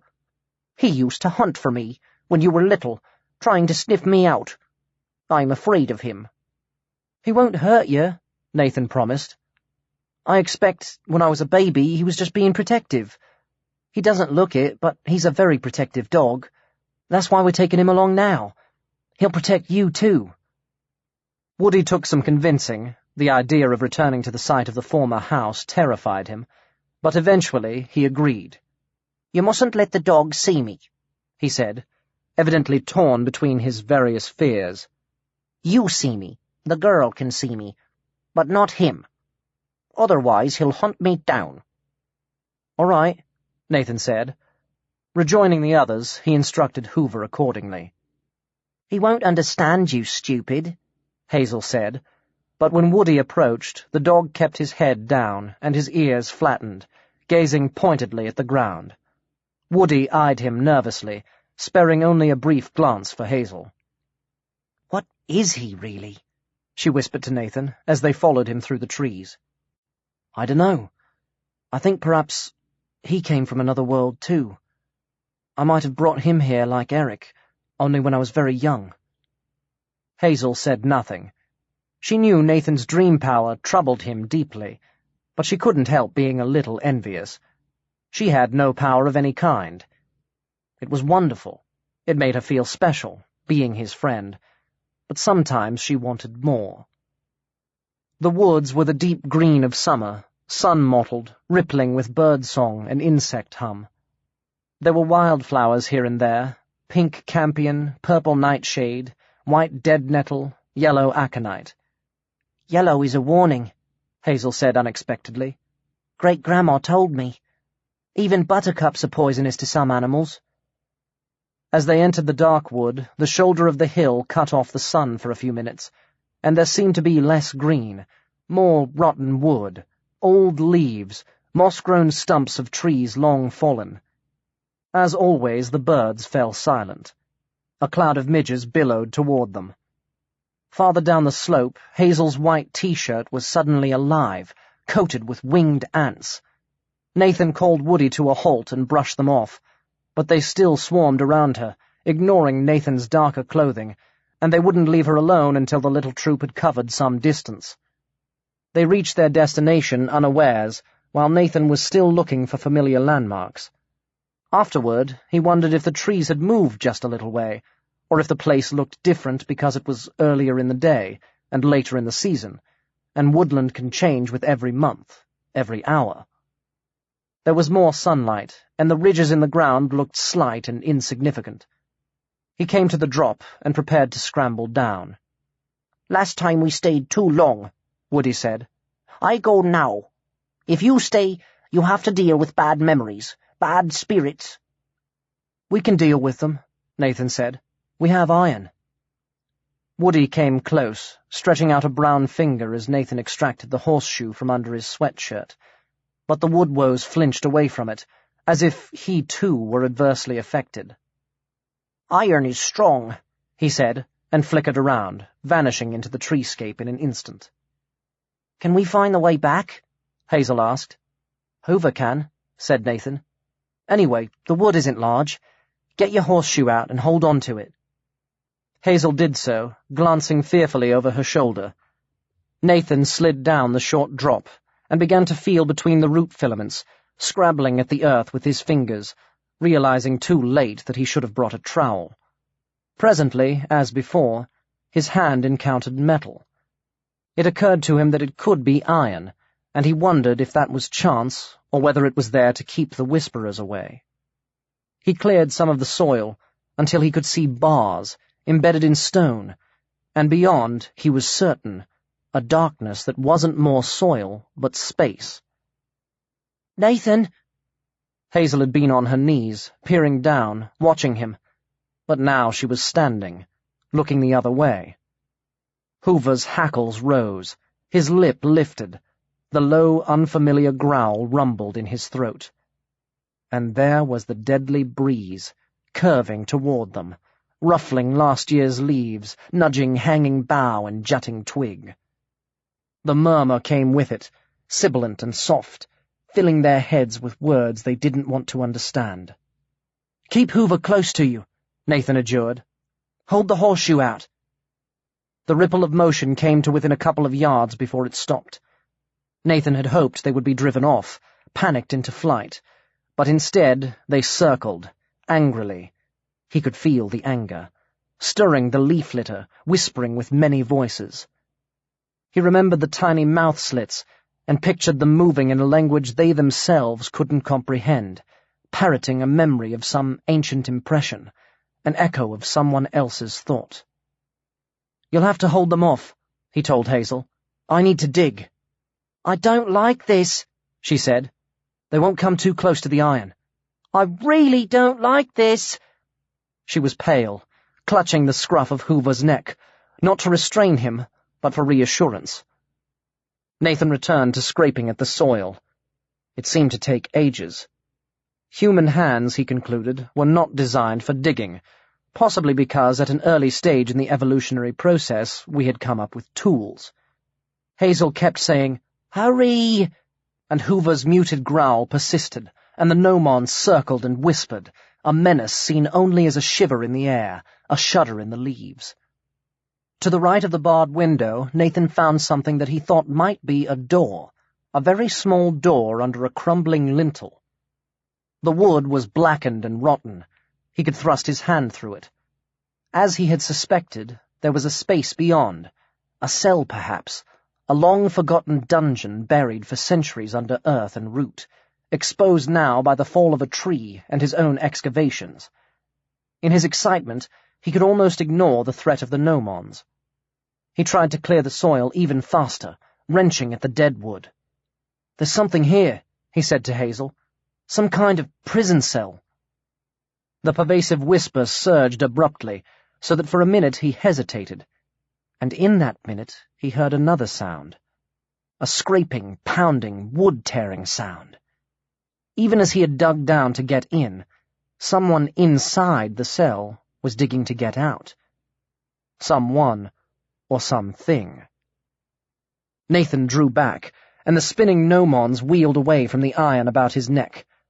He climbed back up the drop to Hazel and Hoover. The dog turned his attention to whatever was emerging from underground. He barked twice, in a quick, imperative way. Nathan was remembering what Woody had told him about hearing a thumping from under the earth. Maybe this wasn't such a good idea, he said. There was a sudden explosion of loose soil and wood flakes, and a shape shot out of the hollow beneath. They saw it only briefly, but it looked human, or nearly so, about 4 feet high, covered with bristling hair, or perhaps some of that was its clothes. The head swiveled for a second to look at them, and Nathan glimpsed a face so smothered in beard and whiskers that little skin was exposed. The eyes were squeezed to dark slots against the impact of daylight. Then the figure turned, and bolted with extraordinary speed into the depths of the wood. The gnomons gathered themselves together and streamed after it. "That can't have happened," Hazel said at last. "I mean, no one could be buried there and then still be alive. It just isn't possible." "I hope he'll be all right," Nathan said. "Whoever, or whatever, he is." "What do we do now?" "Go home, I suppose." After the excitement, there was a sense of anticlimax. Their breathing had shortened with the tension, but now they relaxed. Hoover flopped one ear and cocked the other, waiting for orders. "Home is good," Hazel said. Iron and water. Nathan and Hazel went back to his house for tea and talked things over in the den. It was only when she got home that Hazel realized she had left the horseshoes behind. "It can't matter," she told herself. "Great-Grandma won't notice." She could go back, but she had homework to do. Annie was the sort of person who insisted weekend homework should be done on Friday night or Saturday morning, but Lily Baggett, though loving, was less particular, and now that she no longer had Nathan's encouragement, Hazel usually left it till Sunday night. She was sitting at her desk, her back to the door, writing, or trying to write, a history essay, with her Walkman on and earphones pumping lemon jelly direct to her brain, so she never heard the sound of an entrance. Then a hand seized the nape of her neck, and someone ripped the earphones away. She was twisted around in her chair, and Effie Carlo's face was thrust close to hers. At that range it seemed to be all hooked nose and wicked eyes.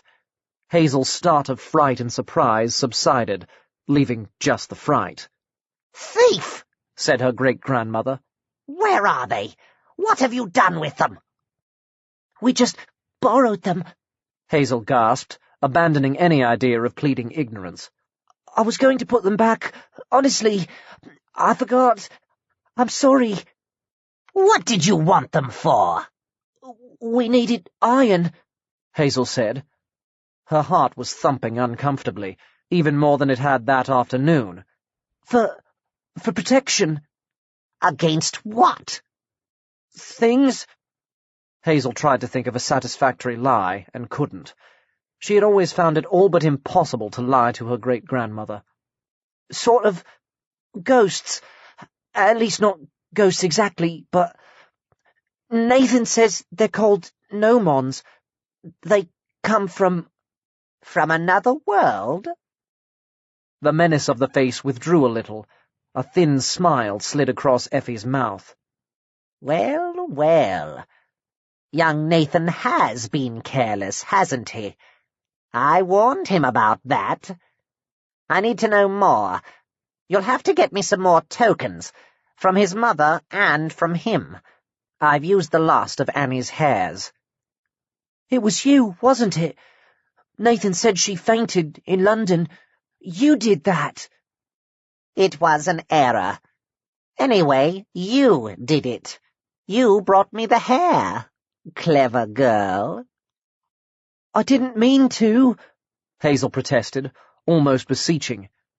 The bracelet, it got caught. It was an accident, and you took it. I didn't know what you were going to do. Well, you know now, Effie snapped. Get me some more. You can take them from her hairbrush when you go over there. And something from the boy. No more excuses. It's important. Ask him to cut you off a lock. I need a strong connection. Why should I ask him that? Hazel demanded. It's silly. Say you want to wear it next to your heart, Effie mocked. I couldn't possibly. We're friends. He'd think... Never mind what he thinks. Just do it. I shan't see him till next weekend, Hazel pointed out desperately. Go around there tomorrow. Get something from his room. A shoe. No, a sock. Something worn next to the skin. Something good for a charm. I don't believe in magic. Then it won't matter, will it? The old woman sat down on the bed, watching her. Her great-granddaughter found her suddenly terrible. The strength in her thin body, the grip of that gnarled hand, the soul-piercing stare of those black eyes under their hooded folds. She dominated the room, indifferent to teenage clutter, making it no longer Hazel's private lair, but a dubious retreat, easily invaded and taken over. Since she had moved in, her dark, sly personality seemed to pervade the whole house, filling it with new shadows and subtle fears. It was better with Dad, Hazel thought. At least she knew where she was with him. It would be best if they both went away. Magic exists in this other world of Nathan's, doesn't it? He visits it by magic, brings magical creatures back here. You believe that? I suppose so. It's different. She remembered what Nathan had told her about Eric. Magic is a force there, like electricity. It's real. Magic here is just superstition. For all her terrors, her mouth set obstinately. Effie laughed, showing uneven teeth. Superstition? Oh, yes. Superstition has its uses. I've used it often and often. But magic is real here, too, my child. Our world has its own were-creatures, its own dimensions of the imagination. And some of us are born with the power, the gift, to do things that others cannot, to live out a longer lifespan. Do you know how old I am? She leaned forward, her expression both taunting and threatening. You call me great-grandmother, but so did your mother when she was a girl, and her mother, and another before her. People forget, you see. I make them forget. A word, a spell, and I am just old Effie Carlo. No one knows quite how old, but it doesn't matter, because old covers everything. If I were young, they would suspect, but the old are always with you. Who notices or cares how long they go on? I don't want to hear. Hazel put her hands over her ears, but the crone plucked them away effortlessly with her dreadful, wiry strength. I don't believe you. I don't want to know. You have no choice. The gift is in your blood. One day you'll be an old woman like me, clutching at power, mazing each generation of your family and neighbors, so they won't recall quite how long you've been around. One day. You see, magic here has always been a furtive, hole-in-the-corner business. Even Josevius Grimthorne, he was a Roman to begin with, so they say, or at any rate he came with the Romans, Built his house down in the valley, Roman fashion, before the Darkwood came.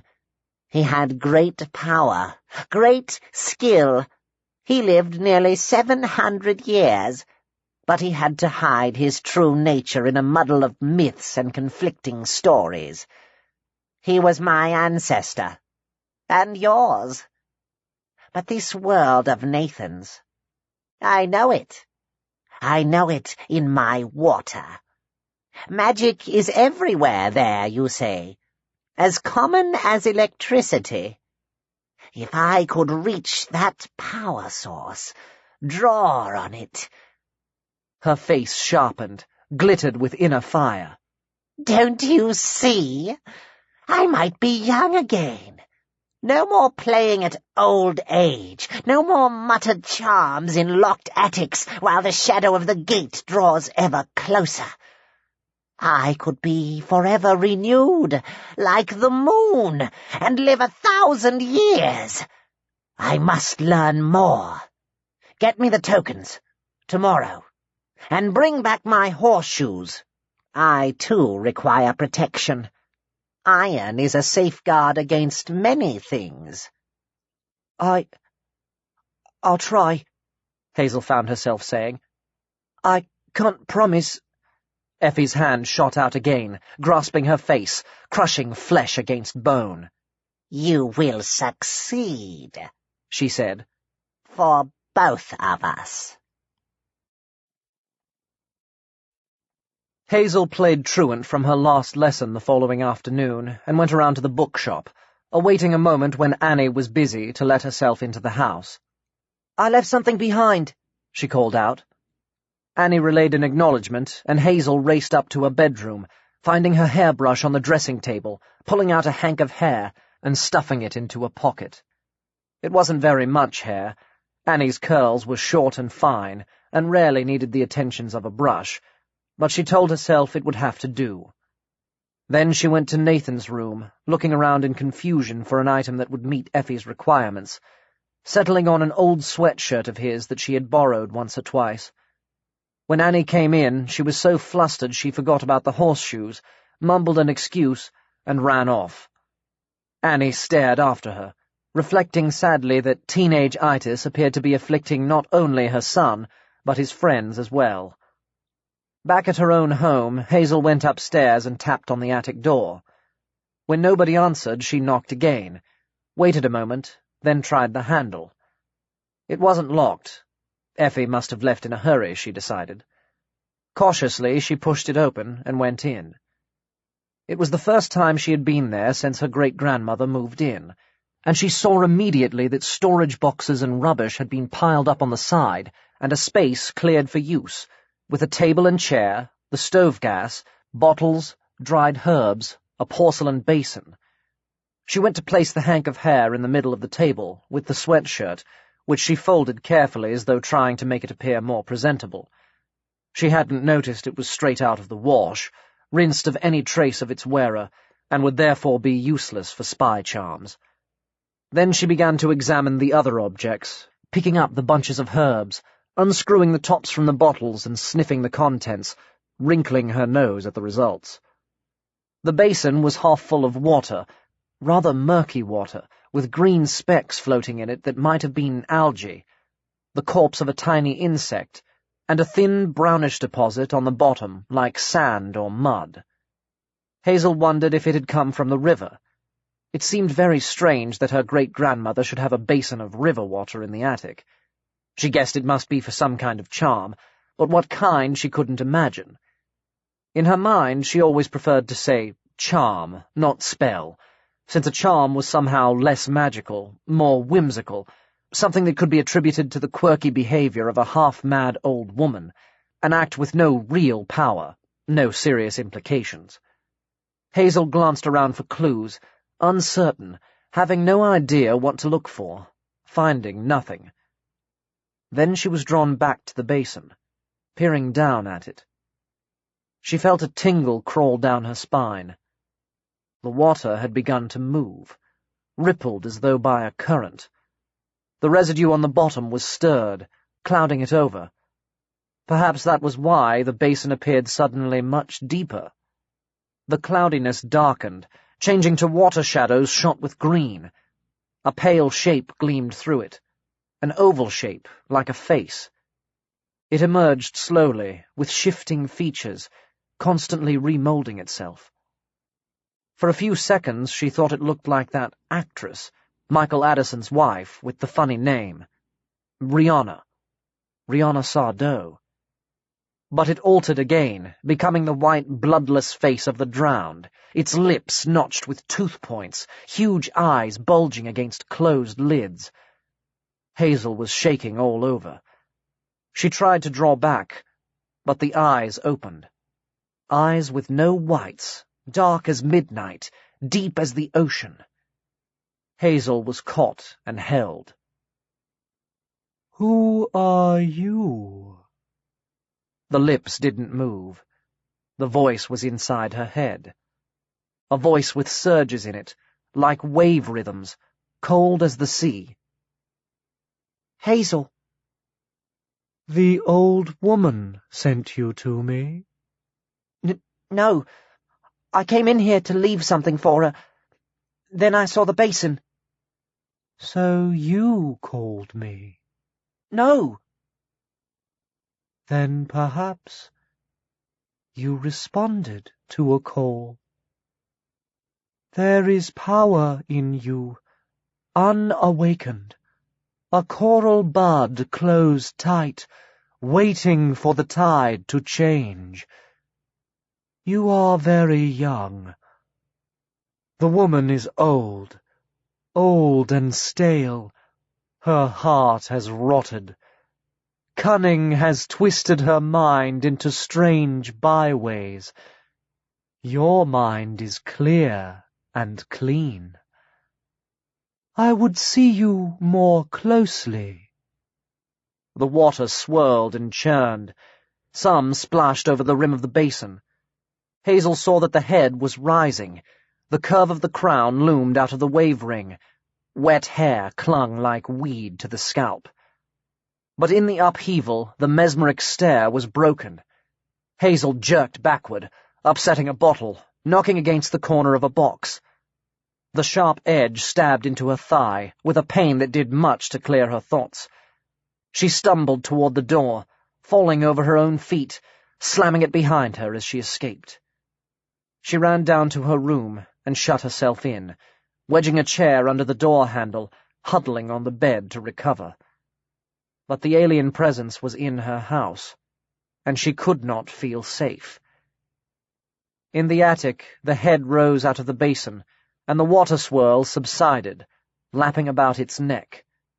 It turned this way and that, surveying the empty room. Then its gaze came to rest on the door, and it smiled. Annie found herself something of a local heroine after the discovery of the injunction. The regional newspapers had started to latch on to the story, producing scrappy and largely inaccurate histories of the cup, focusing strongly on its association with Grail legend. The Crowford Gazette and the Mid-Sussex Times sent reporters to Ede, both of whom showed up in due course at the bookshop, followed by a freelancer affiliated to the Independent, on the trail of a possible feature. Rowena, courting publicity as part of her campaign, arrived to join the party, and Annie made coffee for all and sundry, and posed for photographs at her side. The injunction had been lodged with a lawyer, but Rowena had thoughtfully provided herself with a photocopy for the two of them to flourish at the cameras. "Quite a little adventure for you," commented the Londoner from the Indie. "I expect it's pretty quiet down here most of the time, or do you have elegant village murders for the local old ladyhood to solve?" Annie's mind glanced off toward Rihanna Sardou, and what she had lately learned about Bartlemy. "A body a day," she said. Rowena gave a bark of laughter. "Miss Marple knew her stuff," she said. "You'd be surprised what goes on in a village." Annie was thinking of this exchange the next day when the stranger came in. Village life not being what it was in Miss Marple's day, strangers were not unusual in Ede. Tourists on the antiques trail, city dwellers ruralizing with ex-London friends, people from neighboring towns in search of a picnic spot by the river, but this man was definitely a stranger with a capital S. He was 7 feet tall, and his eyes gleamed purple in the alien contours of his face. Annie guessed at once who he must be, but it was Eric who spoke first, placing his hands on her work table and staring intently at her. "You are mother of Nathan Ward," he said. It sounded like an accusation, and for a moment she was afraid Nathan had upset his visitor after all. "I'm sorry if you didn't want to talk to him. He really didn't mean to bother anyone." "Bother? He's no bother. I like to talk to him. He is fine boy." "Thank you," Annie said, pleased but disconcerted. "He not look like you. I think child must look like parent, yes? Or is different here?" "Children don't always look like their parents," Annie said, puzzled by the last comment. "Nathan must be a throwback. How do you mean it's different here? Different from Mali?" "Many things different here," Eric said. "Nathan tell about me?" "A little. He didn't mention your name." "I am Eric Rinden. You—" "Annie, pull up a chair. Would you like some coffee?" She wasn't an inveterate coffee drinker herself, but it had become a reflex with any guest. "Is good coffee or bad coffee? In Mali we drink karva, always taste same. In your world, coffee never same." "My world?" Annie thought. "My world?" She said, "It's good coffee, I promise." She went into the kitchen to put the kettle on. When she returned with the coffee pot, Eric was studying the books. Studying, she felt, was the right term. He frowned at the words in a collection of poetry with burning concentration. "Why do lines stop before edge of page?" he inquired. "I not understand. I not read your language well." "I gather you spoke no English at all when you arrived," Annie said. "I think you've made the most incredible progress. You're always hearing of some genius who's learned a language in 6 weeks, but I never before met anyone who really did. These are poems, that's all." And, seeing his baffled expression, "Like songs, but without music." The word poem must be one he had not come across before. "We have songs," he said, "but lines go all way to end. What use song without music?" "I'll show you," Annie said, taking the book from him. This was the most bizarre conversation she had had in a season of bizarre conversations, but she was finding it stimulating. She understood why Nathan was so impressed with Eric. For all his strangeness, she couldn't help warming to him.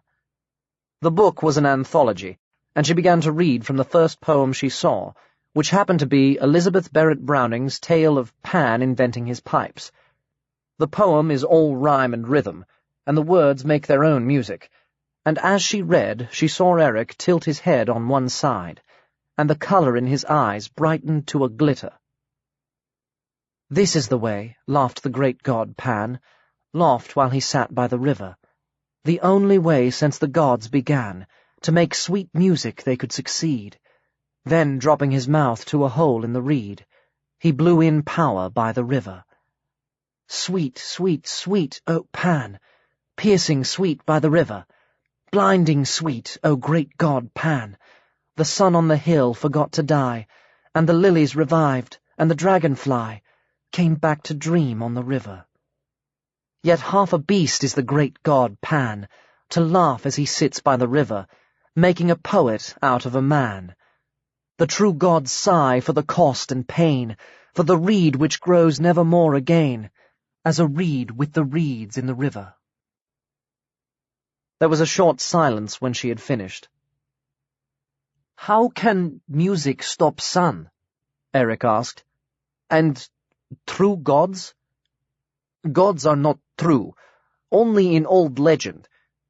God is man made big. This world very strange. Stories that lie, songs without music, lines that not go to end of page." "Have some coffee," Annie said. He accepted both milk and sugar and pronounced the coffee good. I like poem, he decided eventually. Is kind of spell, yes? Very potent. Poem control force? Force? Annie was lost again. Eric leaned forward, suddenly somber. You need spell, he said. Many spells. I come to tell you, Nathan in great danger. But you not worry. I help him. What danger? Annie said. Why?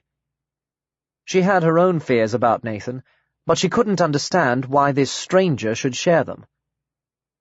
No man, Eric said. No man from my world. They follow him in wood. They are not solid, unseen, very bad.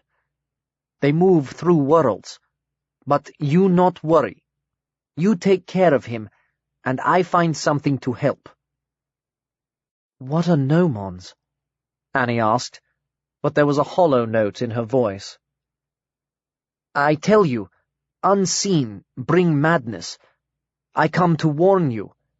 Tell Nathan, stay in daylight, not go to woods at night. He won't, Annie said. There was a chill around her heart. Them. Eric finished his coffee quickly, though it was hot.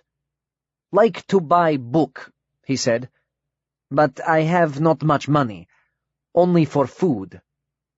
I could get you something to eat. Not now, must go. Search woods for Silpherum. Annie had no idea what Silpherum was, but she sensed his urgency. Have it, she said, handing him the book. He shook his head. No money. A present.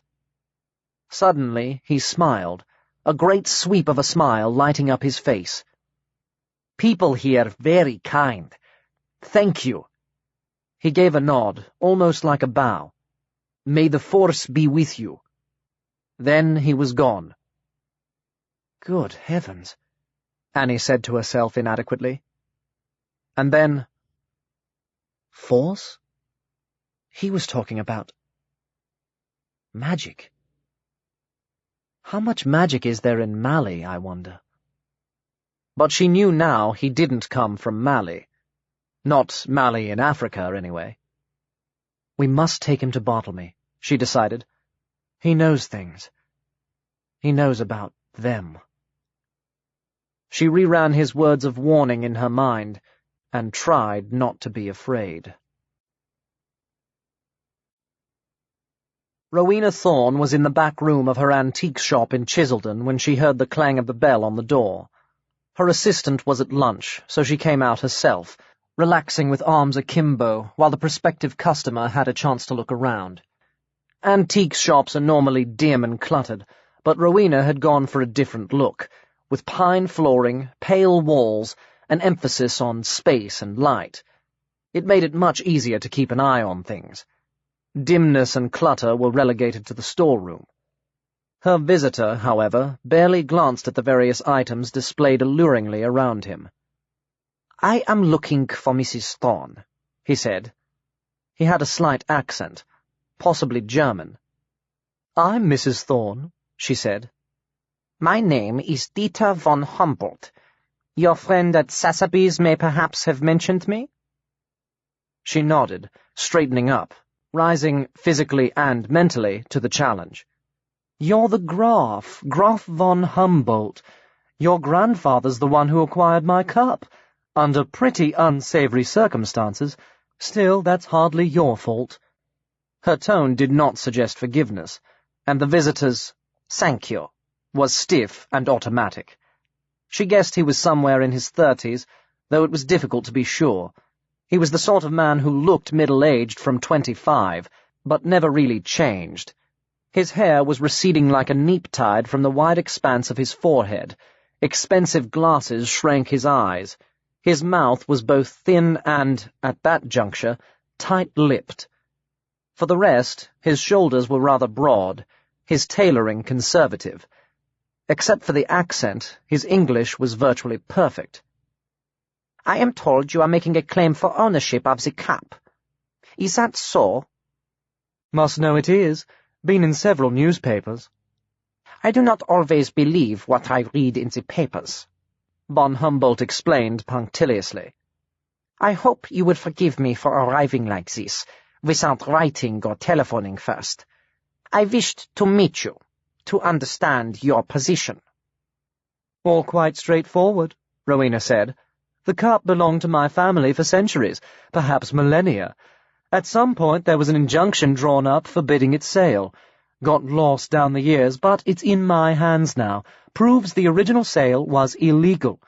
Don't know about your grandfather's rights of ownership, not my business, but the chap he got it from shouldn't have had it anyway. Any of that family popped up to claim it too? Unfortunately, yes. There were some cousins who went to America. Their representatives have been in touch with me. I do not blame them, you understand, nor you, of course not. Nor am I certain what are the rights and wrongs of the case.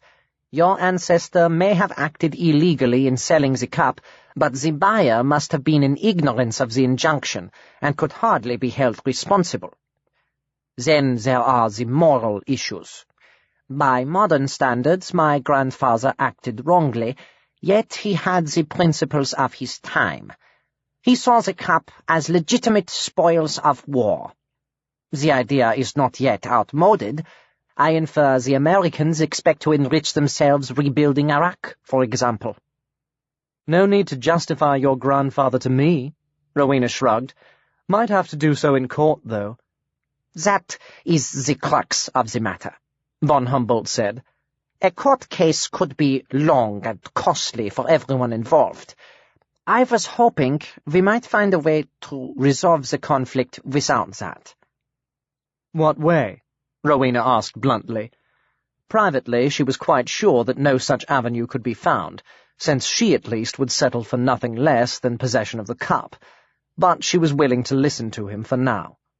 There are various possibilities. The Graf became deliberately vague. Much depends, forgive me, on the strength of your claim, and that of this Alex Birnbaum. We need to be frank with each other, to pool information. Rowena allowed herself a cynical smile. Noting it, he moved on briskly. However, I might be prepared to offer, let us say, a division of the spoils. The cup could be sold, and those of us who have the greatest right to it could share the profits. Generous, Rowena said. Afraid you've missed the point. I don't want the cup sold. Not interested in profits. It's a family heirloom, and I want it back. Haven't the funds to buy it, and wouldn't if I had. Belongs to me. You wanted frankness, I'm being frank. Nowhere to go but court. I see. She sensed he was not convinced. Well, I will be staying around for a while. There is a very pleasant little hotel here, and I should like to see the locality from which the cup originated. I believe there are many interesting stories about it. Perhaps, even though you will not do business with me, we could have lunch, and you would tell me some of them? Perhaps. Rowena was unencouraging. I hope we will speak further, he said. He turned to leave, then hesitated. There are many things about this matter that I do not comprehend, but at this moment there is one in particular. Rowena said, Yes? Interrogatively, because it was clearly expected of her. You have many beautiful things in this shop, which you are ready, presumably eager, to sell. The cup is not especially beautiful, and since the failed attempt at carbon dating, its antiquity must be called into question. Whatever legends may be attached to it, they can have no basis in fact. You strike me as an intelligent, hard-nosed woman, not given to sentimentality. Yet you only wish to possess this thing for its own sake, without regard to value or potential profit. I find that extraordinary. His tone was politely skeptical. Rowena made a sound, half laugh, half snort. Think I'm faking it? Try me. "I will," said von Humboldt. When she volunteered nothing further, he left. That week Nathan had a dream that he thought must be set in a different world from that of Eos, though whether in the same universe or another he couldn't tell. Once again he was incorporeal, a mere awareness floating in space. Below him stretched an expanse of sea so vast he thought either the world in question must be flat, or the planet far bigger than Earth. The water was a wonderful deep blue. It looked much bluer than any sea he remembered, with a string of tiny islands scattered across it, their colours blurred with distance into a brownish neutrality, given brilliance by the light of that enormous day. Because of course the sky, too, was impossibly huge.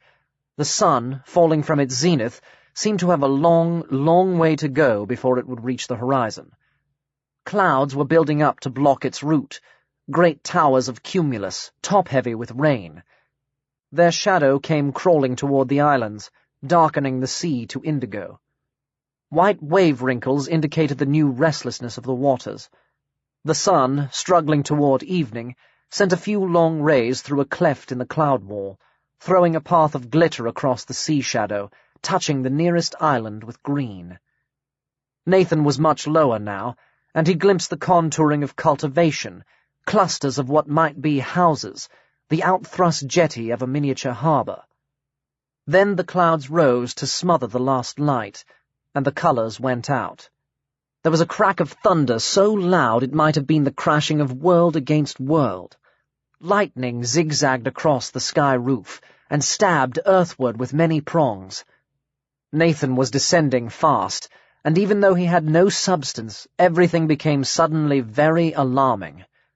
The sea went mad. Waves arose like rolling cliffs and heaving mountains. The writhing column of a waterspout flowed upward into a connecting arm of cloud. Chasms opened that seemed to reach into the depths of the ocean, and creatures from a lightless realm flickered briefly into view. Tentacles seethed, electricity crackled along the arc of a spine, or the flourish of a gigantic fin. And there were other things in the tumult, human shapes that were not quite human, things half seen and half guessed, beings made of darkness and cloud swirl, of sea spume and black water. Night fell, and there was only chaos and noise, and somewhere in the midst of the storm, Nathan's awareness still hung on, shivering, if thought can shiver, overwhelmed by the power and horror of the elements. He didn't know how long the dream lasted. Ages later, or so it seemed, the world was quiet again, and the clouds must have lifted and thinned, for a line of dawn spread along the sea's rim, and a slow pallor seeped into that world, turning it to monochrome. The water was calm now, the sky veiled. There was no sign of the night's violence. But the islands had gone. At first Nathan thought he might have moved, and the island chain would be somewhere else. But when he looked around, he saw the flotsam rocking gently on the swell, and he knew he was still in the same place. Uprooted trees with mud still clotting their tubers, floating mounds of rubbish, smaller items that it was best not to look at too closely, though they might have been nothing significant. But the islands themselves had vanished for good, devoured by the storm's fury and the sea's hunger. The cloud veil drew back, and the rising sun appeared, its light reaching out across the endless waters. And somehow Nathan knew that in all that world there was no longer even a tiny patch of land remaining, not a single rock standing out from the waves. The ocean ruled unchecked. The last seabirds wheeled and keened over the flotsam, soon to die. There was no other lament. Nathan sensed that what had happened was not the result of scientific pollution or magical contamination. The tempest had come from the sea itself, from the rage of elements that hated man. And now the entire planet was a desert of water, where only fish might live, and the spirits of wave and darkness reigned alone. He woke with the dawn, long before his schoolmates, and lay unsleeping while the aftermath of fear ebbed from his mind. Later that day, Annie called him. "Are you all right?" "Of course I'm all right," he said, surprised. "Why shouldn't I be?" If he had reasons not to be, surely his mother wasn't privy to any of them. "Your friend came to see me. Eric Rinden. He says you're in danger." She added by way of palliative, "I like him very much." "So do I. Mum, don't worry. He's just overreacting to something. He isn't used to this country. He was being persecuted, you know." "This country?" Annie said. "Or this world?" Nathan evaded a direct answer. Clearly, explanations lay ahead. Long, tangled, complex explanations that might well not be believed. But he would plunge into that quagmire when he came to it. His present problem was to focus on schoolwork, when all his thought was elsewhere. Back home on Friday evening, he used homework and tiredness to dodge discussion. On Saturday, he got up at 8:30, breakfasted in haste, and went to the local hardware store. He had to wait, as it didn't open till 9. Once inside, he told the assistant he needed something made of iron. "Proper iron, not some kind of alloy," he said. "It's for a school project." Everyone always seemed to accept that. The assistant summoned the manager, who was intrigued. "Of course, in the old days we'd have been in ironmongers," he said, pointing to a faded notice demoted to a wall at the back of the shop. "Everything was made of iron then. Now, you're quite right, it's all some alloy or stainless steel or Teflon." He tapped a saucepan. "Or plastic. Very up-to-date. They invented some of this stuff designing rockets, but it doesn't wear like iron. What exactly is this project about?" Nathan improvised on lines suggested by the manager's conversation and explained he needed some examples of iron in use today. "All I've got is a couple of old horseshoes, and they're only borrowed." "This is what you want." The manager showed his range of mock-antique door furniture, handles, knockers, numbers, all painted black. Nathan bought a selection of numbers for himself, Hazel, Eric, and his mother. He knew he was going to have to start telling Annie everything soon, and he wanted her, too, to be properly protected. It didn't occur to him to buy one for Bartlemy. If he had thought about it, he would have realized that he sensed the old man required no protection. The numbers cost a lot of money, and he knew he would have to tell Annie whatever happened, if only to get his allowance supplemented. He stuffed his purchases in his rucksack, all except the 7 that he had chosen for his own. He put that in his pocket. Then he set off through the village to look for Eric. They met at the edge of the woods. "You not come here," Eric said. "He's not safe, not in night or day. No Silferim. Stay with your mother." "It's okay," Nathan said. "I've got protection."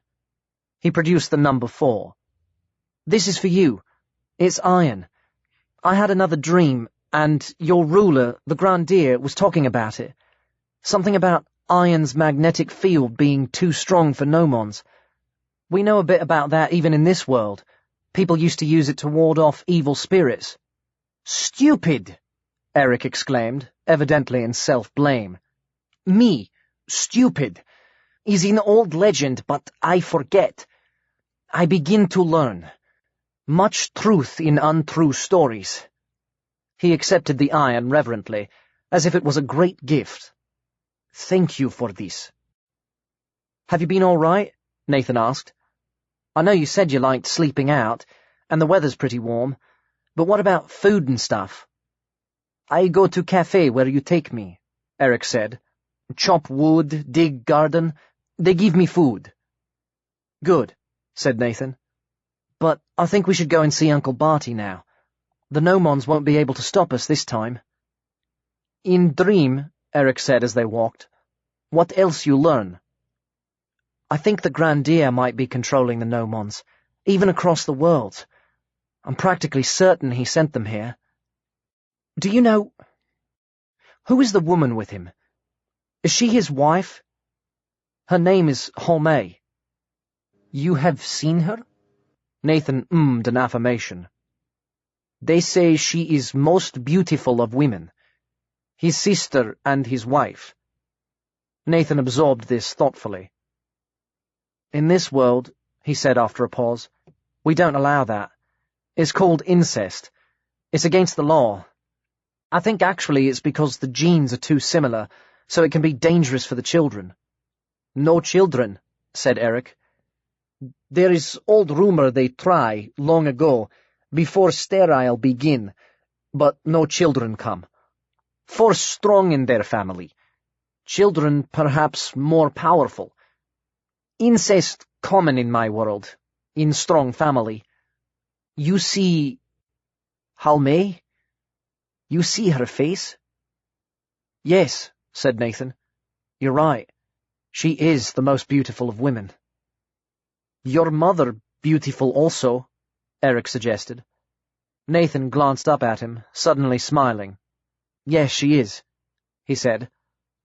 Halmay's beauty was that of Helen, a queen of ancient legend, a goddess. But Annie's beauty was something closer to the earth, nearer the heart, less perfect, less breathtaking, but not less touching. A beauty that shines from inside, he thought, and he remembered how Halmay was weary of her endless life, and her dying world, and how little she seemed to care for anything. For all her swan neck, and the poise of her head, and the artwork of her bones, there was nothing inside her that shone any more. As they drew nearer to Thornyhill, the familiar ripple came snaking through the leaves, and the whispers began. Even with the iron in his pocket, Nathan knew the eternal clutch of fear in his stomach.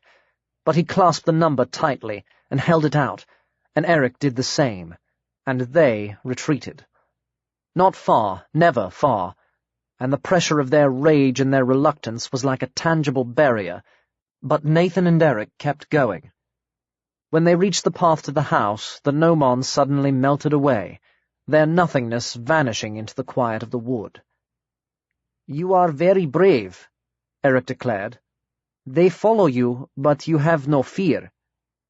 "They aren't following me," Nathan said, "and I've been to Thornyhill often enough without any interference.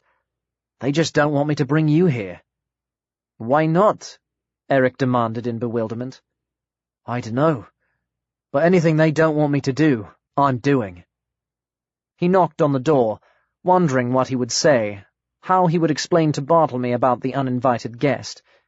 But when the door opened, there was no need for explanations. There was no need to say anything at all.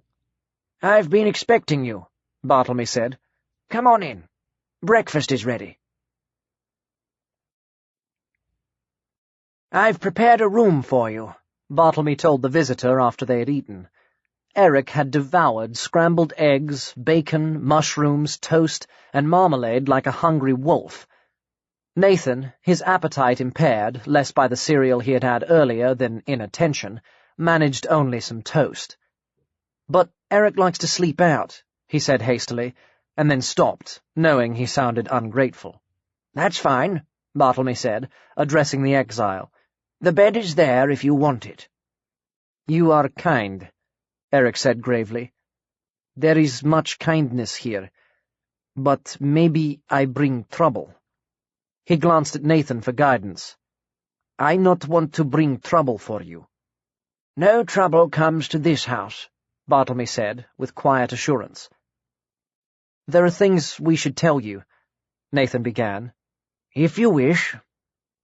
As with Annie years before, Bartlemy's manner was unhurried and incurious. "Eric comes from another world," Nathan blurted out. "So I assumed. Most unusual." Bartlemy inclined his head courteously in Eric's direction. "I don't think I ever met anyone from another world before. Your English is excellent." "I learn too slow. Must read more. Read poetry now, lines that stop before end of page. Mother of Nathan give me book." "There are many books here for you to read," Bartlemy said. "We're not joking," Nathan protested, on the edge of frustration and fury. Bartlemy gave him a look so serious that his anger died in an instant. Nor I, he said. What I would like to know is how Eric got here. There is only one way between the worlds that I am aware of, and death alone opens that gate. So say the ultimate laws. But even those laws are made to be broken, so it seems. I gather you arrived on the beach at Pevensey Bay. Do you know how it happened? Nathan had never heard Bartlemy talk in that way before, and for a moment the world seemed to be suddenly fluid, mutating into a different reality. But of course it was not the world, it was himself, growing, changing, making room for new concepts, broader visions. He said before Eric could answer, "It was me. My fault. I have these dreams of other worlds, his world, and he was drowning and I tried to save him. I didn't mean to, but I brought him here. I know it was awfully irresponsible. I concentrate very hard now when I dream so as not to do it again. But if I'd left him, he would have died." "It's true," Eric confirmed. "In my world, I am dead." "That old trick," Bartlemy said. "The cat in the box is both alive and dead. Well, well. But dreams. I have known many strange things to happen in dreams." He looked thoughtful, but not particularly surprised. "There's a star that watches me," Nathan went on, "above our house. Only it isn't a star, it's a crystal globe, and it's in both worlds. I've seen it in dreams, and he's using it, spying on me." Not crystal. It could be a globe of interdimensional space, bound by magic. I have heard of such things. Images would pass through it from world to world." Nathan rushed on, eager to tell more, yet still reeling inwardly. Bartlemy's acceptance of everything made it all somehow both more real and more terrible, because he had always been a comfort figure, a normal adult in a normal universe. And now he, too, was forever altered. But there would be time enough to deal with the implications later. "There are these creatures," he said. "They're called gnomons. They come from Eric's world, too. They're invisible here, only not quite. And they've been following us, and if they catch you, they get inside your head and drive you mad. We have to carry iron. They're afraid of it." "I think I've seen them," Bartlemy said. "If you can see something that's invisible." "When?" "The first night your mother came here. You were a baby in a sling around her neck. These creatures seem to be pursuing you both, but I am less sure now. Their purpose, I believe, was to drive her here, where she would find sanctuary. They may be evil, but their acts are not always so. Anyway, this house is a refuge from all such invaders. The door handles and hinges are of iron, and the window lattices. Iron is an ancient ward against bad spirits." "You seem to know everything," Nathan said, increasingly baffled. "And I worried about telling you. I thought you wouldn't believe me." "Your uncle is wise man," Eric declared.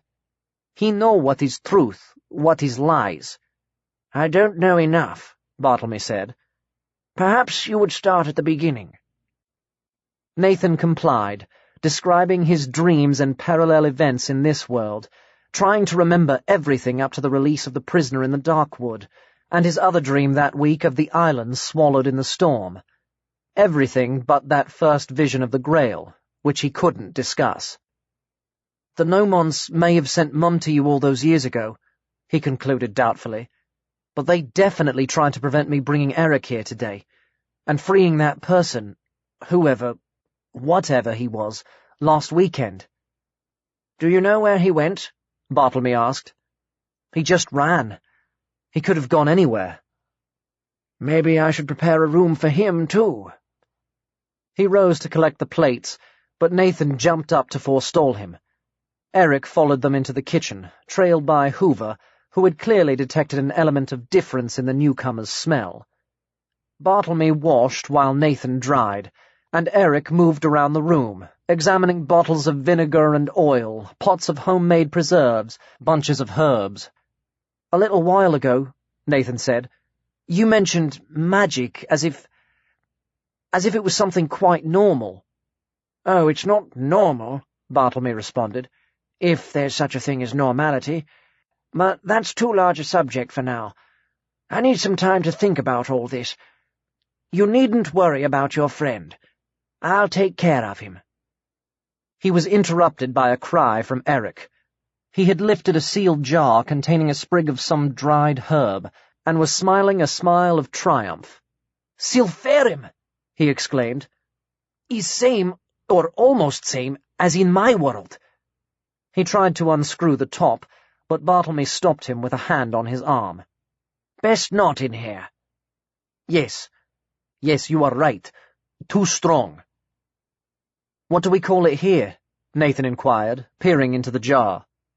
Silphium, Bartlemy replied. I grew it in my herb garden under glass. Otherwise the smell might be a little overpowering. I never heard of it before, Nathan said. Is it very rare? Annie had often commented that Bartlemy had many rare herbs in both kitchen and garden. It's extinct, Bartlemy said. Nathan left after lunch, his mind so full of new ideas, new understandings, new questions, he thought they must be spilling out of his ears. What on earth am I going to tell Mum? He asked Bartlemy. What do you want to tell her? The truth, of course, but... Then do it. He was trying to work out how to begin when he ran into Hazel. He was conscious of a pang of guilt. He had excluded her, without meaning to, from too much that was important. But at least filling her in wouldn't be difficult. "Where have you been?" she demanded. "I've been looking for you all over. Your mum said you rushed off early somewhere. She thought you were with me." Sorry, I had to take Eric to Uncle Barty. I knew he'd be safe there. Is something wrong? "It's Great-Grandma." Hazel's expression was at once worried and shut in, the look he knew from her reserved up-the-tree moods. "She's disappeared. She went into the attic on Monday. I saw her, and she never came out." Knock on the door. "No, stupid. I mean, we did. Mum and I. We broke the lock and went in, but she wasn't there. She never came out, but she wasn't there. She isn't at a cottage. She's just gone." "She's awfully eccentric," Nathan offered doubtfully. He had a feeling there was something more, something Hazel wasn't telling him, lending an edge of panic to her anxiety. "She's bound to turn up." Hazel jerked her head impatiently and tugged her hair over her eyes. "Something's happened to her," she insisted. "Something bad." Why should anything bad happen to Effie? I know we asked her about other worlds that time, but she isn't involved. She doesn't know anything about... anything. She's the kind of old lady who's been around forever and will probably go on being around forever. Hazel flicked him a curious glance between strands of hair. She's as tough as... oh, I don't know. Something old and tough. "You don't understand," Hazel said. "She's been doing things. Charms, in the attic. Charms for watching people. Magic." "But you don't believe—" "I don't want to believe, stupid. I don't want it to be true. I don't mind the other world stuff, that's science, but magic... if it's real, it has no rules. It's dangerous. But Great-Grandma thinks she's a witch. She thinks she's old. 100, 200. She says she has power. She's been mixing with stuff, and I think it's backfired on her." "What haven't you told me?" Nathan demanded. He could see her withdrawing from him, into one of her moods, behind the tangle of her hair. "There's a lot you don't tell me," she said. "We need to talk."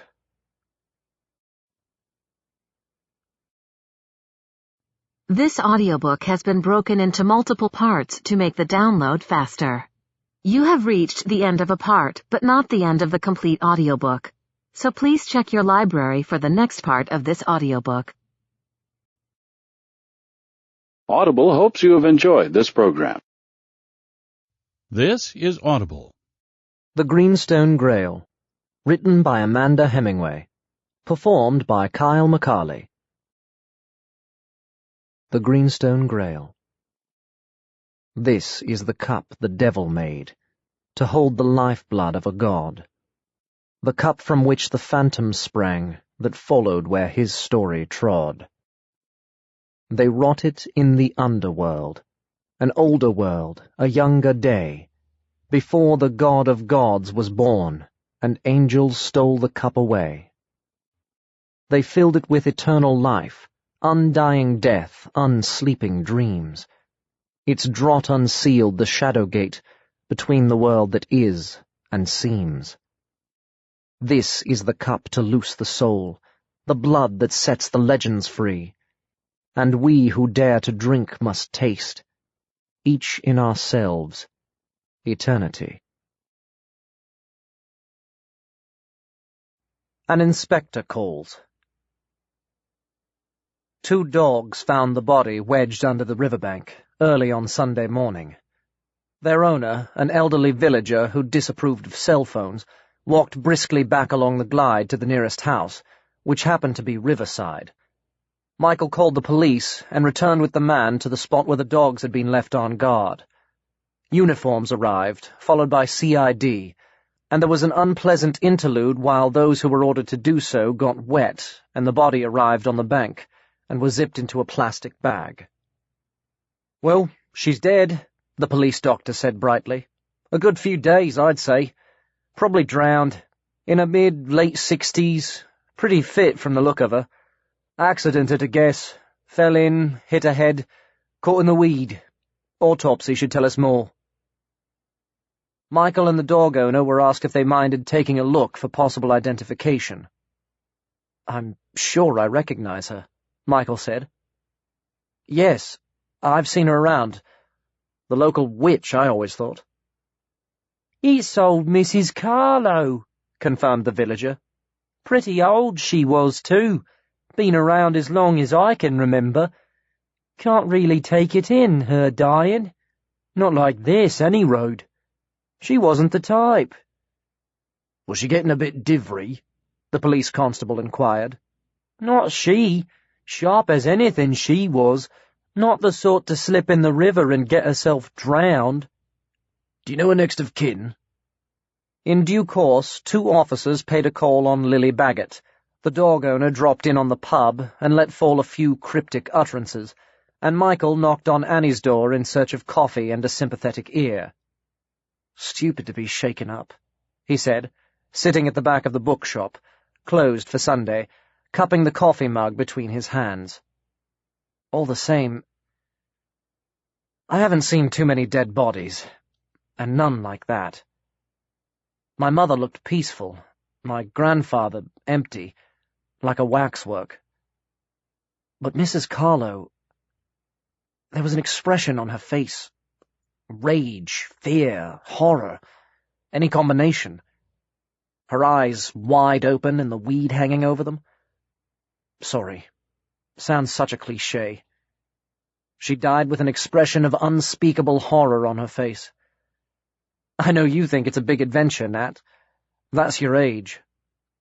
"It's horrible," Annie said quietly. The previous evening, Nathan had started to tell her about Eric, dreams, other worlds, and she had listened and accepted, adding her own experience of the gnomons. But she had said nothing about Rihanna Sardo or the thing from the river, and now the drowning struck her as more than ordinarily unpleasant. There was too much water about. "She was Hazel's great-grandma," Nathan said. "I ought to go see her. Nathan, Hazel, I mean. Don't worry, Mum, I'm not turning into a ghoul." "It's natural you'd be interested," Michael said. "I expect you'd like it to be murder, but I'm afraid it was just an accident. The rage and horror was probably because she fell in the river and found herself caught in the weed. That would be enough to horrify anyone." "Hazel must have been fond of her," Annie said. "She'd been staying with the Baggetts for a while, hadn't she?" "Since Hazel's dad left," Nathan replied. "Hazel's a bit afraid of her. I mean, She was. But so was he. I said she looked like a witch, Michael remarked. Nathan went around to the Baggett's house as soon as he could. Lily let him in. She wasn't crying, but she looked frightened. She thinks Dad'll come back, Hazel explained. She's scared. I don't think she was fond of Great-Grandma. She couldn't be, because Great-Grandma wasn't fond of her. She wasn't fond of anyone. But she protected us. Now there's nobody. There's the police, Nathan suggested. Hazel grimaced. Mum'll help. About your Great-Grandma, do you want to say, I told you so? I told you so. In Hazel's room, he gave her back the horseshoes. She sat on the bed, holding one of them, stroking the coarse metal with a single finger. It's too late, she said. We should never have taken them. She needed the iron too. Something got through. She hadn't told him about the face in the basin and the head emerging into the room. That had been too grotesque, too unnatural. No mumbled charm, but a reality that defied belief. She refused to think about it, let alone discuss it, but it filled her mind, squashing all other thoughts into the corners. She tried to convince herself that Effie's death really might have been accidental, but it was difficult when horrible ideas were crowding into her head. It was hard to keep hold of a failing reality with only the corners of her mind. In the end, she put on some music that sounded Eastern, with a twangy instrument that she said was a sitar, and they drank Coke because there was no ginger ale, and talked little, but she was glad he was there. After Nathan had gone, she went back to the attic. Nothing had been done about the broken lock, and the door swung loose. She had a feeling it ought to be fixed. An attic should have a lock, but she didn't know what to do about it. There was no point in mentioning it to her mother right now. Inside, everything was as they had found it when, with the assistance of a muscular neighbor, they broke in. The herbs and bottles on the table, the smell, very faint now, that didn't belong in an attic, an outdoor smell, a river smell, the shards of the broken basin on the floor. Hazel didn't pick them up. She didn't want to touch them. She had a trash bag with her, and she crammed in all the stuff on the table, quickly and carelessly. The bottles clattered as she carried them downstairs. She had intended to throw them away, but her mother was in the kitchen talking to someone, and she didn't want to answer questions about what was going in the garbage. In the end, she hid the bag under her bed and left it there. Later, Lily talked about Effie's age, a grey area, and how she must have slipped, and what a tragedy it was for someone who was still so fit and had more than her fair share of marbles. Hazel gnawed on her frustration and a lingering sense of guilt, and said nothing. It wasn't until Wednesday that the detectives came to Riverside House. Michael opened the door to an inspector from the CID and a uniformed sergeant who identified themselves politely, presented warrant cards, and requested a brief word. The sergeant, a woman, was black, burly, and 6 feet tall. The inspector was about the same height, but much slimmer, with a narrow, intent face that looked both pale and dark, hard eyes, and a secretive mouth. His name was Pobjoy. It didn't suit him. He declined coffee for both of them in the voice of one who would decline any such offer as a matter of principle. "The inquest is next week, isn't it?" Michael said. "I was told my attendance wouldn't be required." "No, sir. We only need evidence from the man who found the body. We just wanted to confirm a few small points." Michael studied the officer consideringly, absorbing the significance of his rank and plain-clothes status. "There's nothing suspicious about the death, is there?" "You think there might be?" "Well, no," Michael responded, slightly nonplussed. "Old woman walking by the river, presumably after dark, falls in, drowns. It's an unhappy accident, but surely nothing more." "What makes you so sure she was walking after dark?" the inspector said. "Easier to miss your footing, I suppose, unless she had bad eyesight." "Her eyesight was excellent." Maybe she had an attack of dizziness, Michael speculated. She must have been getting on a bit. She was a great-grandmother, I gather. The autopsy confirmed she was exceptionally fit for her age, the inspector said noncommittally. Whatever that was. Don't you know? There is no record of her birth, and her relatives seem to be uncertain about it. Did you see her walking along the riverbank on a regular basis? Living here, you must know everyone who uses this route. Not really, Michael said. Our strip of the bank's private. People walk farther up, that way, and the path isn't good, so it doesn't get used as much as you would expect. I've seen the old boy with the dog a few times, but I don't ever recall seeing Mrs. Carlo before. In the village, yes, but not by the river. What exactly are you getting at, Inspector? But Pobjoy wasn't giving anything away. Merely trying to establish the facts. The lady was strong and healthy, and in full possession of her faculties. She also had a reputation for being extremely acute. If she was in the habit of strolling along by the river, we thought you might know. Otherwise, it seems an unlikely thing for her to do. You said yourself, the path isn't popular, and she had no dog. Did she fall, or was she pushed? Michael asked. Is that the idea? There is no evidence of foul play, Pobjoy said repressively. But we would like to know if you saw anyone frequenting the area in the days preceding the discovery of the body. Acting suspiciously? I don't think so. The inspector proceeded to take Michael through every encounter of that week, no matter how trivial. The postman, a courier with a consignment of books, a delivery from Sainsbury's in Crowford, a couple of schoolboys fishing without a permit, another dog-walker. And your wife, Pobjoy concluded. I'm afraid we'll need to talk to her as well. When do you expect her back? In a month or so, Michael said. She's in Georgia. This time it was the policeman's turn to look nonplussed. She's an actress. She's been on tour for a while. I doubt if she could tell you anything useful. She doesn't spend much time here. Pobjoy threw him a swift, hard look, curiously devoid of expression. I see, he said, in a tone that made Michael wonder exactly what he saw. That will be all for now, but I may need to come back to you.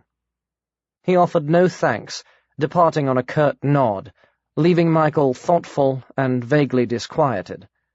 Outside, Sergeant Hale asked, Well, sir, do you really think there's something wrong? The inspector shrugged. Maybe. Evidently he wasn't prepared to discuss the matter. As they headed back to the village where they had left the car, he said, I'll meet you in the pub in half an hour or so. I want to take a look around.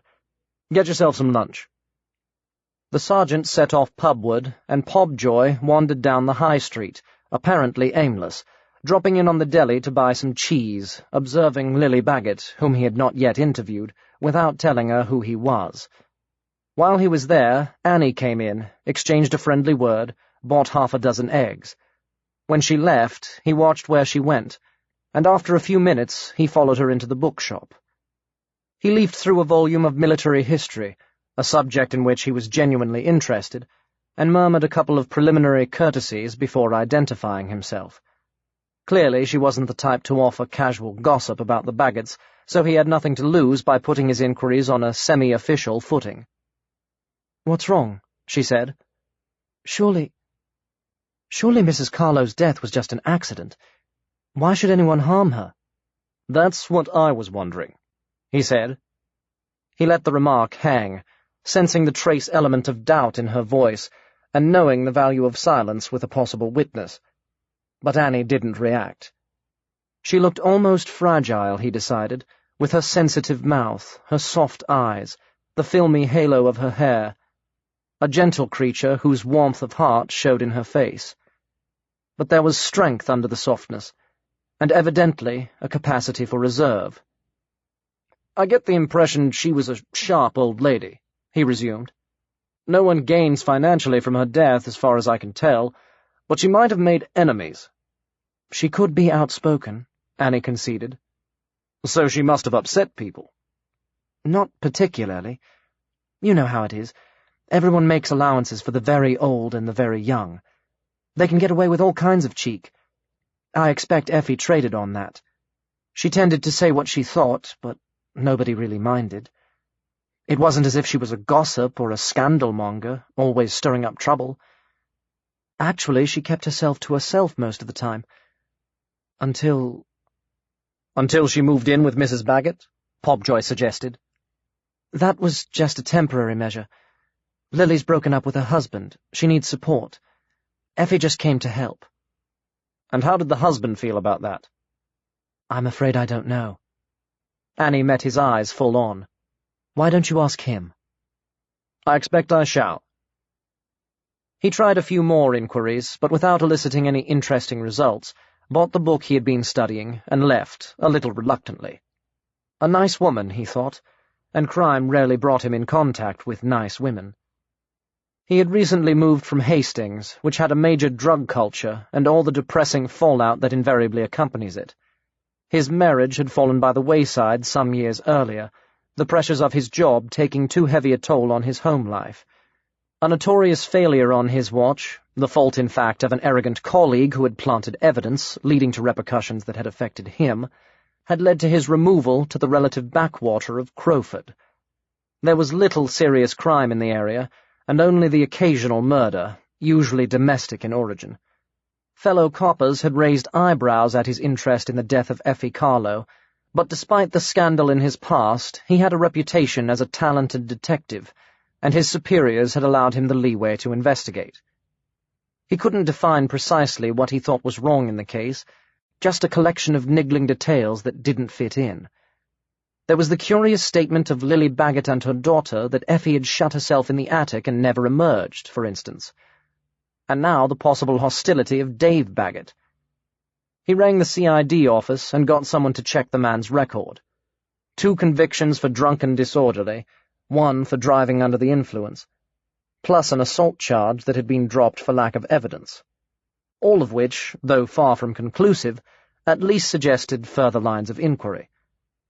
And then there was the question of the anonymous letter. At Thornyhill, Eric was improving his English by reading the newspapers.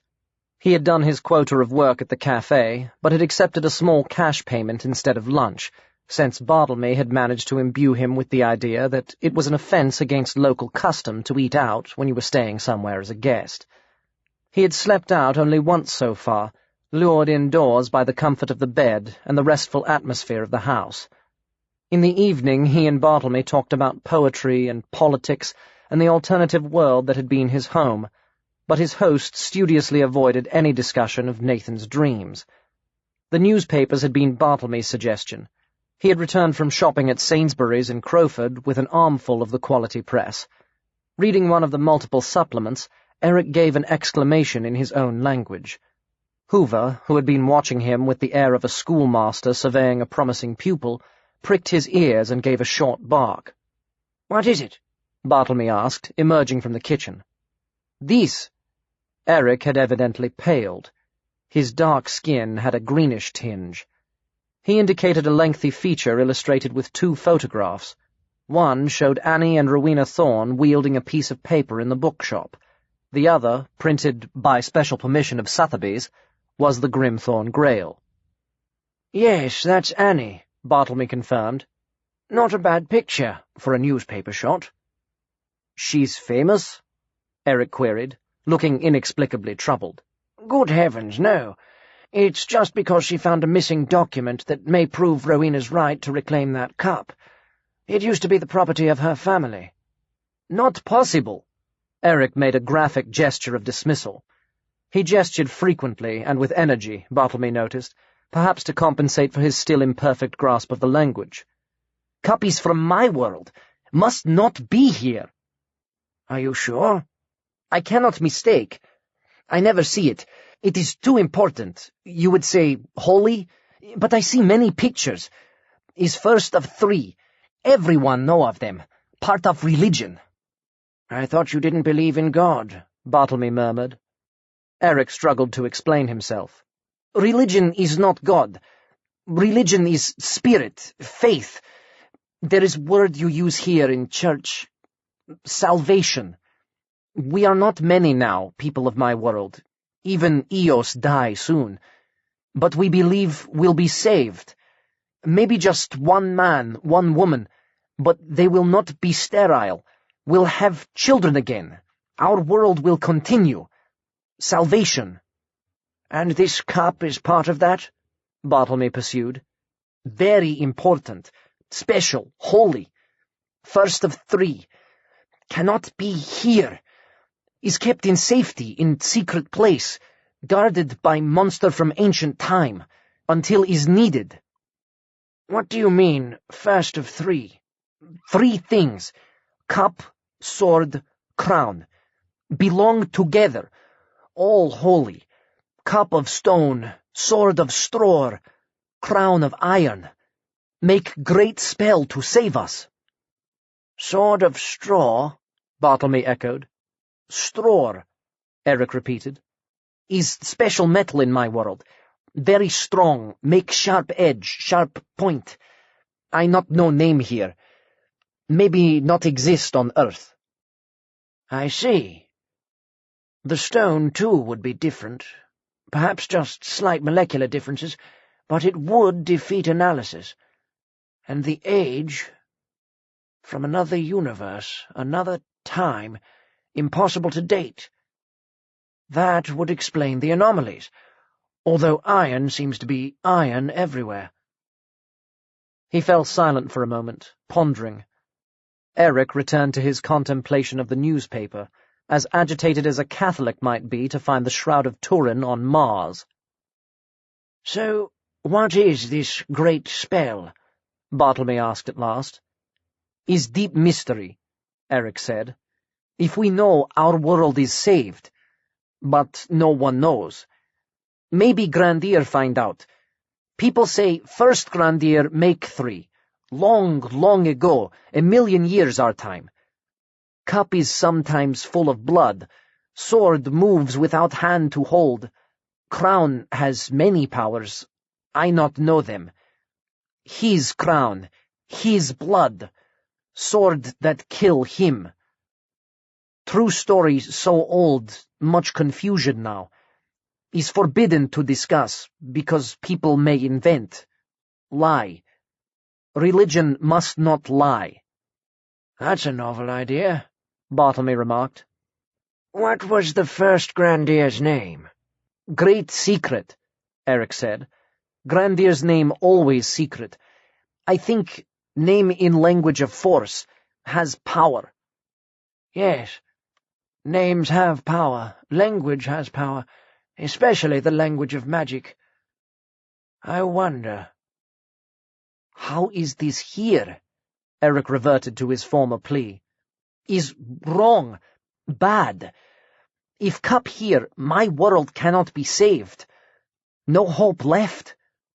Who steal it? Who bring it here? Perhaps Nathan dream— No. Bartlemy spoke with unaccustomed sharpness. There may be a connection, but not that. Anyway, this cup has been here for centuries. Possibly our world is where it was sent for safekeeping, the secret place you mentioned. The ancient monster could be just a blind, a focus for gossip, a distraction for thieves. It's an old ruse. You build a vault to challenge and confuse people, and hide your treasure under the bed. Cup is kept under bed? Eric was horrified. Don't worry, I was speaking metaphorically. At the moment, I promise you it's secure. We must arrange for you to see it. The photograph is pretty clear, but we need to be sure. If you could see it, would you know definitely if it was from your world? There are many cups and chalices similar to this. I know it, Eric insisted. Patterns there, they're holy, have much power. How can it be here? I think I am here for chance. Others dream like Nathan? I doubt it, Bartlemy said. There is obviously some link between our worlds that goes a long way back. It may be chance that Nathan brought you here, but it isn't chance that makes him dream.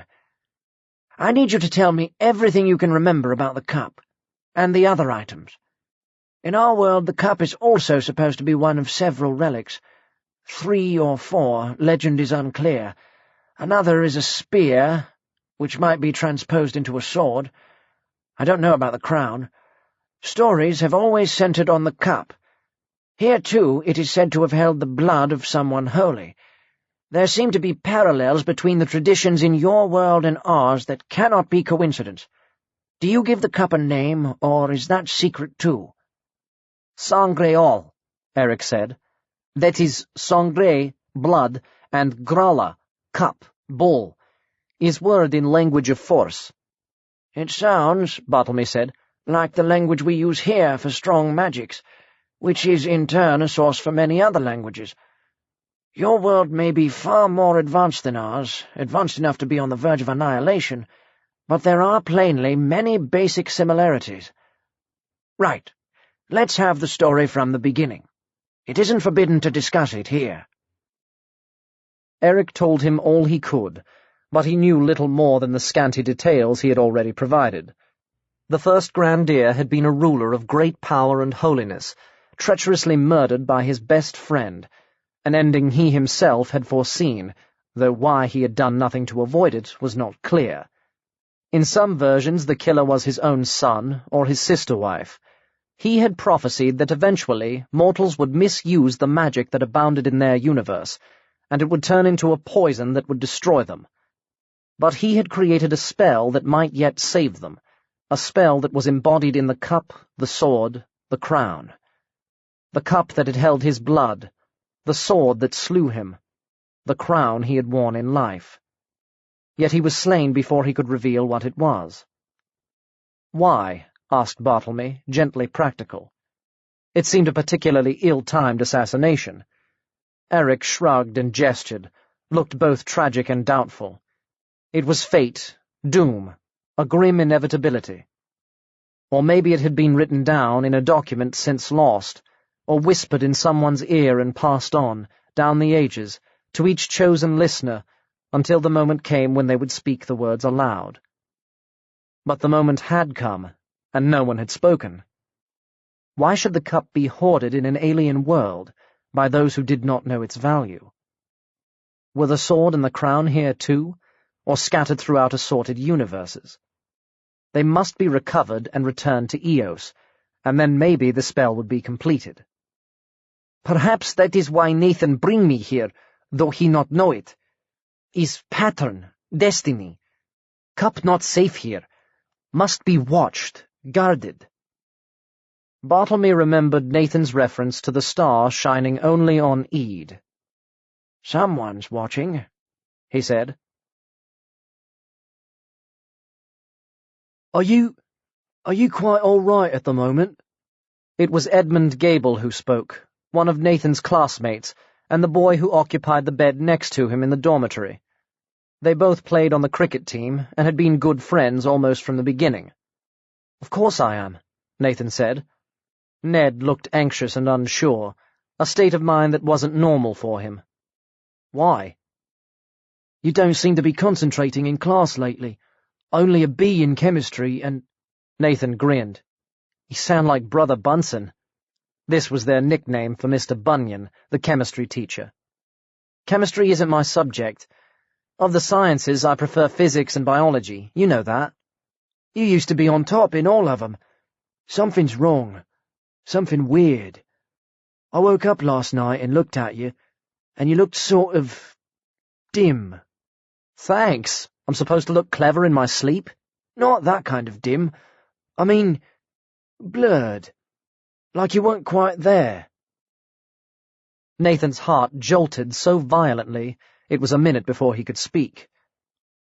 You must have imagined it. I expect you were dreaming or something. Anyway, how could you see? It was dark. Early dawn, said Ned. There was light enough to see by. Honestly. And I didn't imagine it. You were almost transparent. Like a ghost. Well, I'm here now, Nathan said. Solid as anything. Feel. He held out his arm. If I were a ghost, I'd be dead, wouldn't I? Not about to thrash you at cricket practice this afternoon.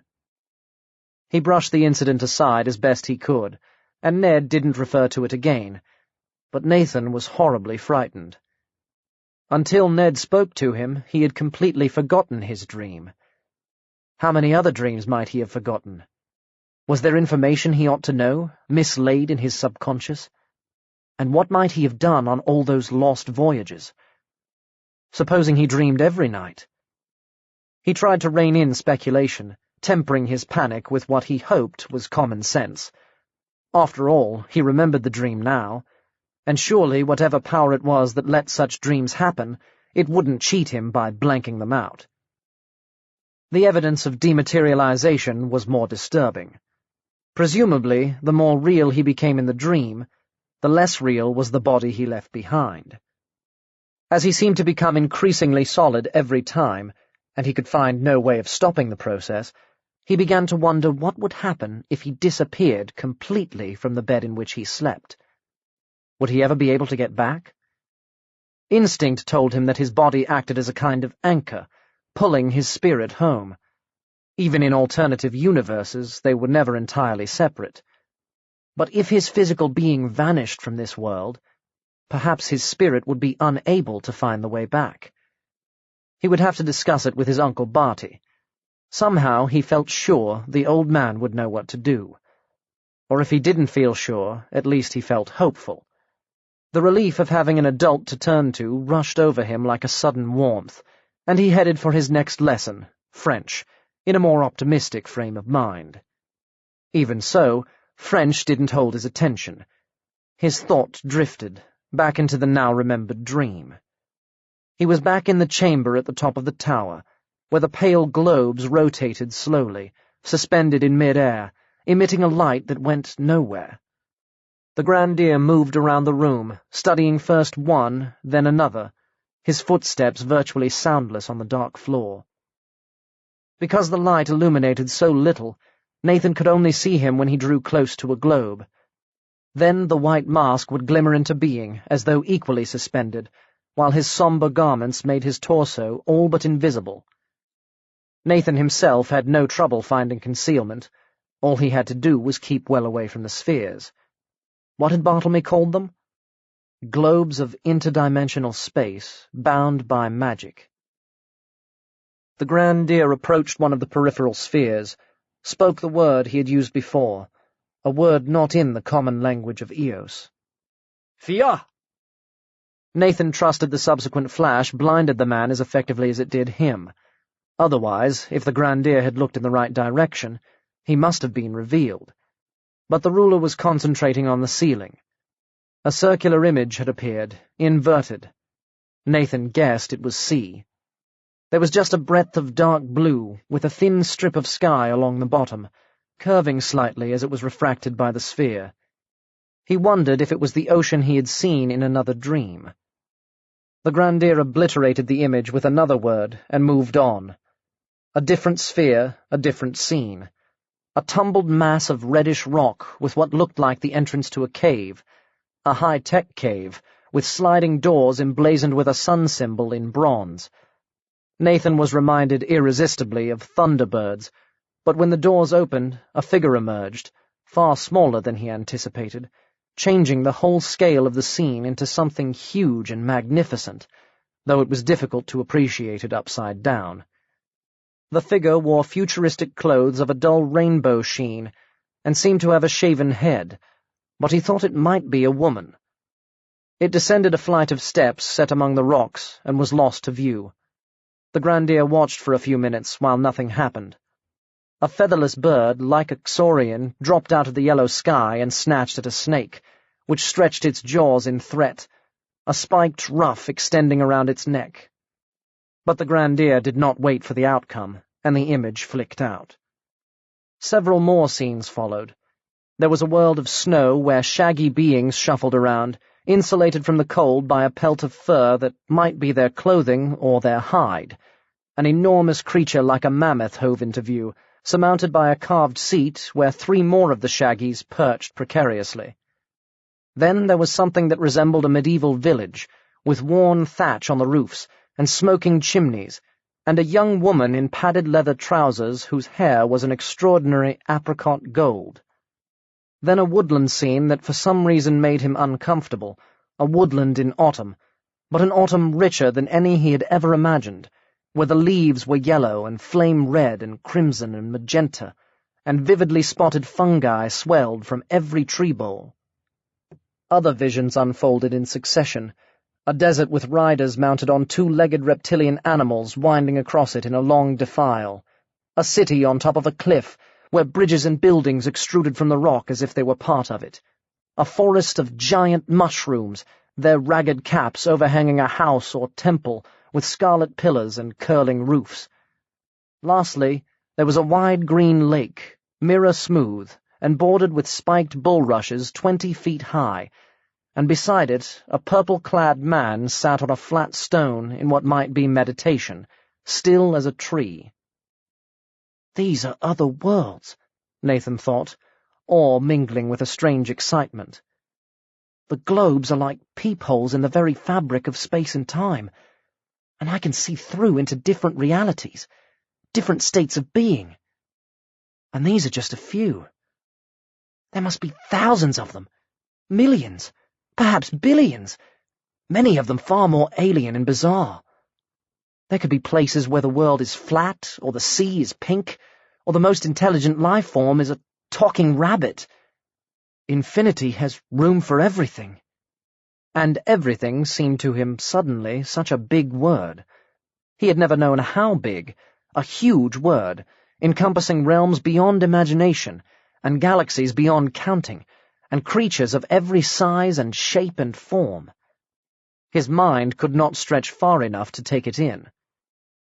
He looked around and saw, almost with relief, that he was still in the circular chamber, and the multi-world visions had gone, and there were only the spheres turning slowly, and the rays of light that never reached the walls. The Grandier was in the center now, his hands encircling the largest globe, not touching, but apparently locating a particular facet. The brilliance flared, and an image appeared above him. Not the bookshop this time, but a section of riverbank. It must be near Michael's house, where they'd found Effie Carlo. A woman was walking along the path, a dark-haired woman whose face Nathan glimpsed only briefly. He saw the jut of prominent cheekbones, the downward sweep of brooding eyebrows. He was sure he knew her, but it took him a few seconds to remember.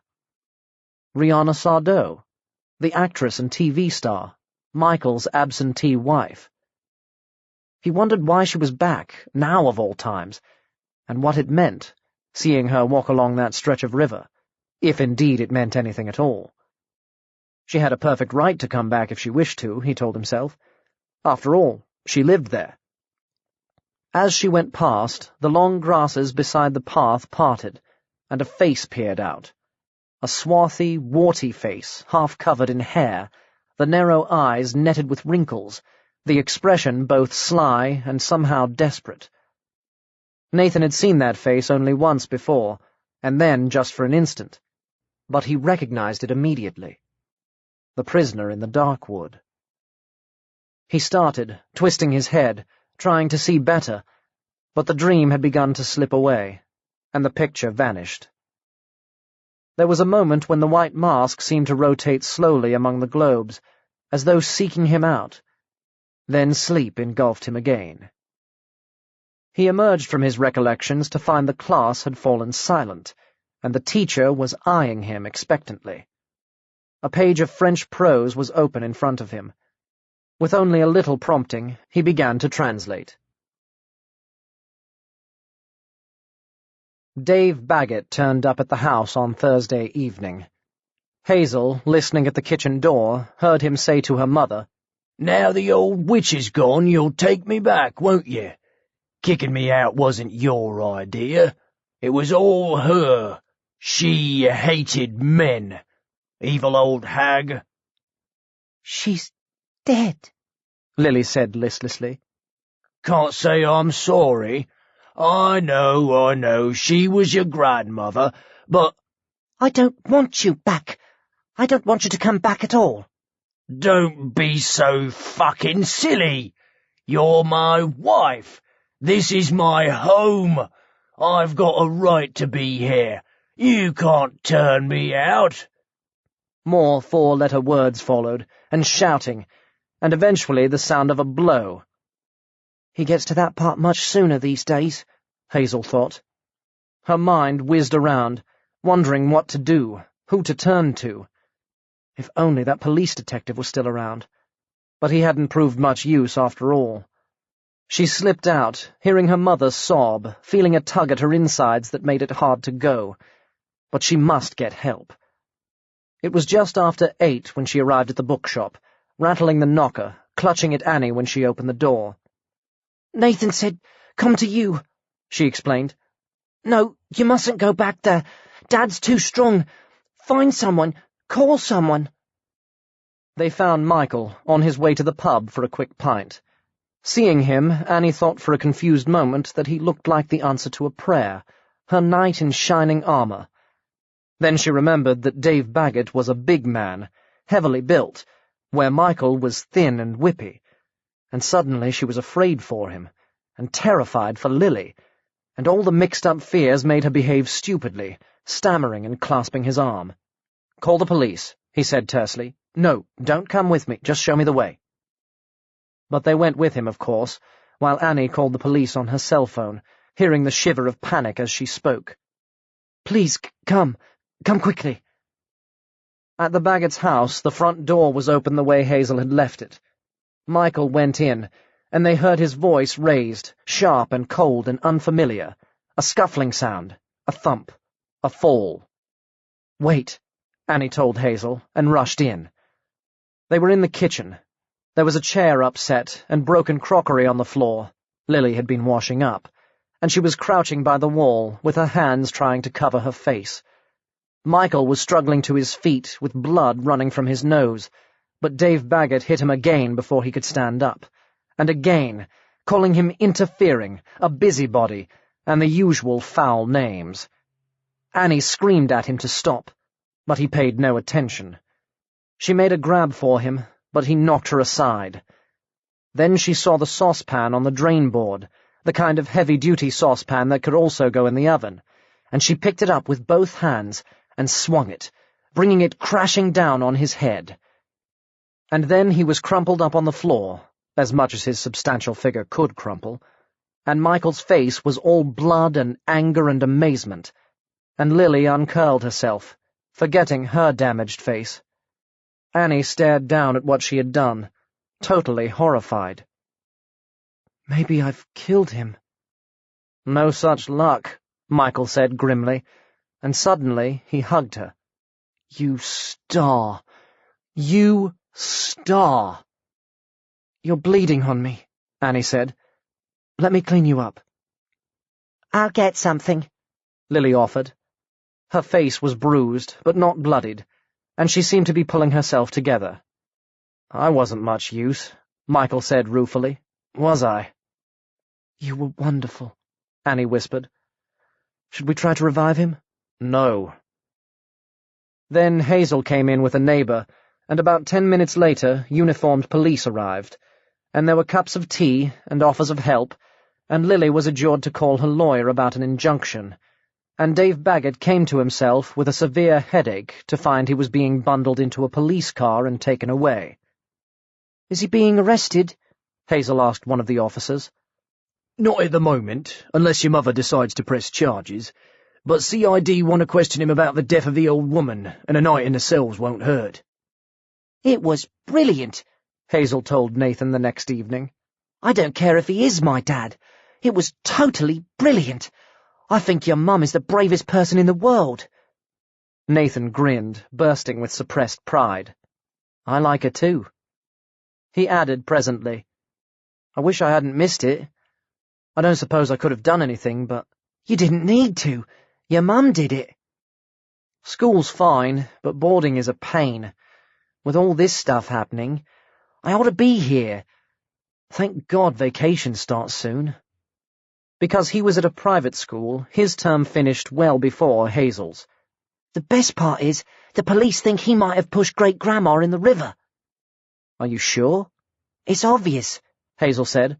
"That's what they meant by holding him for questioning, or whatever they call it." "But he didn't do it, did he?" "Of course not. It was something she called up, conjured. Something not human. I wanted the police to come. I hoped they would find out things, but then I realized it was no good. I never thought of them arresting Dad.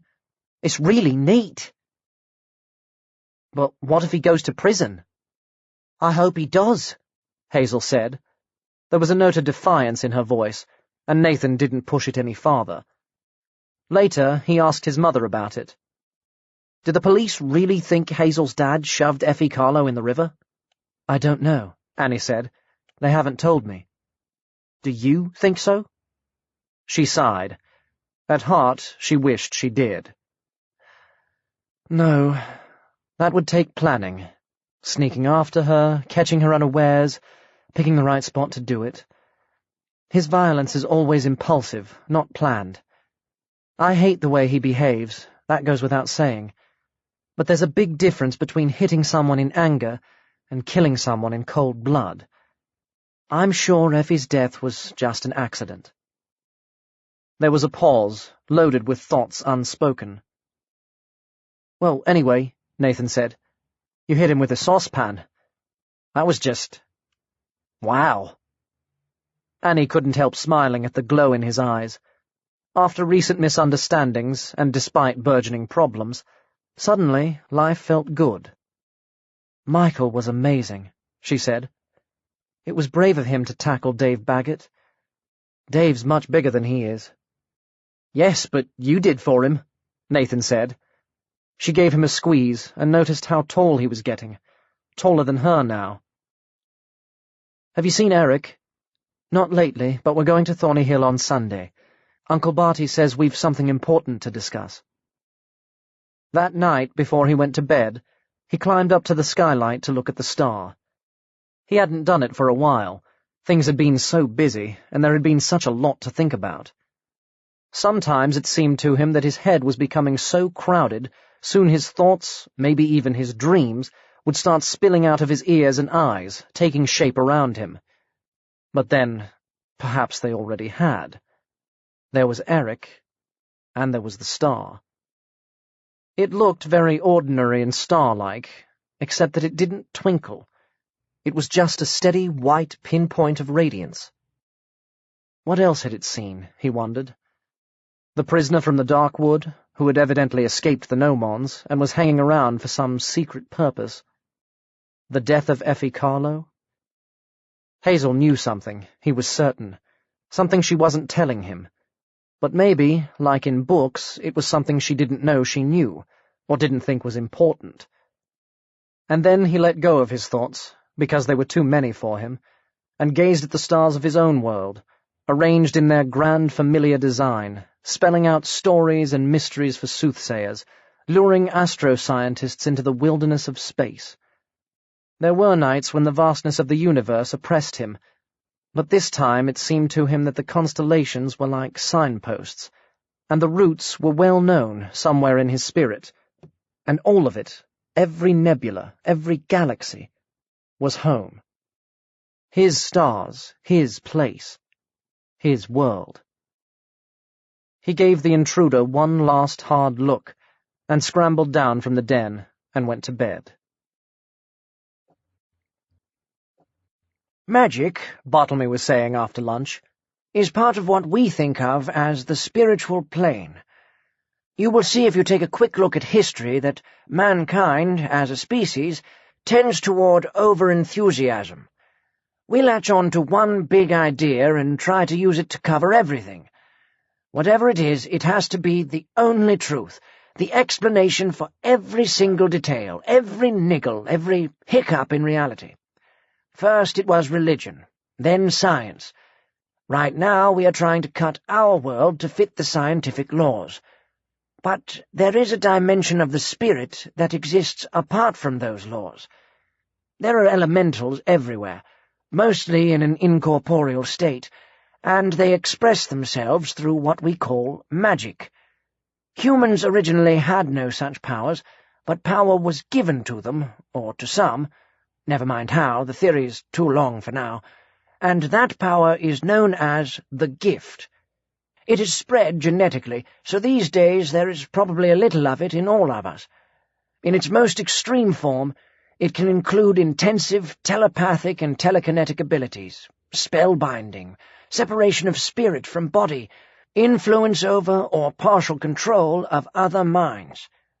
If developed, it can lead to longevity, though beyond the normal lifespan this is usually accompanied by sterility.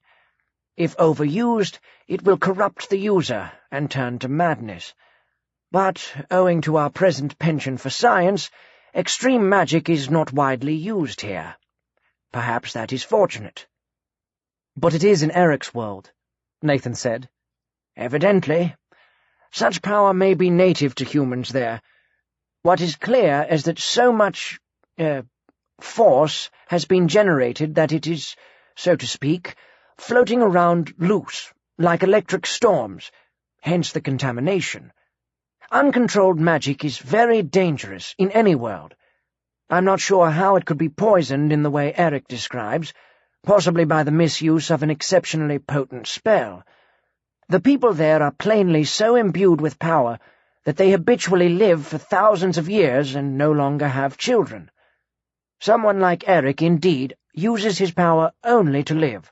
He has nothing left for anything else. In this world, with no extraneous magic to draw on, that ability may wane. I have explained to him that he can expect to age here. Is no matter, Eric said. I have thought much on this, read much poetry. Life is maybe more beautiful, if it does not reach end of page. Annie met his eyes as he spoke, and found them very bright, not knowing that brightness was mirrored in her own. How do you know all this? Nathan asked. Have you? I have the gift in a small way. I rarely use it. I have seen what it can do to people. I only ever wanted to heal. Heal the body to heal the spirit, and cook beautiful food. The right food, too, is good for the soul, or so I believe. Is fine idea, Eric said, full of lunch. There was general agreement. How old are you? Nathan inquired tentatively, studying his friend with new perception. Dear me, don't you know that's not a polite question? Old enough. I have seen many things, both real and unreal. But this is the first time I have had anything to do with matters beyond this entire universe. I am working on theory here. I have no personal experience. This time, Nathan, you are the expert. I don't want to be, Nathan said with a shiver. From what Eric tells me, the Greenstone Grail is an artifact from his world, which seems to have been placed here for a purpose, possibly safekeeping. I would like Eric to examine the cup before we are certain, but he seems to be very positive about it. Eric assented vigorously. I think this may tie in with Nathan's dream journeys, but I have no idea why. Do you have these dreams all the time? Annie asked her son, a little shyly. No. I dunno. I might forget. I've been worrying. He related the incident that week, and his fears about his hold on this reality. It did nothing to ease his mind when Bartlemy listened in silence, his normally comfortable face very serious. What about sleeping pills?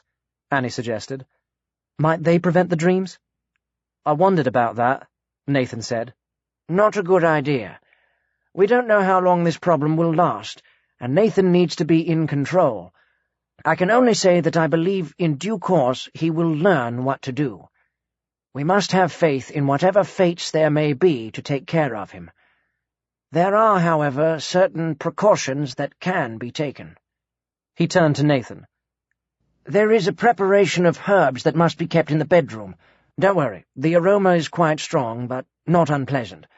And an oil of the same, which I will give you to anoint your hands and face before sleeping. The herbs have a powerful attraction for the spirit world, and may help your spirit find its way home, if it strays. We will also draw the mark of Agares, the rune of finding, on your wall, and you must inscribe it in indelible ink on your arm or chest, renewing it whenever it begins to fade.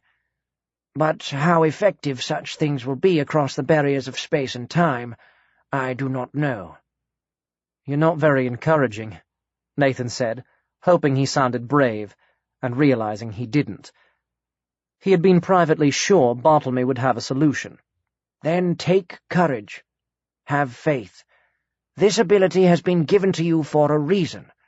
I don't think you will be allowed to get lost." "I hope you're right," Nathan said doubtfully, but he felt a very little reassured. Absently, he ruffled Hoover's head. The dog was sitting at his feet, chin on his lap, large brown eyes raised to his face. "I wish I could take you with me. It would be good to have company." "Perhaps you could dream him with you," Annie said idly. "That could be dangerous," Bartlemy said. "Don't try. We don't know the full scope of your power. You could take someone with you and be unable to bring them back. I'm fond of Hoover. We've been together a long time." Annie said she was joking, and Nathan thought of asking how long, but refrained. "What about the death of Effie Carlo?" Annie inquired a little later. "Was it really an accident? People don't often drown in the glide." "You said you thought it was," Nathan reminded her. She made no answer, remembering all too vividly the thing from the river that had turned into Rihanna Sardo. She was still reluctant to tell Nathan about that, feeling in some obscure way that knowing would only increase his danger, and she had no intention of discussing with him the secret of his conception, though she knew Bartlemy wanted her to. But that was too deep a matter, too personal, a wound that could not be touched. "This woman who died," Eric asked, "she was bad person?" "Oh, no," said Bartlemy. "Just a small-time witch with a little power. Not enough to achieve anything, but enough perhaps to poke and pry, and get herself into trouble." "Hazel said Effie told her she was 200 years old," Nathan volunteered. "I thought she was a bit batty, but... Did she have the gift?" "In a way. She had certainly been around for some time. The villagers didn't notice. She was clever enough for that. But I did. She didn't trouble me. She was something of an anachronism, a country witch of a former century, living more on her reputation than her deeds. She was clearly curious about Nathan, and maybe about the cup, but whether curiosity killed the cat or not, we may never know." "They released Dave Baggett," Annie said. "I heard this morning. But he could be rearrested. Inspector Pobjoy seems pretty suspicious of him." "Pobjoy?" Nathan echoed. "What a name! Is he fat and pompous?" "No," Annie said. "Thin and pompless. The taciturn type who says nothing and waits for you to incriminate yourself. You could imagine him staying quiet for so long you'd confess just to break the silence." Pobjoy. Bartlemy, too, was ruminating on the name. "I've heard that before. His father, maybe.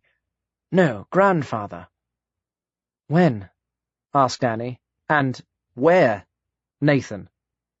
"In the war." It was strange to hear him refer to it like that, as if he had been from another generation. But then, they reflected, he was. A generation outside time. He didn't seem disposed to continue, and Nathan, conscious of cliché, inquired, "What did you do in the war?" "What I always do." Bartlemy smiled faintly. "I cooked." The object of this casual speculation sat in the living room of his house, ignoring the radio that chattered in the background, surveying a piece of evidence that he knew he shouldn't have brought home with him. But so far he was the only person to take the case seriously, and no one would call him to account. His house felt very empty despite its smallness, quiet with its own intent quietness, its decor in neither good taste nor bad. He wasn't interested in it, and it showed. For him, it wasn't a house, just a place to sleep and sometimes eat when he remembered meals. Part of a take-out dinner grew cold on the table at his side. Had he been asked, he couldn't even have told an interrogator the color of the curtains. But he had absorbed everything about the letter, handwritten in block capitals with a thick-tipped felt pen that, if the writer had any sense, would have been thrown away immediately afterward. The effect was intended to be characterless, but there was a certain roundness about the lettering that reminded him of the increasingly rare communications he received from the 10-year-old daughter whom he hardly saw. The pen was red, symbolizing blood. The paper the kind used in a photocopier. Easy enough for a child to obtain, probably from school. He was sure the writer was a child. Effie Carlo didn't die naturally. She was killed. Saying the same thing twice, a childish mistake, or an ill-educated adult. There was only one child connected with the case. An officer had noted she looked pleased when they took Dave Baggett away. Had she written the letter because she really believed he had murdered her great-grandmother, or simply to make trouble for him? If the former, she might have filial reservations. If the latter, why not name him? But the letter never mentioned a killer, only the fact of the killing. The letter never mentioned a person at all. Sing a Song of Sixpence. On the following Sunday, Rowena Thorne had invited Annie, the children, and Bartlemy out to lunch to celebrate finding the injunction. Bartlemy had declined. He rarely went out locally, preferring to keep a low profile, but he suggested they might take Eric instead. Somehow Michael joined the party as well. Annie wasn't quite sure how, only that she found herself inviting him, and they all went to one of the local pubs, the Happy Huntsman near Chiseldon, which had a particularly good restaurant. "That man just said something about in his world," George whispered to Nathan as they arrived.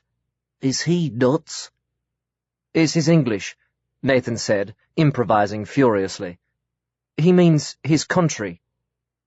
Annie, meanwhile, had already told Michael and Rowena, "Eric's a little eccentric.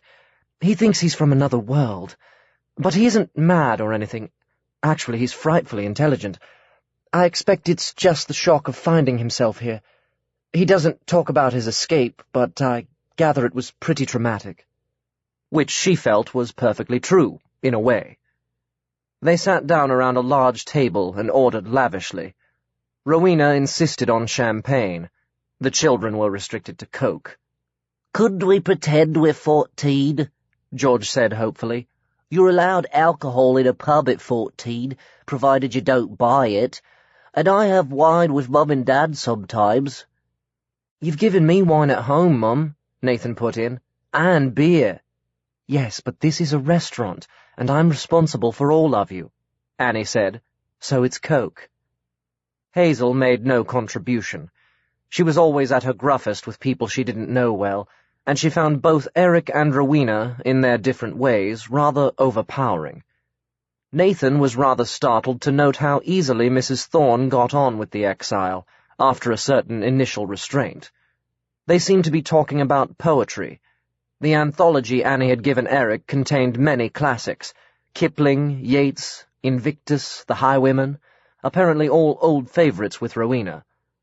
When they moved on to the subject of the cup, two of their auditors grew nervous, but they needn't have worried. "Been in my family for so long we've lost count of the centuries," Rowena was saying. "Very old family. Goes back to the Romans or so, my grandfather claimed. Turnus was the name then, if there really is a connection. Can't think of anyone else who can even try to trace their ancestors back that far. Wouldn't mean much to you, of course, coming from where you do. Africa, isn't it?" "Eos," said Eric. "My family also old. My mother 3,000 now." Fortunately, Rowena decided he hadn't understood her, and reverted to the matter of the Grail. "Point is, the cup's a sacred charge. The luck of the Thorns, or our curse. Not too clear which, but we have to look after it. Knew that as soon as I saw it. Never really believed all that stuff before, but when I touched it, held it... Should never have been sold, d'you see? Sold? Eric looked appalled. Is terrible. Sangreal is holy object, has power to save world. Your family must protect it. You, me, we must get it back. Is our sacred task. Force bring us together for this. Not sure about force, Rowena smiled. Still, all help's welcome. Didn't know they had Grail legends in Africa, although I've heard they go in for St. George in Egypt. The Grail legend gets around, Nathan said, sotto voce. They were at the dessert stage, in the children's case involving banoffee pie, treacle tart, and ice cream, when a man who had been eating alone at another table came over to them. "Hope I'm not intruding," he said with a slight American accent, "but I couldn't help overhearing. Forgive me." He turned to Rowena. "But I think you must be Mrs. Thorne."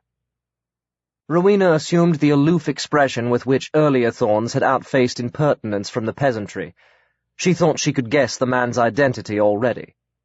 "Yes," she said curtly. "And you are?" "Alex Birnbaum." Suspicion confirmed. He had frizzy hair that stuck out, and a clever, agreeable face, which, however, did nothing to endear him to Rowena. "I was wondering if we could have a talk sometime." She shrugged.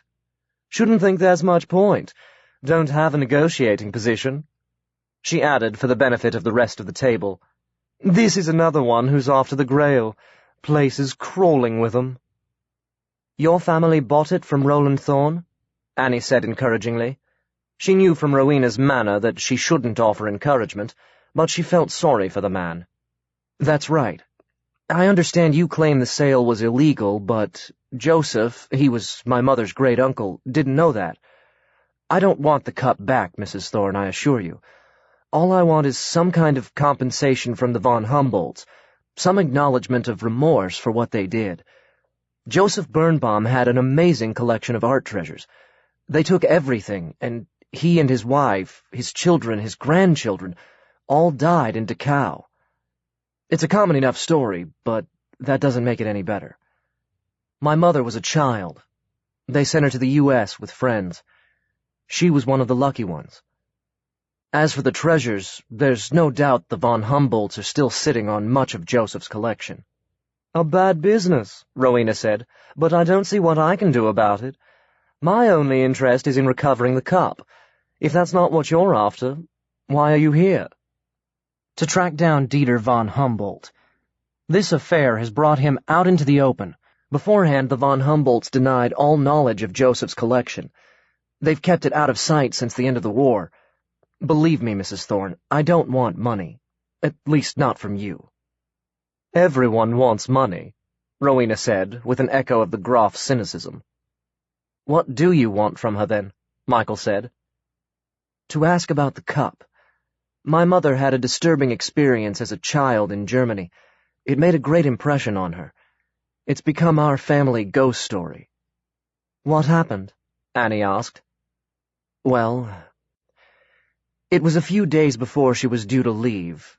She remembers Abel, the family friend who took care of her. She remembers him begging Joseph to come too, with the rest of the family, but he brushed aside Abel's fears. He still thought he had enough influence to be secure. He was showing my mother some of his things, including the cup. She says that when she looked in it, it was full of blood. She was so frightened she knocked it onto the floor, and the blood spilled over the carpet and soaked in and disappeared. She took it as a warning, a sign of Joseph's imminent death. But she was only a child, about 10 at the time, and he dismissed her terrors, even as he had dismissed Abel's advice. And so he died." Nathan, thinking of his own secret vision, felt a coldness around his heart. He told himself that it was a long time since he had seen it, and no one close to him had died, so whatever the vision portended, it couldn't be that. "Many see blood in cup," Eric was saying matter-of-factly. "Is natural. Holy relic," he had picked up the word from Bartlemy, "have many powers." "As it happens," Rowena admitted, Thorn family tradition says seeing the cup full of blood is a death warning. Never heard of a specific case before, though. Here, better sit down. Have some coffee. No trying to pest me for a deal, mind." Alex Birnbaum hesitated, demurred, and finally succumbed, pulling up a chair between Rowena and Annie, and talking mainly to the latter. "Did your mum get the reward?" George asked Nathan under his breath. "You know, for finding the injunction." "No idea," Nathan said. "Maybe this is it." "Bet she turned it down," said George. "My mum says she's awfully unworldly." His tone was at once critical and faintly apologetic. "Yes, she is," Nathan assented with pride. On his other side, Hazel whispered into his ear, "How come Eric knows so much about the cup?" "Tell you later," Nathan whispered back, thinking that he had a lot to tell, about Bartlemy and magic, and how his mother knew, and wondering if Hazel would have trouble dealing with it all. It was only much later that it occurred to him how strange it was that he himself could accept the widening of his world, his worlds, so easily.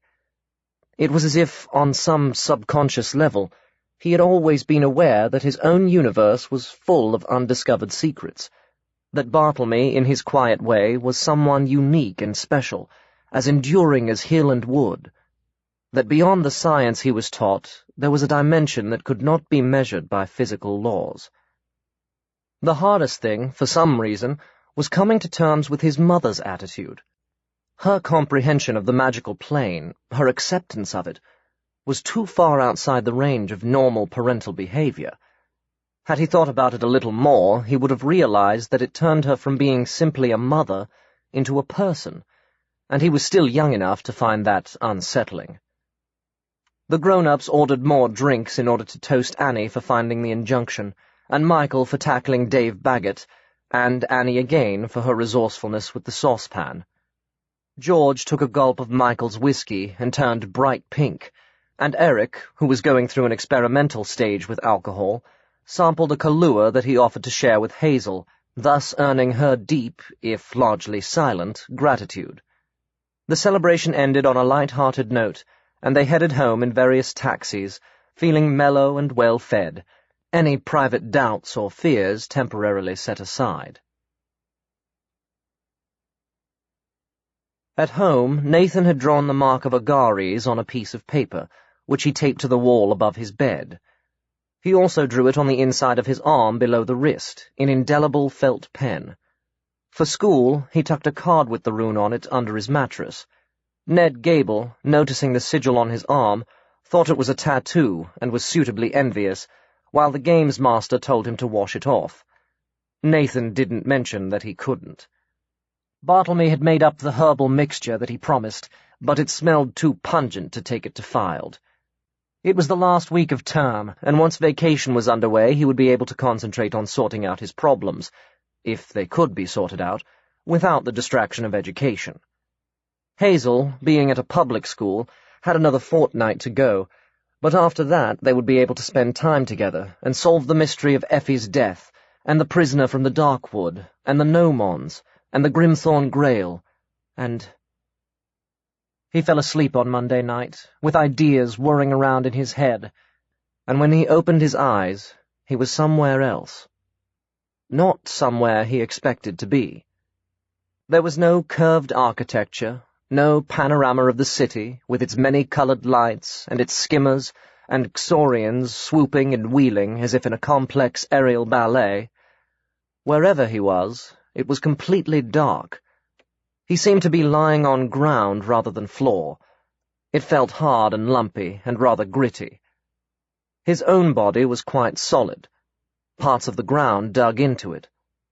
He stood up and began cautiously to move around, touching something that was unmistakably rock. A rock wall. I'm in a cave, he deduced. There had to be a way out. The air was fresh, not stale. If he could work out where the draft came from... But there wasn't really a draft, just a nuance in the atmosphere, the hint of a change. Following it, he found himself progressing down a sort of passage. The rocks drew close on either side. Now the walls were barely a yard apart. But when he reached up, he couldn't touch the roof. He was twisted this way and that in the narrowing space, peering with dilated eyes into the unresponsive blackness. Another turn of the passage, and another, and suddenly he could see something. Not very much, but something. A crooked slit, tapering to a point far above him, blue against the dark. The deep velvet blue of a night unstained by any artificial light. High up, between encroaching walls of rock, a single star shone. He wriggled through the slot. It would have been too narrow for adults, unless they were very slim, and out into the night.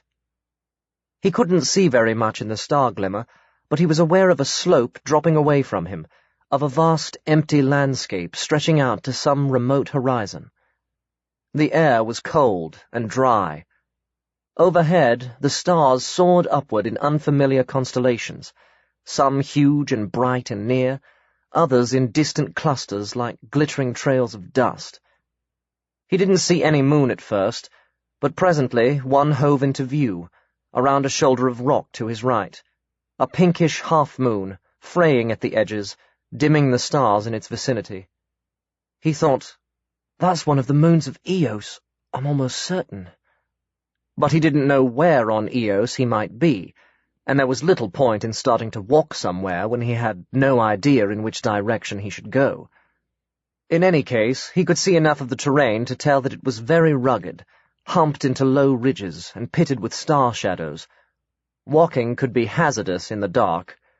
He decided to stay close to the cave and wait for morning. It was a fortunate decision. Afterward, he wondered what would have happened if he had moved. Would he have woken with the sunrise, or never woken at all? His dreams always seemed to have a purpose, even if he wasn't sure what it was, and formerly he had felt in some way protected, at least until his materialization became more solid. But with this dream he realized he was on his own, vulnerable to dangers he didn't understand. He was being transported into an alien world without guidance or aid, swept blindly towards some hidden precipice. In that moment, the knowledge terrified him even more than the fear that he might not get back. The dawn came slowly, paling the sky to the east. He assumed it was east, fading the pink half-moon to a feather-like translucency. Morning twilight reached across the emptiness, showing him a desert of sand and rock, ribbed with the wave patterns of some prehistoric ocean, veined with river swirls long gone dry. A double line of boulders snaked up the slope toward him. The ground there was particularly uneven, rearing into knife-edged crests and swollen into bumps and mounds. When the sun's arc finally lifted over the horizon, color spilled across the world. The sand was a pale terracotta, the rocks cream, furrowed with gray, torn or eroded here and there to reveal a core of sky blue, or blood orange, or raw beef red. For a second, he was entranced with the terrible, harsh beauty of it. Then he was aware of pain. Sudden, blazing pain. Where the dawn touched his hand, he saw it reddening, beginning to blister. He could feel his face doing the same. He bolted back to the slot and wriggled into the welcome shadow of the cave. The pain eased, but only a little, and then the relief set in, as he thought of how it would have been if the sun had found him exposed on that shelterless landscape, shoeless and pyjama-clad. He could peer out through the slot, though the naked light stung his eyes. He saw what he thought were birds circling, very high up, perhaps vultures. As they flew lower, he realized they were saurians, but not like the ones he had seen in the city. These were riderless, maybe a little smaller, and their colors varied. Many were dark gray or black, some blotched and spotted, one white. The saurians they ride are domesticated, he thought. They've been specially bred. These are wild ones. Interest diverted him from the pain of his burned skin. He wondered what they found to eat out here in the desert. One dropped suddenly, wings and body streamlining into an arrow. Whatever it had seen, it missed, but shortly after it stooped again, rising this time with a snake in its hind claws that writhed like a whip, trying to bite. Nathan remembered Eric had said there were few creatures that could resist the growing levels of pollution, but he supposed that if you could survive in the desert, you could survive anything. He shrank back into the cave for a while, closing his eyes to rest them. When he looked again, there were Xorians approaching in a V formation of 3. They had riders, a patrol. The wild reptiles veered away from them, but only to a safe distance, where they spiraled slowly, watching the intruders. The patrol dipped low. They're coming into land, Nathan murmured with a rush of anxiety. They had to be aiming for the cave. There was nowhere else. But the entrance should be too narrow to admit them. Close up, he saw they looked different from other patrols, black-clad, with scarlet insignias on their foreheads. It came to him that they were some illicit group, raiders or terrorists from a subversive organization. He tried to memorize the scarlet emblem, an intricate design set in a circle, but although he knew he would recognize it if he saw it again, he didn't think he would be able to draw it. The foremost rider drifted to the ground near the top of the slope and dismounted, glancing warily around. Even though he was used to seeing the hoods, Nathan found the figure peculiarly sinister, with its black-goggled stare and the shapeless mesh hiding every feature. There was something in its stance, a sort of hot-wired alertness, a slimness of the shoulders, a suggestion of poise. He thought it might be a woman, not a woman like Holme, with a face of magic and legend, but a lithe, athletic creature, deadly as a tigress. He thought, she's thin enough to get through the cave entrance. The other two hovered but didn't land. The rider began to climb the last of the slope, while the Xorian waited, untethered. Suddenly, it rose on a wing beat, beak open in a scream. Nathan saw the ground twitch. The twin lines of boulders began to heave upward. The earthbound rider stumbled. Of the two who were airborne, one swung off into an ascending curve, the other plunged down to rescue his companion. What happened next left Nathan almost too amazed for fear. There was a deep rumble, not the crack of rending stone, more like a growl in the belly of the earth, and a huge section of the hillside simply broke away, hoisting itself as though forced by subterranean pressures. Sand billowed in clouds around it. The humps and boulders tilted, but didn't fall. A crevasse split open to reveal a gleam of black surrounded with smoky bronze. There was an instant of confusion, and then Nathan understood what he was seeing.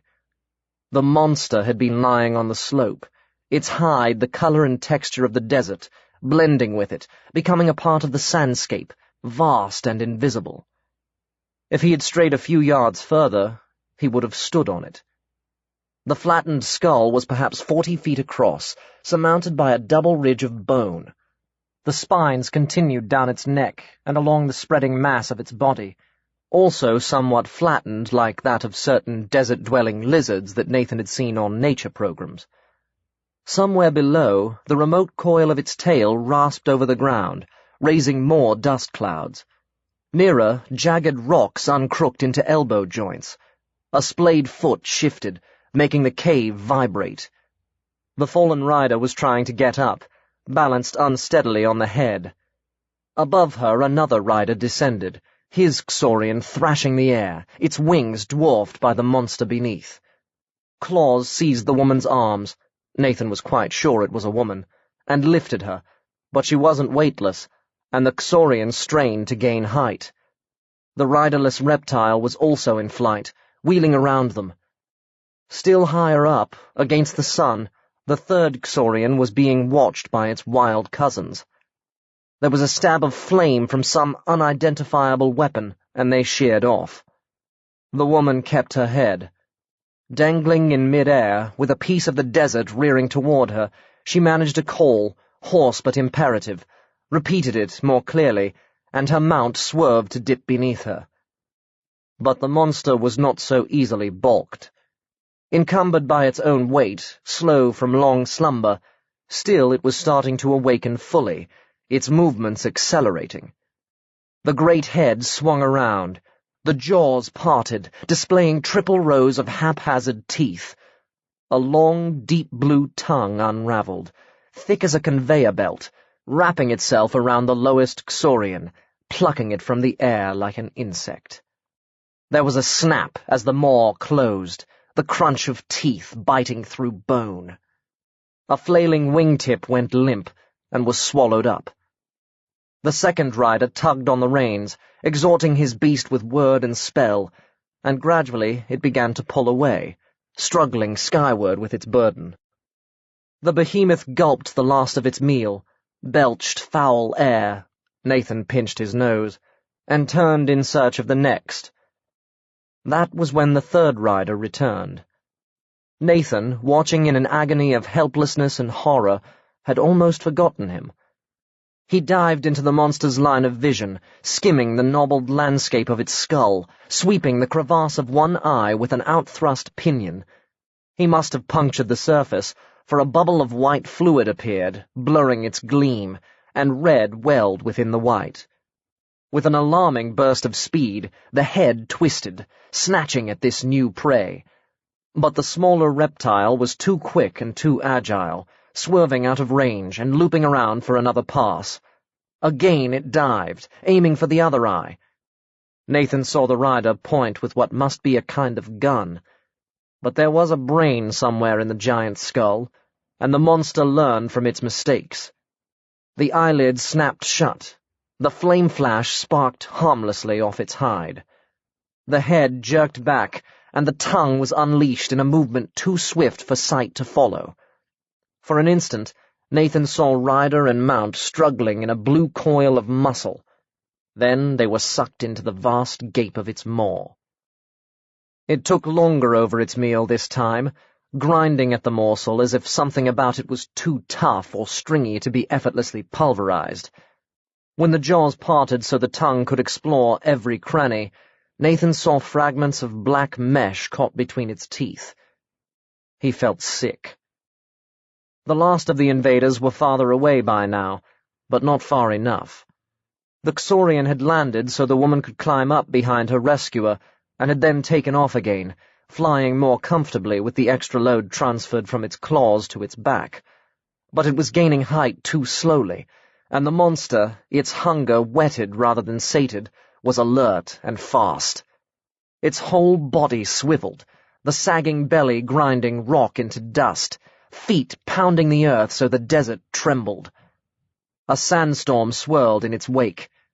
Nathan found he was pleading or praying, "No, no, please, no." The neck extended, the enormous mouth unclosed. And then the wild Xorians came, zooming out of the sky, homing in on the lunging head.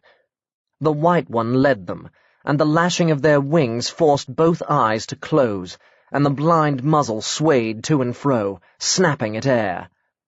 Whatever hatred they might have felt for their domesticated kin, evidently it had been undermined by the sight of the two Xorians being eaten. They knew their adversary, and they could maneuver far quicker than their larger cousins.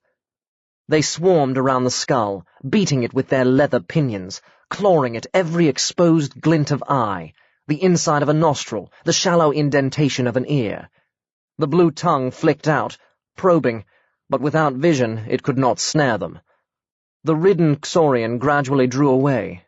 Its flight labored, the rescued woman sitting behind the saddle, holding tight to her companion.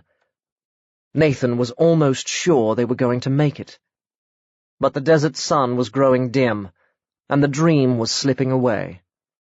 He tried to hang on, desperate to be certain of their escape, to catch the last moments of the Xorian attack, but it was no good. The darkness of the cave poured into his mind, filling it from edge to edge, and when it receded, it was daylight in his own world. "Where were you last night?" Ned Gable asked. "What?" "I woke in the night and you weren't there." "You should do something about your sleeping problem," Nathan said, ignoring the coldness that trickled down his spine. "You're always waking in the night and imagining things. Anyway, if I really wasn't there, I must have been in the bathroom." "Okay," said his friend, "if that's all you want to tell me. But if you've got a cloak of invisibility, you might share it with me." "I wish," Nathan grinned. "How come your face is burned?" "Oh." Nathan touched his cheek, which felt very tender. "Must have been yesterday. Tennis." "I thought brown skin didn't get sunburned," Ned said. "Depends on the sun."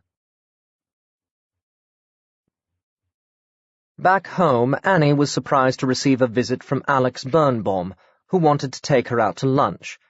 She suspected he was after information about Rowena, but in fact he talked about painting and sculpture, sounding like someone who knew his stuff, and about himself, sounding like every other man she had ever met. But it was a pleasant meal, and she enjoyed herself, returning to the shop with an inward tweak of guilt, because she didn't feel she should be enjoying herself quite so often. They had pulled a dead body from the river, and an exile from another world was living at Thornyhill, and Nathan was in danger. This was no time to start having fun.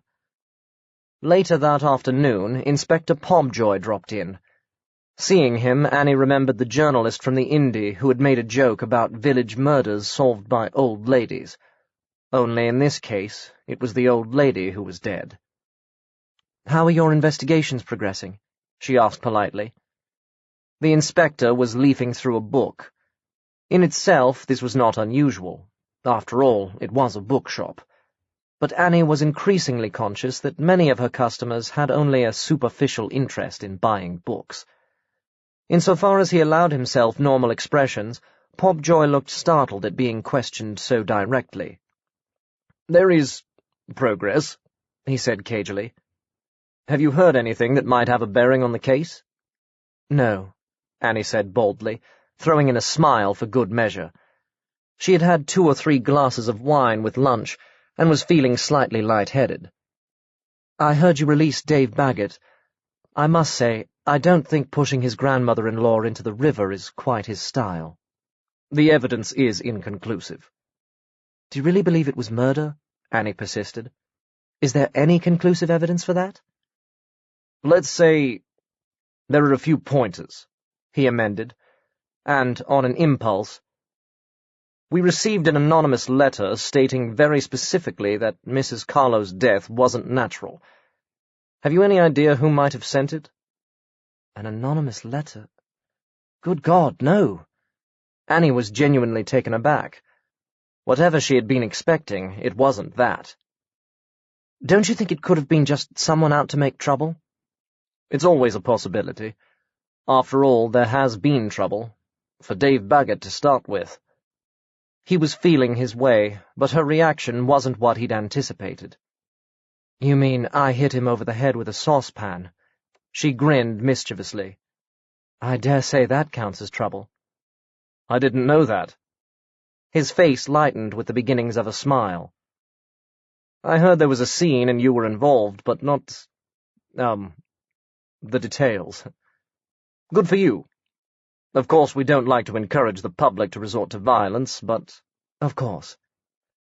For a moment, there was a spark of camaraderie between them. "I really mustn't drink at lunchtime," Annie thought. She went on. "Incidentally, there's a friend of mine who thinks he may have known one of your relatives.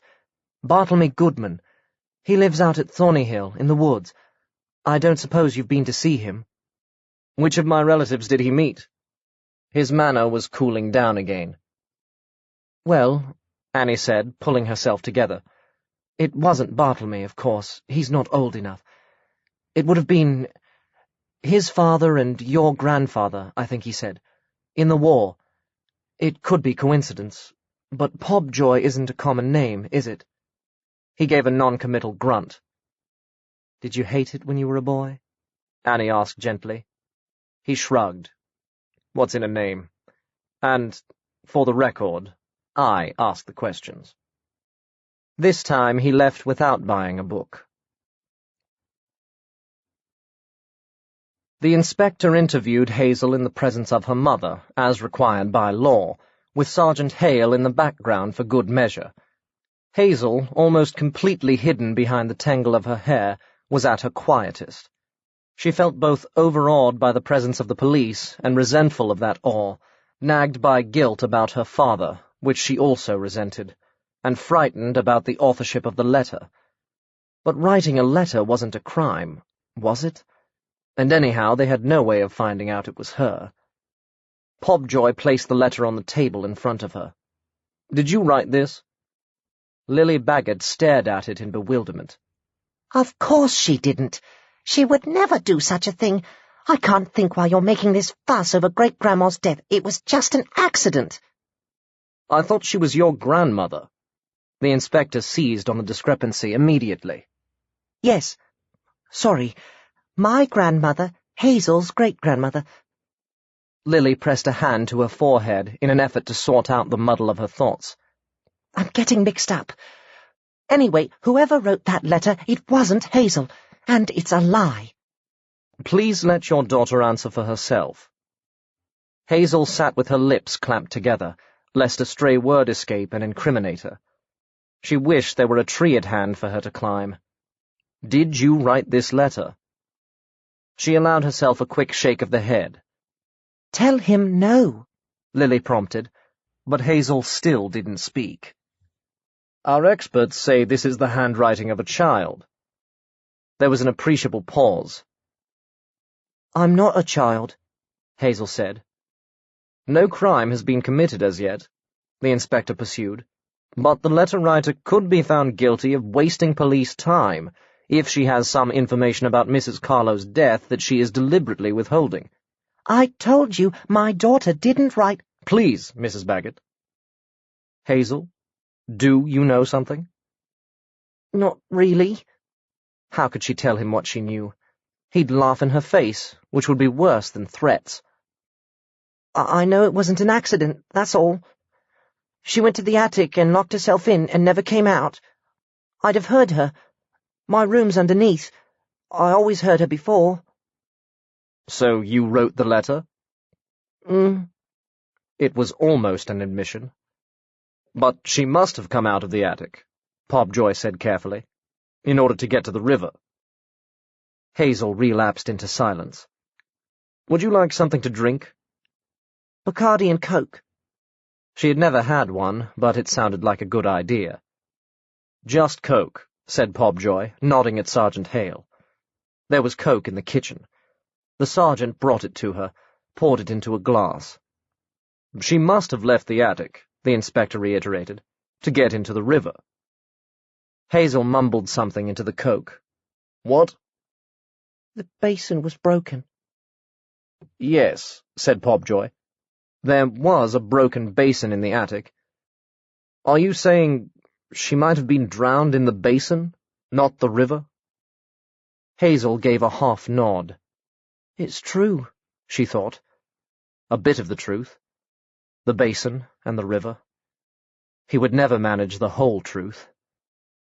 Lily, like the inspector, was following the clue in a different direction. That's nonsense. She doesn't know what she's saying. You're bullying her. We can check the broken shards for fingerprints, Pobjoy was saying. Instinct told him they were on to something, though he wasn't sure what. As the girl had said, her room was underneath the attic. She must have overheard an argument, a struggle, not knowing what it meant, not till it was too late, afraid to accuse someone close to her. Who else had a key to the attic? Nobody, Lily said. My grandmother took the only key. There may have been a copy you didn't know about. In your husband's possession, for instance? You don't understand, Lily persisted. Gran came to stay here when my husband moved out. She took the key then. It was unplanned. Dave couldn't have known she would do that. He had no idea he might need a copy made. If he had meant to hurt her, which he didn't. They didn't get along, did they? Said Pobjoy.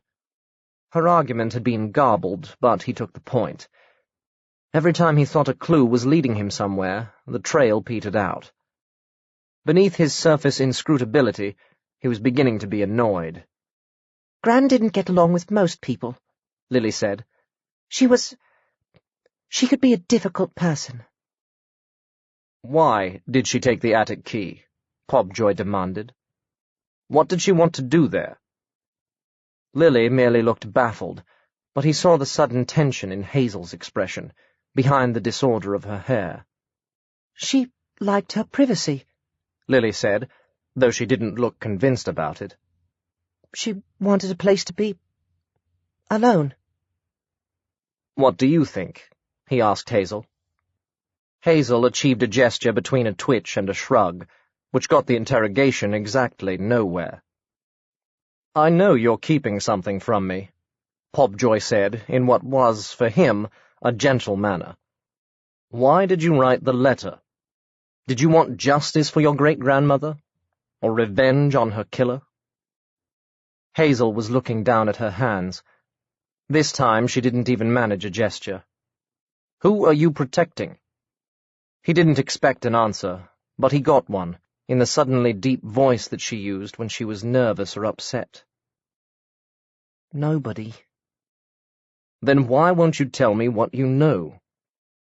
She lifted her head, pushing her hair aside, and for the first time she met his eyes. You wouldn't believe me, she said. Rowena had employed Eric to do a few odd jobs for her in the shop in Chiseldon that week. He had never seen a screwdriver and thought a hammer was an antiquated religious symbol, but, as always, he learned fast, and his strength matched his size, making him invaluable when it came to heavy lifting. 2 young men arriving with a van-load of furniture Rowena had bought at an auction found themselves effortlessly upstaged by a giant of a man who looked like a cross between a gypsy and a tramp, spoke bad English, and had to be at least twice their age. The actual arithmetic they would have found rather hard to take. But somehow, Rowena noticed, Eric always seemed to win friends. After much moving of furniture, and coffee and sandwiches, the youths evidently decided in favor of Eric's eccentricities. With Rowena, he spent his spare time scanning old books or poring over pictures of the cup. Of course you cannot date, he explained. Sangreal from my world. Time in my world different from yours. Stone different too. He's a little balmy, Rowena thought, but it's an explanation, of sorts. She knew nothing of particle physics, but everyone was aware that alternative universes were supposed to be a scientific fact. And there was his evident belief in magic as if it was a natural form of energy, like radiation or kinetics. All nonsense, of course. She knew it was nonsense. Her father and grandfather would have known it was nonsense. But then, her father and grandfather would have thought the cell phone and the microchip nonsense, and she herself had always dismissed the legends surrounding the Cup of the Thorns, until lately. We need to arrange for you to see the Grail, she told Eric, remembering Annie's reaction to the cup, or at least what she assumed was a reaction to the cup. If he saw it, if he touched it, there might be a sign. She would know. She called Julian Epstein, but the looming court case had made Sotheby's wary and unwilling to cut her any more slack. On the Friday, Dieter von Humboldt came into the shop again. "Have some tea," said Rowena, allowing a trace of brisk friendliness to colour her approach. "Been hoping for a chance to talk to you." "So you have been thinking about my proposition?" "Ran into that chap Birnbaum the other day. Seems determined to get his pound of flesh, or pound of something anyway.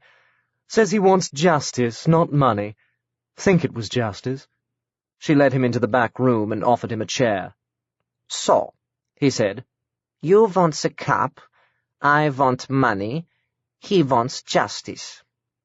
It will be interesting trying to work out a 3-way split." "That emotional stuff about the death of his family will go down well with the court," Rowena said, watching von Humboldt narrowly. "I'm just the relic of an old family, outmoded class system and all that. You're the grandson of a Nazi. Sorry to be blunt, but there it is. He'll get the sympathy vote." "I felt your rush into legal action was a little hasty." She could sense he was pleased at what he thought of as her weakening, but he held back, waiting for her to put her cards on the table. Like all frank, matter-of-fact people who rarely choose to be devious, Rowena was very good at it when she did. She had no intention of showing her hand. Let him guess, and guess wrong. "I was thinking of a meeting," she said. "Informal. Couple of witnesses, but no lawyers. Got to have the right location. Birnbaum's impressed by the history of the cup, so let's use it. Family home's been sold years ago, but I know the chap who owns it. He'd let us meet there. Make Birnbaum feel he's trying to destroy a tradition. He won't want that. He's the romantic type."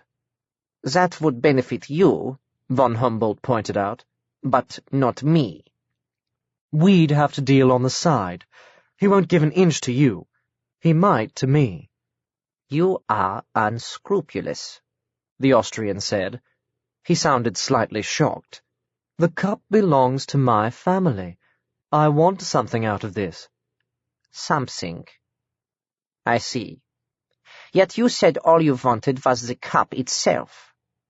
Von Humboldt accepted a mug of tea, but didn't drink. "As things stand, not much chance of that. Could have fought you in the courts. Harder with Birnbaum. For him, we need to deal out of court." "And with Birnbaum out of the way, you will return to legal means to fight me?" She permitted herself a quick, tight grin. "Nice one. No. If we make a bargain, that's it. Not suggesting anything in a hurry, though. Just a meeting to start the ball rolling. Doesn't commit anyone to anything, does it? Wasn't that what you wanted?" "As you say." "One more thing. The Grail should be there." "No." His tone was flat. "Why the farce? Have all the security you want. No one will nick it. It's unsaleable without provenance. That's why Sotheby's contacted me in the first place. Carbon dating didn't work. If I say it's a fake, you probably won't get a buyer. Not at the price you want, anyway. Need it there if we're going to meet. Atmosphere." "Mrs. Thorne, I am not a romantic. You won't get around me like that." Von Humboldt was looking puzzled. "Know that." "Why, then?" "Told you. Atmosphere." She waited a minute, then affected to drop her guard. "Want to see it back where it belongs, just once. Then, if I have to let it go—" She shrugged. He didn't entirely believe her, but she knew he was curious, and he didn't want to wait for slow legal machinery to grind into action. "I'll discuss the matter with Sotheby's," he said. For Nathan, the advent of summer vacation didn't bring the usual feeling of unalloyed bliss. Instead, there was relief, because the distraction of school was removed and he could focus on other matters, a faintly uncomfortable fizz of excitement, and the leading edge of fear. He put out tracksuit bottoms and a sweatshirt to sleep in. He was fed up with universe-hopping in pajamas, anointed himself with Bartlemy's herbal mixture, and proceeded to sleep without dreams, or at least none of any significance. Saturday was spent with Hazel and George, who were, as always, deeply envious of his early release. "How come people who pay for education get less of it?" George wanted to know. "Mum doesn't pay. I'm on a scholarship." "You know what I mean." That evening, Annie said she had to go and see Bartlemy for a couple of hours. "Will you be all right on your own?" "Course. Anyhow, Hazel will stay. She's been grilled by the cops. She needs lots of moral support." "Are you okay?" Annie asked her. Hazel nodded. She'd told Nathan about writing the letter, but no one else. "I'll put a pizza in the oven. Mushroom and mozzarella or pepperoni?" They opted for pepperoni. "What are you going to see Uncle Barty about?" Nathan asked. It was unusual for her to go without inviting him. "Private talk," Annie said. Bartlemy had been emphatic that she should come alone. "Grown-up stuff." And, mentally crossing her fingers, "Probably about money." Nathan said nothing, but he didn't believe her. Annie arrived at Thornyhill to find Bartlemy alone. Eric had gone to have supper with Rowena Thorne. "She's up to something," Bartlemy said, taking Annie into the kitchen. "Apparently she's trying to persuade the owner to allow the Grail to be brought here for a couple of days. She wants Eric to get a look at it. She seems to have taken quite a shine to him." "Everyone does," Annie said with a smile. "Perhaps she believes he really does come from another world." "Perhaps." Because she was walking, not driving, he presented her with a glass of elderflower champagne that packed the punch of vintage Krug. "I'm afraid we're not eating till later. I have a little research I want to do first, and I need you with me, in case there's anyone, or anything, you recognize." "What sort of research? And why all the secrecy?" "You'll see." In the drawing-room, he had pushed back the furniture and rolled up the oriental rugs.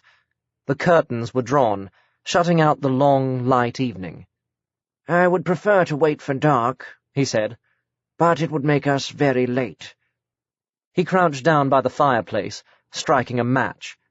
Annie thought what was on the hearth wasn't coal. The lumps appeared to be pallid and angular, like chunks of crystal. Presently they began to burn with a bluish flame that looked wan in the veiled daylight. "What are you doing?"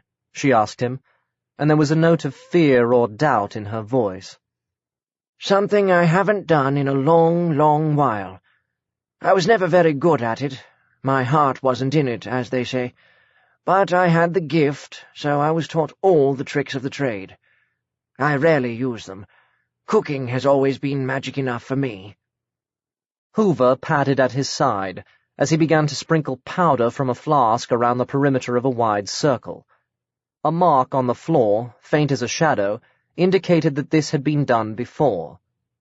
Annie said, "Is this magic?" "Oh, yes. One of the oldest spells.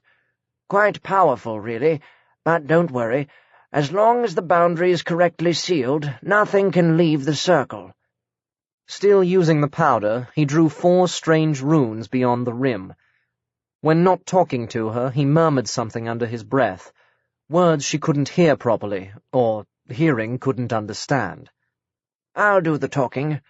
You can sit here. It's best if you stay in the chair. On no account try to cross the perimeter." Annie sat down, clutching her glass. Are you going to call up the dead?" "Good Lord, no. Waste of time in most cases. Spirits who have passed the gate cannot return. Of course, some don't, and the recently deceased often hang around for a bit, unfinished business and all that. I suppose we could try. Well, we'll see. In due course."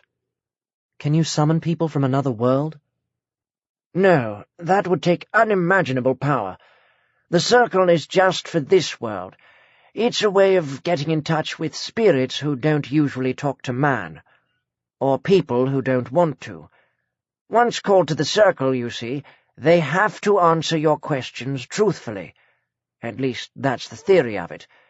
They have to say something, anyway, and even lies and distortions can be informative, if you read them right. Personally, I don't know that it will be useful, and I don't really like doing it, but we need all the information we can get." Suddenly he turned to her with his most calming smile. "Don't be upset by anything you see, or hear. Spirits are a lot like people. They like to talk big and act tough. And they resent being summoned, of course. It's rather like the genie of the lamp, you know. You rub, he has to appear. I've often thought he must have been regularly annoyed about that." "I never saw it that way," Annie murmured. He positioned himself at the circle's edge, one hand on Hoover's head. She had the feeling the dog, too, had been here before. Bartlemy spoke a single word, she thought it was "Fiume," and a spark ran around the perimeter, igniting the powder to a flame that flared and sank. Then both the runes and the boundary burned with a barely visible flicker. In darkness the effect would have been far more dramatic, but for Annie it was the banality of it, the fact that darkness and drama were not essential, that she found deeply disturbing. This was a spell, It was potent, it was real, perhaps even dangerous. And yet it was also ordinary, as much a part of Bartlemy's routine as preparing a complex dish he hadn't tried for a while, with ingredients that might have gone off in the interim. Hoover sat down, looking unusually alert, both ears cocked. Bartlemy started to speak in an unfamiliar language, a language that sounded cold and strange even in his soft voice, changing it, changing him. At the heart of the circle there was a thickening in the air, a mistiness, a blur. Then a shape, a woman. A woman who looked pale and insubstantial, as if drifting in and out of reality. She seemed to be seated, there was a suggestion of chair beneath her, and held something in her hands as if it was very precious, something small and round. She was all monochrome, save for a red veil that covered her face. "Greeting, Ranglek," Bartlemy said politely, in English. "You are welcome." "What do you seek of us?" The voice from behind the veil was faint as the wind sighing far off, and full of echoes. "Knowledge. A seeress sees many things, both present and past. I need to know what the Sisterhood have seen." The woman lifted the veil. Her face looked curiously unstable, sometimes young and unlined, sometimes withered with years. The skull gleamed through the dim covering of her flesh. Her eye sockets were empty. When she raised her hands, holding the little ball, Annie closed her own eyes for a second. Only for a second. Now the eye was in place, in the left-hand socket. It looked far more solid than the face around it, glowing as if lit from within, fixing some point beyond the circle with a monstrous stare. "What would you have us see?" asked the seeress. "The vessel called the Greenstone Grail. I would know how it came into the world, and for what purpose. Also something of its making, if possible." "Its making is hidden from us, and its purpose. One Josevius Grimthorne brought it here more than 1,300 years ago, from another place, a place outside the dimensions of this world.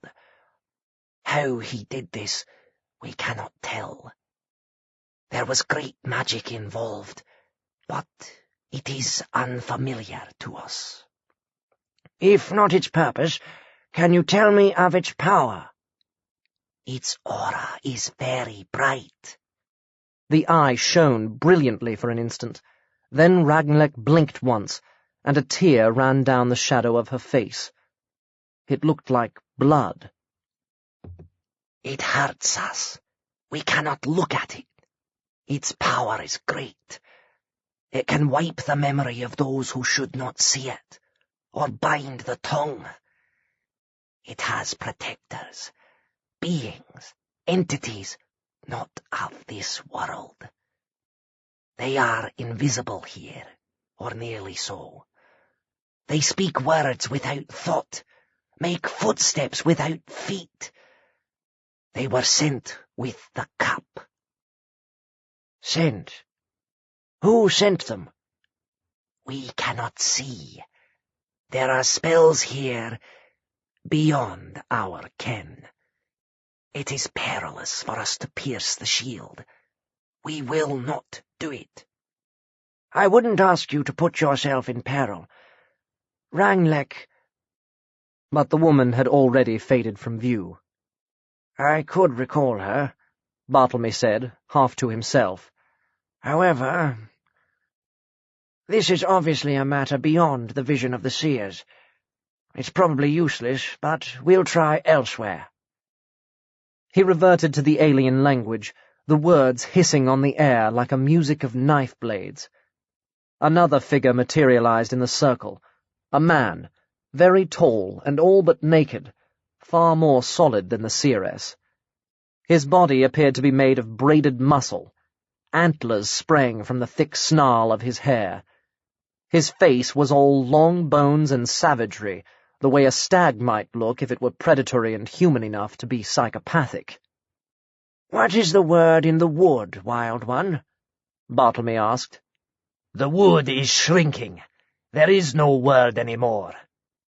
The great head tossed, stag-like. "Why do you call me?" "There is a matter noised abroad, a little matter or great, I know not. It is called the Greenstone Grail. I thought you might know more." "The wood here keeps its secrets, even from me," the man said sharply. "But I heard something, or dreamed something. It is all the same. I heard of a world where trees dominate, and a stag can run all day without crossing a path or scenting a hunter. A world without men. The Grail opens the gate to that world, or so they say. Maybe to all worlds. But I would not meddle with it. It is protected." "By whom?" "If I knew that, I would be less prudent. But you cannot challenge the foe you cannot see. That is a foolishness I leave to man." "There is much in what you say," sighed Bartlemy. The antlered man faded, to be replaced by an old crone who was, Annie thought in mingled pity and horror, the ugliest creature she had ever seen. She was half bald, and a single tooth protruded like a tusk over the lipless verge of her mouth. Her eyes were screwed so tightly they were almost shut. Her voice emerged in a mumble.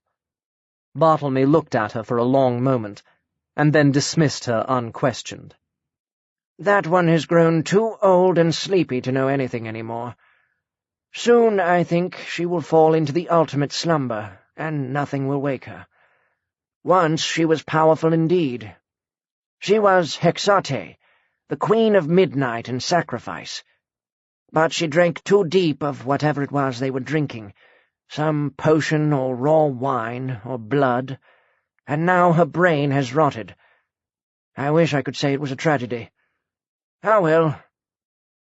He began another conjuration.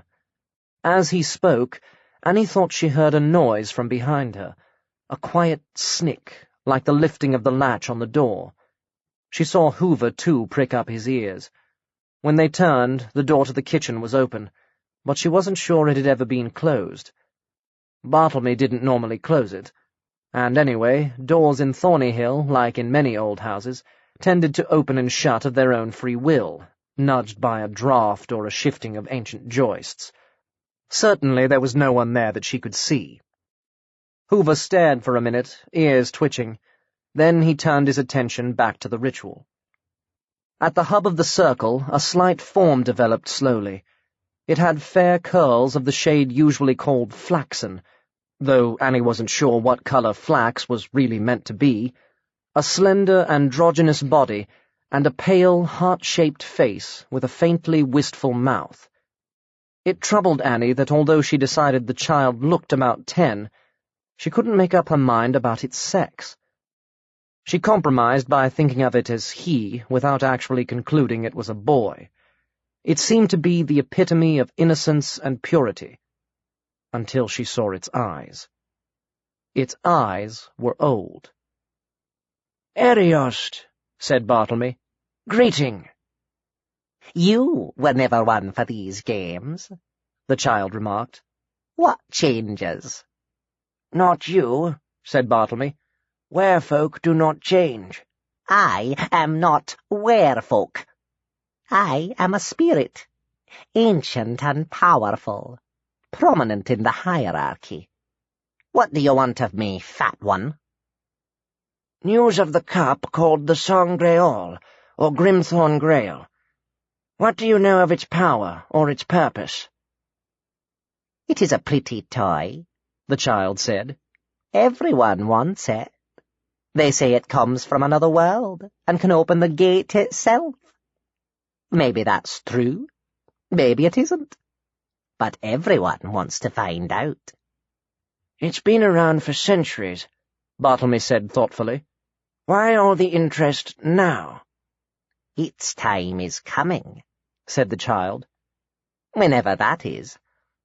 Nobody knows exactly, but they can feel. There is a shifting in the pattern, a coming together of things. It will be soon. How soon? There will be signs and portents. There always are. The child laughed, a laugh like a chime of silver bells. The mouse runs. The mouse... The child began to sing in a clear choir-boy voice that was also somehow mocking. Hickory-dickory-dock, the mouse runs up the clock. The clock strikes 1, the mouse is gone. Hickory-dickory-dock. Very doom-laden, Bartlemy said politely. You seem to be well informed. Truly has it been said, there is a child among ye taking notes. The other old ones knew far less, or are not telling. Perhaps you have heard something of a certain water spirit who is also taking an interest in these affairs. A water spirit? With one of the quick-change moods of childhood, the small face grew suddenly serious. There are no spirits in the waters anymore. The last mermaid died long ago. They hung her bier with weed, and closed her eyes with shells, and the crabs she used to hunt had their revenge on her. Still, they say that in the deepest, darkest places, far from the reach of man— The river here is neither deep nor dark, said Bartlemy, but something stirs in the water. The child was silent a moment, then began to chant. Cloud on the sunset, wave on the tide, fish from the deep sea, swim up the glide. Reed in the river pool, weed in the stream, one there a-sleeping, too deep to dream. Eyes in the mirror, dark as the room, eyes in the water, deep as the tomb. Feet tread the river, hands pluck the tide, death from the deep sea swims up the glide. Bartlemy pondered for a few seconds. Then he asked, Do you know its name? Maybe. Maybe not. Maybe it has no name. What need for names in the dark of the ocean? None the less, it has come out of the dark, Bartlemy said. It would not have done so unless it had been called. And to be called, there must be a name. But the child had lost interest, as children do, switching from unnatural maturity to distorted juvenilia. It began to sing a slightly lewd version of some nursery doggerel. Sing a song of sixpence, a pocket full of rye. Go and catch a maidenhead to bake in a pie. When the pie is opened, the head begins to bleed. Isn't that a dainty dish where somebody can feed? The horrible verse restarted, the tone at once gleeful and derisive, then gradually faded out as Bartlemy murmured a dismissal. The child became a wisp of fog from which eyes gleamed briefly. Then it vanished. Annie said, What was that? A spirit. Don't judge by appearances. It's very old. Not wise, perhaps, but knowing. It has told us a good deal, if it spoke the truth. Your water spirit comes from the sea, probably from the depths of the ocean. Things have hung on there, in the dark where men cannot go. Humanity has overrun the planet. Some spirits adapt, and batten on mortal weakness, on superstition and greed and despair. Others retreat to the wild, lonely places and hide there, in the heart of desert or jungle, and there is no place wilder and lonelier than the deeps of the sea. They say the great sea serpent still sleeps there, its coils wound so tight around the world they have carved the Marianas Trench. There are squid larger than ships, and strange creatures left over from the age of dinosaurs, and the lost lair of the kraken. Also a few gods and goddesses of the ancient world, whose worship has long been abandoned.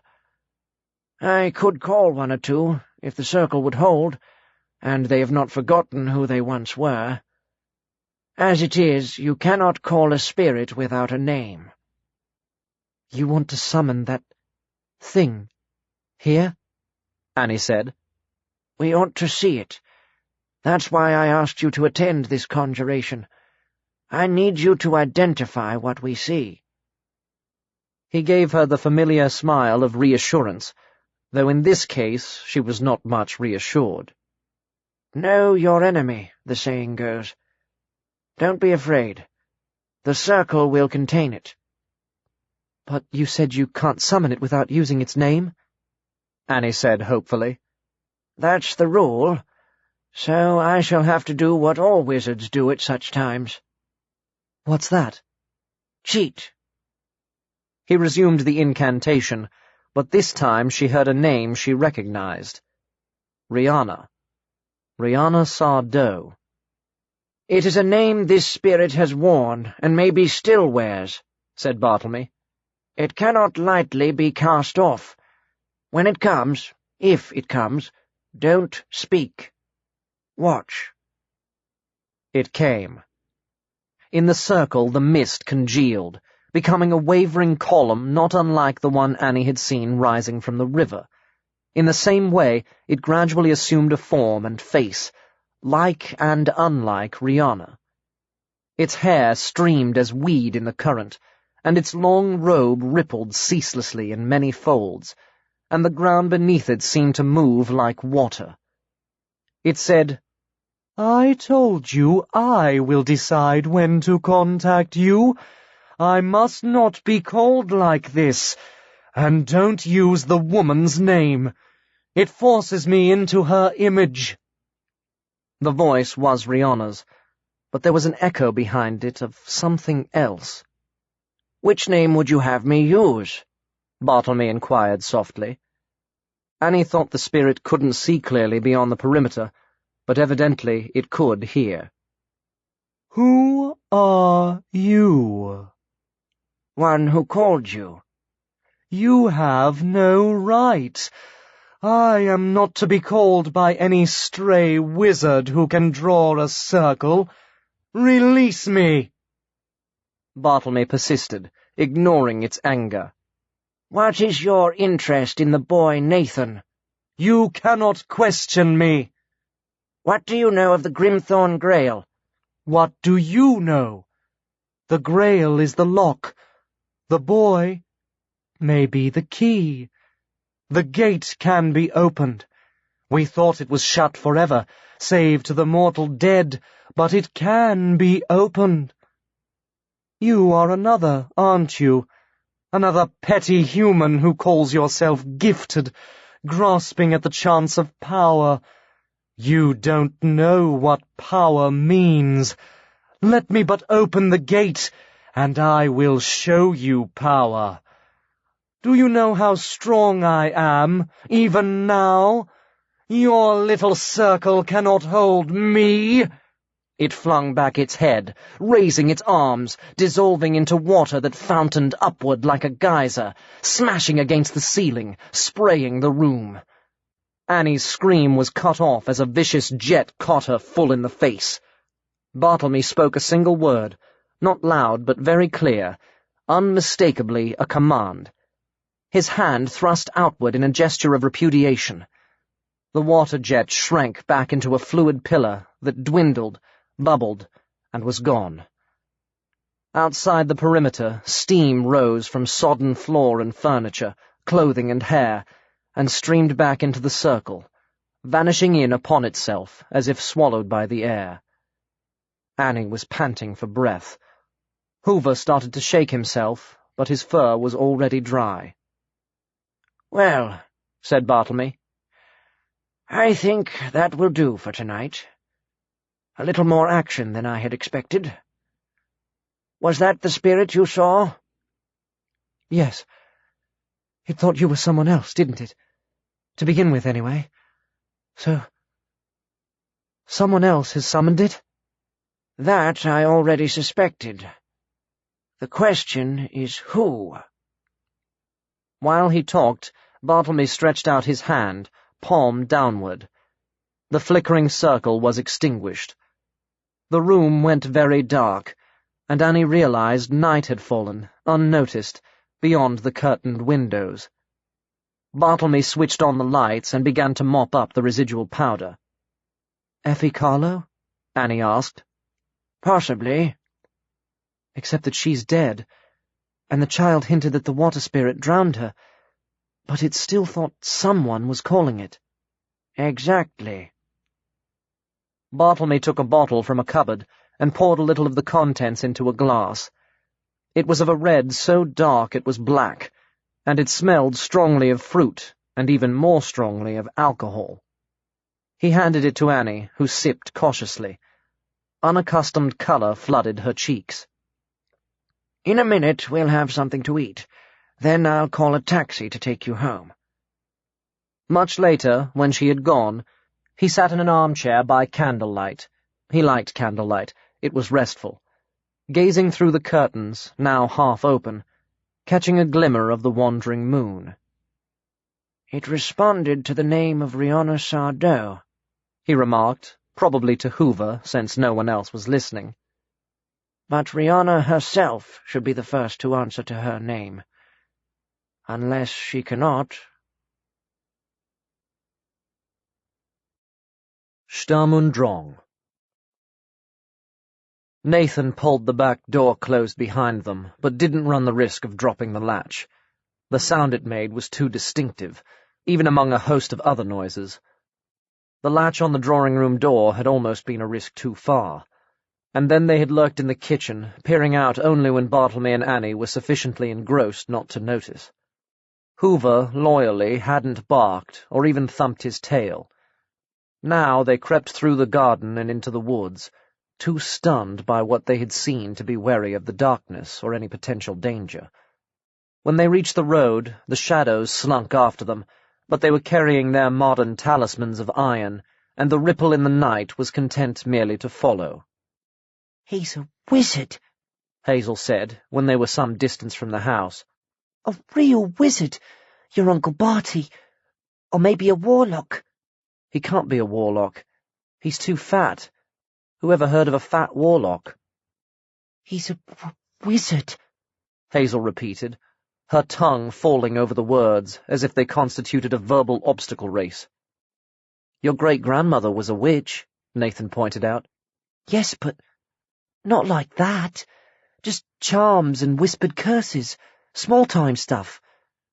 Not like that." "Anyhow, you don't believe in magic." "Do I have a choice?" Hazel muttered. They walked on for a while without speaking. Behind them, the shadows played at grandmother's footsteps on the empty road, falling silent when Nathan looked back. There, he said. The gnomons. They felt the fear reaching out to them, but it could not take hold on their minds. They had too many other things to trouble them. They walked a little faster. That was all. When they were clear of the trees, Hazel said, "What was all that about Michael's wife, and your mum recognizing that spirit thing?" She still didn't want to discuss her own encounter with the head in the basin. "Mum's not telling me everything," Nathan said, disquieted. But then he wasn't telling her everything either. "They never do," Hazel said wisely. "My mum never tells me anything." "Your mum hasn't been running into malignant water demons," Nathan retorted. "She might have. I told you, she never tells me." But Nathan wasn't attending. Why didn't she tell me? Does she still think I need protecting? I can look after myself in other worlds. "That's why you got that weird sunburn," Hazel remarked dampingly. "All right, I make mistakes. To tell you the truth, the whole business scares the life out of me. But there's no point in anyone trying to protect me, because they can't. I've gone beyond that. She should at least trust me." Hazel didn't know what to say to that, but Nathan didn't seem to require an answer. He was too busy brooding. They had walked some distance farther when she said abruptly, What's that? What's what? That. The wood had finished, but they were still a fair way from the first houses. There was a sudden scuffling in the hedgerow, a shaking of grasses, a twitching of briars. Something was in there, hidden by the leaf tangle and the matted stems. Something bigger than a gnomon, and far more solid. The grasses parted. For an instant, a face peeped out, barely visible in the darkness. But they knew who it must be. The prisoner! Hazel hissed in a savage whisper. He's spying on us. He's spying on someone, Nathan amended. He moved toward the hedgerow with a purposeful air, though he himself had no idea what his purpose might be. The face vanished. The leaf tangle quivered once and was still. Nathan said, "That's got rid of that," as if he had merely been intent on frightening the creature, but privately he was worried. It should have run, not stayed in the vicinity of its long imprisonment, watching people it didn't even know. And why had it been imprisoned? And by whom? For that matter, when? No answers were likely to materialize in the near future, and he turned back to Hazel, eager now to get home, suddenly hungry. It seemed a long time since the pizza they had eaten earlier. Hazel went back to her own home late, and Annie returned even later, when Nathan was in bed with a book. They said good night, but nothing more. Annie was very tired, but lay sleepless for a long while, going over the events of the evening in her mind.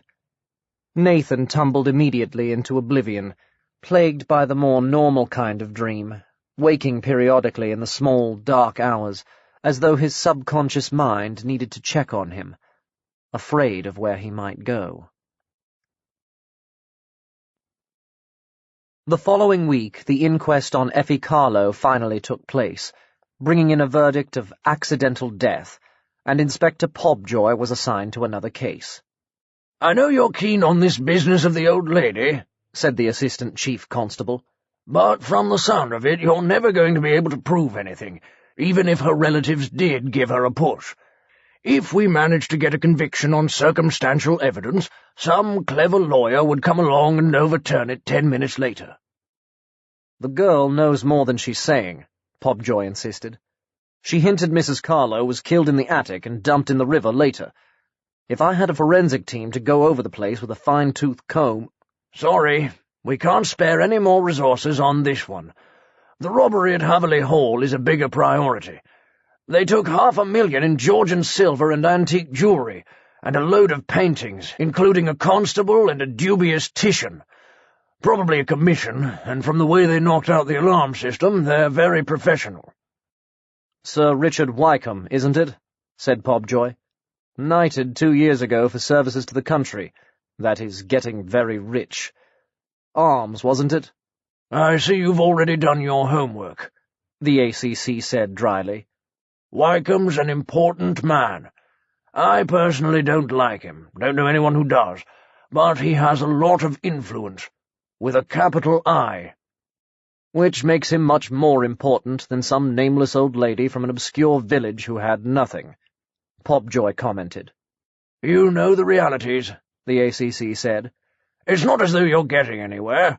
Even if you get a statement out of the girl pointing the finger at one of her parents, the evidence of minors never holds up well in court. Look at the Damalola Taylor cock-up, and I can't really see any kid being prepared to convict her mum or dad."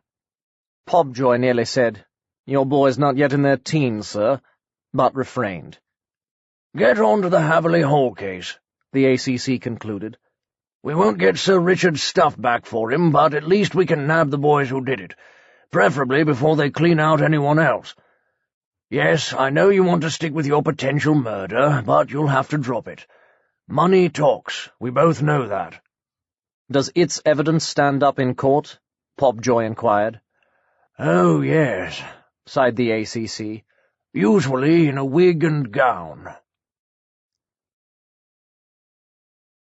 Since Hazel and George hadn't gotten out of school yet, the beginning of vacation found Nathan left much to his own devices.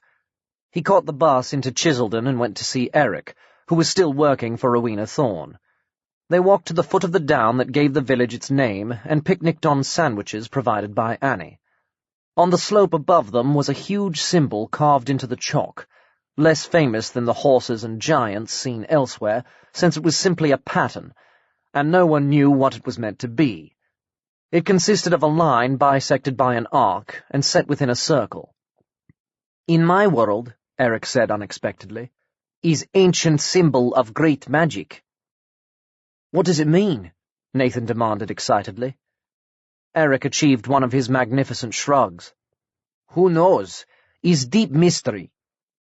Nathan's brief excitement waned. "It could be a coincidence," he said. What with Star Wars and the Force and the spell power of poetry, he felt that almost everything meant something special to Eric. "What is coincidence?" the exile asked. When that had been explained, with difficulty and at length, Nathan told him about his latest dream. The cave, the desert, the monster, the unsuccessful tomb raiders, and the wild saurians. Eric was both enthused and disturbed. "Is right place," he decided. "Must be. Sangreal, sword, crown, hide there. You not see?" "It was pitch dark in the cave," Nathan said. "I couldn't see anything. Do you know who the raiders were?" Eric hesitated. "Maybe just thieves," he said at last. "But maybe not. There is group, you would say revolters. They say Grandier do nothing to save us. Let all die except few who are chosen. Keep spell of first Grandier till end.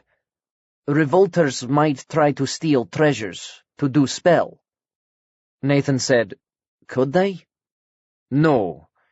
Nobody can do spell. Secret is lost. But maybe they guess.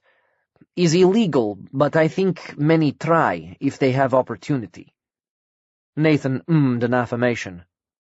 "What have they got to lose?" "Law is strict," Eric offered. "Many put in prison." Nathan gave him another sandwich, and they moved on to the subject of the Xorians. "Their skin very tough," Eric explained. "Protect against sun death. Also special lid over eye. Always closed, but invisible." "Transparent?" Nathan deduced. "They see through it. Transparent. I will remember." He always did, Nathan noticed. Any new word had to be committed to memory only once. "Long ago, men catch wild Xorians, change genes, make them bigger, stronger, but to obey. Some wild ones still there, though many die. Not lots of animals for them to hunt now." "Why would the wild ones help men?" Nathan asked. "Very intelligent," Eric suggested doubtfully. "Like dolphin here." Nathan wondered how he had heard about dolphins. "Is helping men a sign of intelligence?" he said. Of course, dolphins had been known to rescue drowning sailors, so maybe it was a good analogy. They finished their lunch, and he made his way back to Ede. In the shop, he found Michael, who asked him if he would like to come out on the boat one day. "Yes, please," and then left him to his mother's company. "What were you and Uncle Barty up to last night?" Nathan inquired, as innocently as he could manage. He didn't want to deceive her, nor did he want her to deceive him. He had felt guilty about sneaking out to spy on her the previous evening, but with the dreams increasingly taking over his life, he thought he needed to know everything, especially those things adults didn't want him to know. "Just supper," Annie said, equally ill at ease with deceit. "Talk? About me?" "No. After all, that was mostly true. You are not the only subject of discussion in my life, you know. We talked of money matters, the running of the shop, that sort of thing." "You've never had private meetings about that before," said Nathan. "I expect we did. You just didn't notice." She isn't going to tell me, he thought. I need to know, but she won't tell. Should I say I was there? I wonder if I ought to tell him, Annie agonized. He's involved in all this, but he's so young, so young. I want to keep him out, keep him safe, at least until he's older. The more he knows, the more he'll want to know. Until in the end, he'll ask about his father. She said nothing. So did he. That night he knew he would dream. Not the idle dreams of the roving mind, but the dreams of the soul, dreams of the other world. This time he was aware of things before the dream started, of a stomach-churning sensation of falling, plunging into a tunnel of black, whirling space. Clouds of dark matter spun around him, stars that seemed tiny, but somehow he knew they were huge, streamed past, shattering into fire dust on the invisible shoals of time. Every so often planets heaved into his orbit, bellying with oceans and continents, wreathed in weather systems. When he emerged from the tunnel, there was a blinding light, a vast sun out-dazzling the lesser stars. He shut his eyes. Then he was on solid ground, and he opened them to find himself staring at the rim of a desktop. The Grandier's desk in the semicircular office. He was crouching behind it, conspicuously solid, while a few feet away the Grandier stood with his back to him, receiving a report from a figure in hologram. The holocast, he was sure that was the correct term, wore a curious flat-topped headdress, and its black mask had bubbles of yellow glass over the eye slits, giving it a slightly evil look. Its coverall outfit was also black, of some sleek, glossy material rather like leather, with padded gauntlets banded with metal on the knuckles, and what might have been a weapon strapped to the shoulder. Its stance was rigid, clearly military. "He came originally from Ingorut," the holocast was saying. "He gives his name as Dersin Zamork, which checks out on the computer, but our records were scrambled after that last piece of sabotage, and the genoprint could be faked. Since the continent was cut off, we have no way of checking." "It doesn't matter," said the Grandier. "His name is not important. He is a neo-salvationist, that's all we need to know. What information has he given you about the organization?" "Not much, sir. These people work in cells, virtually isolated from other operatives, to protect the group in this very eventuality. He doesn't even know who supplied him with data and gave him orders." "Standard procedure." The tone was indifferent. "I would have done it that way myself when I was young and imaginative. These people are moderately intelligent. Did you find the implant?" There was a pause, a hesitation, as if the holocast had been taken by surprise. Yes, sir. It was on the spinal cord, at the base of the skull. But—" The Grandier didn't repeat the but. He merely waited. "We are unable to process it, sir. It has been designed to activate only when surrounded by living tissue, his tissue. If we had a telepathic scanner—" "We do not. Such equipment is rare, as you well know. The last one was on Quorus. It was lost when the planet was cut off. What dosage of truth serum have you been using?" "Up to 0.7, sir. His body seems to have a natural resistance, possibly induced by an activating spell." This time the pause stretched out much longer. "Would you like to interrogate him yourself, sir?" "No. What about the woman?" "She has been more difficult. Her resistance level is even higher, and there are the same problems with an implant. She wouldn't even tell us her name, though we were able to obtain that from Zamork. He calls her Quanji Lei. He says she was trained as a third-level Practor." "That explains much. She could have learned the location of the cave by magic. The knowledge is shielded, but such spells can be unraveled." "Very well.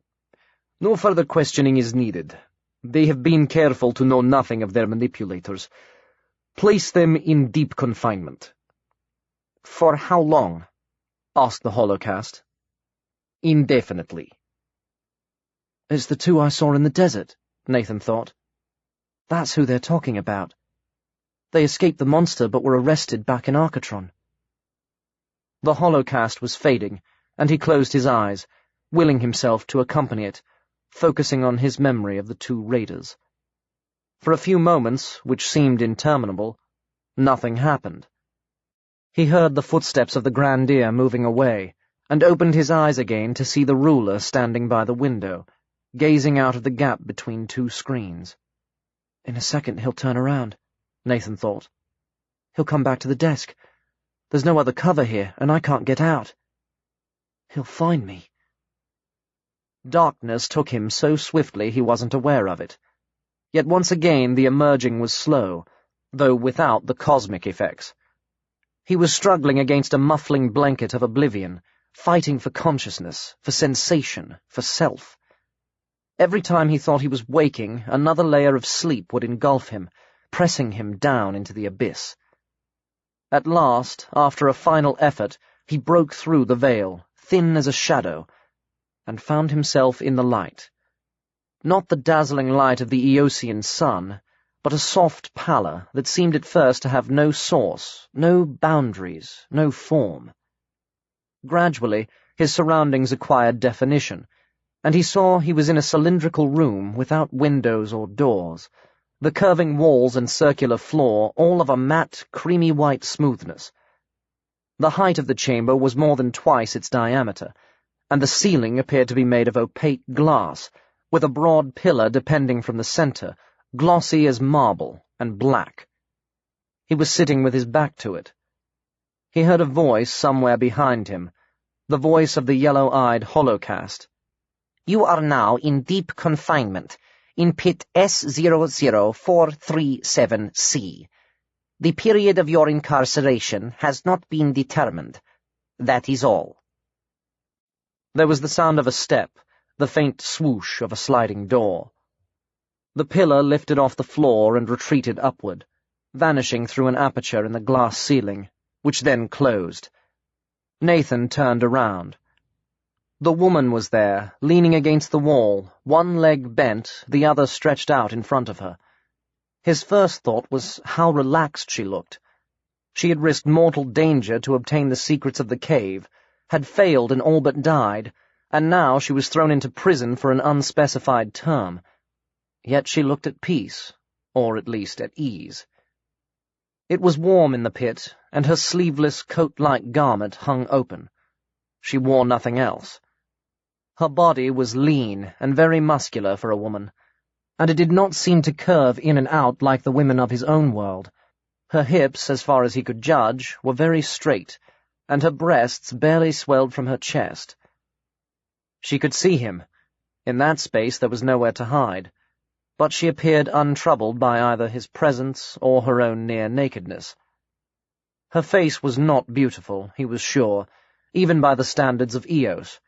It was all curves and angles, lines and bones, with a purple luster in the eyes that reminded him of Eric, only his were far lighter, the color of amethyst. It was a face that seemed to be designed for quickness of expression, for eagerness and fire, but now her inward dial was set for repose, and she studied him without a flicker of curiosity or a flutter of emotion.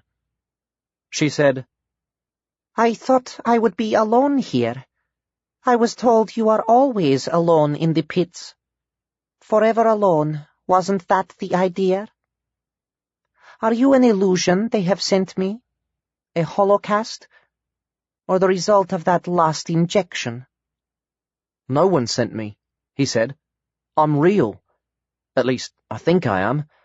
I'm real in my world. I might not be real here. She didn't try to make sense of this. He realized later, thinking of what she must have endured, that she was beyond sense. The most she could manage was calm. She was determined to have no hope, no fear, no weakness that her jailers could take hold of. You are very small, she said presently. I'm 13. I haven't finished growing. There was a long, long pause. You're a child? I thought there were no more children. I have never seen a child. Why did they send you to me? I told you no one sent me, he reiterated. This was his first conversation with anyone in his dreams, he thought, and she didn't believe in him. Well, that was fair enough. I dreamed myself here. It's something I can do. I don't know how or why. I come from another world. All the worlds are gone, she said. Unvaru sag. No, I mean another universe, beyond the gate. He didn't know if this concept would have any meaning for her. I saw you in the desert, when you escaped the lizard monster. I was watching from the cave. What did you go to find there? Was it the Sangreal? Questions, she sighed. I knew there would be questions. For an illusion, you know, you really are very good. The fine detail is quite perfect. I can't imagine you'll tell me how they do it. Nobody did it, he persisted. I was just born, the normal way. I was born and I grew. Please try to believe me. Look, the cup isn't in the cave. That's a blind. It's in my world. Someone put it there, probably for safekeeping, though we're not sure. Why were you after it? If you'd managed to get it, what would you have done with it? If the cup is part of a spell to save your world, we need to know how it works. Please. She didn't answer. Her mouth was very serious, a somber line, but the trace of a smile lifted the corners. If you are real, she said, show me. Touch me.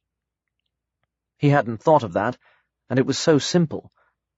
He came over to her, reached his hand out toward hers. May I? It seemed important to ask, in this world of masks and coveralls, where he had never seen people touch one another. Eric, he recalled, was always diffident about physical contact. Quanji Lei nodded. He laid his hand over hers. There was a quiver in her fingers. He felt it, like an electrical response. She said, They cannot do this.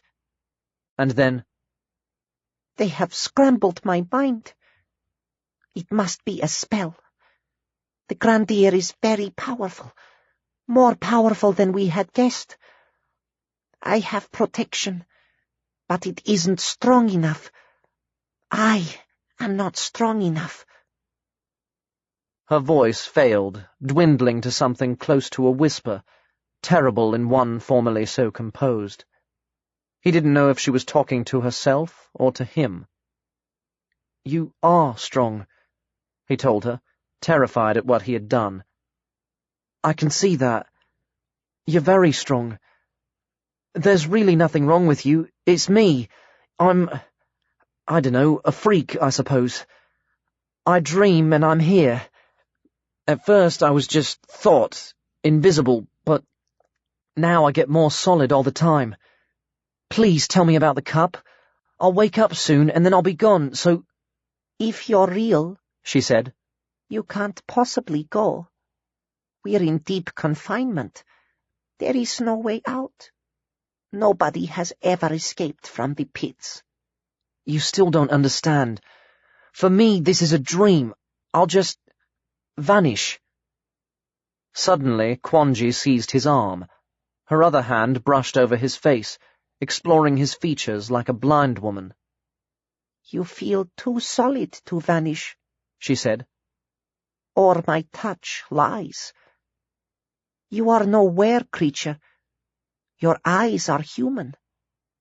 Magic cannot do this. Who is controlling you? No one. He was vehement, desperate. He could feel the darkness rushing toward him, tingling in his feet, rising in his mind. At any moment it would reclaim him. I think you believe it, she said. They have fooled you, too. There is always someone in control. And then it was over. He had a last vision of her face, lips parting in astonishment, before it faded, broke up, and he was wrenched away, out of light, out of thought, out of that whole world. He woke in his bed at home, cold with sweat, starting up to see the beginning of dawn lightening the curtains. He was saying her name, Quanji, urging, pleading with the empty room. "The Grail is coming home," Bartlemy said. "On Saturday, to be precise. I gather our friend Julian Epstein is not happy. It will be transported in a sealed van, with guards." "Armed?" Nathan asked eagerly. They were sitting in the bookshop, Bartlemy and Annie on the available chairs, Nathan on the edge of the table. "I really don't know," Bartlemy admitted. "They're bringing it to Thornyhill, where the, principal disputants will gather. Rowena Thorne, the Graf von Humboldt, and Alex Birnbaum. Also myself and Eric." "We should be there," Nathan said. "We're as involved as they are." "Yes, but they don't know that, and I have no intention of attempting to tell them," Bartlemy said reasonably. "Why is von Humboldt doing this?" Annie asked. "What does he hope to gain?" "There are wheels within wheels," Bartlemy explained. "Rowena, I infer, has convinced him that under these conditions she can persuade Birnbaum to waive his claim. He has a great respect for the Cup's historical background, the luck of the Thorns and so on. If he thinks he is ceding it to Rowena, he will be prepared to back down." "It's true," Annie said. "He might." "You've seen more of him than we have. Anyway, von Humboldt believes it's worth a try. Rowena has allowed him to think that once Birnbaum is out of the running, she will countenance a sale and a division of the spoils. He wants to avoid a long, messy, and expensive court case at any price." "That's understandable," Annie said. "But what is Rowena up to? She'd never agree to sell the Cup, would she? She couldn't, seriously, be planning—" "No." "Robbery?" Bartlemy smiled. "I don't think so. I gather what she really wants is to get Eric to have a look at it. She's been very impressed by him. People usually are. Whether she's come to accept that he's from another world, I can't say, but she's no fool, and she must realize he isn't mad. She wants him to see it. She wants it to be in situ.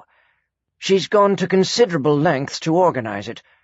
I must admit I had no idea she was capable of such duplicity.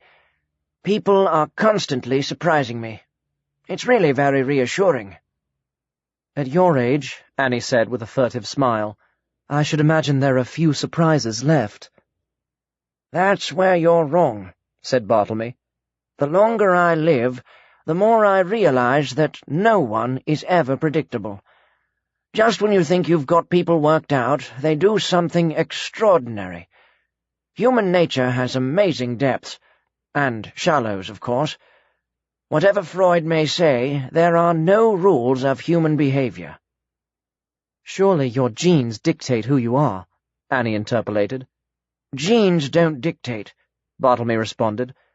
"You can be trapped by your heredity, or you can live up to it, or you can rise above it. You make yourself. How can genes make a poet out of a monkey who came down from the trees? I have told you about magic, of the powers of the gifted few, but the true magic is in the soul of man." "Men can do terrible things," Nathan said, thinking of the pits. "And wonderful ones. They are two sides of the same coin. The darkness and the light is in all of us. We make ourselves into who we are. We choose." "What about environmental factors?" said Annie. Their conversation wandered down psychoanalytical byways, while Nathan slipped into his own thoughts.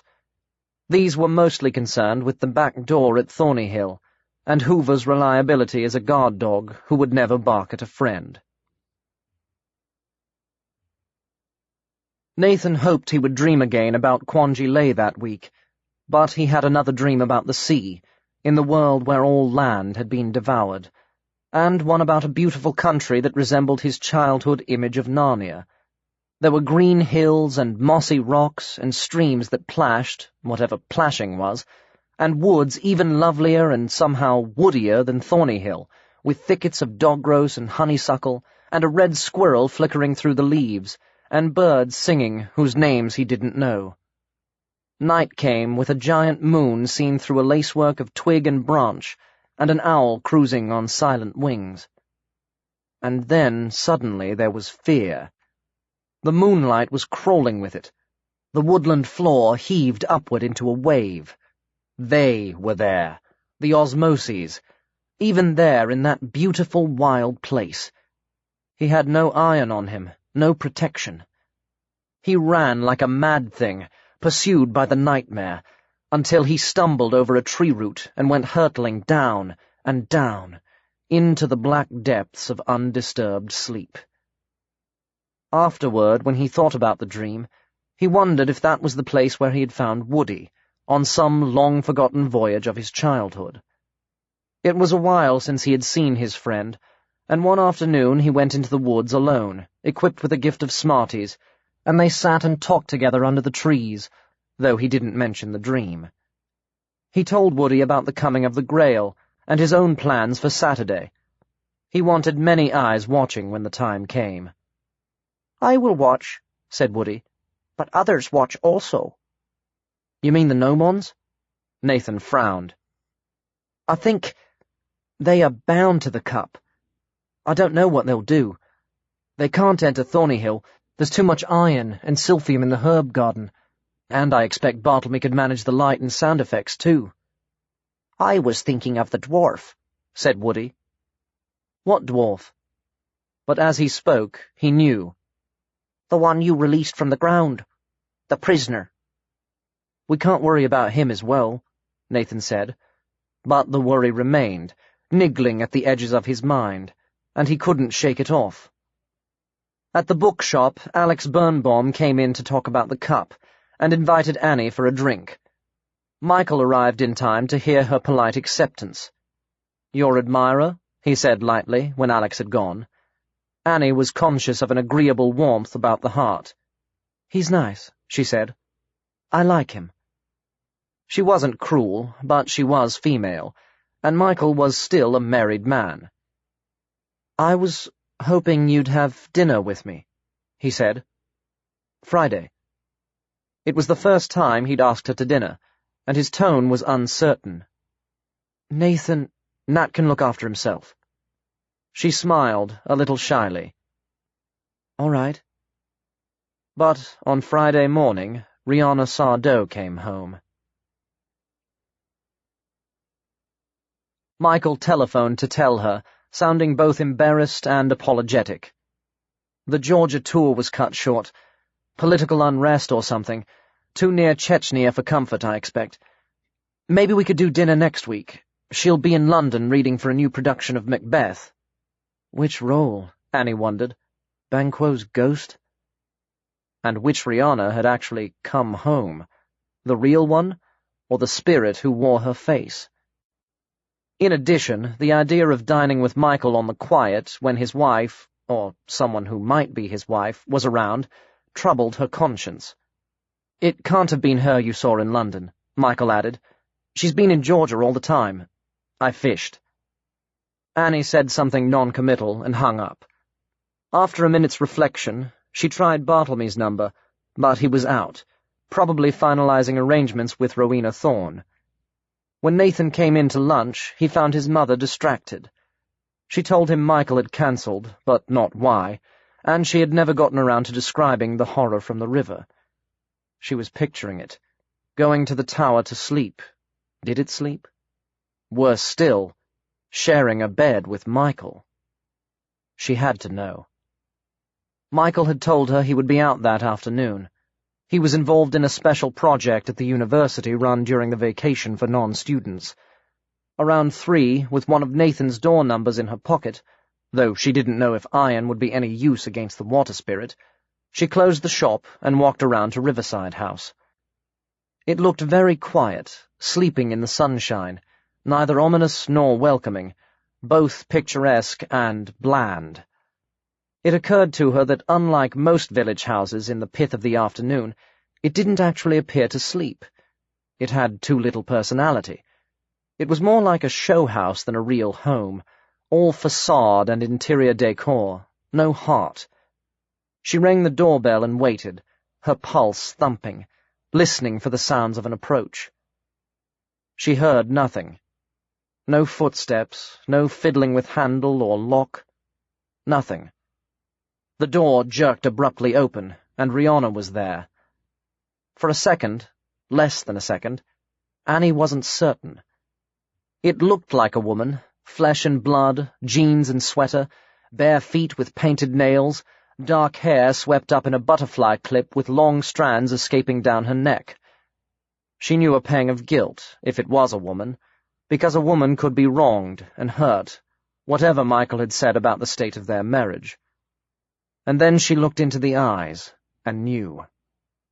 There was a blackness there beyond iris or pupil, the dark of the ocean depths where no light has ever been since life began, and no human feet could approach so noiselessly on such a quiet day.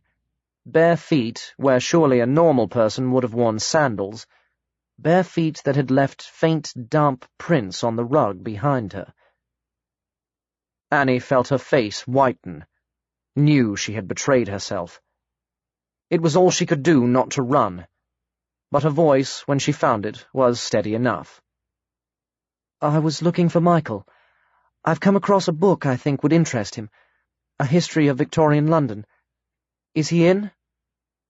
No, said the thing, boldly. Perhaps it didn't comprehend the significance of her pale cheek. Perhaps, even after the chase, it thought she could be deceived. I'll tell him you called. And then, in an altered tone, How is your son? There was no threat in the question, rather a suppressed fever, a kind of greed. Annie felt an unexpected surge of anger, scattering her fears, the ancient primitive rage of a mother protecting her child. She remembered Bartlemy's gesture of dismissal when the spirit had appeared in the circle, the single word of command. She forgot that she had no gift, no power.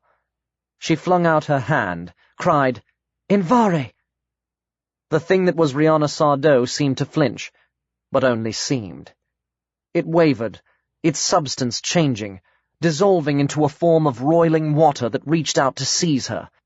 She tried to resist, but her throat was held in a grip as strong as the currents of the sea, and fluid fingers streamed into nose and mouth, and water rushed into her lungs. She came to, choking, vomiting a fountain onto the planks of the jetty. She was lying by the river, soaking wet and shivering, and Michael was bending over her with an expression of relief on his face, having evidently applied artificial respiration. "What happened?" he said, giving her no time to answer. "I found you here, in the river. I heard a cry, and then I found you. I thought you were dead. I thought you were dead." His concern was so evident a warmth flooded through her that almost stopped the shivers. "Thank God I came back." "Why?" "I'd forgotten a load of essays. No point in going without them. Thank all the gods." He carried her up to the house, saw that she could undress herself, provided her with bathrobe, blanket, hot sweet tea. "I don't know where Rihanna's gone," he said. "I thought she was around this afternoon. What were you doing here? What happened?" Annie faltered. She couldn't lie any more. He was in danger, but he would never believe the truth. She would have to compromise. "I came to see Rihanna," she stammered. "I wanted to ask her about that time in London.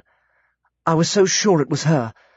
I thought if I asked her, if I saw how she reacted, I would know. She opened the door. Her manner was very strange. Everything went black. I don't even remember being near the river. She lunged at me, and everything went black."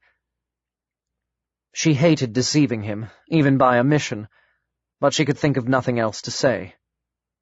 As it was, he looked at her in absolute bewilderment. Rihanna, are you saying Rihanna attacked you? But she can't have done. Not Rihanna.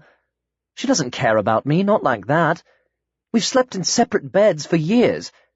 Even if she was jealous, she'd be dramatic, she'd make scenes, but she's not violent. She couldn't... What did she say? Annie answered without thinking. How is your son? What? She said, how is your son? Michael, this isn't about you. I can't say... I don't know anymore. But it's not about you. Michael stared at her, shock and concern slowly evaporating from his face, to be replaced by the contemplative expression of a scholar scanning some inscrutable antique text. When he spoke, his voice had acquired a new edge. So what is it about? She didn't tell him. She couldn't. Not without evidence to convince him of the impossible. He didn't press her. She had nearly died. She was obviously shaken. He took her home, saw she was all right, insisted on informing her doctor.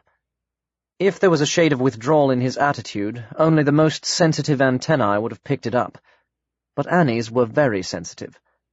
He knew she hadn't told him everything. He couldn't believe ill of Rihanna. All that was clear enough. Her only consolation was that Nathan didn't come in till later, so she didn't have to go through any complicated explanations with him. She would tell Bartlemy when an opportunity offered. That evening she cooked supper, and Nathan went to the video shop to rent a movie, returning with a dark sci-fi thriller that did nothing to cheer her up. She slept badly and woke late, to find a note on the kitchen table from her son, saying he had already breakfasted and gone out. Panic struck. He could be near the river, pursued by a watery succubus with eyes that opened on the abyss. She phoned Bartlemy, pouring out her fears, but he seemed to think there was no immediate threat to Nathan, and told her sternly in future not to go looking for trouble. Good thing Michael was there. Nice timing coming back like that. He knows I'm lying to him, Annie said awkwardly. Never mind. Women always lie to men. It's part of the fun. Annie knew he only meant to lighten her worries, but she didn't think it was fun at all.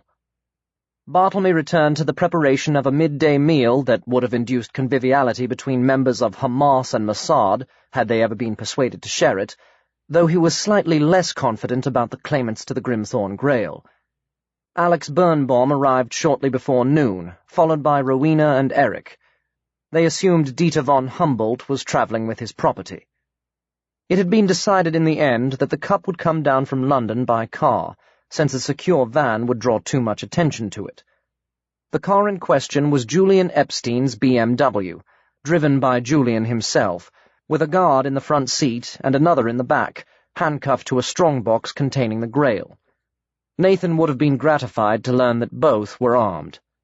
It drew up outside Thornyhill around 1, at Bartlemy's directions reversing up the grassy track where he parked his Jouet Javelin.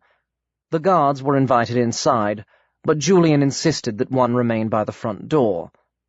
In the drawing room, Bartlemy served a choice of sherry, whiskey, gin, and tonic. "Where's the Graf?" Mrs. Thorne demanded without preamble as the newcomers entered.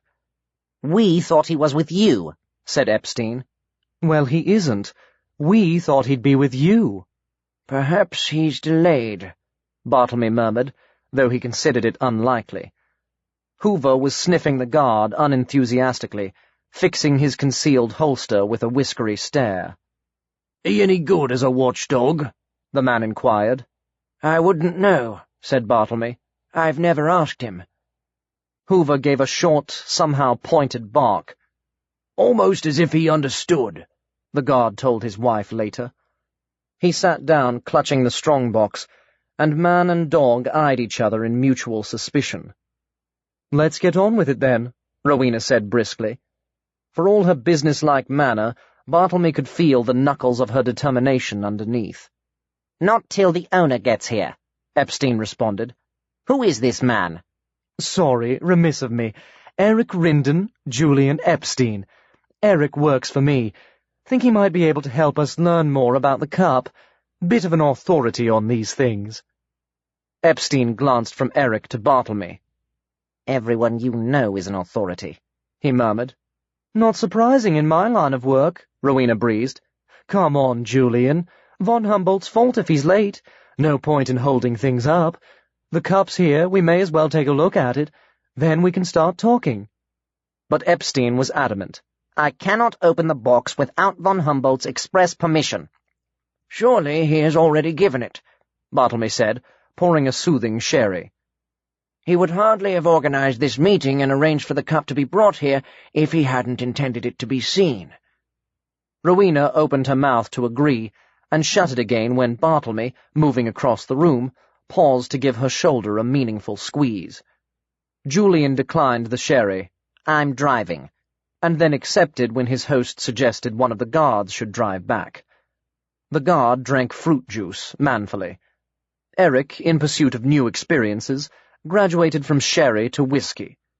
The alcoholic drinks of his world were clearly as limited as the food, though fortunately his capacity appeared to be up to the challenge. By 2 o'clock, when von Humboldt still hadn't arrived, Bartlemy proposed starting lunch. Epstein tried von Humboldt's cell phone without success, and reluctantly agreed.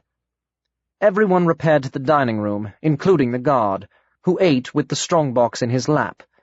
It was a day of clammy heat and lowering cloud, when the air seemed to be squashed between earth and sky, and the old house offered a welcome haven of cool. Exquisite food and chilled wine did much to relax the ill-assorted party. The guard, mellowed by atmosphere if not wine, became indiscreet about former clients. Epstein teetered on the verge of admitting his dislike of the Graf and revived his old friendship with Rowena, and Eric struck up a new friendship with Birnbaum. Bartlemy took a picnic outside to the guard at the door and kindly stayed to chat, admiring photos of a leather-clad boyfriend and 3 whippets before returning to the group indoors. It was only when silence fell that they were conscious of tension, not among themselves, not any more, but beyond, creeping in from the woods, prickling at the walls of the house. In the sudden quiet, Hoover padded to the window and put his forepaws on the sill, gazing out with ears cocked. "What is it, boy?" Bartlemy asked. The dog turned to him with an expression so intelligent that even Epstein was startled. "Perhaps we should return to the drawing-room for coffee," Bartlemy said, and though it sounded like a suggestion, they knew it wasn't. Everybody moved at once, with neither comment nor protest. "Where on earth is von Humboldt?" Epstein said, after trying his cell phone again. "Could he have had an accident?"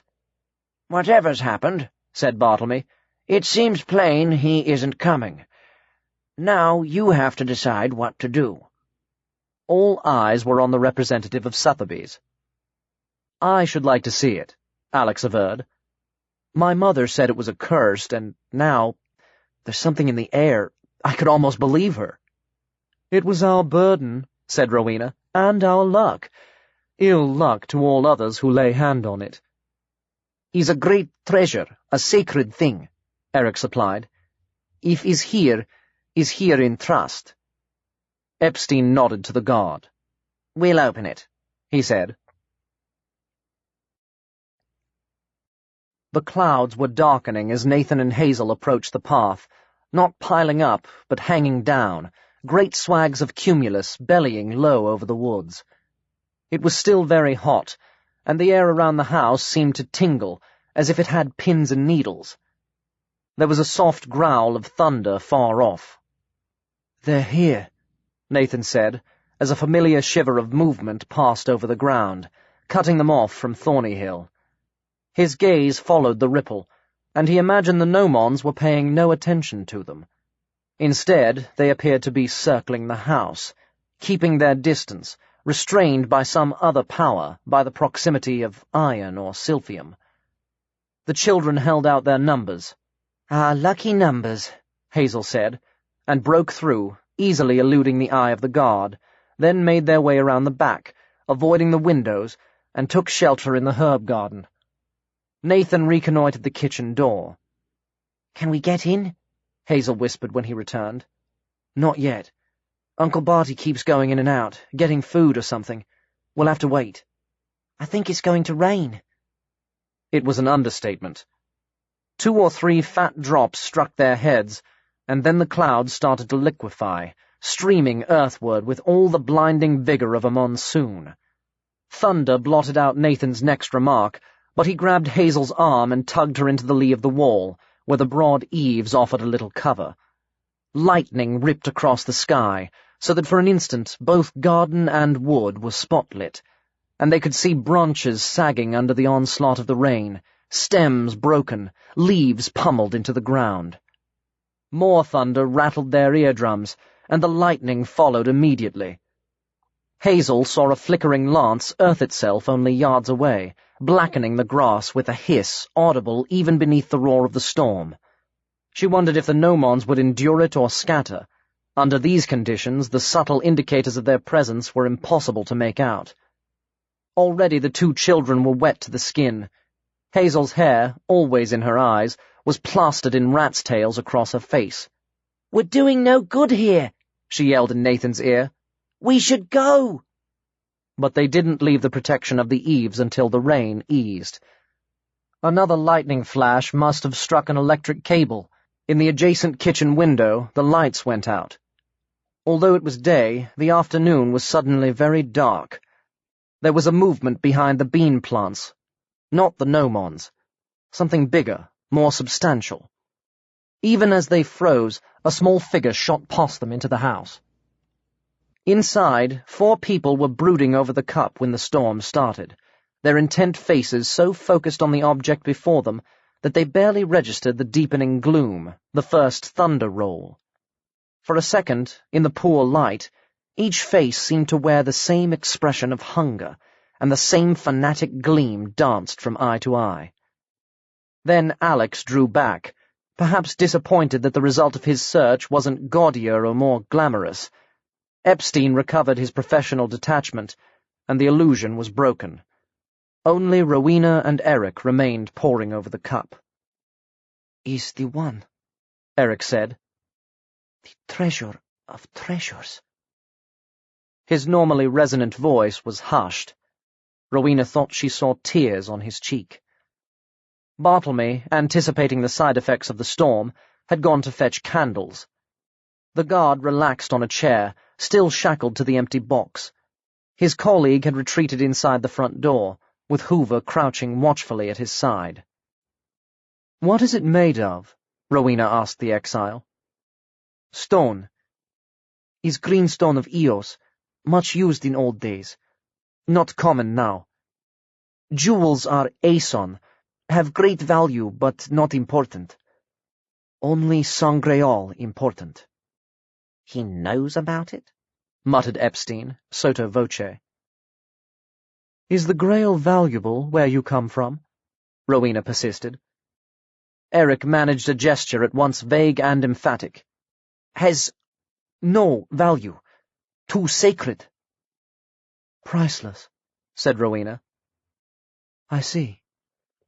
And then the lights went out. Something rushed into the room with the violence of a small tornado, bringing with it an indescribable smell, a reek not quite animal, not quite human. Rowena grabbed for the cup. Eric hesitated, unwilling to relinquish it. Epstein and Birnbaum joined the fray. The guard tried to lunge, forgetting his handcuff, and smashed his elbow on the box. Hands scrabbled on the prize, though no one was sure, in the dimness, which belonged to whom. "I've got it." "You've got it?" "Who's got it?" "What's that?" The cup slipped through too many fingers, dropped, but never hit the ground. Feet fled toward the kitchen. Something no one had seen clearly was gone as fast as it came. Bartlemy returned with a candelabra. The sudden light showed a tangle of hands, snatching at nothing. Nothing. Eric swore in his own language. Epstein sat down too quickly, almost missing the chair. Alex said, "My God. Rowena produced a string of expletives they had never heard her use before. Follow, Bartlemy said. Hoover bounded from the room. Outside, Nathan and Hazel saw the thief emerge, clasping the trophy to his chest. They took one look at each other and set off in pursuit, regardless of the rain. But they skidded on wet leaves and could barely see, whereas their quarry moved quickly, apparently untroubled by the weather. In moments he was out of what little sight they had. Then Hoover overtook them, loping ahead, picking up the rank smell that even the storm could not eradicate. Soon he too was lost to view, but the erratic sound of barking kept them on the trail. The rain slackened, and they began to run faster. Hazel stumbled several times. Her hands were muddied where she had flung them out to break her fall. Nathan was more sure-footed, but his T-shirt was smeared green from hindering branches, and his jeans were slimed to the knee. Their pace accelerated. Too late they realized why, as the slope grew steeper and they both slid some distance, Hazel landing up to her waist in brambles and leaf mold. As she scrambled to her feet, her language almost rivaled Rowena's. "Come on," Nathan said. "We can't stop now." She followed on his heels, or as near his heels as she could manage, dogged more than eager. Her enthusiasm for adventure had gotten lost in the mud and the rain.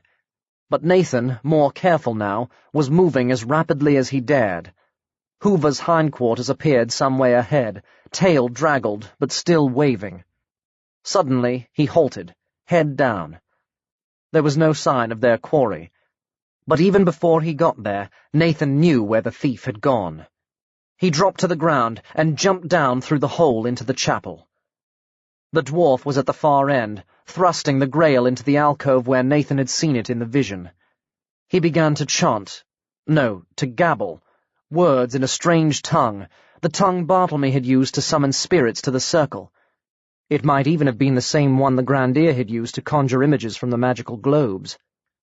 The dwarf's voice was harsh and cracked, as if long unused.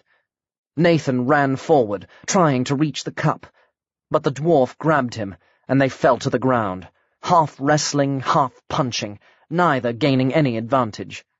Behind him he heard Hazel call out. Hoover was growling, his rare, deep growl, but he didn't come down. The green nimbus surrounded the cup. Whispers came from every corner of the ruin. Somehow, Nathan broke free, tried to stand. His opponent headbutted him in the chest, hurling him backward, driving the breath from his lungs. The whispering died. When Nathan looked again, the alcove was empty. The cup had gone. The dwarf emitted a sound that might have been a cackle, leapt for the hole with demonic agility, and disappeared. Nathan caught Hazel's startled cry, Hoover's angry howl. He clambered out more slowly, slithering on the wet earth, while Hazel struggled to get a grip on his arms. Hoover had abandoned the pursuit and waited for them, wagging encouragement. "Where's the Grail?" Hazel demanded when he finally emerged. "He didn't have it. I thought you—" "He sent it back," Nathan said. The sky was clearing, and in the growing light the three of them looked sodden, dirty, and defeated. "He sent it back to the other world. It isn't safe there. I know it isn't. It's meant to be here, till they need it. I don't know if it's good or evil, but we were supposed to look after it. And we failed." "How do you know?" Hazel asked. "I'm not sure. I just know." They didn't say any more. Somberly, they climbed back up the hill, Hoover in the lead. The rain had stopped altogether, and the wood began to steam, pale strands of vapor rising from the leaf mold and drifting upward. The trees faded to branching shapes of grey, their foliage all but drained of green. Mist ghosts floated a little way above the ground, or coiled around trunk and bole. Nathan watched for any hint of the gnomons, a disturbance in the mist, a shudder of twig and leaf. But the wood was still, almost unnaturally so. They hadn't left the valley, and there were no birds. High above, he glimpsed the spectre of the sun, its white face shining wanly through the fog. Hoover stopped just short of the crest of the hill, the fur bristling on his nape. He padded a few yards to the right, investigating something humped on the ground, colourless in the mist. Then he raised his head, looking at Nathan. The boy went over to him. Hazel came after, inexplicably reluctant. She couldn't see what they were staring at until she drew nearer, but then suddenly the veil thinned, and the hump acquired form and meaning. The lack of colour was a suit, a grey suit, incongruous in those surroundings. The back was uppermost, the face, fortunately, half buried in leaf litter, the arms outstretched as if to prevent a fall. The fingers dug into the soil as if he had clawed at the ground in some final spasm. Nathan had squatted down beside him. He turned a curiously blank face up to hers. "I think he's dead," he said, and his voice, too, was blank, wiped of all emotion. "He's very cold." Hazel swallowed, wanting not to look, unable to tear her eyes away. The man's hair was sleeked against his head, but in one place it seemed to be matted with dark stuff that might have been dried blood. He was facing downhill. "Who is he?" she said. "Dunno, but I think we should get the police." "Again," Hazel said. On Robbery and Murder. Inspector Pobjoy was in conference with the Assistant Chief Constable. Again. His name is Dieter von Humboldt. He was a Graf, which is some sort of German count. Sorry, Austrian. "They're all Huns," the ACC said vaguely, abandoning any attempt at political correctness. He owned the cup, known as the Greenstone Grail. His grandfather acquired it when he was in the SS, and now von Humboldt was planning to sell it. Birnbaum, a descendant of the Jewish collector who had it before, he'd made a claim for it, so had Rowena Thorne. They'd arranged a big meeting to try to settle the matter out of court, and for some reason the cup had to be there. Von Humboldt didn't show, but the chap from Sotheby's let them take a look at it. I suppose everyone wanted to be sure it was the real thing, though why they didn't do so in London. "Somebody up to something?" Probably, but who or what isn't clear. Nobody could have arranged the storm. The lights went out, and someone rushed in through the back door and snatched the cup. According to witnesses, it was either a hairy dwarf or a monkey. His tone was darkly skeptical. "Murders in the Rue Morgue," said the ACC, brightening. The two kids were outside, evidently trying to sneak a look at the proceedings. Pobjoy continued. He hadn't read Edgar Allan Poe. They gave chase, but the thief got away. On their way back, they came across the body. I've interviewed them separately. They tell the same story, and it fits. We can be fairly confident about some of the times. The meteorological office says the storm started at 4:23. Goodman called us as soon as the kids got back to the house. That was 5:39 exactly. We haven't had the autopsy results yet, but off the record they say von Humboldt was dead before lunch, say between 11 and 1. "Could he have been killed by the thief before the robbery?" Possibly, but why? If you're going to pinch the cup, you don't need to kill the owner. If you've killed the owner, presumably you don't need to pinch the cup, although I'm not sure what killing the owner would achieve. "Who does the damn thing belong to now?" the ACC asked. "There's a younger brother. He's flying over to identify the body. Not that there's any doubt." "All right, let's forget the robbery for a minute. What's the motive for murder?" "It puts a stop to the sale for a while," Pobjoy said. "Muddy's already muddy waters. It might have facilitated the theft. It might have been part of another plan to get the cup that was never carried through. There's been a certain amount of publicity about it. Epstein, the chap from Sotheby's, says serious collectors are interested. Some of them might not be legit." "A commission?" sighed the ACC. Could be, but I have to tell you, Epstein doesn't think so. There are still questions over the cup's authenticity. Apparently it hasn't been possible to date it or even specify what it's made of. Whether interest would have hardened depended on further analysis. It's valuable, isn't it? Somewhere between priceless and worthless, Epstein says. Pobjoy didn't show bewilderment, because he never did, but the quirks of the antiques business were beyond his ken. That's helpful, the ACC grunted. What is it with this place? A sleepy little village that hasn't had a crime rate for a decade, and suddenly they've got robbery and murder all in one day. There was a silence, the kind of silence that is heavy with things unsaid. Don't tell me. Let me guess. You're still harping on the death of the old woman. You think that fits in somewhere? You said it, sir, Pobjoy responded pointedly. No crime worth mentioning for a decade. A few petty thefts, a couple of break-ins at the bigger houses in the vicinity, a bit of drunken disorderly, and the usual domestic violence, Dave Baggett, for instance, but no questionable corpses. And now we have 2. I don't believe in coincidence. The drowning was accidental. Don't make things complicated. It was a curiously timed accident, and Mrs. Carlo's great-granddaughter was one of the kids who found von Humboldt. It's a link. You said she wrote the letter, said the ACC, dredging the fact from an overcrowded memory. Do you suspect her? No, but these people are all connected. Ede's a small place. Birnbaum and von Humboldt had both been in the area for a while. As far as I can gather, they were fishing.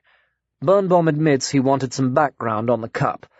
Von Humboldt was trying to persuade Mrs. Thorne to negotiate, and it seems he succeeded. Bringing the cup from London was her condition. Could she have set up the robbery? The ACC asked. If she did, said Pobjoy, she's a bloody good actress. When I spoke to her, I could feel the anger coming off her in waves. Besides, according to her lawyer, she had a pretty good case for getting it legally. So who's our prime suspect? For the robbery or the murder? Pobjoy inquired, with a rare note of humour. Either. Both. Bugger it. Well, aside from the issue of the cup, Birnbaum's got a grudge against the von Humboldts. His great-uncle's family died in a concentration camp, and the Graf in the SS swiped their art collection. That gives him a strong motive, and his alibi's doubtful. He's staying in a pub in Chiseldon, the Happy Huntsman. They think he went out after 11, but they're not sure. He arrived at Thorney shortly before 12. Could have met von Humboldt on the way, chased him into the wood, and killed him. And the robbery? Oh, yes, the dwarf, or monkey. Nice one. Anyone else in the frame? There was another man present, some sort of asylum seeker, presumably an illegal, but thank God that's not our department. He's been doing a bit of work for Mrs. Thorne. She says unpaid, but I dare say that's because he's got no permits. I've been checking him out, but there isn't much to find. He's supposed to be from Africa somewhere, but he looks like a mix. Unusual type. Came ashore at Pevensey Bay. Some support group in Hastings helped him out. Calls himself Eric Rinden. I spoke to him only briefly. Damn these bloody foreigners. Need an interpreter? No, sir. His English is a bit peculiar, but he's fluent. There was a pause. What about the chap who called us? Goodman? Living in a house that used to belong to the Thornes, pally with Mrs. Thorne, presiding over the peace talks. Sounds like a busybody. What do we know about him? Not enough, said the inspector. Nathan and Hazel were well ahead of the police. They were having supper in the room behind the bookshop, 2 days later, discussing the matter for the umpteenth time. Annie encouraged them, believing it was sound therapy for them to talk out any traumatic reaction. She sensed Hazel was particularly upset. "He must have been killed by the same person who drowned Mrs. Carlo," Nathan said. "But I don't quite see how it fits in. She was a witch who was interested in the Grail. He was the owner. The 2 murders have to be connected, but the dwarf might have attacked von Humboldt, thinking he had the cup on him, but not your great-gran. We know she—" He stopped. He still hadn't told Annie they had seen Bartlemy draw the circle, and he wasn't meant to know about the water spirit. But Annie was following her own train of thought. Was he wet? Von Humboldt? Of course, it had been raining. Hazel, too, had thoughts of her own. He was hit on the head, she said. We saw the blood. There was a shudder in her voice, even though they'd been through it before. That was what killed him. The dwarf couldn't have done that, Nathan announced abruptly, an arrested look on his face. Why not? Too short. He could have been up a tree, Hazel said. Woody might know, Nathan was thinking. He sees everything that goes on around Thornyhill, and I did ask him to keep a lookout. I must go and talk to him. Anyway, Annie said, reverting to a grievance already thoroughly aired, you shouldn't have been there. If you hadn't been spying on the meeting, you wouldn't have fallen over the body. You had no business— It was our business, Nathan reiterated, also for the umpteenth time. Hazel's great-grandmother was killed first, and I'm the one who keeps dreaming of other worlds. We're involved. On a need-to-know basis, we need to know everything. I hate it when you get smart, Annie sighed. George wants to go to the wood to look for clues, Nathan pursued, but I said we should leave that to the police. He evidently felt he was being generous, trusting Pobjoy with the investigation. They've got the area cordoned off anyway. George is a twit, Hazel muttered, feeling an obscure need to pick on someone, even if he wasn't there. And, Nathan resumed, if we hadn't spied on the meeting, we wouldn't have been able to chase the dwarf, and we wouldn't have known what he did with the Grail. Uncle Barty was pretty pleased with us. Running after criminals is dangerous. Annie's voice lacked conviction, and she knew it. Everything that was happening right now was dangerous, and there was nothing she could do to stop it. She produced strawberries and cream, and noted that Nathan's appetite, at least, was unimpaired. Try not to worry about it, she said to Hazel, feeling inadequate and clumsy. I know it's distressing when you first see a dead body, but it's just like old clothes. Cast-offs. The spirit leaves behind what it doesn't need anymore. His spirit didn't have much choice, did it? Said Nathan. Later that night, he climbed up to the skylight and looked at the star. Did its range reach as far as the woods, he wondered? Had that pale mask looked down from another world and seen, perhaps with indifference, the killer of Dieter von Humboldt? The star that wasn't a star twinkled on non-committally, insofar as it could be said to twinkle. Nathan went to bed eagerly, hoping to dream of the Chamber of Crystals and the aerial view of this world, of Quanji lay in deep confinement in a white cylindrical pit. But hope cheated him, and he only slept. The next morning, Pobjoy went to Thornyhill to talk to Bartlemy. He didn't take Belinda Hale since he wanted to keep the conversation informal. He hadn't called to say he was coming, but his host seemed unsurprised, proffering coffee and cookies as if he had been expecting a visitor. To the inspector, a cookie was something that came out of a package, tasting like slightly sweetened sand. He had never eaten cookies like these. Interviewees sometimes offered him alcohol, which he always refused, in case it affected his judgment. It hadn't occurred to him that his detachment could be undermined by a cookie. Until now. As it was, it occurred to him for perhaps a few seconds, until the cookie took hold, and his taste buds succumbed to its blandishments. I was wondering, he said, if you could fill me in on a few things. He was going to add that it was merely a matter of routine, but then remembered that line had been done to death in detective fiction, and no one believed it anymore. What kind of things? Starting with the robbery, whose idea was it to bring the cup down from London, and why here? If the various claimants wanted to meet on neutral territory, what was wrong with a hotel room? This house isn't secure, they found that out the hard way, and you weren't involved in the business except in an advisory capacity. So, why here? It was Mrs. Thorne's idea, Bartlemy explained. I assumed she would have told you. This house, as I think you know, once belonged to her family. It was the home of the Grail. She wanted, I imagine, to impress Birnbaum and von Humboldt with the whole tradition of Thorn ownership, to get the weight of history on her side. It worked with Birnbaum. I never met von Humboldt, but from what I've heard, I doubt if it would have had the same effect on him. And that was why the cup was brought here? So Birnbaum would see it in its setting, be overcome with remorse for daring to aspire to it, and back off? Nicely put. Bartlemy smiled and nudged the plate of cookies toward his guest.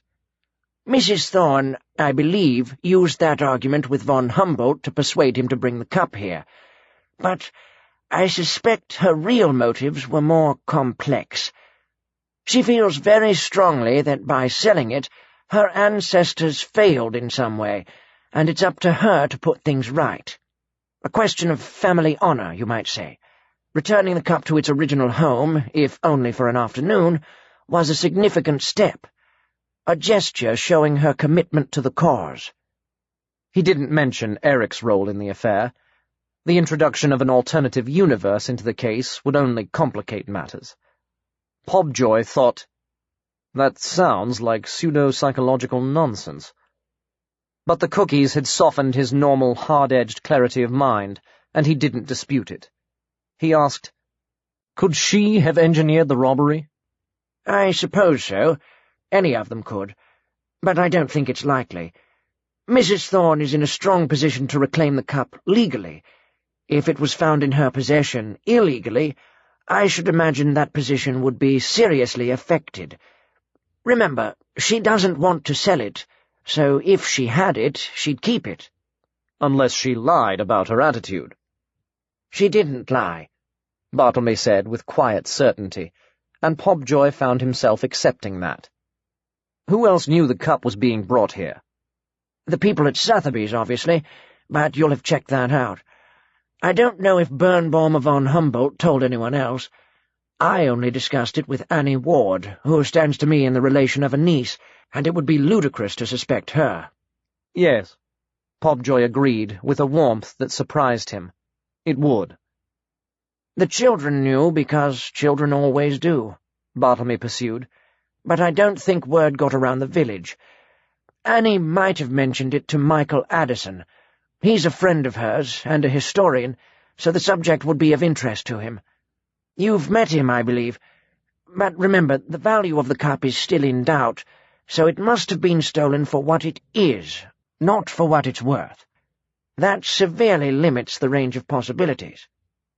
"What about this dwarf?" Pobjoy demanded. "Did you see it?" No, I was out of the room.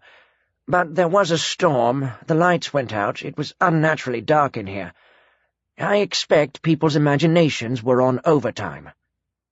Although that was what Pobjoy had been thinking himself, he felt an irrational urge to argue. "What about the children?" he said. "Could it have been one of them?" You've met them, Bartlemy said. They're teenagers.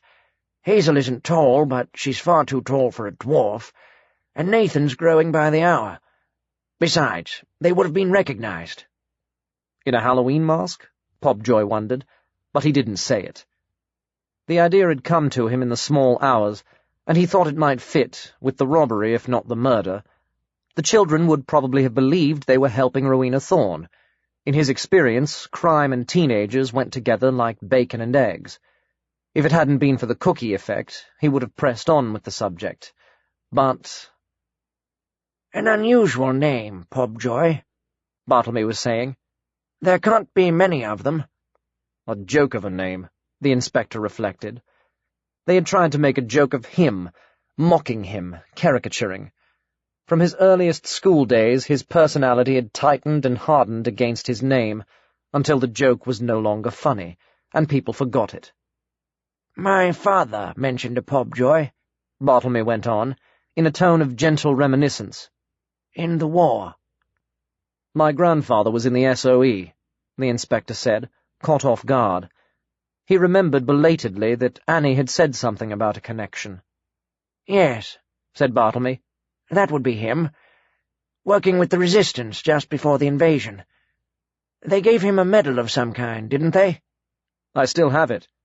He was a brave man. I saw a photograph once. You have a look of him in a certain light."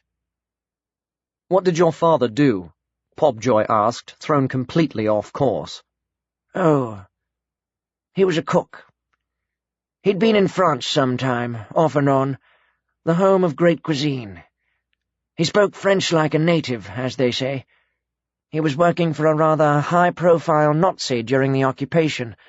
That's how he met your grandfather." "He was in intelligence too?" "Good heavens, no. Nothing so dramatic. Walter Pobjoy was a hero. My father was just a cook. He passed on tidbits from time to time, culinary tidbits, and recipes, so to speak. He made himself useful. That was all." "Cooking runs in the family, doesn't it?" said Pobjoy, giving up on robbery and murder, at least for the moment. Bartlemy smiled his placid smile. "All sorts of things run in families," he said. "Did they call you Walter after your grandfather?" "It's my middle name," the inspector admitted. "James Walter Pobjoy." He wanted to say, "Call me James," but caution, reserve, inhibition got in the way. After all, Bartlemy was a witness, a potential suspect. "It's a pleasure to meet the grandson of so distinguished a man," Bartlemy said. "We were an army family," Pobjoy found himself saying. "My father, too. He was killed in Ireland when I was very young. And then the money ran out, and I was sent to a state comprehensive instead of Marlborough and Sandhurst, and I wanted a new direction. So I joined the police." He broke off abruptly, shocked to find himself in the midst of revelation. "Have another cookie," said Bartlemy. When his visitor had gone, the old man sat for a while without moving, lost in thought. Hoover, who had been a mute witness to the preceding interview, scrounged the last cookie and waited hopefully. "So he suspects the children," Bartlemy said. "I should have anticipated that. But he can prove nothing without evidence, and the evidence, as we know, is out of reach." His mind dwelled on the dwarf, trying to fit him into the pattern. There were two kinds of dwarfs, he knew, those who are merely small humans, and the true dwarf race, who are werefolk. The latter tended to be hairier, less humanoid, exceptionally strong for their size, preferring to live underground with the indefinite lifespan of the were-kind, and the ability to do without sustenance for long periods. The fragmentary stories of Josevius Grimthorne often credited him with an assistant, a hunchback or a goblin, or, of course, a dwarf. But there was no hint as to why that assistant should have been imprisoned, or why he might wish to return the Greenstone Grail to its place of origin. Still, true dwarfs, Bartlemy was aware, were by nature obsessive, brooding on one idea sometimes for centuries, usually connected with treasure. A lost jewel, a cursed hoard, whose curse was often aggravated by dwarvish mischief, a ring with obscure powers. And dwarfs, like most werefolk, inclined neither to evil nor to good, but their vindictive nature, and an inbuilt resentment of the taller races, made them more easily drawn to the dark side, and influenced by evil men. "Our friend the inspector must look for his clues in the wood, and unpick them in the forensic laboratory," Bartlemy remarked. "But we have our own ways of searching. It is time to light the spellfire and look in the smoke for glimpses of the past. And it may tell us nothing, Rukush. Magic is always unpredictable. Then we will have to summon a seeress, who will complain that we didn't ask the right questions last time, and tell us, no doubt, that the past is veiled, and she is forbidden to gaze back so far. I would so much rather stick to cooking." He added idly, "I liked the inspector, though. Rather more intense than his grandfather. A man who will get hold of the wrong idea and hang on to it with the persistence of a dwarf. But I liked him. What do you think?" Hoover put his head on one side and thumped his tail. Nathan was in the woods, searching. He had avoided the police cordon, concentrating initially on the area between the house and the valley, then moving into the dark wood, calling softly as he went. "Woody! Woody!" Twigs snapped, leaves crunched, midges swarmed, but of the wood woes there was no sign. He would have liked to have brought Hoover, but he was afraid the presence of the dog would deter his friend. He must have seen something, Nathan thought. He sees everything in the woods. Perhaps he ran away because he was frightened. He saw the murderer. Maybe he saw the murder itself.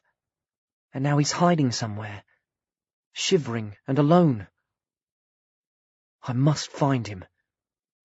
And, as an afterthought, if what he'd seen was just a man, an ordinary human killer, he wouldn't go on being afraid, would he?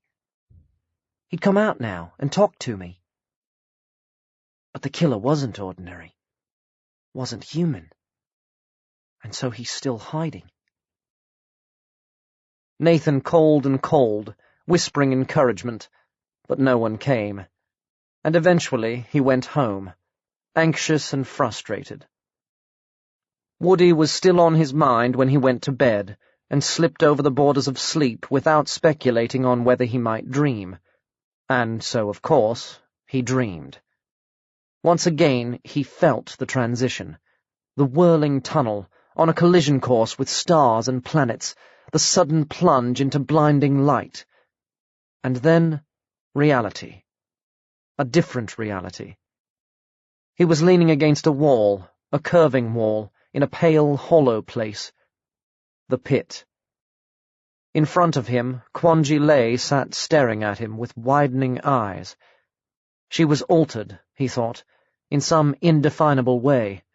Thinner, edgier, more tense. Time must have passed. How much time? At first, perhaps, the pit had offered a kind of relief, the respite after interrogation. But now her sense of peace had gone, and she was fighting, uselessly, with no visible enemy, no focus for her resistance, no witness to her struggle.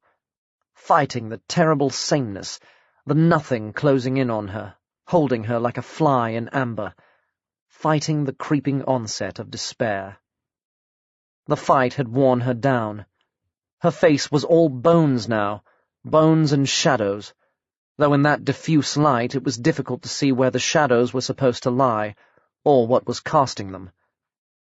Maybe they were shadows under her skin, in her soul. She said, "Who are you?" Her voice, too, was altered. It was the voice of someone who hasn't spoken to another human being in a long while. "My name's Nathan."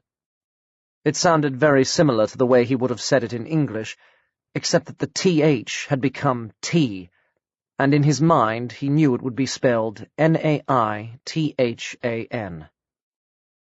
"Why did you come back? How did you come back? You're real. I know you're real. There's been no one else. No holocasts, no visions, no were-ghosts sent to trap me. Touch me. Please." He took her hands, and her grip was tight and strong, like a man dangling from a cliff edge, clutching at a tree root to save himself. "I'm real. I told you I dreamed my way here, because I wanted to." "Why did you take so long?" "I'm sorry. It wasn't long for me, just a few days. But I don't have control over it. The dreams come when they will." She said, "Ah," and released his hands, but her gaze still held him. "Will you tell me about the cup?" he asked at last. "I know it's part of a spell, but they say even the Grandier doesn't know it, or not all of it. But if you were trying to steal it, you must have some idea how the spell works." "If you're from another world," she said, scorn and disappointment in her face, "how do you know this?" He told her about some of his other dreams, and about time, and when he had finished, the scorn was gone, and there was a glitter in her eyes, like twilight on a purple sea. "You saved him," she said, talking of Eric. "You pulled him out of the sea, out of this world, into yours." Yes, he knew what was coming. "Then you can do it with me. Not to your world, just out, somewhere here, anywhere. Get me out, and I'll tell you what you want to know. You can do it, you said so. Get me out." She caught his hands again. Her face looked feverish, lit from within with a phantom glow, the freakish gleam of desperation, panic, returning hope, recurring fear. "I'll try," Nathan said unhappily. "But it may not work. And if it does, it's dangerous. I can't guarantee to keep you in this world. You could end up in any universe, anywhere." "The power is in your mind," said Quangile. "Use it. Think." "I'll try," he repeated. "But you must talk to me first. When I pull you out of here, if I do, I'll probably lose track of you. I did with Eric. It took me ages to trace him. I need to know about the Grail now." "So it's a trick?" She sat back, the light dying out of her gaze. "No." "Then prove it." "I can't. I would if I could, but you just have to believe me. Or not. It's up to you." She breathed deeply and stared at him, into him, with eyes that sought to read his mind, but failed. He was still a child in years, and a child's thoughts are on the wrong wavelength for adult telepathy. Eventually, she said, "What the hell? I don't suppose I can tell you anything that the Grandier doesn't know already. It's just, there are things I am not meant to know. Do you understand?" "I'm not sure." "Well, where to start? I'm a third-level Practor. This means I have certain magical skills, and I was originally licensed to use them for the authorities. But my grandfather was a first-level Practor, a mage of the upper chamber, with knowledge of the hidden magics. He was 8,000 years old and died recently, caught in the contamination, though I believe his death was engineered by agents of the government. Before he died, he knew he was out of favor. He disagreed with present policies, and he told me certain things. Are you following me?" "Things you're not meant to know?" "Yes. He said the Sangreal and 2 other objects were made by the first Grandier for the performance of a great spell. The first Grandier could see into the future, or maybe he just took a guess, knowing human nature and how it works. Anyway, he anticipated a time when our universe would be heading for destruction, and we would have to escape or die. So he took one of the great spells and adapted it, making the cup, the sword, and the crown to be symbols that, when brought together with the proper ceremonies, become the lever to open the barrier between worlds. The cup is the feminine principle, the sword is the masculine, and the crown is the circle that binds." "What is a great spell?" Nathan asked. "They are the deepest of the hidden magics, the most potent. It is said there are only 7 in all the worlds. They must always have the 3 basic constituents, the masculine, the feminine, and the element of binding. They require an enormous amount of power, far more than any one man, any normal man, can wield, and the fallout can be catastrophic. According to my grandfather, secret records show that a great spell was performed several millennia ago that resulted in the deaths of all concerned except the then Grandier, and caused an entire galaxy to implode and disappear into a black hole." "What was it for?" Nathan said. What did they intend to achieve? We don't know.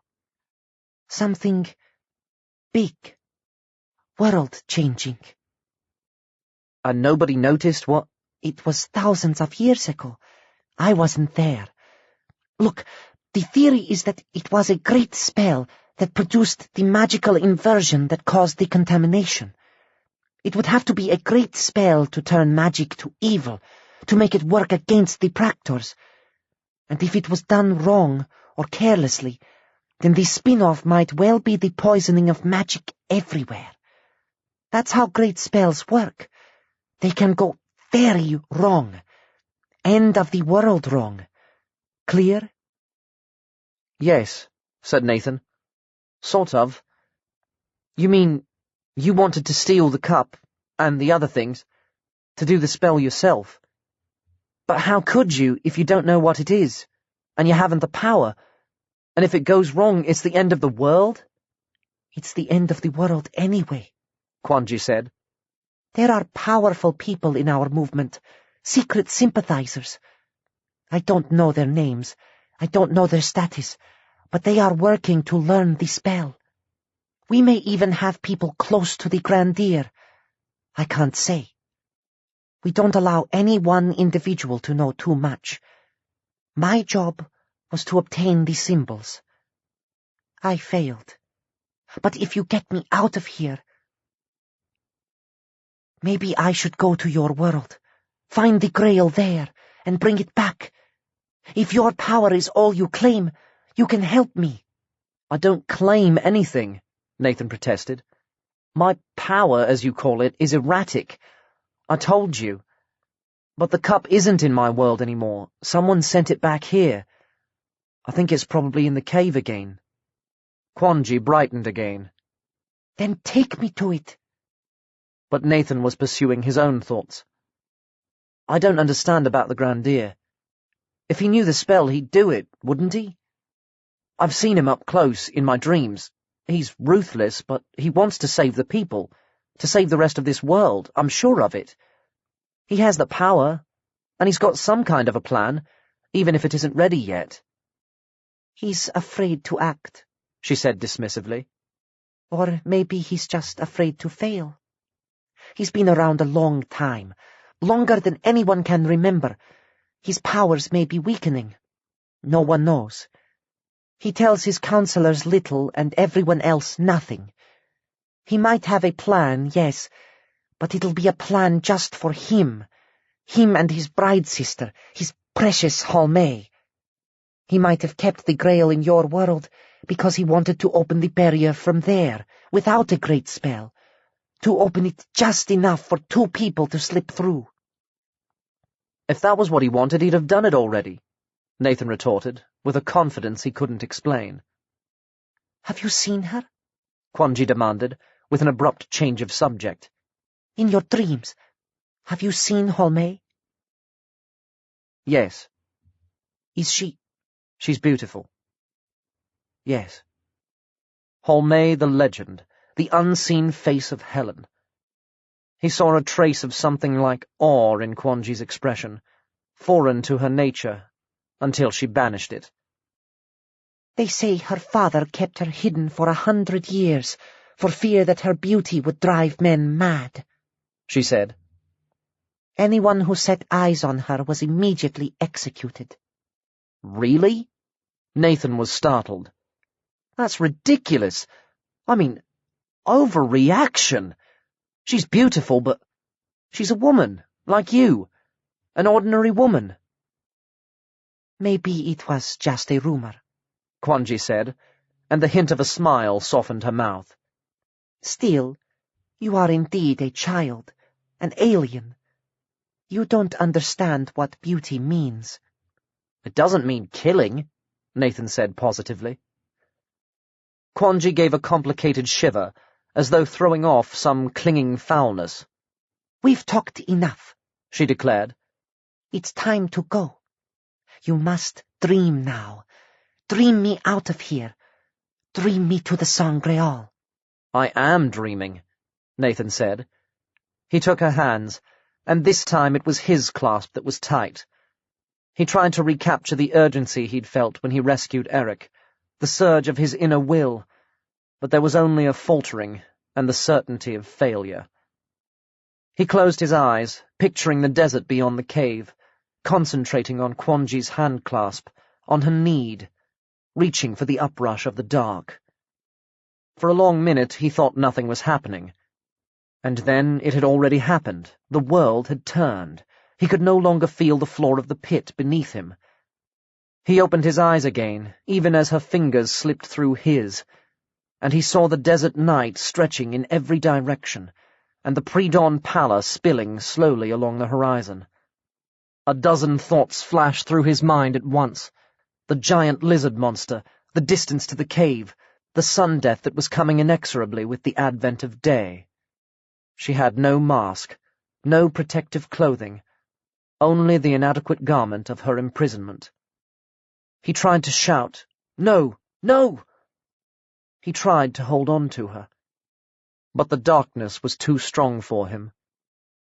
He was sucked away, out of that world, out of consciousness, into a gulf of sleep.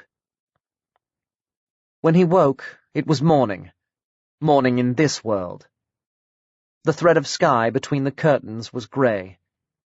Thought was already there in his waking mind, jerking him upright, filling him with a terrible awareness.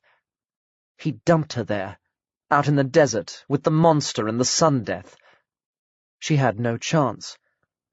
She might dodge the monster, but not the sun. The cave had been far away. She would die, because of him. "I must get back," he said out loud. "I must!" But no one answered, and sleep was far away.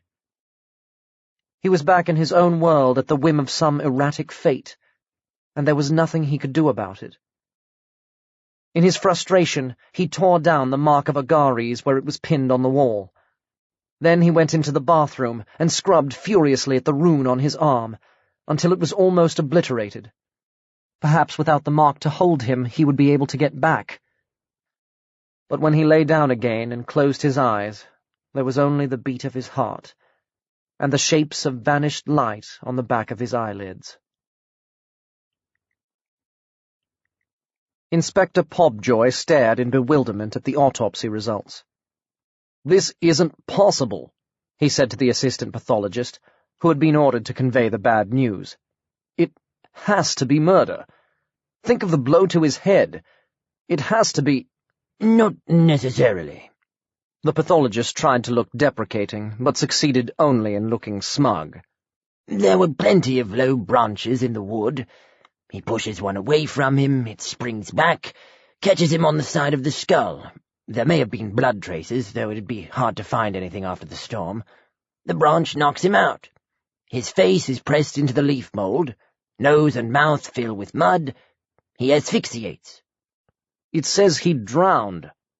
"It was raining." "No one drowns in the rain. Do you take me for an idiot?" "Look, there was water in his lungs. The rain may have caused a small flood. At ground level it wouldn't need to be much. If his face was covered for long enough—" Pobjoy made an impatient gesture. "You can't argue with the facts," said the pathologist, smugly. Pobjoy looked as if he could, and would, argue with any facts they wished to provide. He dismissed the pathologist before another body was added to the roster, and sat studying the autopsy report and brooding savagely. He had two people who had, allegedly, drowned, under circumstances that were in one case merely suspicious, while in the other definitely bizarre. Surely it was impossible to drown in a wood. Could the corpse have been moved after death? Improbable, according to the report. Of course, when you have eliminated the impossible, whatever remains, no matter how improbable, must be the truth. God, he hated Sherlock Holmes. A man who had oozed smugness, a cokehead, a conspiracy theorist with paranoid tendencies. The trouble was, this whole case reeked of Sherlock Holmesness. A quiet village, a stolen chalice, two people who had, against all the odds, died naturally. and a dwarf. No doubt there was some fiendish supercriminal behind it all, with uncanny powers of disguise, and a penchant for drowning his victims even if there was no water at hand. He jerked his mind back to reality, and tried to focus on more credible options. "I seem to have missed all the excitement," said Michael. "Rihanna and I spent the weekend near Oxford. An old friend of mine was having a barbecue. It rained there, too. Funny thing, you can have the best summer for a decade, and if you organize a barbecue, it'll always rain." "Your alibi?" asked Rowena. She had dropped in to talk things over with Annie, and found Michael there, ostensibly on the same errand. "I don't want an alibi," Michael said with a faint grimace. "I wanted to be where the action was." "Too much action," said Rowena. "One dead body and a major theft. Police are bloody useless. Trying to tell me I imagined things? There's enough going on now without anyone throwing in imagination. Didn't see the thief too clearly, dark in there when the lights went out. But he was short, quick, and hairy. Really short. Like 4 feet. Not a performing animal, no chance. Moved like a person. Had to be a dwarf." "Why should a dwarf steal the Greenstone Grail?" Annie said. She was talking on autopilot, her thoughts elsewhere. Rihanna Sardo was in London, or at least something that looked like Rihanna Sardo might be in London. Michael hadn't renewed his dinner invitation, but he was here. "Don't know," said Rowena. "Whole thing's a complete mystery. Tell you this much, though, I'm going to get it back. Got my ear to the ground already. Anyone tries to fence it, I'll know. Got a lot of contacts in the trade." "Surely it would be impossible to sell," Michael said. "Its main value must be as a historical artifact. That would mean a very specific market." Rowena made a gloomy noise, possibly affirmation. "Eric's got some strange ideas about it," she remarked. "Alternative realities and all that. Explains a few things, but... Good man, though. Trustworthy, wherever he's from." She flicked Annie a sharp look, but her hostess missed it. "Anyway," she concluded, "I'll be off now. Got calls to make. If you think of anything, I'll be in touch," Annie assured her. She was left with Michael. "Actually," he said, "I didn't really come to talk about all that. I know it's a bit of a thrill. The kids must have had a ball, chasing the thief and getting covered in mud and stumbling over a body. Not such a great idea, that last one. I hope they weren't upset." "Nathan's okay," Annie said. "It's not as though they knew him, thank God. Where was I? Oh, hedging. I came to talk about something else."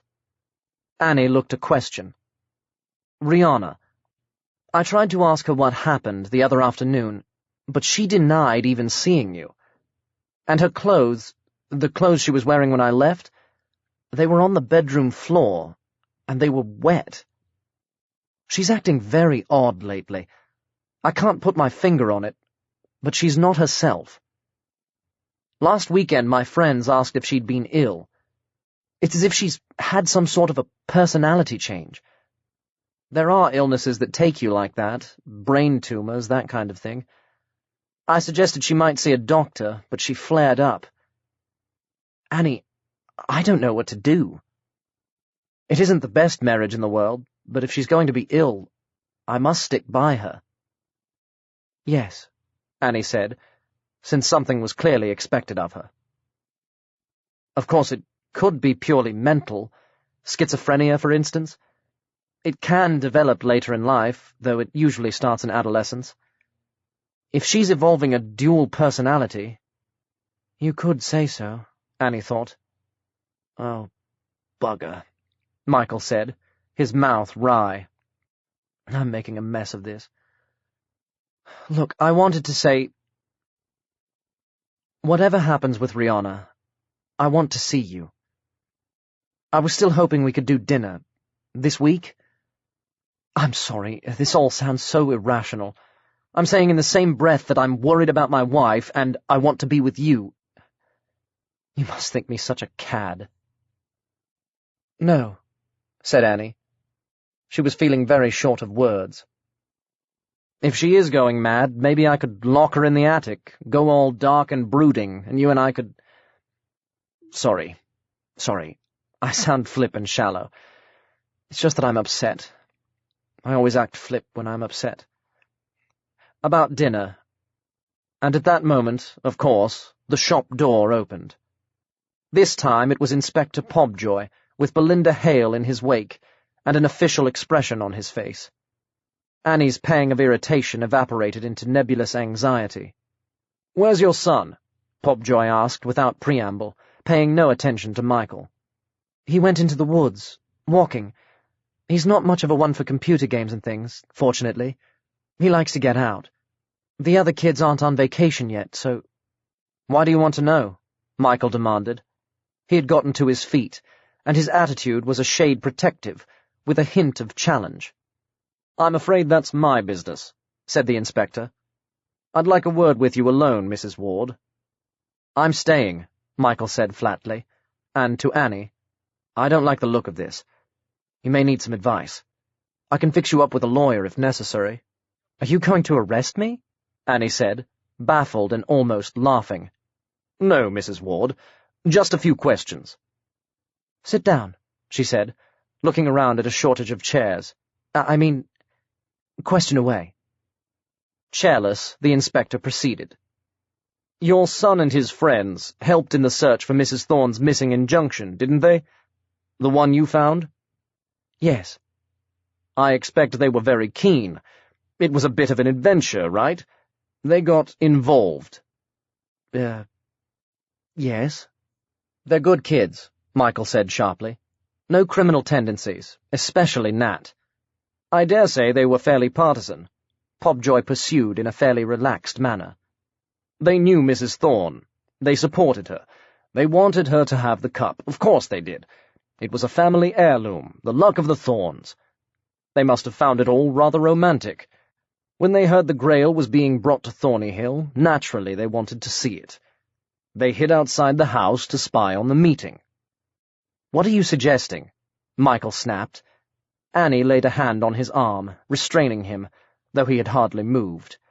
She, too, was standing, staring at the policeman. Her face was very pale. Pobjoy continued remorselessly. "The cup was stolen, according to witnesses, by a mystery dwarf. I don't believe in mystery dwarfs. I think it was just a short person. Maybe a child." "Nat's tall for his age," Michael said instantly. "Taller than me," Annie said softly. Horrible doubts were fermenting at the back of her brain. "The girl isn't," Pobjoy rejoined. "She's on the small side, 5 feet or less. She could have worn a mask, something left over from Halloween or a costume party. It's the kind of thing a kid would have. The lights went out and she seized her opportunity. Got the cup and they ran off into the woods. Then they hid it somewhere, intending to come back and claim they'd chased the real thief." "Bollocks," Michael said. "Utter bollocks from start to finish." "I don't suppose they thought it was wrong," Pobjoy went on, ignoring him. "They thought the cup was Mrs. Thorne's by right, and they were stealing it for her. They probably planned to give it to her as soon as the fuss has died down. I expect they see themselves as heroes, rescuing the cup from the bad guys." "Nathan's not that naive," Annie spoke at last, conscious of a growing certainty. "Anyway, he would never, ever let Hazel take the risk. He's not bossy, but he's the leader among his friends, the dominant one. He wouldn't allow anyone, least of all Hazel, to take the dangerous role. He just wouldn't. Even if his morals got twisted up the way you suggest, he'd always insist on doing the risky part himself. And he's much too tall for a dwarf." "I hate to spoil a good idea," Michael added sarcastically, "but so's Hazel. Rowena Thorne was in here earlier. She said specifically that the thief couldn't have been more than 4 feet tall." "People get confused in the dark," said Pobjoy. "I prefer the obvious explanation. Contrary to popular fiction, it's usually true." "Do you think they murdered the Graf as well?" Annie asked quietly. "According to the autopsy report, Pobjoy almost sighed. His death was an accident. Accident? Michael and Annie demanded in chorus. They seemed to think he could have been struck by a rebounding branch, knocked out with his face in the leaf litter, and drowned in mud and rainwater. Drowned? Annie echoed, in a whisper. There are too many people getting drowned around here lately, Michael said, in a suddenly shaken voice. But Annie's face changed as a thought struck her. I understood he died around lunchtime. That's what you said before. It didn't start to rain until much later. Pobjoy swore to himself. She was right, and he hadn't spotted it. The Path Lab had conveniently forgotten, or failed to check, what time the rain started, and before that the ground would have been dry as a bone. "When your son comes back, Mrs. Ward," he said, "I'd like to talk to him. Please call me at this number." He handed her a card. "And don't worry too much about what the children did. They're underage, and although the act was criminal, the motives weren't. Once they've returned the cup, I'm sure the court will take a lenient view." "They don't have the cup to return," Annie said when the police had gone. "I know." "Me too," said Michael. "We need a lawyer." "I must warn Lily," Annie said, and, "Thank you. Thank you for standing by me. Us." "I'll always stand by you," Michael said.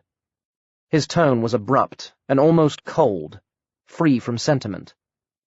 She looked up at him with the hint of a question in her face. His arms went around her, as though of their own volition, and he kissed her. Not a quick peck on the cheek, but a real kiss, opening her mouth with his. But the moment of intimacy was swift, and swiftly over. He drew back, looking as shaken as she felt. Sorry. I shouldn't have... Very bad timing. I'll sort out the lawyer, I promise. Call you tomorrow."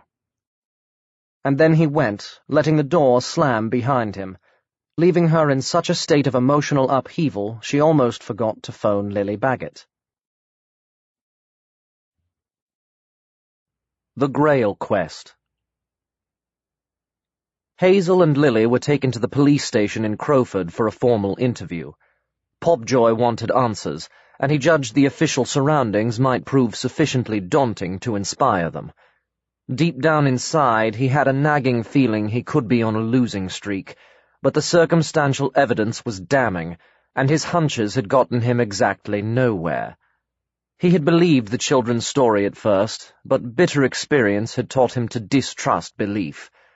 There had been the insurance fraudster who claimed he was in France when his business premises burned down, the stepfather who wept crocodile tears for a murdered teenager, the paedophile teacher who declared his only interest was in education. True, he hadn't actually believed any of them, but he might have done if he had been more credulous, if they had been well-behaved 13-year-olds who had managed to sneak under the barbed wire fence of his instincts. You thought you had seen it all, he reflected, and then something worse came along. Still, their motives had been good. "You wanted to help Mrs. Thorne, didn't you?" he said. "That's why you looked for the injunction." Hazel made a tiny sound that might have been, "Hmm?" "And then you were afraid it wouldn't do the trick. Do you have a friend who knows about the law?" Hazel thought of George's legal ambitions, but decided that didn't qualify. She said, a little louder, "No." "You heard they were bringing the cup to Thornyhill, so you and Nathan decided to spy on the meeting. You must have been pretty excited about it." It wasn't a question, and Hazel saw no need to answer it. She shut her mouth very tightly, trying not to be afraid, wishing Nathan were here. He would have known what to say. "Were you excited?" She shrugged. "But you were interested enough to go to Thornyhill and hide outside the house. Were you hoping to sneak in when no one was looking and see what was going on?" Another shrug, but she was tugging at her hair, pulling it over her face, always a sign of nerves. They were just naturally curious, Lily said. They'd heard a lot about the cup. It was just an adventure to them. I'm sure it was, said Pobjoy. You must have been disappointed when you didn't find the injunction. I expect you and Nathan talked about how wonderful it would be if you could get the cup and give it back to Mrs. Thorne. Didn't you, Hazel? Didn't you? No. So what did you talk about then? Tell me. Other worlds, Hazel thought. Dream power. She didn't answer. What did you talk about? Pobjoy repeated. Stuff. Music. School. You know. But not the Cup of the Thorns? Not much. Not much. It was too small an admission to be of value, but he did his best to build on it. Not much, but enough. You thought of the Graf von Humboldt and the people from Sotheby's as the bad guys, didn't you? You thought the cup was rightfully the property of Mrs. Thorne.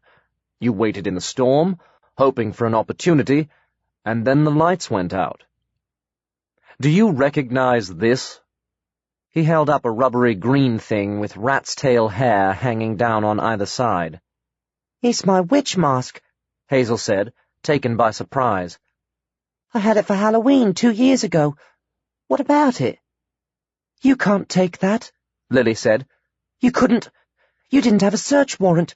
I know you have to have a search warrant. It was in the garbage can, Pobjoy said. We don't need a warrant for that. At a guess, you were the one who threw it out, just before we got there. Lily turned from the inspector to her daughter in evident panic, looking both guilty and confused. Annie had told her about the inspector's insinuations, and she had found the mask in Hazel's room before she returned from school and determined to dispose of it. I want a lawyer, she said. If you insist, it will mean keeping you both here for some time while we obtain one. What about the mask? Hazel hadn't been primed. Why is it important? Witnesses to the theft described someone short, almost a dwarf, with lots of hair. He glanced at Hazel's untidy mop. The face unclear. How tall are you, Hazel? As the sense of what he said sank in, she went white, then red. White with shock, red with anger. There was a dwarf, she said. He was nearly a foot shorter than me. We saw him. We chased him.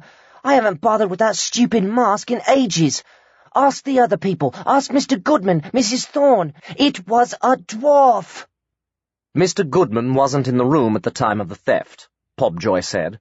Of the others, both Alex Birnbaum and Julian Epstein concede that the thief could have been a child. The concessions had been reluctant, but he didn't mention that. I'm nearly 5 feet, Hazel confessed. It was clearly a sore point. It's not that tall, but it's too tall for a dwarf. He was really short. I told you— You tell lies sometimes, don't you? You sent us an anonymous letter about your great-grandmother's death. That was a lie, wasn't it? He didn't really think so.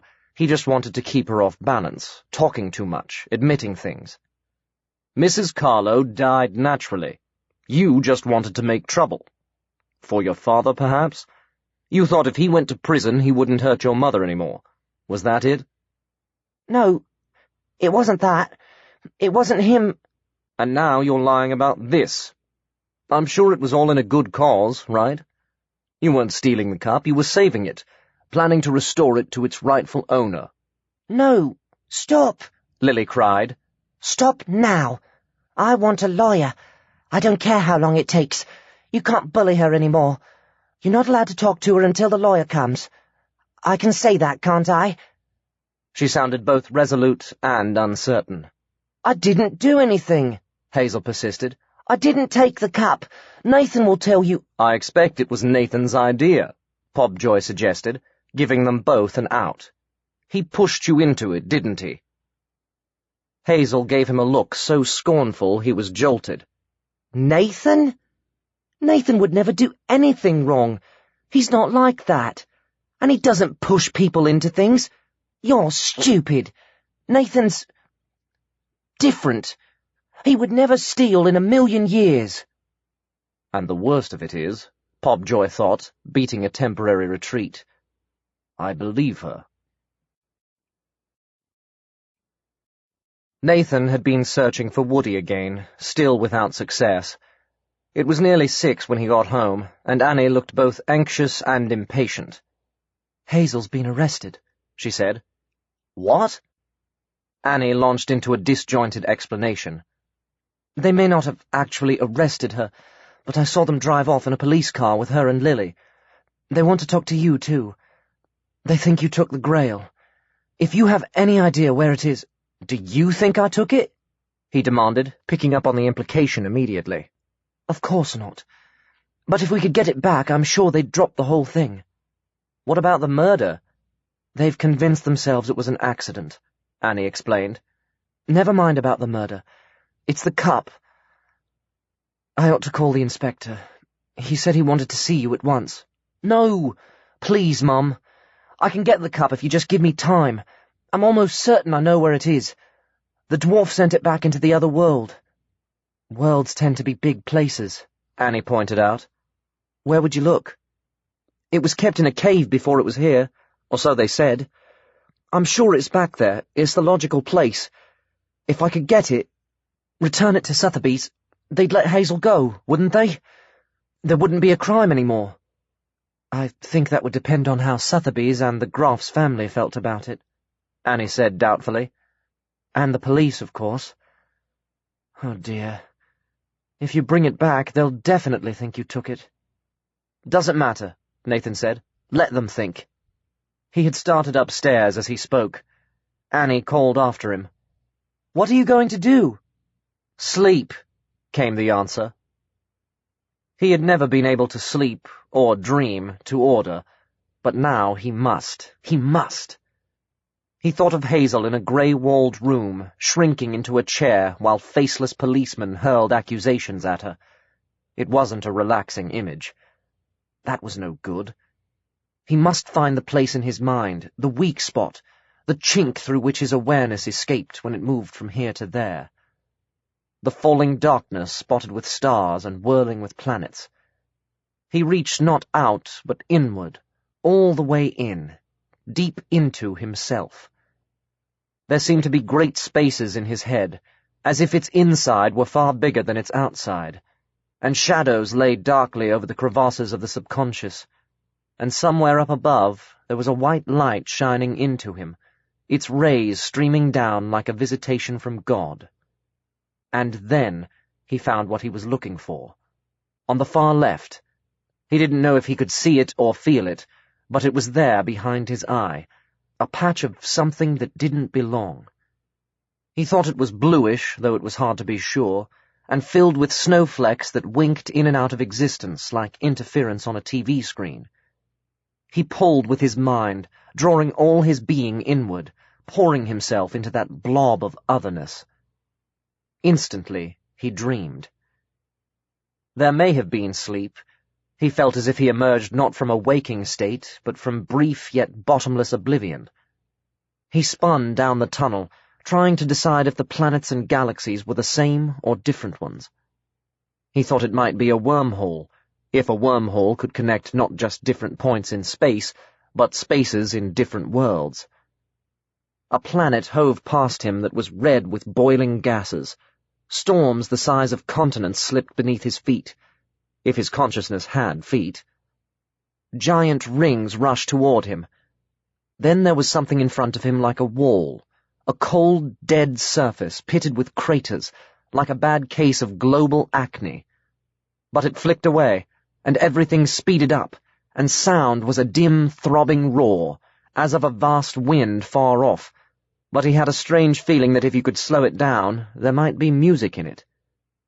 Then came the dazzle of light, so his eyes closed, and a kind of silent, whole-body thud, as he collided with atmosphere, destination, his own being.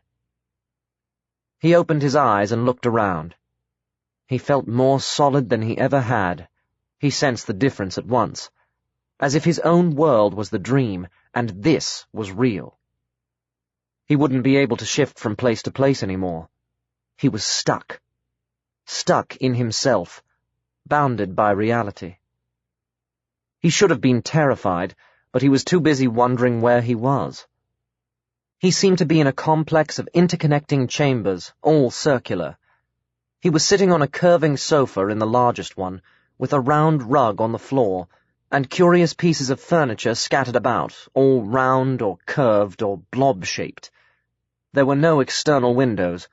The light, as always on Eos, appeared to come out of the walls and down from the ceiling, though there were individual lamps in oval recesses that shone with hues of pink and apricot and turquoise.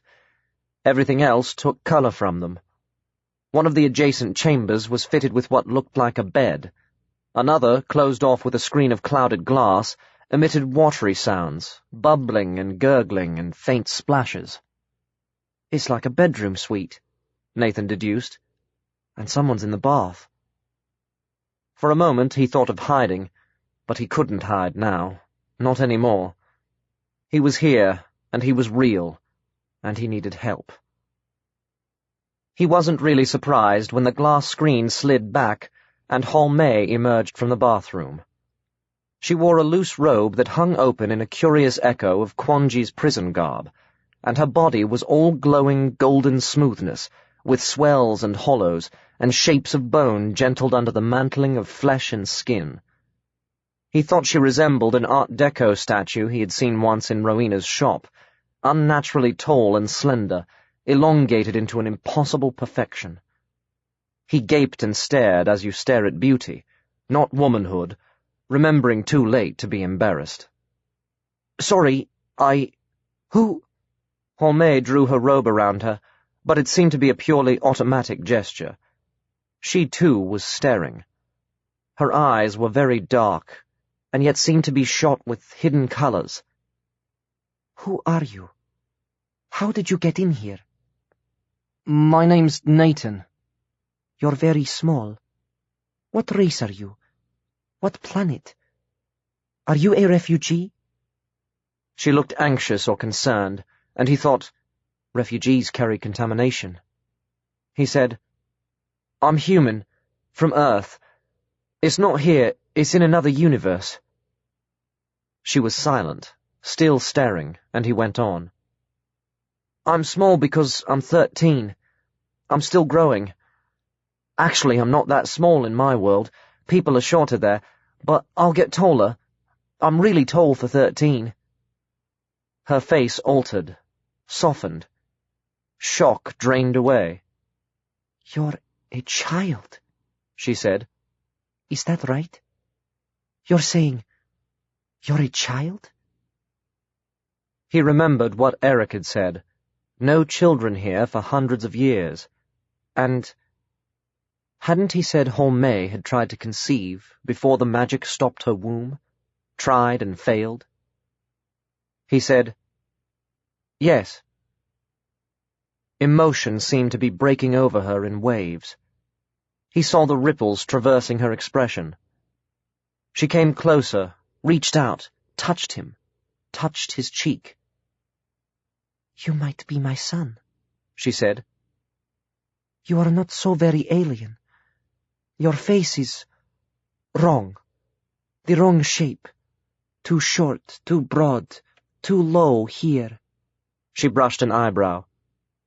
"But I think you are beautiful." He noticed that she believed him without questioning, without doubt.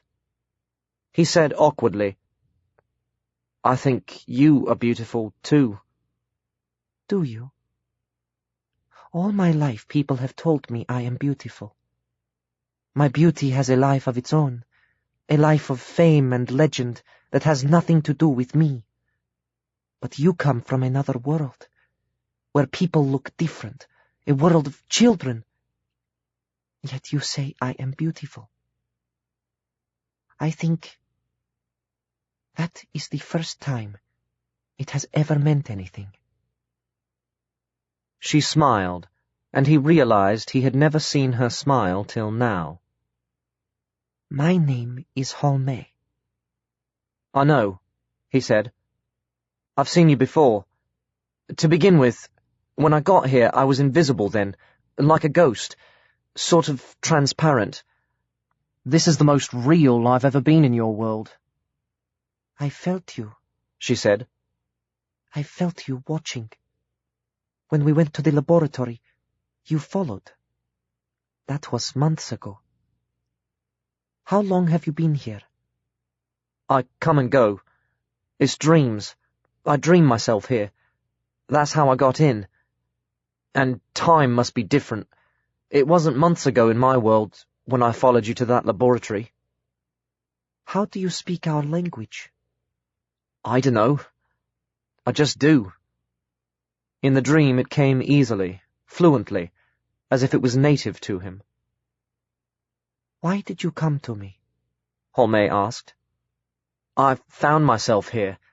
I don't choose. I can't control it. I go wherever I end up. I don't think it's random, but I don't know how it happens. I wanted to get here, and I found the place in my mind where I go when I dream, the way through, but I've no idea why I came out in your rooms. Honestly, he added, I didn't mean to interrupt your bath. It doesn't matter, she said. I'd finished. Anyway, I'm glad. I'm glad you came here. If there is a pattern, then it was meant. My brother believes in patterns. He says all worlds are interwoven, part of a great pattern. And if you have the power, you can change it, bend it around you. Your brother, the Grandier? Of course, you saw him too. He will want to meet you. She stopped. The light dimmed in her eyes. I came to you, Nathan said. He would be angry if he knew I had hidden something like this from him. Something like you. Does he get violent when he's angry? No. She looked faintly surprised at the suggestion. He's never violent. He wouldn't harm me in any way. But his anger is terrible. I feel it inside me, clouding me, darkening everything. He sets me at a distance, isolates me. I can't bear that. I need him to love me. There was something oddly childish in that plea, even to Nathan's ear. He decided it would be a mistake to tell her that the Grandier already knew of him, spied on him, through a star that wasn't a star. He didn't know if the Grandier was a good man, but he was ruthless and powerful, too powerful for Nathan, and to ask his help would mean to let him take over. Nathan knew this was a task for him. Besides, the Grandier had an unknown purpose, a plan. Perhaps he was bending the great pattern of all the worlds around himself even now, and Nathan, though he was only the tiniest particle in that pattern, had no intention of being bent. You don't have to tell him about me, he suggested tentatively, if you don't want to. He'd find out, Holme said. He reads minds. Not yours, Nathan said, suddenly positive, remembering how the Grandier had refrained from touching her at the gnomon's cage, though he told her to draw back. Not if he wasn't suspicious. He wouldn't intrude. You know he wouldn't. Yes, she said slowly. That is true, but I need your help. Please. There's something I have to do here, and you can help me. Only you. I know that's why I found myself here. Like you said, it was meant. She sat down on the curve of the sofa and motioned him to sit beside her. She looked almost resolute, almost hesitant, like someone trying against her nature to be brave. Tell me everything, she said. He didn't, of course, but he told her about the Sangreal being in his world, and how it was there for safe keeping, because neo-salvationists and such like might steal it if it was here, and do the great spell and get it wrong. A great spell, she said. Oh, yes. A great spell to change the great pattern, I know. He explained how a thief in his world had taken it and sent it back, and his friend was wrongly arrested by the authorities, and he had to restore the Grail to save her, as well as for the sake of the Grail itself. He kept it simple and hoped it was true. He felt it was true, with some deep, unexplained vein of instinct. Quangile was a good person, he was sure, but perhaps she had been misguided, or the organization had used her. Anyway, he didn't believe the spell could be cobbled together or performed by people who didn't know what it really was. That would be like some madman trying to build an atom bomb in his own garage. He held on to that thought and watched Holmé's face, which managed somehow to be expressive and at the same time unreadable, maybe because he didn't know what it was supposed to express. Possibly it was an effect of that exquisite disproportion, the alien quality of her features. He was dimly aware that she was struggling to overcome some flaw in her own nature, weakness or inertia, fighting to become someone she had never been. At last, she said, I can help you. I know I can. I will. But it is a big task for a small person. Do children in your world usually perform such tasks? Nathan thought of all the books he had ever read, of the Pevensies, Colin and Susan, Harry Potter, Lyra Belocqua, and 100 others. All the time, he said. Annie spent an uneasy, restless evening. Thoughts of Michael and the kiss frequently intruded, usually at the most inappropriate moments, leaving her confused and vaguely guilty because she had more important things to worry about. She telephoned Bartlemy, who was kind and unruffled, and calmed her fears a little. The evidence against the children is purely circumstantial, and without a confession or further proof, it would be difficult for the police to proceed. Besides, the eyewitness statements refer categorically to a dwarf, and both children are too tall. If the cup can be returned, I think they'd drop the case. Trust Nathan.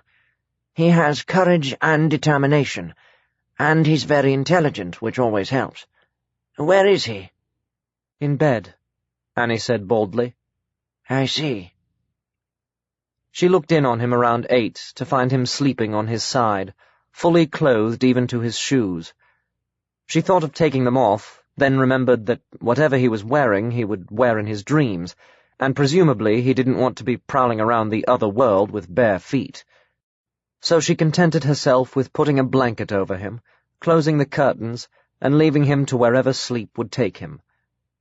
She didn't call the police, and they didn't call her, but she was sure Pobjoy would be on the line in the morning. Around 9:30, Lily Baggett phoned to tell her they had finally been allowed to return home. Hazel hadn't been charged, and the lawyer seemed to be saying the same thing as Bartlemy, but rather more aggressively. Still, Lily sounded strained to the exhaustion point, alternately tearful and furious, and Annie offered to go over there. Lily said no thanks, it was lovely of her, but Hazel wanted a word. And then Hazel's voice took over, asking nervously if Nathan was there. He's here, Annie said, but he can't come to the phone right now. He's gone to get the Grail back. There was a short pause. Gone where? Hazel demanded. The other world. He's sleeping.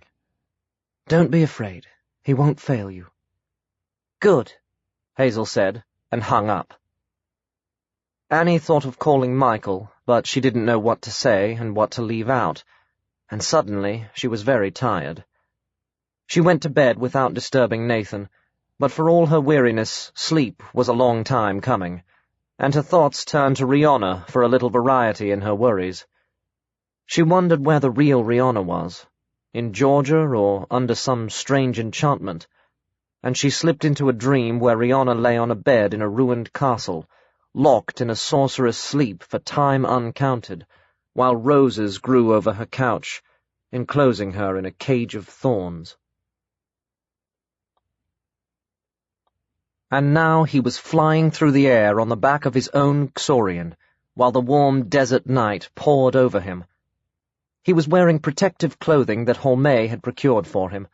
A scanner in her chambers had read his measurements, and the garments had appeared to order in the space of about an hour. They were seamless, made of some fabric that felt like metal but moved like silk, blue with a grey sheen, or grey with a blue sheen.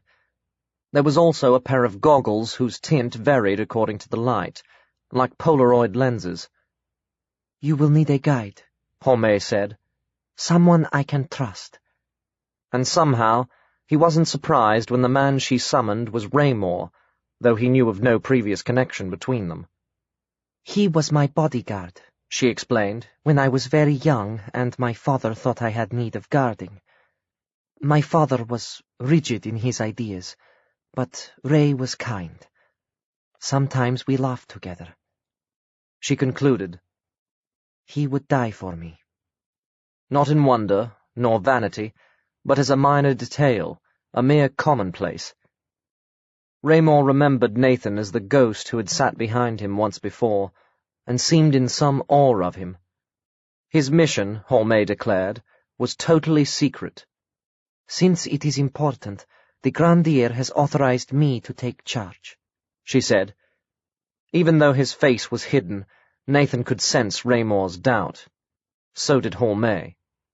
"He trusts me as he trusts no other," she said, and Raymore appeared to relax a little.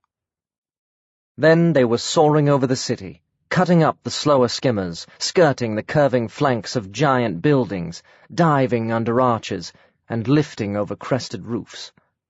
The teeming lights, from screened window and high door, from eye lamp and hanging globe, looped and dipped and streamed behind them, until at last the city fell away, and the remaining traffic swerved north or west, and they headed southeast into a night with no lights at all. Despite his worries, Nathan couldn't help enjoying himself. He had felt insecure at first, straddling the reptile's narrow back, knowing that his solidity was no longer borderline, and if he came off, there was nothing to hit but the ground. Also, he had little confidence in his ability to steer the Xorian. He had once ridden a horse, which ignored everything he did with the reins. But the beast appeared content to follow its stablemate. The pommel of the saddle was high enough to hold on to, and he soon grew accustomed to the dipping and wheeling of the flight. Below, he thought he could see the regular outlines of fields, and long tubular buildings like greenhouses, gleaming in the double moonrise. The third moon of Eos always lagged behind. He asked Raymore about them, using the communicator inside his hood. "We grow most vegetables under the filter screens," Raymore answered. "Very few crops are hardy enough now to survive the sun. The fields are mostly left to the weeds and spittlegrass. What planet are you from, where they still grow crops outdoors?" "You wouldn't know it," Nathan said. The signs of cultivation ceased, and there was only the desert, with the dunes rolling like great waves, pathless and shapeless, changeful as the sea. They flew for what seemed like hours, barely speaking. The night drew on, and the moons followed their diverse paths across the sky. The third moon rose over the horizon, late and last, its face bisected with an arc of darkness. It was redder than the other two, blood-bright, and its light showed the landscape hardening into rock, weather-rounded ridges thrusting upward through the ocean of sand. Ancient watercourses made deep creases in the slopes, snaring the shadows. Stars clustered thickly at the zenith of the sky, but their pale glimmer did not touch the earth. This belonged to the third moon alone. "It is called Astrond," said Raymore. "The red moon of madness. Long ago, when pollution first began to change its color, people said it was unlucky to be out under such a moon." "Do you believe that?" Nathan asked. "Superstition is not encouraged here." "But you use magic," Nathan objected, thinking the two things went hand in hand. "We use power. Magic of the kind you mean, wild magic, out of control. That was over in the remote past. We harnessed it and tamed it. Then what is the contamination? Raymore didn't answer for some time. The Xorian's wings tilted, making a slight change of direction, and a single beat swept them southward. Men made that, he said eventually. They misused the power, warping it to evil. I suppose you could say that what followed was the magic fighting back. That would be one way of looking at it. We thought we could rule the universe, mold it in our own image. We might have succeeded if it hadn't been for war, and the desire to kill. Must there always be war? Nathan said. Surely if you're civilized enough, you can live without it. I don't know, said Raymore. That was a level of civilization we never attained. They flew on. A faint grayness above the eastern horizon showed a ragged line of mountains.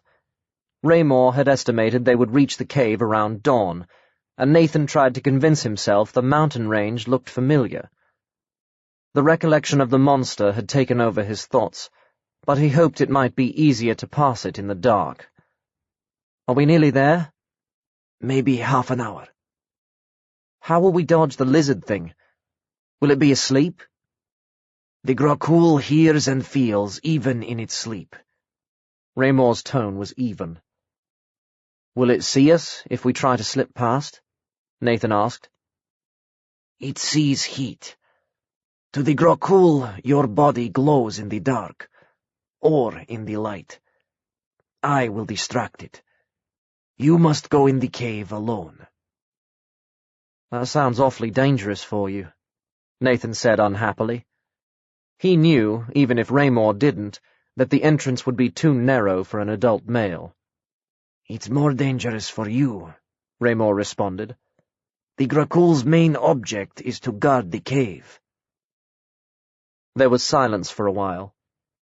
Nathan struggled to feel brave, conscious that he was failing. Hazel in a police cell seemed impossibly far away, and the monster was very near. At last he said, "Thank you. Thank you for helping me, for risking your life. Whatever happens. And good luck." "May the luck be yours," said Raymore, and somehow Nathan knew it was a traditional rejoinder, but it made him even more uncomfortable. The light was growing now, reaching out across the sky, paling the desert to grey. Ostrand, caught above the western horizon, still showed dimly red, and now, far ahead, Nathan thought he could discern the cliff face that hid the cave, and the irregular slope with its double row of triangular boulders. His internal organs gave an unwelcome jolt. He wished they weren't approaching so fast, but the light was faster. The sun inched above the mountains, washing the sandscape with colour and shadow. The slope was nearly under them now. Nathan tried to distinguish the outline of the monster, the broad, flat head and splayed feet, but though there were humps that he guessed might be the eyes, its camouflage was so perfect he could almost fool himself it wasn't there. He could see no sign of the wild saurians. Raymore called, "Hold back!" and swooped low toward the rocks. Nathan tugged on the reins, probably too hard, and his saurian swerved awkwardly, circling away to the left. As he swung around, he saw Raymore make a low pass, close to the ground, double back, and return lower still. "Next time," he said over the communicator, "you come from the other side. Fly swift and low, jump off, and run for the cave. Don't worry about your mount. It can take care of itself. Ready?" No, Nathan thought. Raymore quickened his saurian and plummeted. Nathan hesitated, nudged his steed just too late, saw the ground moving, rising, sand streaming from the 40-foot muzzle, saw the monster give itself a shake like an earth tremor, so the dust whirled into clouds. Raymore's mount would surely be blinded, though the extra lid might protect its eyes from hurt. Nathan looped back, uncertain what to do, and a swish of the giant tail took him unawares, catching his saurian a glancing blow. They were knocked sideways. Nathan almost fell, clutching at the saddle, hanging on somehow. The saurian, more intelligent than its rider, drove its wings down, gaining height, clearing the flying sand and sweeping tail. Nathan pulled himself upright and looked apprehensively for Raymore. His guide had managed to sheer off and was hovering just out of range. The blue tongue shot out, but it wasn't long enough. The great head swayed to and fro, eyeing first Raymore, then Nathan, waiting for its prey to come within reach. Somehow it knew better than to move away from the cave mouth. "Sorry," Nathan said. "I was too slow. Scared." Oddly, his close shave had wiped out some of his fear. He felt sharper now, ready to act. "It's natural," said Raymore. "I, too." "What do we do now?" "Try again. This time I'll give you the word. Don't move till I say, then move fast." Nathan said, "Naka," the Eosian equivalent of "okay." He watched Raymore retreating, putting more height and distance between him and the Grokul. The monster followed him with its right eye, keeping the left, the one injured in the earlier encounter, on Nathan. Then, satisfied Ray was leaving, it swung around to seek the other meal, jaws parting to reveal the three-tiered teeth and coiled spring tongue. It took all Nathan's courage not to kick the Xorian into flight, but he waited, hoping he was far enough away, determined not to mess up again. Far beyond the Grokul, Raymore turned his mount, poised, and plunged. The dive was so swift there was a tearing noise as the wings sliced through the air. With a speed unnatural to its size, the monster's head jerked back. "No!" cried Raymore, but Nathan had already moved. He aimed straight for the slot of the cave mouth. The ground zoomed toward him. He was aware of horrible things happening above, of pinions thrashing helplessly, of the crunch of jaw meeting jaw. But he daren't look. He was rolling out of the saddle, tumbling over and over on the sand, scrambling to his feet and running for the cave. Behind him there was a thud that loosened stone chips from the cliff, and a scream. Not human. He flung himself into the dark, wriggled between the rock walls, staggered a couple of yards, then checked and turned back. He knew what he would see. Peering out of the cave, the broad head was too close for comfort, part of a wing and a tail, still twitching, protruding from the jaws. Raymore had vanished. The monster was masticating an obstinate morsel. Suddenly, it made a deep coughing noise, spitting out a hunk of metallized cloth and a spray of blood. A few droplets penetrated the cave entrance, spattering Nathan's coverall. He didn't move.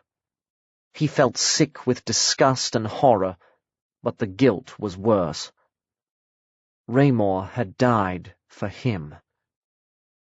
The thought flickered through his mind that Holme had expected it, had given the order, but it didn't make any difference. His own Xorian was crushed under a huge foot, stabbed through the body with a claw a yard long. One limb jerked abruptly, a muscular spasm, it must have been already dead, and then was still. The Grokul chewed, swallowed, and then lowered its head, swinging it this way and that, attempting to see into the cave. Nathan wished he had a weapon, preferably something nuclear, but he was unarmed. "I'll get you one day," he muttered, knowing it was futile.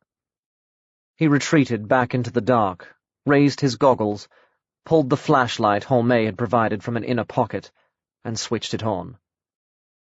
It wasn't like an ordinary flashlight, since instead of producing a single beam, it had a tiny sphere at one end that gave an all-around light, like a candle, only far brighter.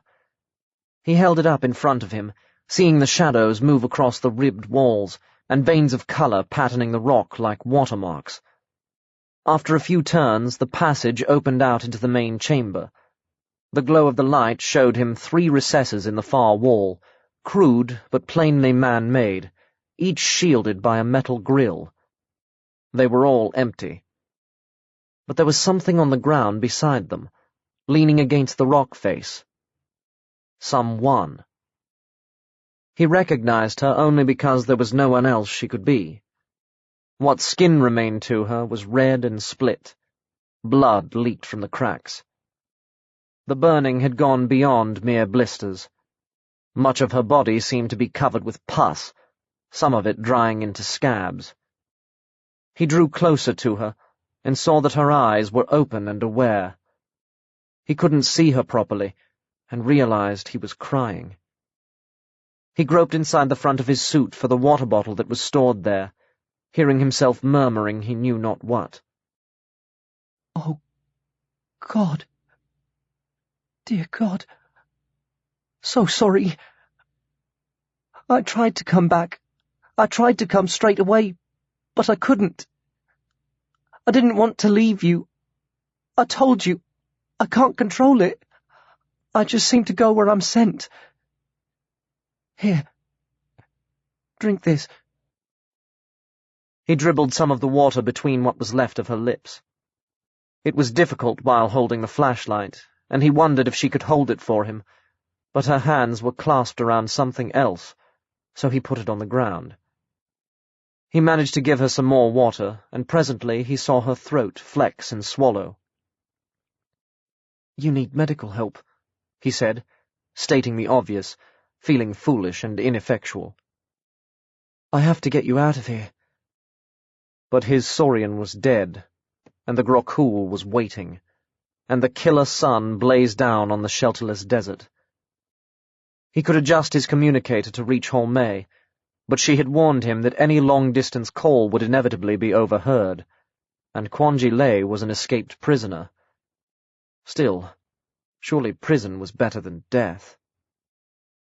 Too late. Quanji's voice had shrunk to a croaking whisper. No treatment for this. She swallowed again, a brief pain convulsing her face. I knew the risk. To die here, like this, is better than to live in the pit. "You must be in agony," he said helplessly. Not now. Nerves mostly dead. The rest of me will catch up soon. He gave her more water, hoping it would ease the remainder of her suffering. He could think of nothing else to do. She went on talking, as far as she was able, pouring visible effort into every word. It is good that you came. You must take it. Take it back. She attempted a gesture, but evidently it was too much for her.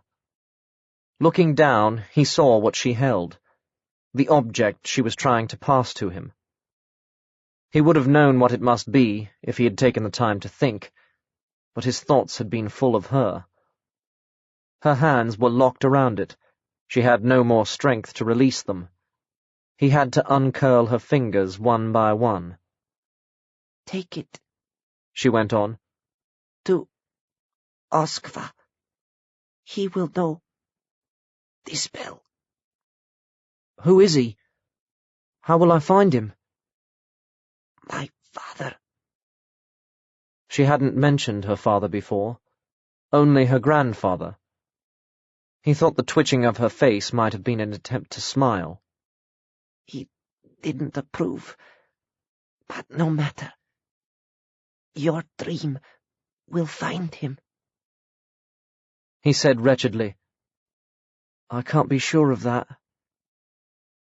He had to take the Grail back to his own world, but he couldn't tell her that, not when she was dying. You found me, she said. Fate guides you. I must believe. The other things, the crown, the sword, where are they? Shouldn't they be here?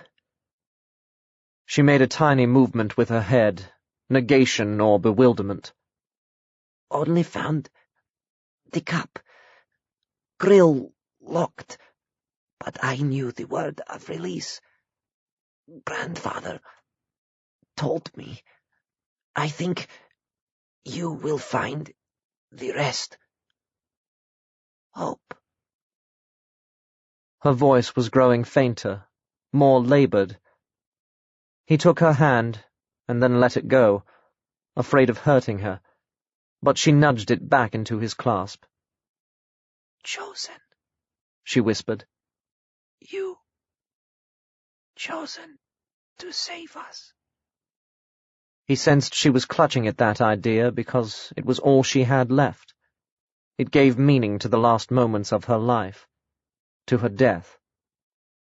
He didn't think it was true, but he couldn't say so. She didn't try to talk anymore. They sat in silence for some time. He didn't know how long, perhaps hours. He thought, I'm waiting for her to die. And that seemed dreadful to him, but to leave her, dying alone, would have been worse. Anyway, he had no notion how he was going to get back to Arcatron, let alone to his own world. There should be an opening from here to the sunken chapel in the Darkwood, but he didn't know how to use it. He couldn't solve the problem, so for now at least, he tried not to think about it. Instead, he found himself remembering how Annie had told him once about sitting at Daniel's bedside, Daniel, whom he assumed was his father, while the life ebbed out of him, sitting and waiting for the end. He had said, that must have been awful, and she had said, you will do it for someone one day, maybe for me, and if you are lucky, someone will do it for you. Death gives life meaning, and when we share it with another, we accept that. We face it without fear, and maybe we can go beyond it, into a wider world. He waited with Kwanji Lei to share her death. Annie woke early the next day, knowing there was a burden on her mind. Nathan, the police, and in the background still the pulse-churning recollection of Michael's kiss. She went through the routine of washing, dressing, making herself tea and toast for breakfast, putting off waking Nathan because that would hasten the moment when she had to call the inspector. Perhaps he had found the Grail in his dreams, although then Pobjoy would be certain he'd taken it, even if they didn't proceed with charges. It was a ludicrous paradox. Returning the cup might be the end of the matter, but in the eyes of the law it would be a confirmation of guilt. She worried about this for some time, knowing it was futile. You could only try to do right, and never mind what people thought. Teenagers hardly ever seemed to be prosecuted, even for wanton vandalism or habitual theft, so surely they wouldn't prosecute for a crime when they believed the motive was pure. She emerged from reflection to notice that it was nearly 9, and there was still no sound of Nathan stirring. She went up to his room, tapped on the door, called out, and went in. The bed was empty. She was sure he hadn't gone out earlier. In her present restless state, his movements would almost certainly have woken her. Besides, he was good about things like straightening his bed, and the blanket was still rumpled over the duvet, and the pillow, unplumped, was dented from the pressure of a head. He'd have folded the blanket, she thought. He'd have changed his clothes. He'd have left a note. For the first time, she noticed where the mark of Agari's had been torn off the wall. She ran downstairs to the telephone. Bartlemy was out. His machine answered, requesting her to leave a message, and she tried to talk coherently, not to babble. Nathan's gone. He went to bed early, like I told you, to try to find the Grail. He hasn't left the house, I'd have heard. If he gets up before I do, I nearly always hear him. The bedding's all rucked up, as if he's still there, but he isn't. He must have dematerialized, gotten stuck in the other world. The mark you drew him, it was on the wall over the bed, but it's torn down. I don't know why. Supposing he can't get back. Please call me. Please call me. She hung up and waited, watching the clock, but no call came. By 10, she could stand it no longer. She had to talk to someone, go somewhere, do something. She locked up the shop and headed for Riverside House. Quanji's eyes had closed, and he thought she must have slipped away without his realizing it, but then they opened again. They were bloodshot, but they appeared to clear and brighten, or maybe that was his imagination. She gave him a look that seemed to reach deep inside him, into his mind, into his soul. Then a tiny sigh escaped her, barely audible, even in the silence of the cave, and the look faded. Long afterward, he said, "There were people there. I couldn't see them, but they were there. I don't know that I was aware of them at the time, but I remember them. They came for her." Then he was alone.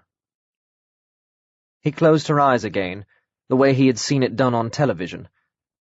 He wondered if he should arrange the body more formally, laying her down, crossing her arms on her breast, but it didn't seem to be necessary.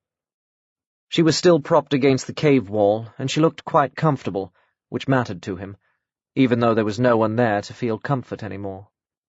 Then he picked up the Grail, holding the flashlight to illuminate it, looking at it properly now. He half expected it to glow at his touch, like the vision in the chapel, maybe to fill with blood, but the stone, though pared to fineness and polished to a dull luster, had no sheen but that of the light reflected in the curve of the bowl, and there was nothing inside.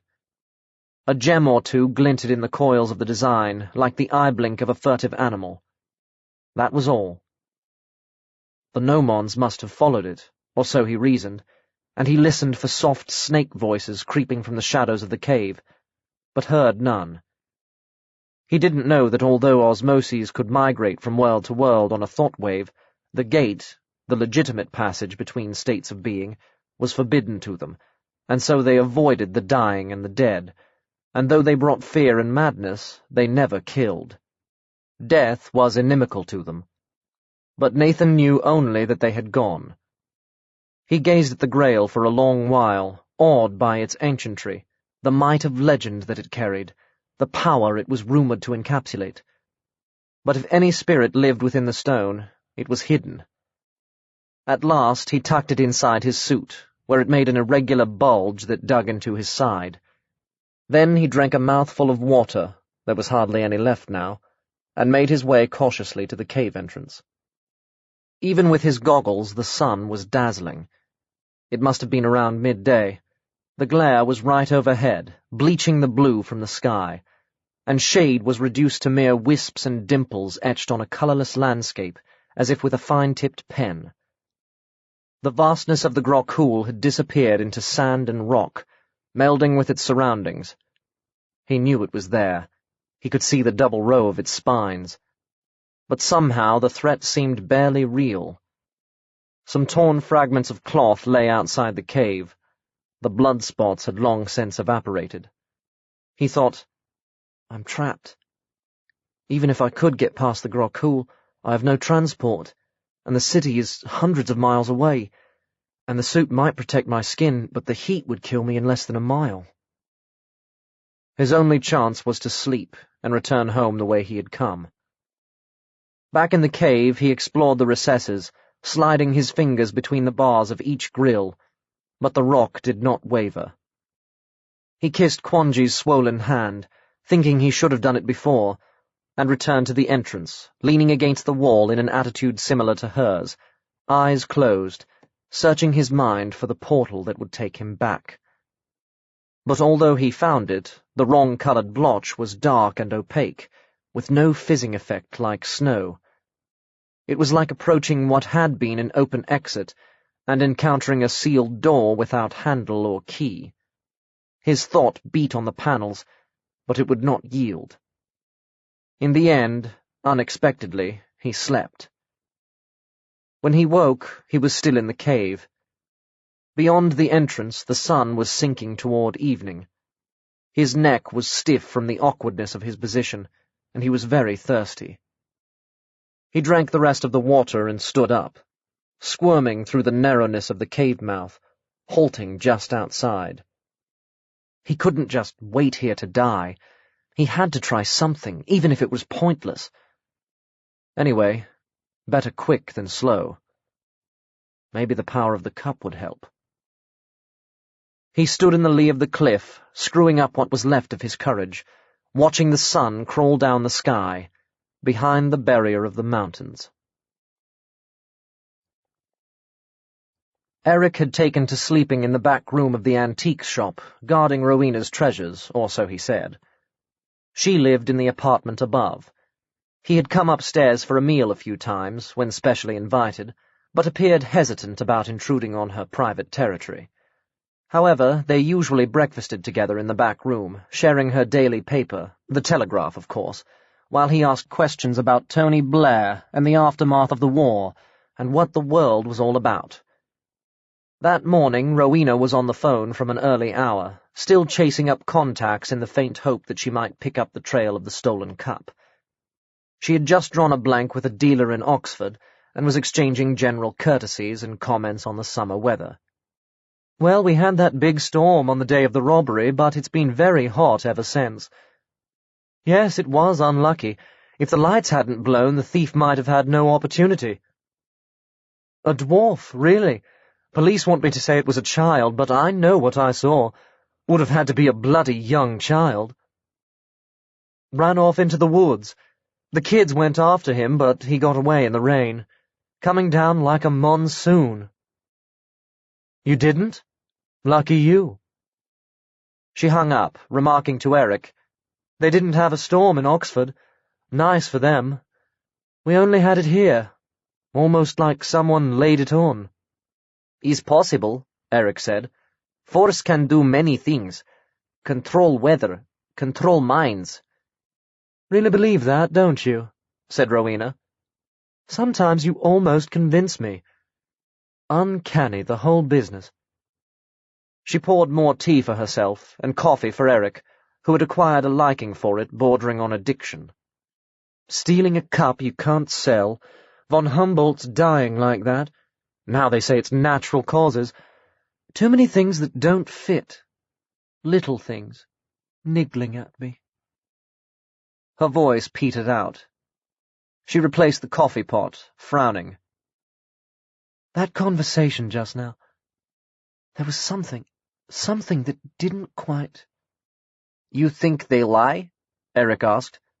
"No, nothing like that. A false note. Bugger, can't find it. It's there, but I can't find it." "What is this bugger that you always mention?" Eric said.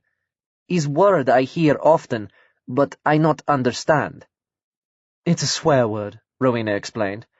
"You use it when you're angry." "What does it mean?"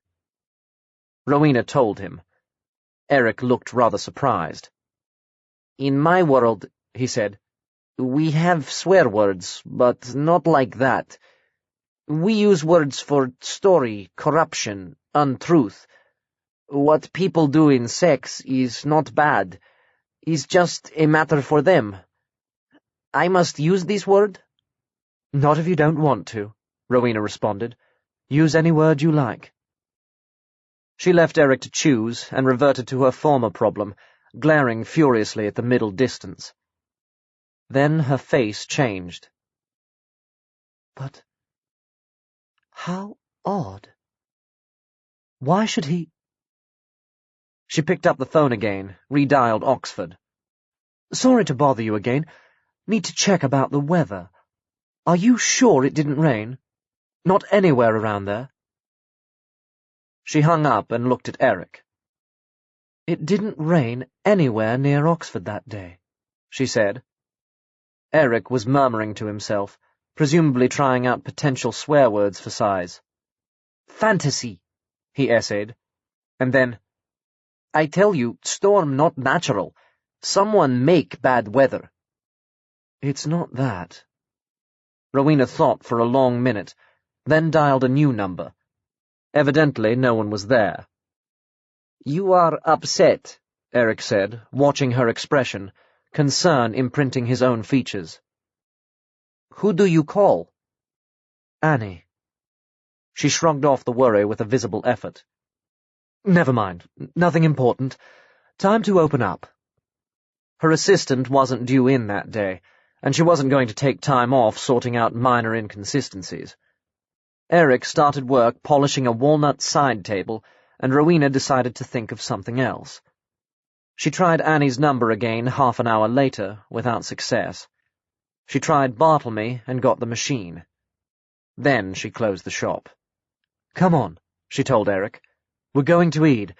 Probably a wild goose chase, but I think something's wrong." "What is wild goose?" Eric demanded, in the van that was Rowena's standard means of transport. "Is dangerous?"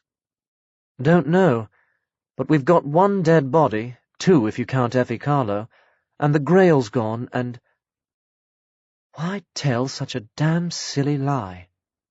"What lie?" Eric said. "Who lie?" Rowena explained. Bluebeard's Chamber. The Spellfire had told Bartlemy little that he didn't know, and beneath his customary placidity he was growing anxious. A further period of reflection had given him a new idea, the same idea that had occurred to Nathan. He was mildly irritated with himself for not thinking of it before. "The Woodwows," he told Hoover, as he pulled on suitable boots. "Nathan's retiring friend. If anyone saw anything, it would be him. No, you can't come. You'll make him nervous. I'll go alone." He wandered through the trees for some time, well away from the path, moving very quietly for all his bulk. Few twigs snapped under his feet. The leaf fall of a dozen winters scarcely crackled. Birds watched him, but piped no warning. On the border of the dark wood he came to a hollow oak, struck by blight or lightning years before. Nothing now remained but the outer husk of the trunk, colonized by insects and parasitic plants, deep in a thicket of nettles.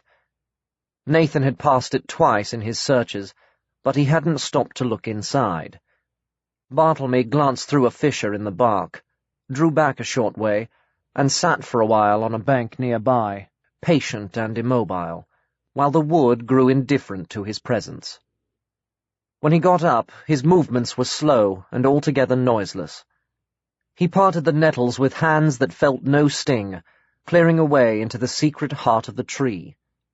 Through the fissure he saw something like a bunch of bent twigs, half buried in leaf shreds and wood dust. It sat motionless, petrified, the elongated head turned sideways, returning his gaze with one whiteless eye. Remembering Nathan's name for it, he said, very softly, "Woody?" If something already still could become even stiller, it did. Bartlemy thought the very beat of its heart froze. He said, "I'm Nathan's friend, you know that. I'm your friend. We've lived side by side a long time without disturbing each other. I've always known you were here. I've always left you alone. I mean you well, little one. You have no need to fear me." The Woodwow still didn't answer, but he thought its heart began to beat again, a tiny fluttering drum somewhere beyond the edge of hearing. "I know you're in trouble," Bartlemy said, keeping his voice very low, very gentle. "I can help you." The Woodwows jumped like a grasshopper, hitting his skull against the inside of the tree, then shrank even farther into the hollow, willing himself into invisibility against wood grain and dust shadow. But Bartlemy's eyes were long trained to see things that didn't want to be seen. "It's all right," he went on. "I can protect you. Come to the house. Stay in my garden for a while. Nobody enters there without my permission. Except a dwarvish thief, but he had taken precautions since then. "It will find me," Woody said at last, his voice less than the whisper of a whisper. "Not if you stay with me," Bartlemy said, with quiet authority. "I have power. You can sense that. In my garden you will be safe." "Nathan can't help," Woody said. He looked for me, but I was afraid. He can't help. It would come after him. I'll take care of Nathan, Bartlemy promised. You were following the man in the wood, weren't you? The man in grey. I expect Nathan asked you to watch, so you watched him. You saw what killed him. That's why you're afraid. Water, Woody said, more softly than ever, as if he feared the breeze would overhear. It looked human, but it was made of water. It drowned the man with its fingers. It chased him off the road, and hit him on a tree, and drowned him. Did it see you? Saw me. I ran, but it came after. I hid, but it was searching. Then the other man called it. Nenufar. There was another man? Bartlemy walked briskly back to Thornyhill, letting Woody follow at his own pace. Stay near the walls, he had told him. In the herb garden. Nothing evil goes near my herb garden. I'll see the dog doesn't bother you. Woody had seemed comforted, as if telling what he had seen had freed him from a burden. Bartlemy entered the house without looking back. He knew better than to check on him. Another refugee, he thought, with the flicker of a smile. One moves out, a new one moves in. Who next, I wonder? But he had other things on his mind. Nenufar. It was a French word for water lily, but in the language of magic it meant a sea flower, venomous and many-tentacled, beautiful and lethal. No doubt one of many names for the elusive water spirit, the name used by the man who had summoned it, who controlled it, who told it to kill. A deadly partnership in quest of the Greenstone Grail. Woody hadn't recognized the man, of course, but Bartlemy thought he could recognize him, and he wasn't happy about it. In the kitchen, Hoover greeted his master with an imperative bark. "What is it?" Bartlemy asked. The dog trotted into the drawing-room and barked again at the flashing light on the answering machine. Bartlemy played back Annie's message and tried to call her, but there was no reply. "She may be on her way here," he reflected. "No matter. The important thing is to do what we can for Nathan. Now. Annie can take care of herself." The sun had moved around, and the shadow of the cliff lengthened across the sand.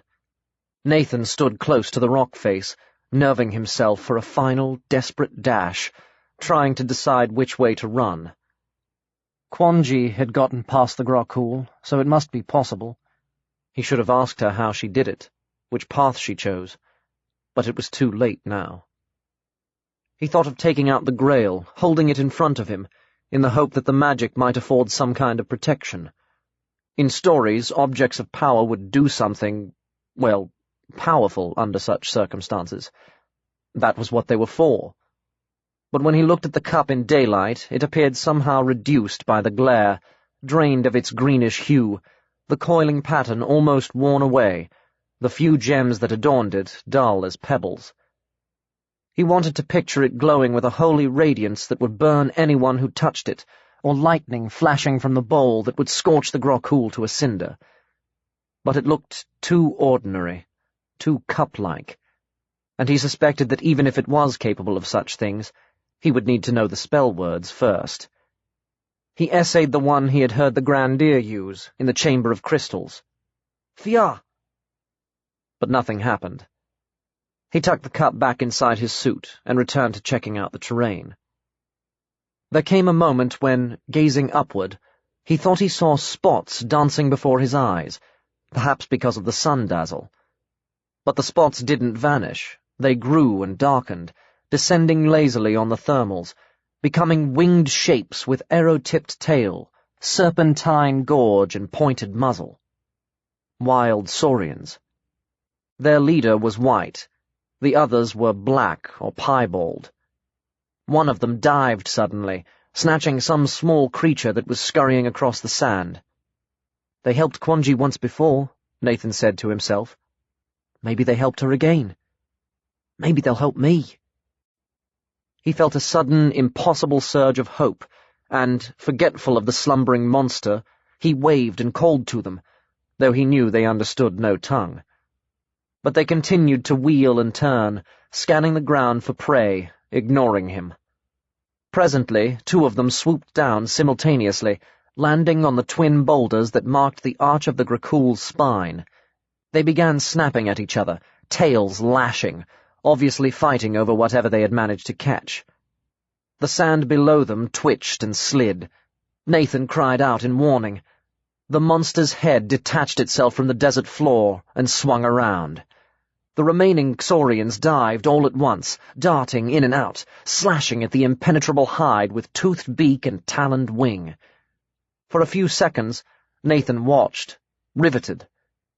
Then he recollected himself and began to run. The ground shook with the pounding of the Grakul's tail, the shifting of its huge feet, but all its attention was on the Xorians. He sprinted down the slope and plunged into an old watercourse, using the meager cover to pause and look back. His escape was still unobserved. The Grakul's blue tongue flicked out, uncoiling like a whip, but the mob knew their enemy well. They were too quick for it.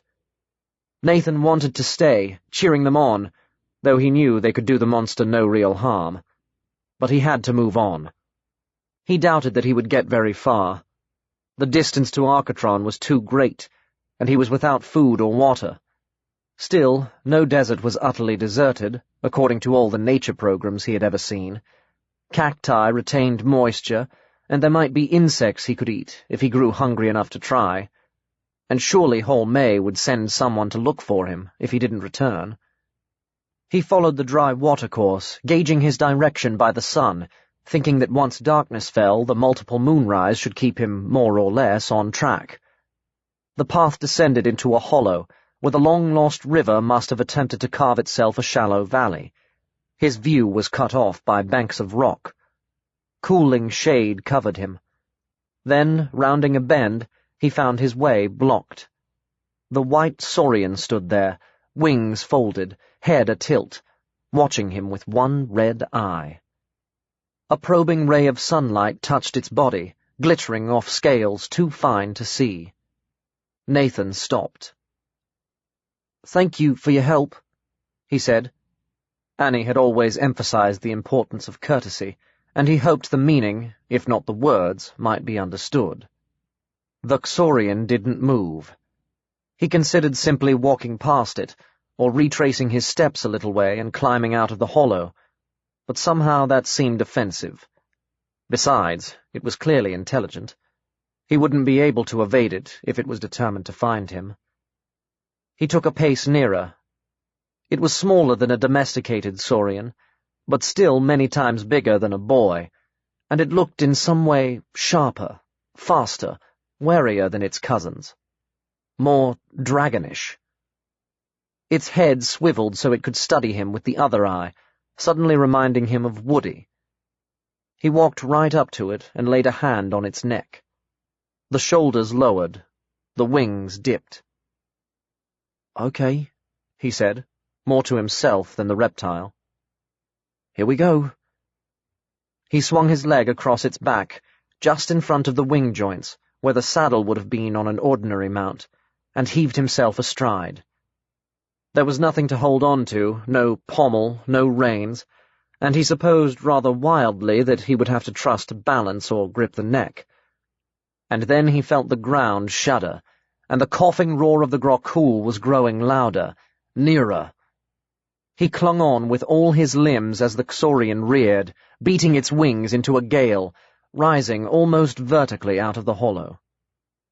The Grakul's wide skull loomed directly ahead, rushing toward them like an airship, splitting into a gargantuan maw overcrowded with several kinds of teeth.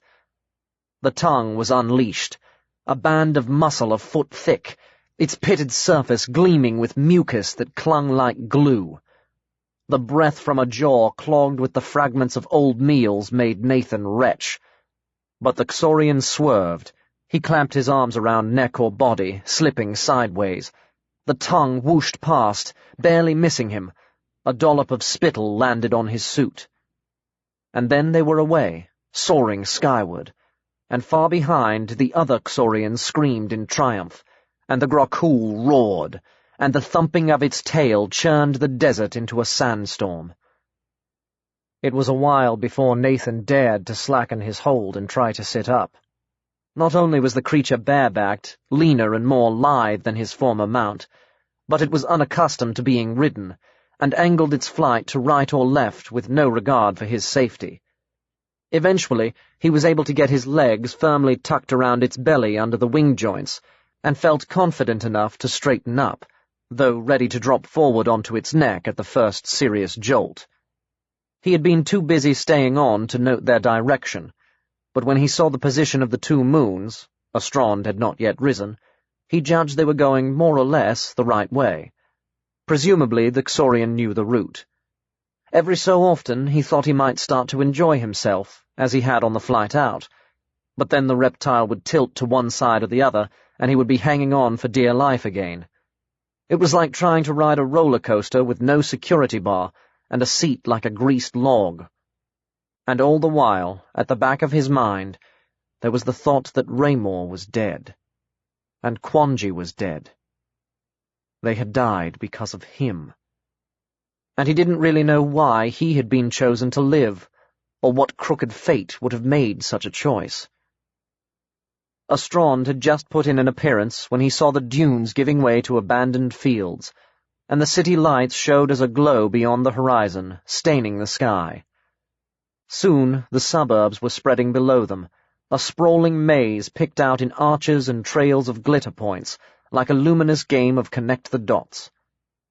Then the buildings grew taller, and rank upon rank of windows wound past them, and skimmers dodged and dived, eyelights yawing across their path. But the Xorian never blinked. Ahead, the towers climbed higher and higher, until they reached the central point where a single spire outtopped them all, crowned with its own stars. Nathan knew that was where he had to go, and the Xorian responded to his nudging feet and urging voice. They circled the tower while he looked for the right landing platform, opting for a small one on the roof of a secondary turret that he decided was familiar. "There," he said, leaning forward to indicate the place. The Xorian plunged, he almost slipped over its head, and pulled up abruptly on the narrow eyrie. Nathan rolled off.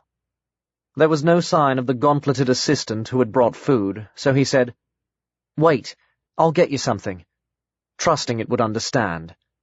Then he activated the internal communicator in his hood with a code word and called Holme. He was still afraid of interception, but she came, and alone. On her orders, a man with a food bucket appeared, but he wouldn't go near the Xorian, who hissed at him, mouth open, flexing its wings. Nathan took the bucket himself, offering it to his companion, feeling secretly rather proud that the reptile gave him special treatment, though he was aware he had done nothing to earn it.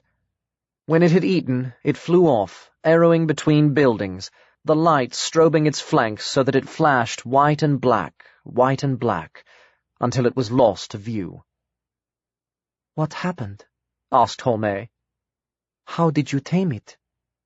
"I didn't," Nathan said. "It just decided to help. Like dolphins in stories. Like god beasts in legends. If the stories and legends are true." She didn't ask any more questions till they got back to her chambers. He took off the protective suit, keeping hold of the cup, waiting for her to ask about Raymore, but all she said was, "You must be hungry." She went out and returned with a tray of food that looked pretty and tasted bland, artificial, as if the flavor had been injected afterward. There was fruit without zest, and fish that had clearly never seen the sea, and green-speckled sauce with an echo of parsley, and deep yellow sauce that had nothing to do with butter, and a fluffy, airy dessert that seemed to be made of air and fluff. Nathan ate politely, since it was expected of him, and Holme watched every mouthful, her expression brimming with what must be concern, touching him from time to time, as if to be sure he was real. He had put the Grail on the table, But although she glanced at it, all her attention was for him. "You know, Raymore died," he said at last, unable to go on eating. The Grokul took him. "It doesn't matter." "Doesn't matter? He gave his life. He died for me. You said you knew him since childhood. Please, don't be angry with me. Don't be disappointed in me. I can't bear that. Ray feared death, but he also wanted it. We all do. It has been like this for so long, not living, not dying, just waiting for an end that doesn't come. Like the last second of life, stretched out to endure for an eternity. When you feel that way, death is welcome, if you have the courage. I know Ray must have died bravely." "Yes," said Nathan. "He was very brave." "Then his death meant something. He was fortunate. It is a long time since life meant anything to me." He told her everything then, even about Kwanji Lay, though it felt a little like betrayal. But surely he couldn't betray someone who had died. "She was mad," Homais said, and he thought she looked regretful. "The Neo-Salvationists could not perform a great spell. They haven't the knowledge or the power. They would break the pattern, and the world would end, swallowed in fire, and it would all be over." "I thought you wanted it over," Nathan said. "Oh, yes," she said. "But I fear the death I want. I am not as brave as Ray. Or you. You are young in years, younger than the youngest thing that lives on our planet. Yet you have ventured into an unknown world to save your friend. And you found the Grail, and defied the Grokul, and won a wild Xorian to be your steed. If legends were true, you would be a hero." She had echoed his thought, and something about that disturbed him. "In legends, there were angels who appeared as children, beings of light and love. Angels and heroes. But I was taught all legends are lies.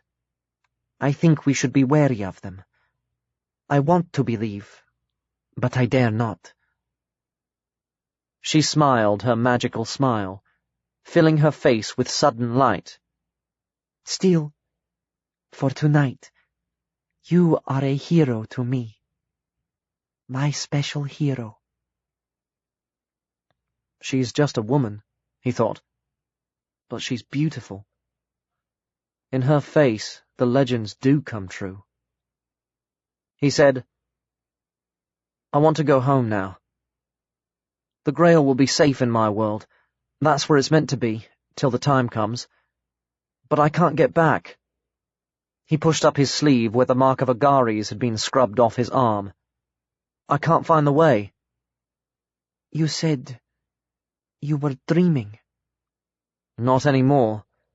I'm here, really here. I slept in the cave and woke. The place in my mind is shut." Now that the immediate danger was over, panic was sneaking back, paralyzing thought. "I don't know what to do." "We will find the way," Homais said. In the empty bookshop, Annie's phone was ringing for the third time that morning. No one answered. Annie didn't have a machine. She rarely needed one. At the other end, Pobjoy hung up, gazing moodily at his desk. The shop should be open by now. Was she busy? Was she out? Had Nathan done a bunk? It seemed wildly unlikely. Nonetheless, he was uneasy. After a few moments' thought, he summoned Sergeant Hale. "We're going back to Ede," he told her. "I want this business cleared up.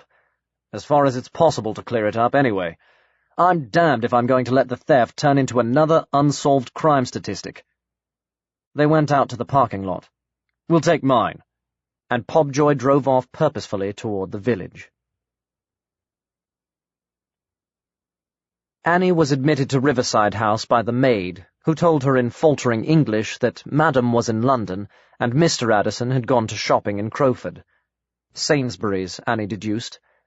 She asked if he would be long, but this seemed to defeat the girl's linguistic abilities, so Annie did her best to explain, using simple words and gestures, that she would wait.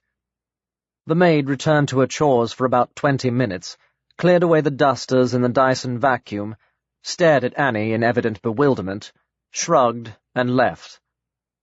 Alone in the house again, Annie wondered how long Michael would be.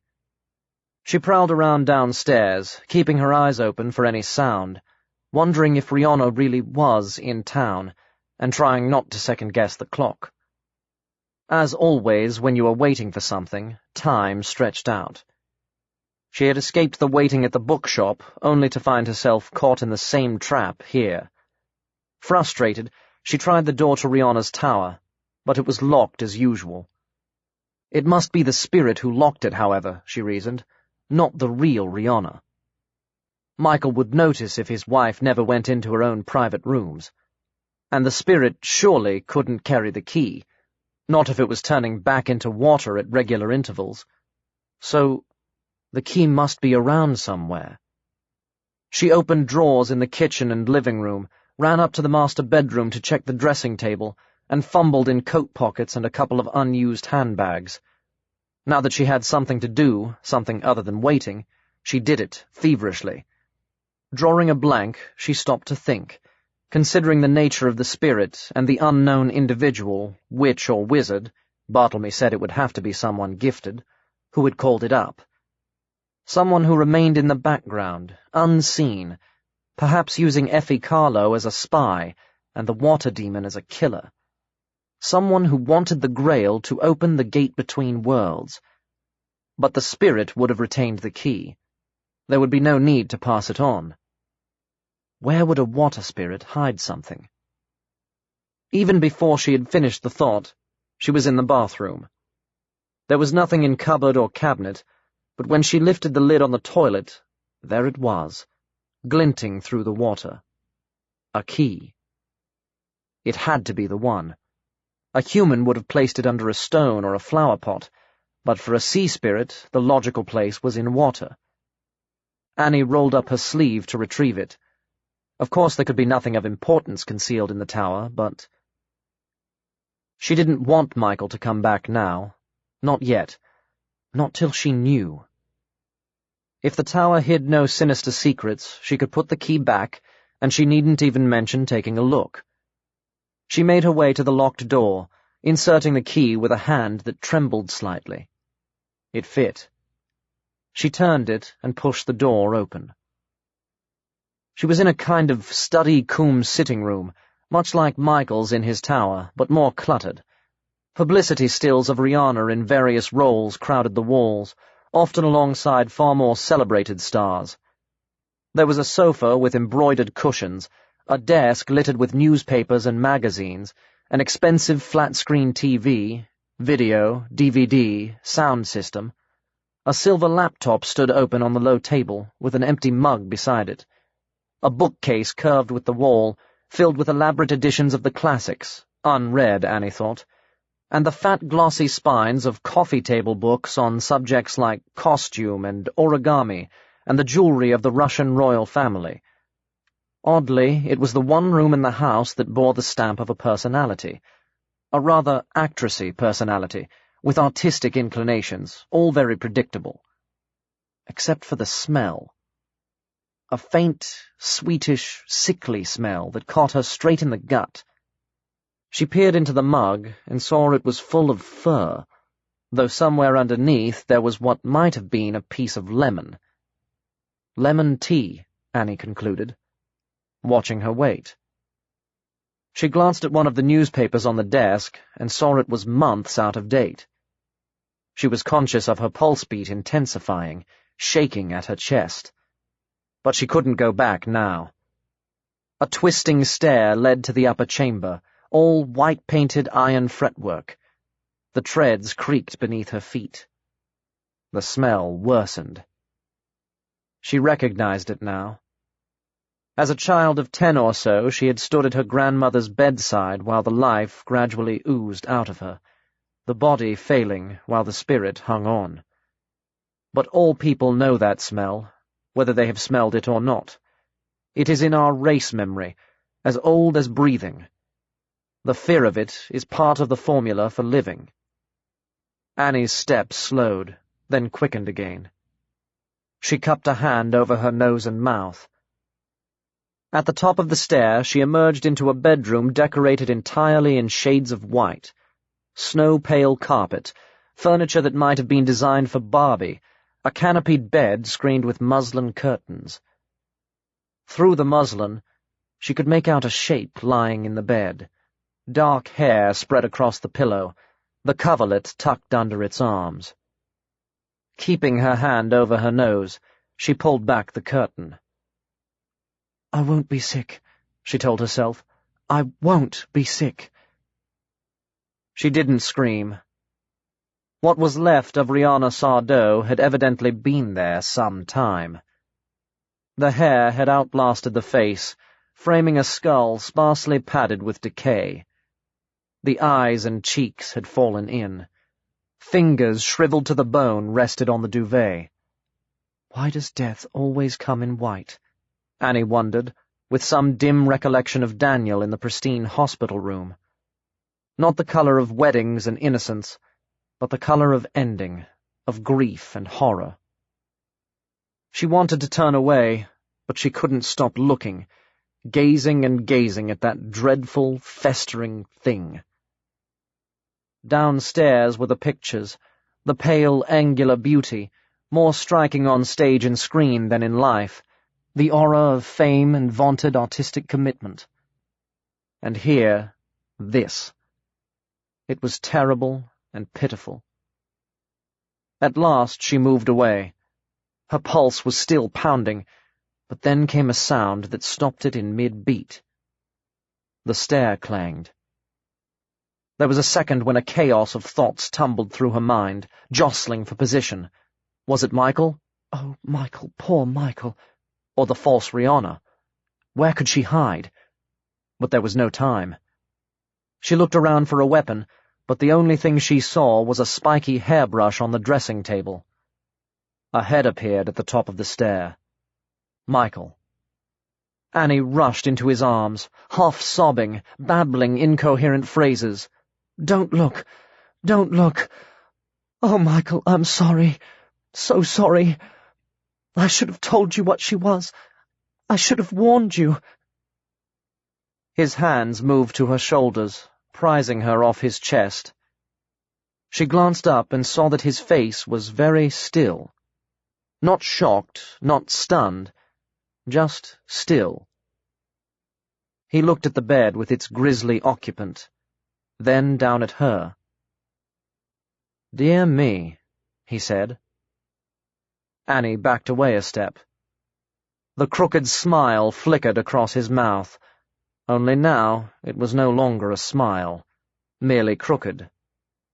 The scruffy, careless good look seemed to change in some subtle way, like a mask that shrinks to fit the changing face beneath. With an odd glimmer of detachment, she noticed the lines of mockery and cynicism that she had once found so attractive pouching his eyes, dragging at his cheek. Since the kiss the previous night, the touch of him had stayed with her, his lips, his arms, warming her thoughts even at the back of nausea and terror. But now it evaporated as if it had never been. She felt clear and empty and horribly afraid. Dear, dear me. So you found our little secret. You should know better than to unlock Bluebeard's chamber. As far as I can remember, it didn't do his wife any good either, though I may have that wrong. You shouldn't have been so damn nosy. You've been very useful to me up till now. I'll really regret losing you." "You killed her," Annie said faintly. Things were falling into place in her mind. Of course he would have known about the imposture. Michael, of all people, could never have been fooled. She must have been blind or besotted, not to see it. "Oh, no," Michael said. "Not me. I'm actually not much good at killing." She felt a gleam of hope, which she knew was a cheat, and he knew, and she knew he knew. He was taunting her with that hope, his eyes derisive, hard and shallow as glass. She said, "It was that thing?" "I'm afraid so. My lovely Nenufar. She gets carried away. The Carlo woman called her, and then couldn't control her, and after a while I understand she outlived her usefulness. Or not, as the case may be. As for von Humboldt, well, old spirits have a very simplistic view of the world. She thought getting rid of him would give us the Grail. I arrived too late to stop her. Still, it muddied the waters. Bugger, I do seem to be racking up the bad puns. She got carried away with you, too, but on that occasion I was in time. Murder is pretty much her solution to everything. She's a primitive." "Why didn't you use her to deal with Dave Baggett?" Annie said, "instead of getting yourself a nosebleed?" She was inching backward as she spoke, more from reflex than plan. He didn't move. He was between her and the stair, and there was no other way out. It was a great chance to look heroic. Michael grinned at her. "You did bloody well yourself. You know, I really am sorry about this. Why you had to come poking your nose in. What are you doing here?" "It's not important." She was fighting to get control over her shaking limbs, her pumping heart. "Are you saying you liked me? And it's such a shame you have to—" "Good Lord, no. But I was fairly confident I could get the Grail from you without piling up any more dead bodies. That inspector's beginning to get suspicious. He could be a nuisance. Besides, I needed you to help me get close to Nat. Nenufar thinks he's important. I'm not sure why. Of course, once you're gone, I'll be around to, share his grief. We could become pretty close." "No," she said, the flash of anger driving back fear for a few moments. "I'll open the gate and return to warn him. I swear it." His expression stalled. "How do you know about the gate? You're not gifted." "But you are?" "I suppose it was that bloated hippo Goodman. I thought there might be a little power hiding under the flab. The Carlo hag said so. But the gate opens only once, my dear. Without the Grail, at any rate. You go through it and never return. That's the ultimate law. And you're far too sensible to be a ghost." "Even the ultimate laws can be broken," Annie said. "I passed through once before." She sensed the chink in his certainty, and knew she had to take him off balance, distract him, divert him. "Your ally was right about Nathan. He isn't ordinary. His father's from another world. I followed someone through into death and came back pregnant. I did it once, I can do it again. From death back to life. That is my gift." She believed only part of what she was saying, but she saw it was unsettling him. He moved toward her, away from the stair. At her back, the dressing table dug into her thighs. Her hand groped for the hairbrush because that was all there was. "You couldn't do that," he said, and the smile crooked into a sneer, but it didn't work. There was doubt behind it. It would take enormous power. The power of death, the power of the Grail. What power do you have? "The power of love," Annie said. "But you wouldn't know about that." She brought her arm around, hairbrush in hand, and smashed the spiky side into his face, aiming for the eyes. His glasses were knocked off. He gave a yelp of pain. She kicked him on the shins in passing and bolted to the stair. She half fell, half slid down the spiral, clutching the rail. Then she was through Rihanna's study and in the main house. Behind her she heard a thump as Michael vaulted the stair. She reached the front door, yanked it open, started down the path. "You may as well stop running," Michael's voice said from the doorway. "You're not going anywhere." He sounded relaxed now, mildly amused. It was there on the path in front of her. It had Rihanna's hair, Rihanna's face, but she could see the water moving under the skin. And in its eyes was the ancient darkness of the abyss. "That hurt," Michael said, touching his eye. "Wasted effort, I'm afraid. I told you, I don't do the killing around here." Nathan lay in Holmé's bed with the Grail in his hands and the coloured lamps turned down low. He had told her about the mark of Agares and tried to draw it, but the rune was complex, and he couldn't reproduce it accurately. "It looks familiar," she had said, and on her screen she had flicked through a file of magical symbols in her world until she found one that was the same, even to the name. "Perhaps magic has one language and one set of rules in all worlds," she suggested carelessly. She copied the mark on his arms and forehead in a dark purple ink that had a strange odour, at once herbal and chemical. "Now sleep," she said. "Go into your mind. Find your way home." She offered to play what she called sleep music, but he declined. He thought of how he had torn the mark off his bedroom wall and pushed the doubts away. He would have to trust to hope. Holmé left him with a murmur of "Simvo Kalir," which he knew meant au revoir, and he lay awake, feeling as if he would never sleep again. He had expected her to kiss him, a loving, probably maternal kiss, had half feared, half desired it, but she hadn't. And then he thought of the masks and the contamination and the Grandier's restraint with her, and he guessed that maybe they didn't kiss here, or not often. He had yet to do any serious kissing in his life, but a world without it seemed curiously bleak. He drifted away into a fog of adolescent speculation, trying to imagine Holmé at his own age, smaller, slighter, an exquisite fairy creature with her perfect alien face, somehow soft and unformed, and he took her hand and gazed long into the rainbow blackness of her eyes.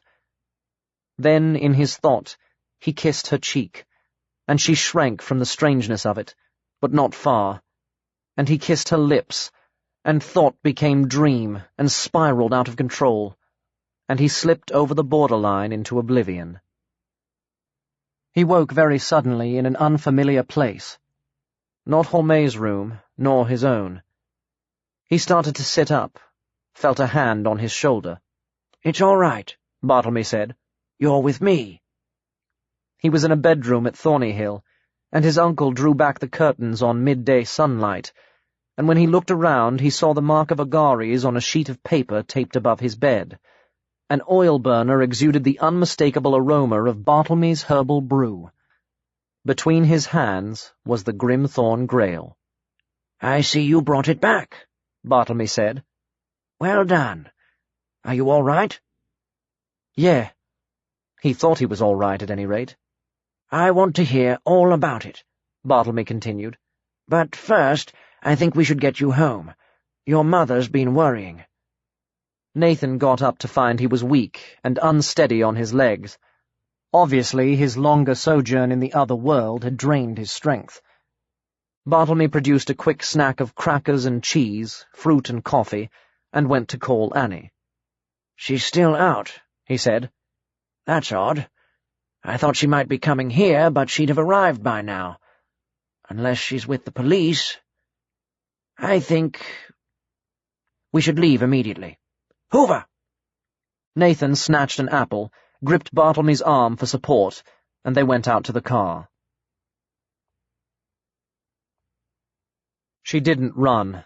There was nowhere to run to. The thing came toward her with a peculiar swaying gait, something on its face that was almost a smile. "It shouldn't be stronger than me," she thought, "but it is." Stronger than the real Rihanna, strong as the undertow of the tide, as the onrush of the wave. She couldn't fight it. She was human, weak, powerless. She had no gift, no resources but herself. Behind her, Michael said, "They'll find you in the river tomorrow or the next day. Another tragic accident. Oh, the inspector'll be skeptical. He'll sniff around for a while. But there'll be no evidence to find, and he'll cool off in the end. My DNA won't feature, and as for Nenufar, no forensic lab could identify her substance. As far as science is concerned, she doesn't exist." You see, that's the beauty of magic. That's its real power. Nobody in the world believes in it. But they believe in science, Annie thought, in genetic fingerprints, and you're human. She whipped around and ran to Michael, clutching at him yet again, reaching up to drag her short nails down his cheek. A thin redness spread along the cuts. Then the water spirit caught her and pulled her back, locking her in its clammy grasp, the cold hand sliding across her face to enclose nose and mouth and send its liquid matter gushing into her lungs. "Your DNA is on me now," she cried. "The river won't wash it off. They can pick up the minutest traces. My mark is on you, and yours on me. She may be a spirit, but you're not. They'll know. Nathan will know." The hand shut off her nostrils, sealed her lips. She tried to breathe, and breathed water. The dark was coming, and this time there would be no respite. She saw Michael's expression change, twitching with fury and fear. "Nathan will know." At least she had achieved that. "Let go! Let go now! Ostoklar!" "How dare you! Release her at once!" Two voices, one very deep, oddly accented, one a little higher in tone. Both familiar. The spirit checked. For an instant, startled, it lost its grip on solidity. Annie broke free from an arm that was suddenly more fluid than flesh, and reeled, coughing and gasping, against a strong, supportive body. Eric. Rowena was striding toward Michael like an avenging angel. "Knew you were up to something. You said your barbecue in Oxford was rained out, but it only rained here. You're after the Grail too, aren't you?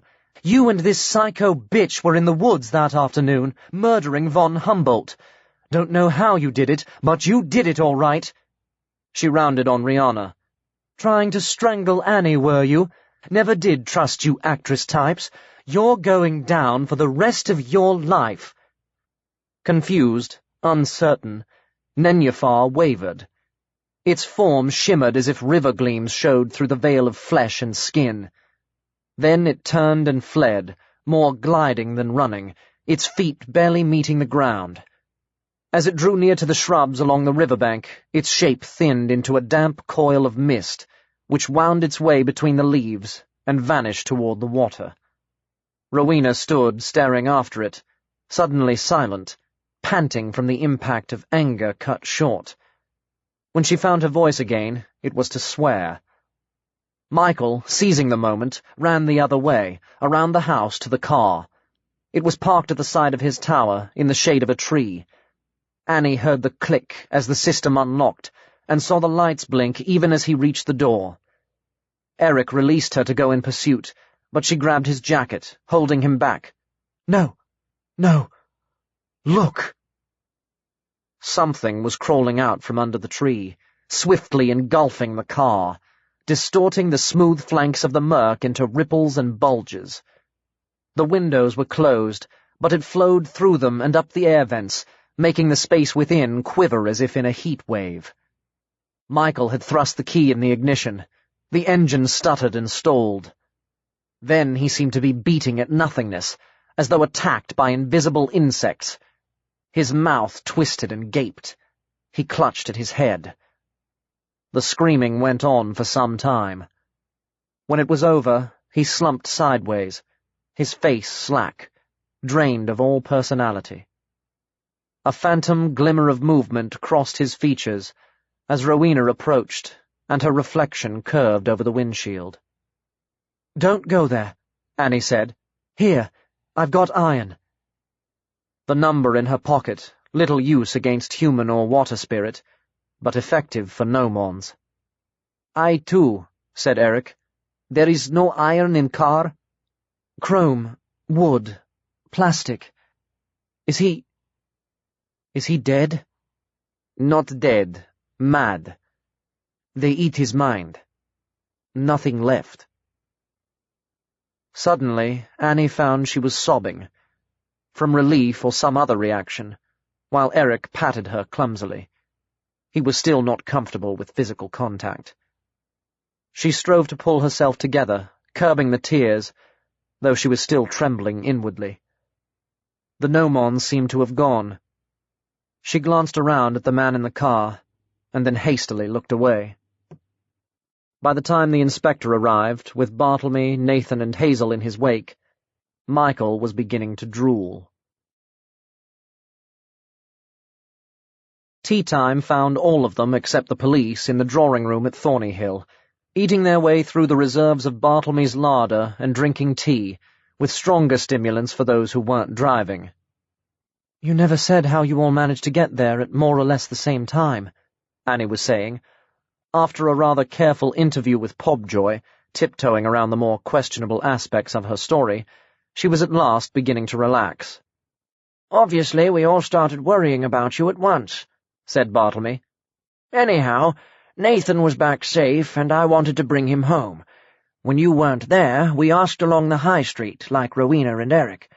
You've lived in a village long enough, Annie. You know what it's like.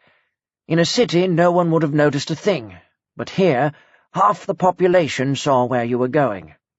Anyway, Hazel joined us and insisted on coming too. Then Pobjoy turned up. I was very concerned when I realized you'd gone to Riverside House. After I talked to Woody, I was pretty sure Michael was behind the appearance of Nenufar in these parts.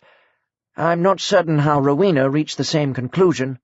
"He lied about the weather in Oxford," Rowena said. "Stupid sort of lie. Why bother? Unless he was giving himself an alibi. Couldn't have done the robbery, too tall. Must have been the murder. What was that thing acting as his wife?" There were several muddled attempts to explain. "We may never know who she really was," Bartlemy said. "Nenufar was no more her real name than Rihanna Sardou. But with nobody to conjure her, she cannot return. The police will look for her, of course, but they won't find anything. They have a very old corpse and a murderer too far gone to plead not guilty who'll have to spend the rest of his life in an asylum. Pobjoy won't be completely satisfied, he's too intelligent for that, but he'll make do. The Grail's been returned, and he won't press the matter of the theft, though I dare say he'll always suspect you two were involved." He nodded at Nathan and Hazel. "But you told him you found it, not Nathan," Hazel said. "I heard you." "I thought that was best," said Bartlemy. "He didn't believe me, though." "Who did take it?" asked Rowena. "Who was this dwarf?" "That I also wish to know," said Eric. "If he returned it to my world, he must have much force." "Not necessarily," Bartlemy replied. "I'm afraid I don't know all the answers, and we can only speculate. However, some old records suggest that Josevius Grimthorne had an assistant, a hunchback or a dwarf." "Ought to be a hunchback," Rowena said unexpectedly. "Traditional." "At a guess, his master imprisoned him for some unknown offence. He's werefolk, a true dwarf and not just a short human. He must be to have survived so long. Anyway, he'd know there was a transition point in the sunken chapel where the Grail could pass from world to world." "Could a human get through?" Nathan interrupted. "Sorry, I just wondered." "I wouldn't recommend trying it. Remember, the Grail was going home, and it's an inanimate object, though it clearly has certain powers. A living thing would probably be annihilated by the forces involved in the transition, even if it was able to pass through." "Why would Dwarf wish to return Cap to my people?" Eric demanded. "Did he do right thing? Is it wrong we keep it here?" Again, we don't know, Bartlemy continued. Maybe the dwarf thought he did right. Maybe we've done wrong. The spell that can save your people, if such a spell exists, is not yet prepared. Until then, the Grail seems safer here, out of reach of local terrorists. If I can get it back, Rowena pointed out. Julian's taking it to Sotheby's again, for the von Humboldts. We must do what we can. She took a restorative gulp of tea. So, she said, I'm really supposed to believe all this stuff, about other worlds and sea spirits and so on? Believe what you want, Bartlemy said. You know what you saw. Oh yes, I know. Won't forget in a hurry. She gave a shudder and reached for another cookie. What were those things that went for Michael? Not exactly invisible, but— Nomon, said Eric. From my world. Bring madness. Iron keep them away. They could be protecting the Grail, said Bartlemy, though on this occasion they seem to be protecting Annie. We don't know why. All over, isn't it? Said Rowena. Time we knew everything. Life doesn't work that way, smiled Bartlemy, both amused and a little sad. Not over, said Eric. My people still die. It can't be over, thought Hazel. Everyone else had big adventures except me. I only had small ones, unless you count getting arrested, and that wasn't much fun. I wasn't even arrested properly in the end, just interviewed.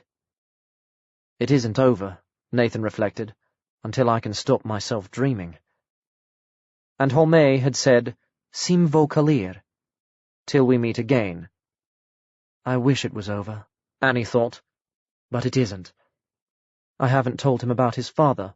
That's part of this, it must be. But I can't. Just let me have a little more time. Time for innocence and childhood and trust, before I have to destroy them forever. It isn't over. Later, Bartlemy said to her, You must be very upset about Michael. I'm so sorry. I know how much you liked him. It's odd, Annie said, but I'm not. Not yet, anyway. It's as if, when I saw through him, all the liking, all the attraction, drained away. Perhaps it's because it was false all along. He was false. False charm, false courage. His whole persona was just a mask, and when you tore it off, there was nothing underneath left to like. I don't feel betrayed. Just a bit silly. Falling for him like a teenager. Sorry, Nathan, Hazel. He was very clever, Bartlemy affirmed. He probably used more than charm on you. He was gifted, but he hid it well. I never picked up on it, and I should have done. He must have suppressed it very carefully in public. What do you mean by gifted? Rowena wanted to know. How did Nathan get cup back? Eric said. That is story I like to hear. What is the real meaning of the universe? Annie added mischievously. She was feeling sufficiently recovered to be a little mischievous now. They sat there well into the evening, talking and talking, while Bartlemy went into the kitchen, setting the questions aside, knowing that some of them would never have answers, and began to prepare a dinner that would celebrate the occasion, and salve the spirit, and fill the spaces where the answers would not come. Epilogue. Afterthoughts. About 4 months later, Inspector Pobjoy found himself in the vicinity of Thornyhill. He hadn't really found himself, of course. This was a visit he had been meaning to make for some time, delaying it, desiring it, touched with curiosity and something more, maybe an element of apprehension. Bartlemy didn't look surprised to see him. Pobjoy wondered if he was ever surprised to see anyone. If the Queen had knocked at the door, he would have greeted her with the same tranquil smile. There would have been tea and cookies. There was tea and cookies. Different cookies from last time, winter cookies with a hint of cinnamon, a whiff of spice. Hoover sat at his feet, studying him with an expression that would have been disconcerting on the face of a witness, and was completely unnerving on a dog. Fortunately for him, Pobjoy didn't notice. "I gather you decided to set aside the matter of the theft," Bartlemy said. "I'm so glad. I can't help realizing I was the prime suspect. It took place in my house. I'm known to be a collector in a small way. No doubt you could prove I have an obsession with the history of the Thorns, and it would have been very easy for me to engineer the power cut. I was out of the room at the relevant moment, after all. No one else could have done that. I'm sure the point must have occurred to you." Shaken out of his normal inscrutability, Pobjoy could only stare. Bartlemy was quite right, but it never had occurred to him. "Then, when things got a little too hot for me, when I felt the investigation was coming too close, I simply restored the Grail to the appropriate people, and, happily, that was the end of the matter. Most kind of you." The dwarf?" Pobjoy stuttered. "My dog," said Bartlemy blandly. "He's very highly trained." Hoover cocked an ear, thumped his tail, and did his best to exude both high training and low cunning. "That wasn't a confession, you understand," Bartlemy concluded. "Merely a hypothesis. Have some Christmas cake. I know it's a little premature, but one can't eat all the good food over the holiday. It's too much. Far better to spread it out a bit." Pobjoy, who generally tried to work over the Christmas break because he had nowhere else to be, accepted mutely. "How is poor Michael?" Bartlemy asked. "Poor Michael," the inspector noted. "Aha, a soft-centred liberal, I might have guessed." "Insane," he said, "or so they say. The psychiatrists claim some sort of shock has virtually blanked out his mind. Most of the time he says nothing. Occasionally he babbles or gibbers. None of it makes much sense. They say he'll need permanent care. He's effectively an imbecile. He could be faking it in the hope of the chance to do a runner. His accomplice is still out there somewhere, the woman who was posing as his wife. We never found her." "Are you completely satisfied of his guilt?" Bartlemy said. "I'm never completely satisfied. He did it, no doubt about that. But some of the things he says... He seems to have been obsessed with the Grail. Quite possibly that's why he came to live in the area. And he was a psychopath. He didn't need to kill his wife, there was no financial motive, and divorce is a lot less risky. We don't know how he did it. The corpse was too old to tell. We don't know how he managed to drown von Humboldt in the middle of a wood. Carried a bottle of water with him, perhaps. Knocked his victim out, poured water into a bowl, and drowned him. But for God's sake, why? There are easier ways to kill. Even our local psychological profiler is stumped.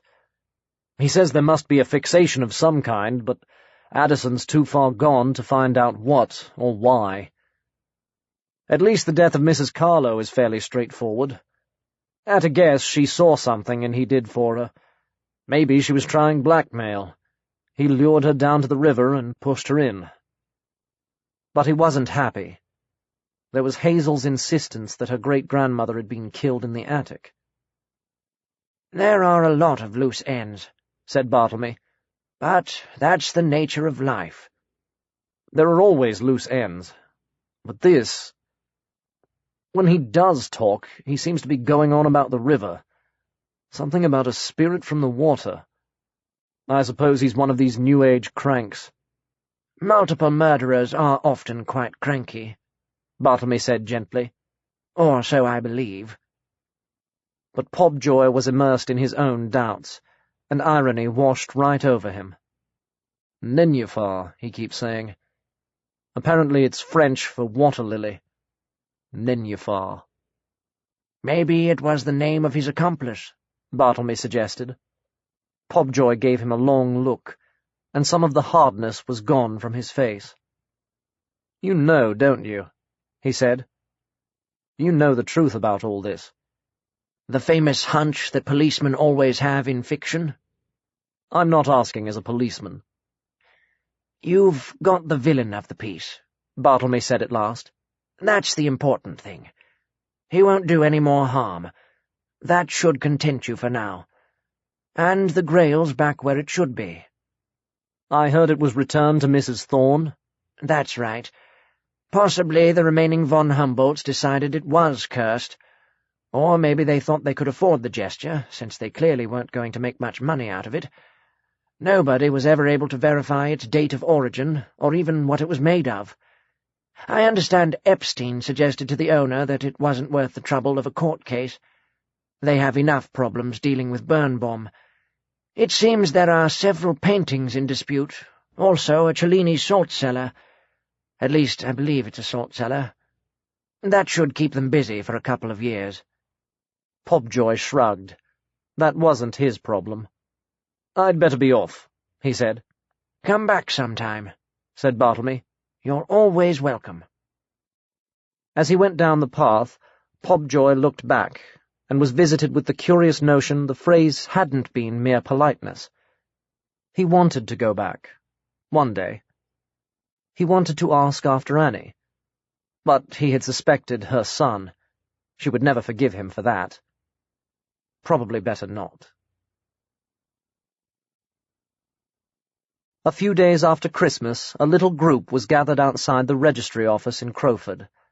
It was a cold, grey day, damp though not actually raining, but although coat collars were turned up and shoulders hunched against the weather, the faces were rosy-tipped, bright with anticipation. Bartlemy appeared even more benevolent than usual. Annie, flushed from the wind chill, had a sparkle in her eyes that had been missing for some months, though she always insisted the revelations about Michael hadn't affected her. The three teenagers stood close together. Nathan, who had grown an inch or so, looking dark and striking, older than his years. Hazel, wrapping her hair around her cheeks for warmth. Her mother had recently tried to persuade her to cut it, but without result. And George, fidgeting, mumbling in an undervoice that he thought it was a bit disgusting, really, at Mrs. Thorne's age, though of course she was probably doing it for the company. A couple of old friends of Rowena's were there. Also, rather surprisingly, Alex Birnbaum. Presently, Rowena arrived, wearing an unexpectedly smart suit, and an old hat that Annie had refurbished for her with pheasant feathers. Eric escorted her, looking magnificent in a camel coat that was actually long enough. Rowena had bought it for him, but as he had no concept of the price of clothes, he was fortunately unaware how much it had cost. They waited for a minute. People kissed other people.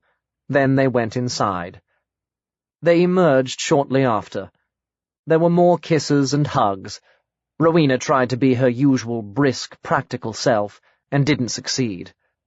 George, who had a new digital camera that his parents had given him for Christmas, took photographs. Annie, with an old Olympus that had done yeoman service on holidays and such like for years, did the same. Then they all piled into taxis and were driven to the Happy Huntsman for a lingering lunch. There was champagne, and this time the teenagers got their own glasses. "I don't see why people shouldn't get married at any age if they want to," Hazel said to George, picking her words. She didn't want to be caught defending romance. "Well, all right," he conceded, his attitude softened by the champagne. "as long as they don't do anything." "Good luck," Bartlemy said to Rowena. "Where are you going for the, honeymoon?" "Honeymoon?" Rowena snorted. "Ridiculous. Just a little vacation. Thought Africa would be a good idea." "I see, especially as Eric is supposed to come from that region." She threw him a shrewd glance. "Whereabouts?" "Morocco. Got a friend in Marrakesh we're going to visit. Deals in this and that." "Good luck," he said to Eric. "May the Force be with you." Eric, who had discovered the handshake, pumped his vigorously. His big face was creased into many smiles.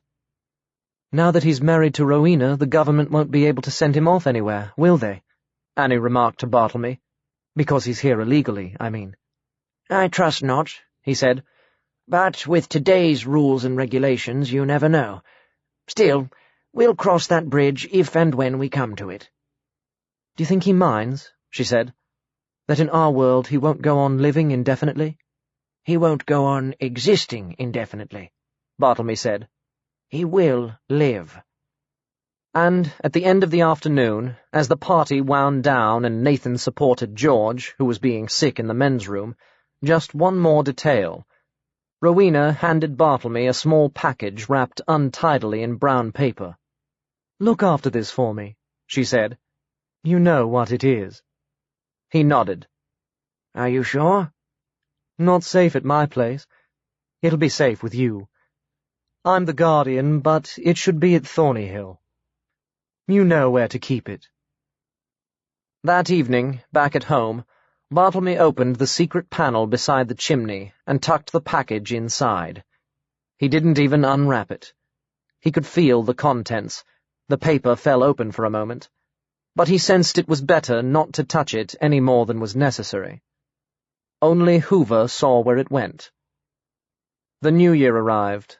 The sun, travelling down the hill, probed the dark wood with its long rays, but nobody was there. For now.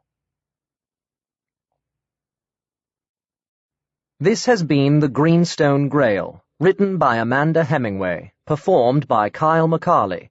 Copyright 2004 by Amanda Hemingway. Production copyright 2012 by Audible Incorporated.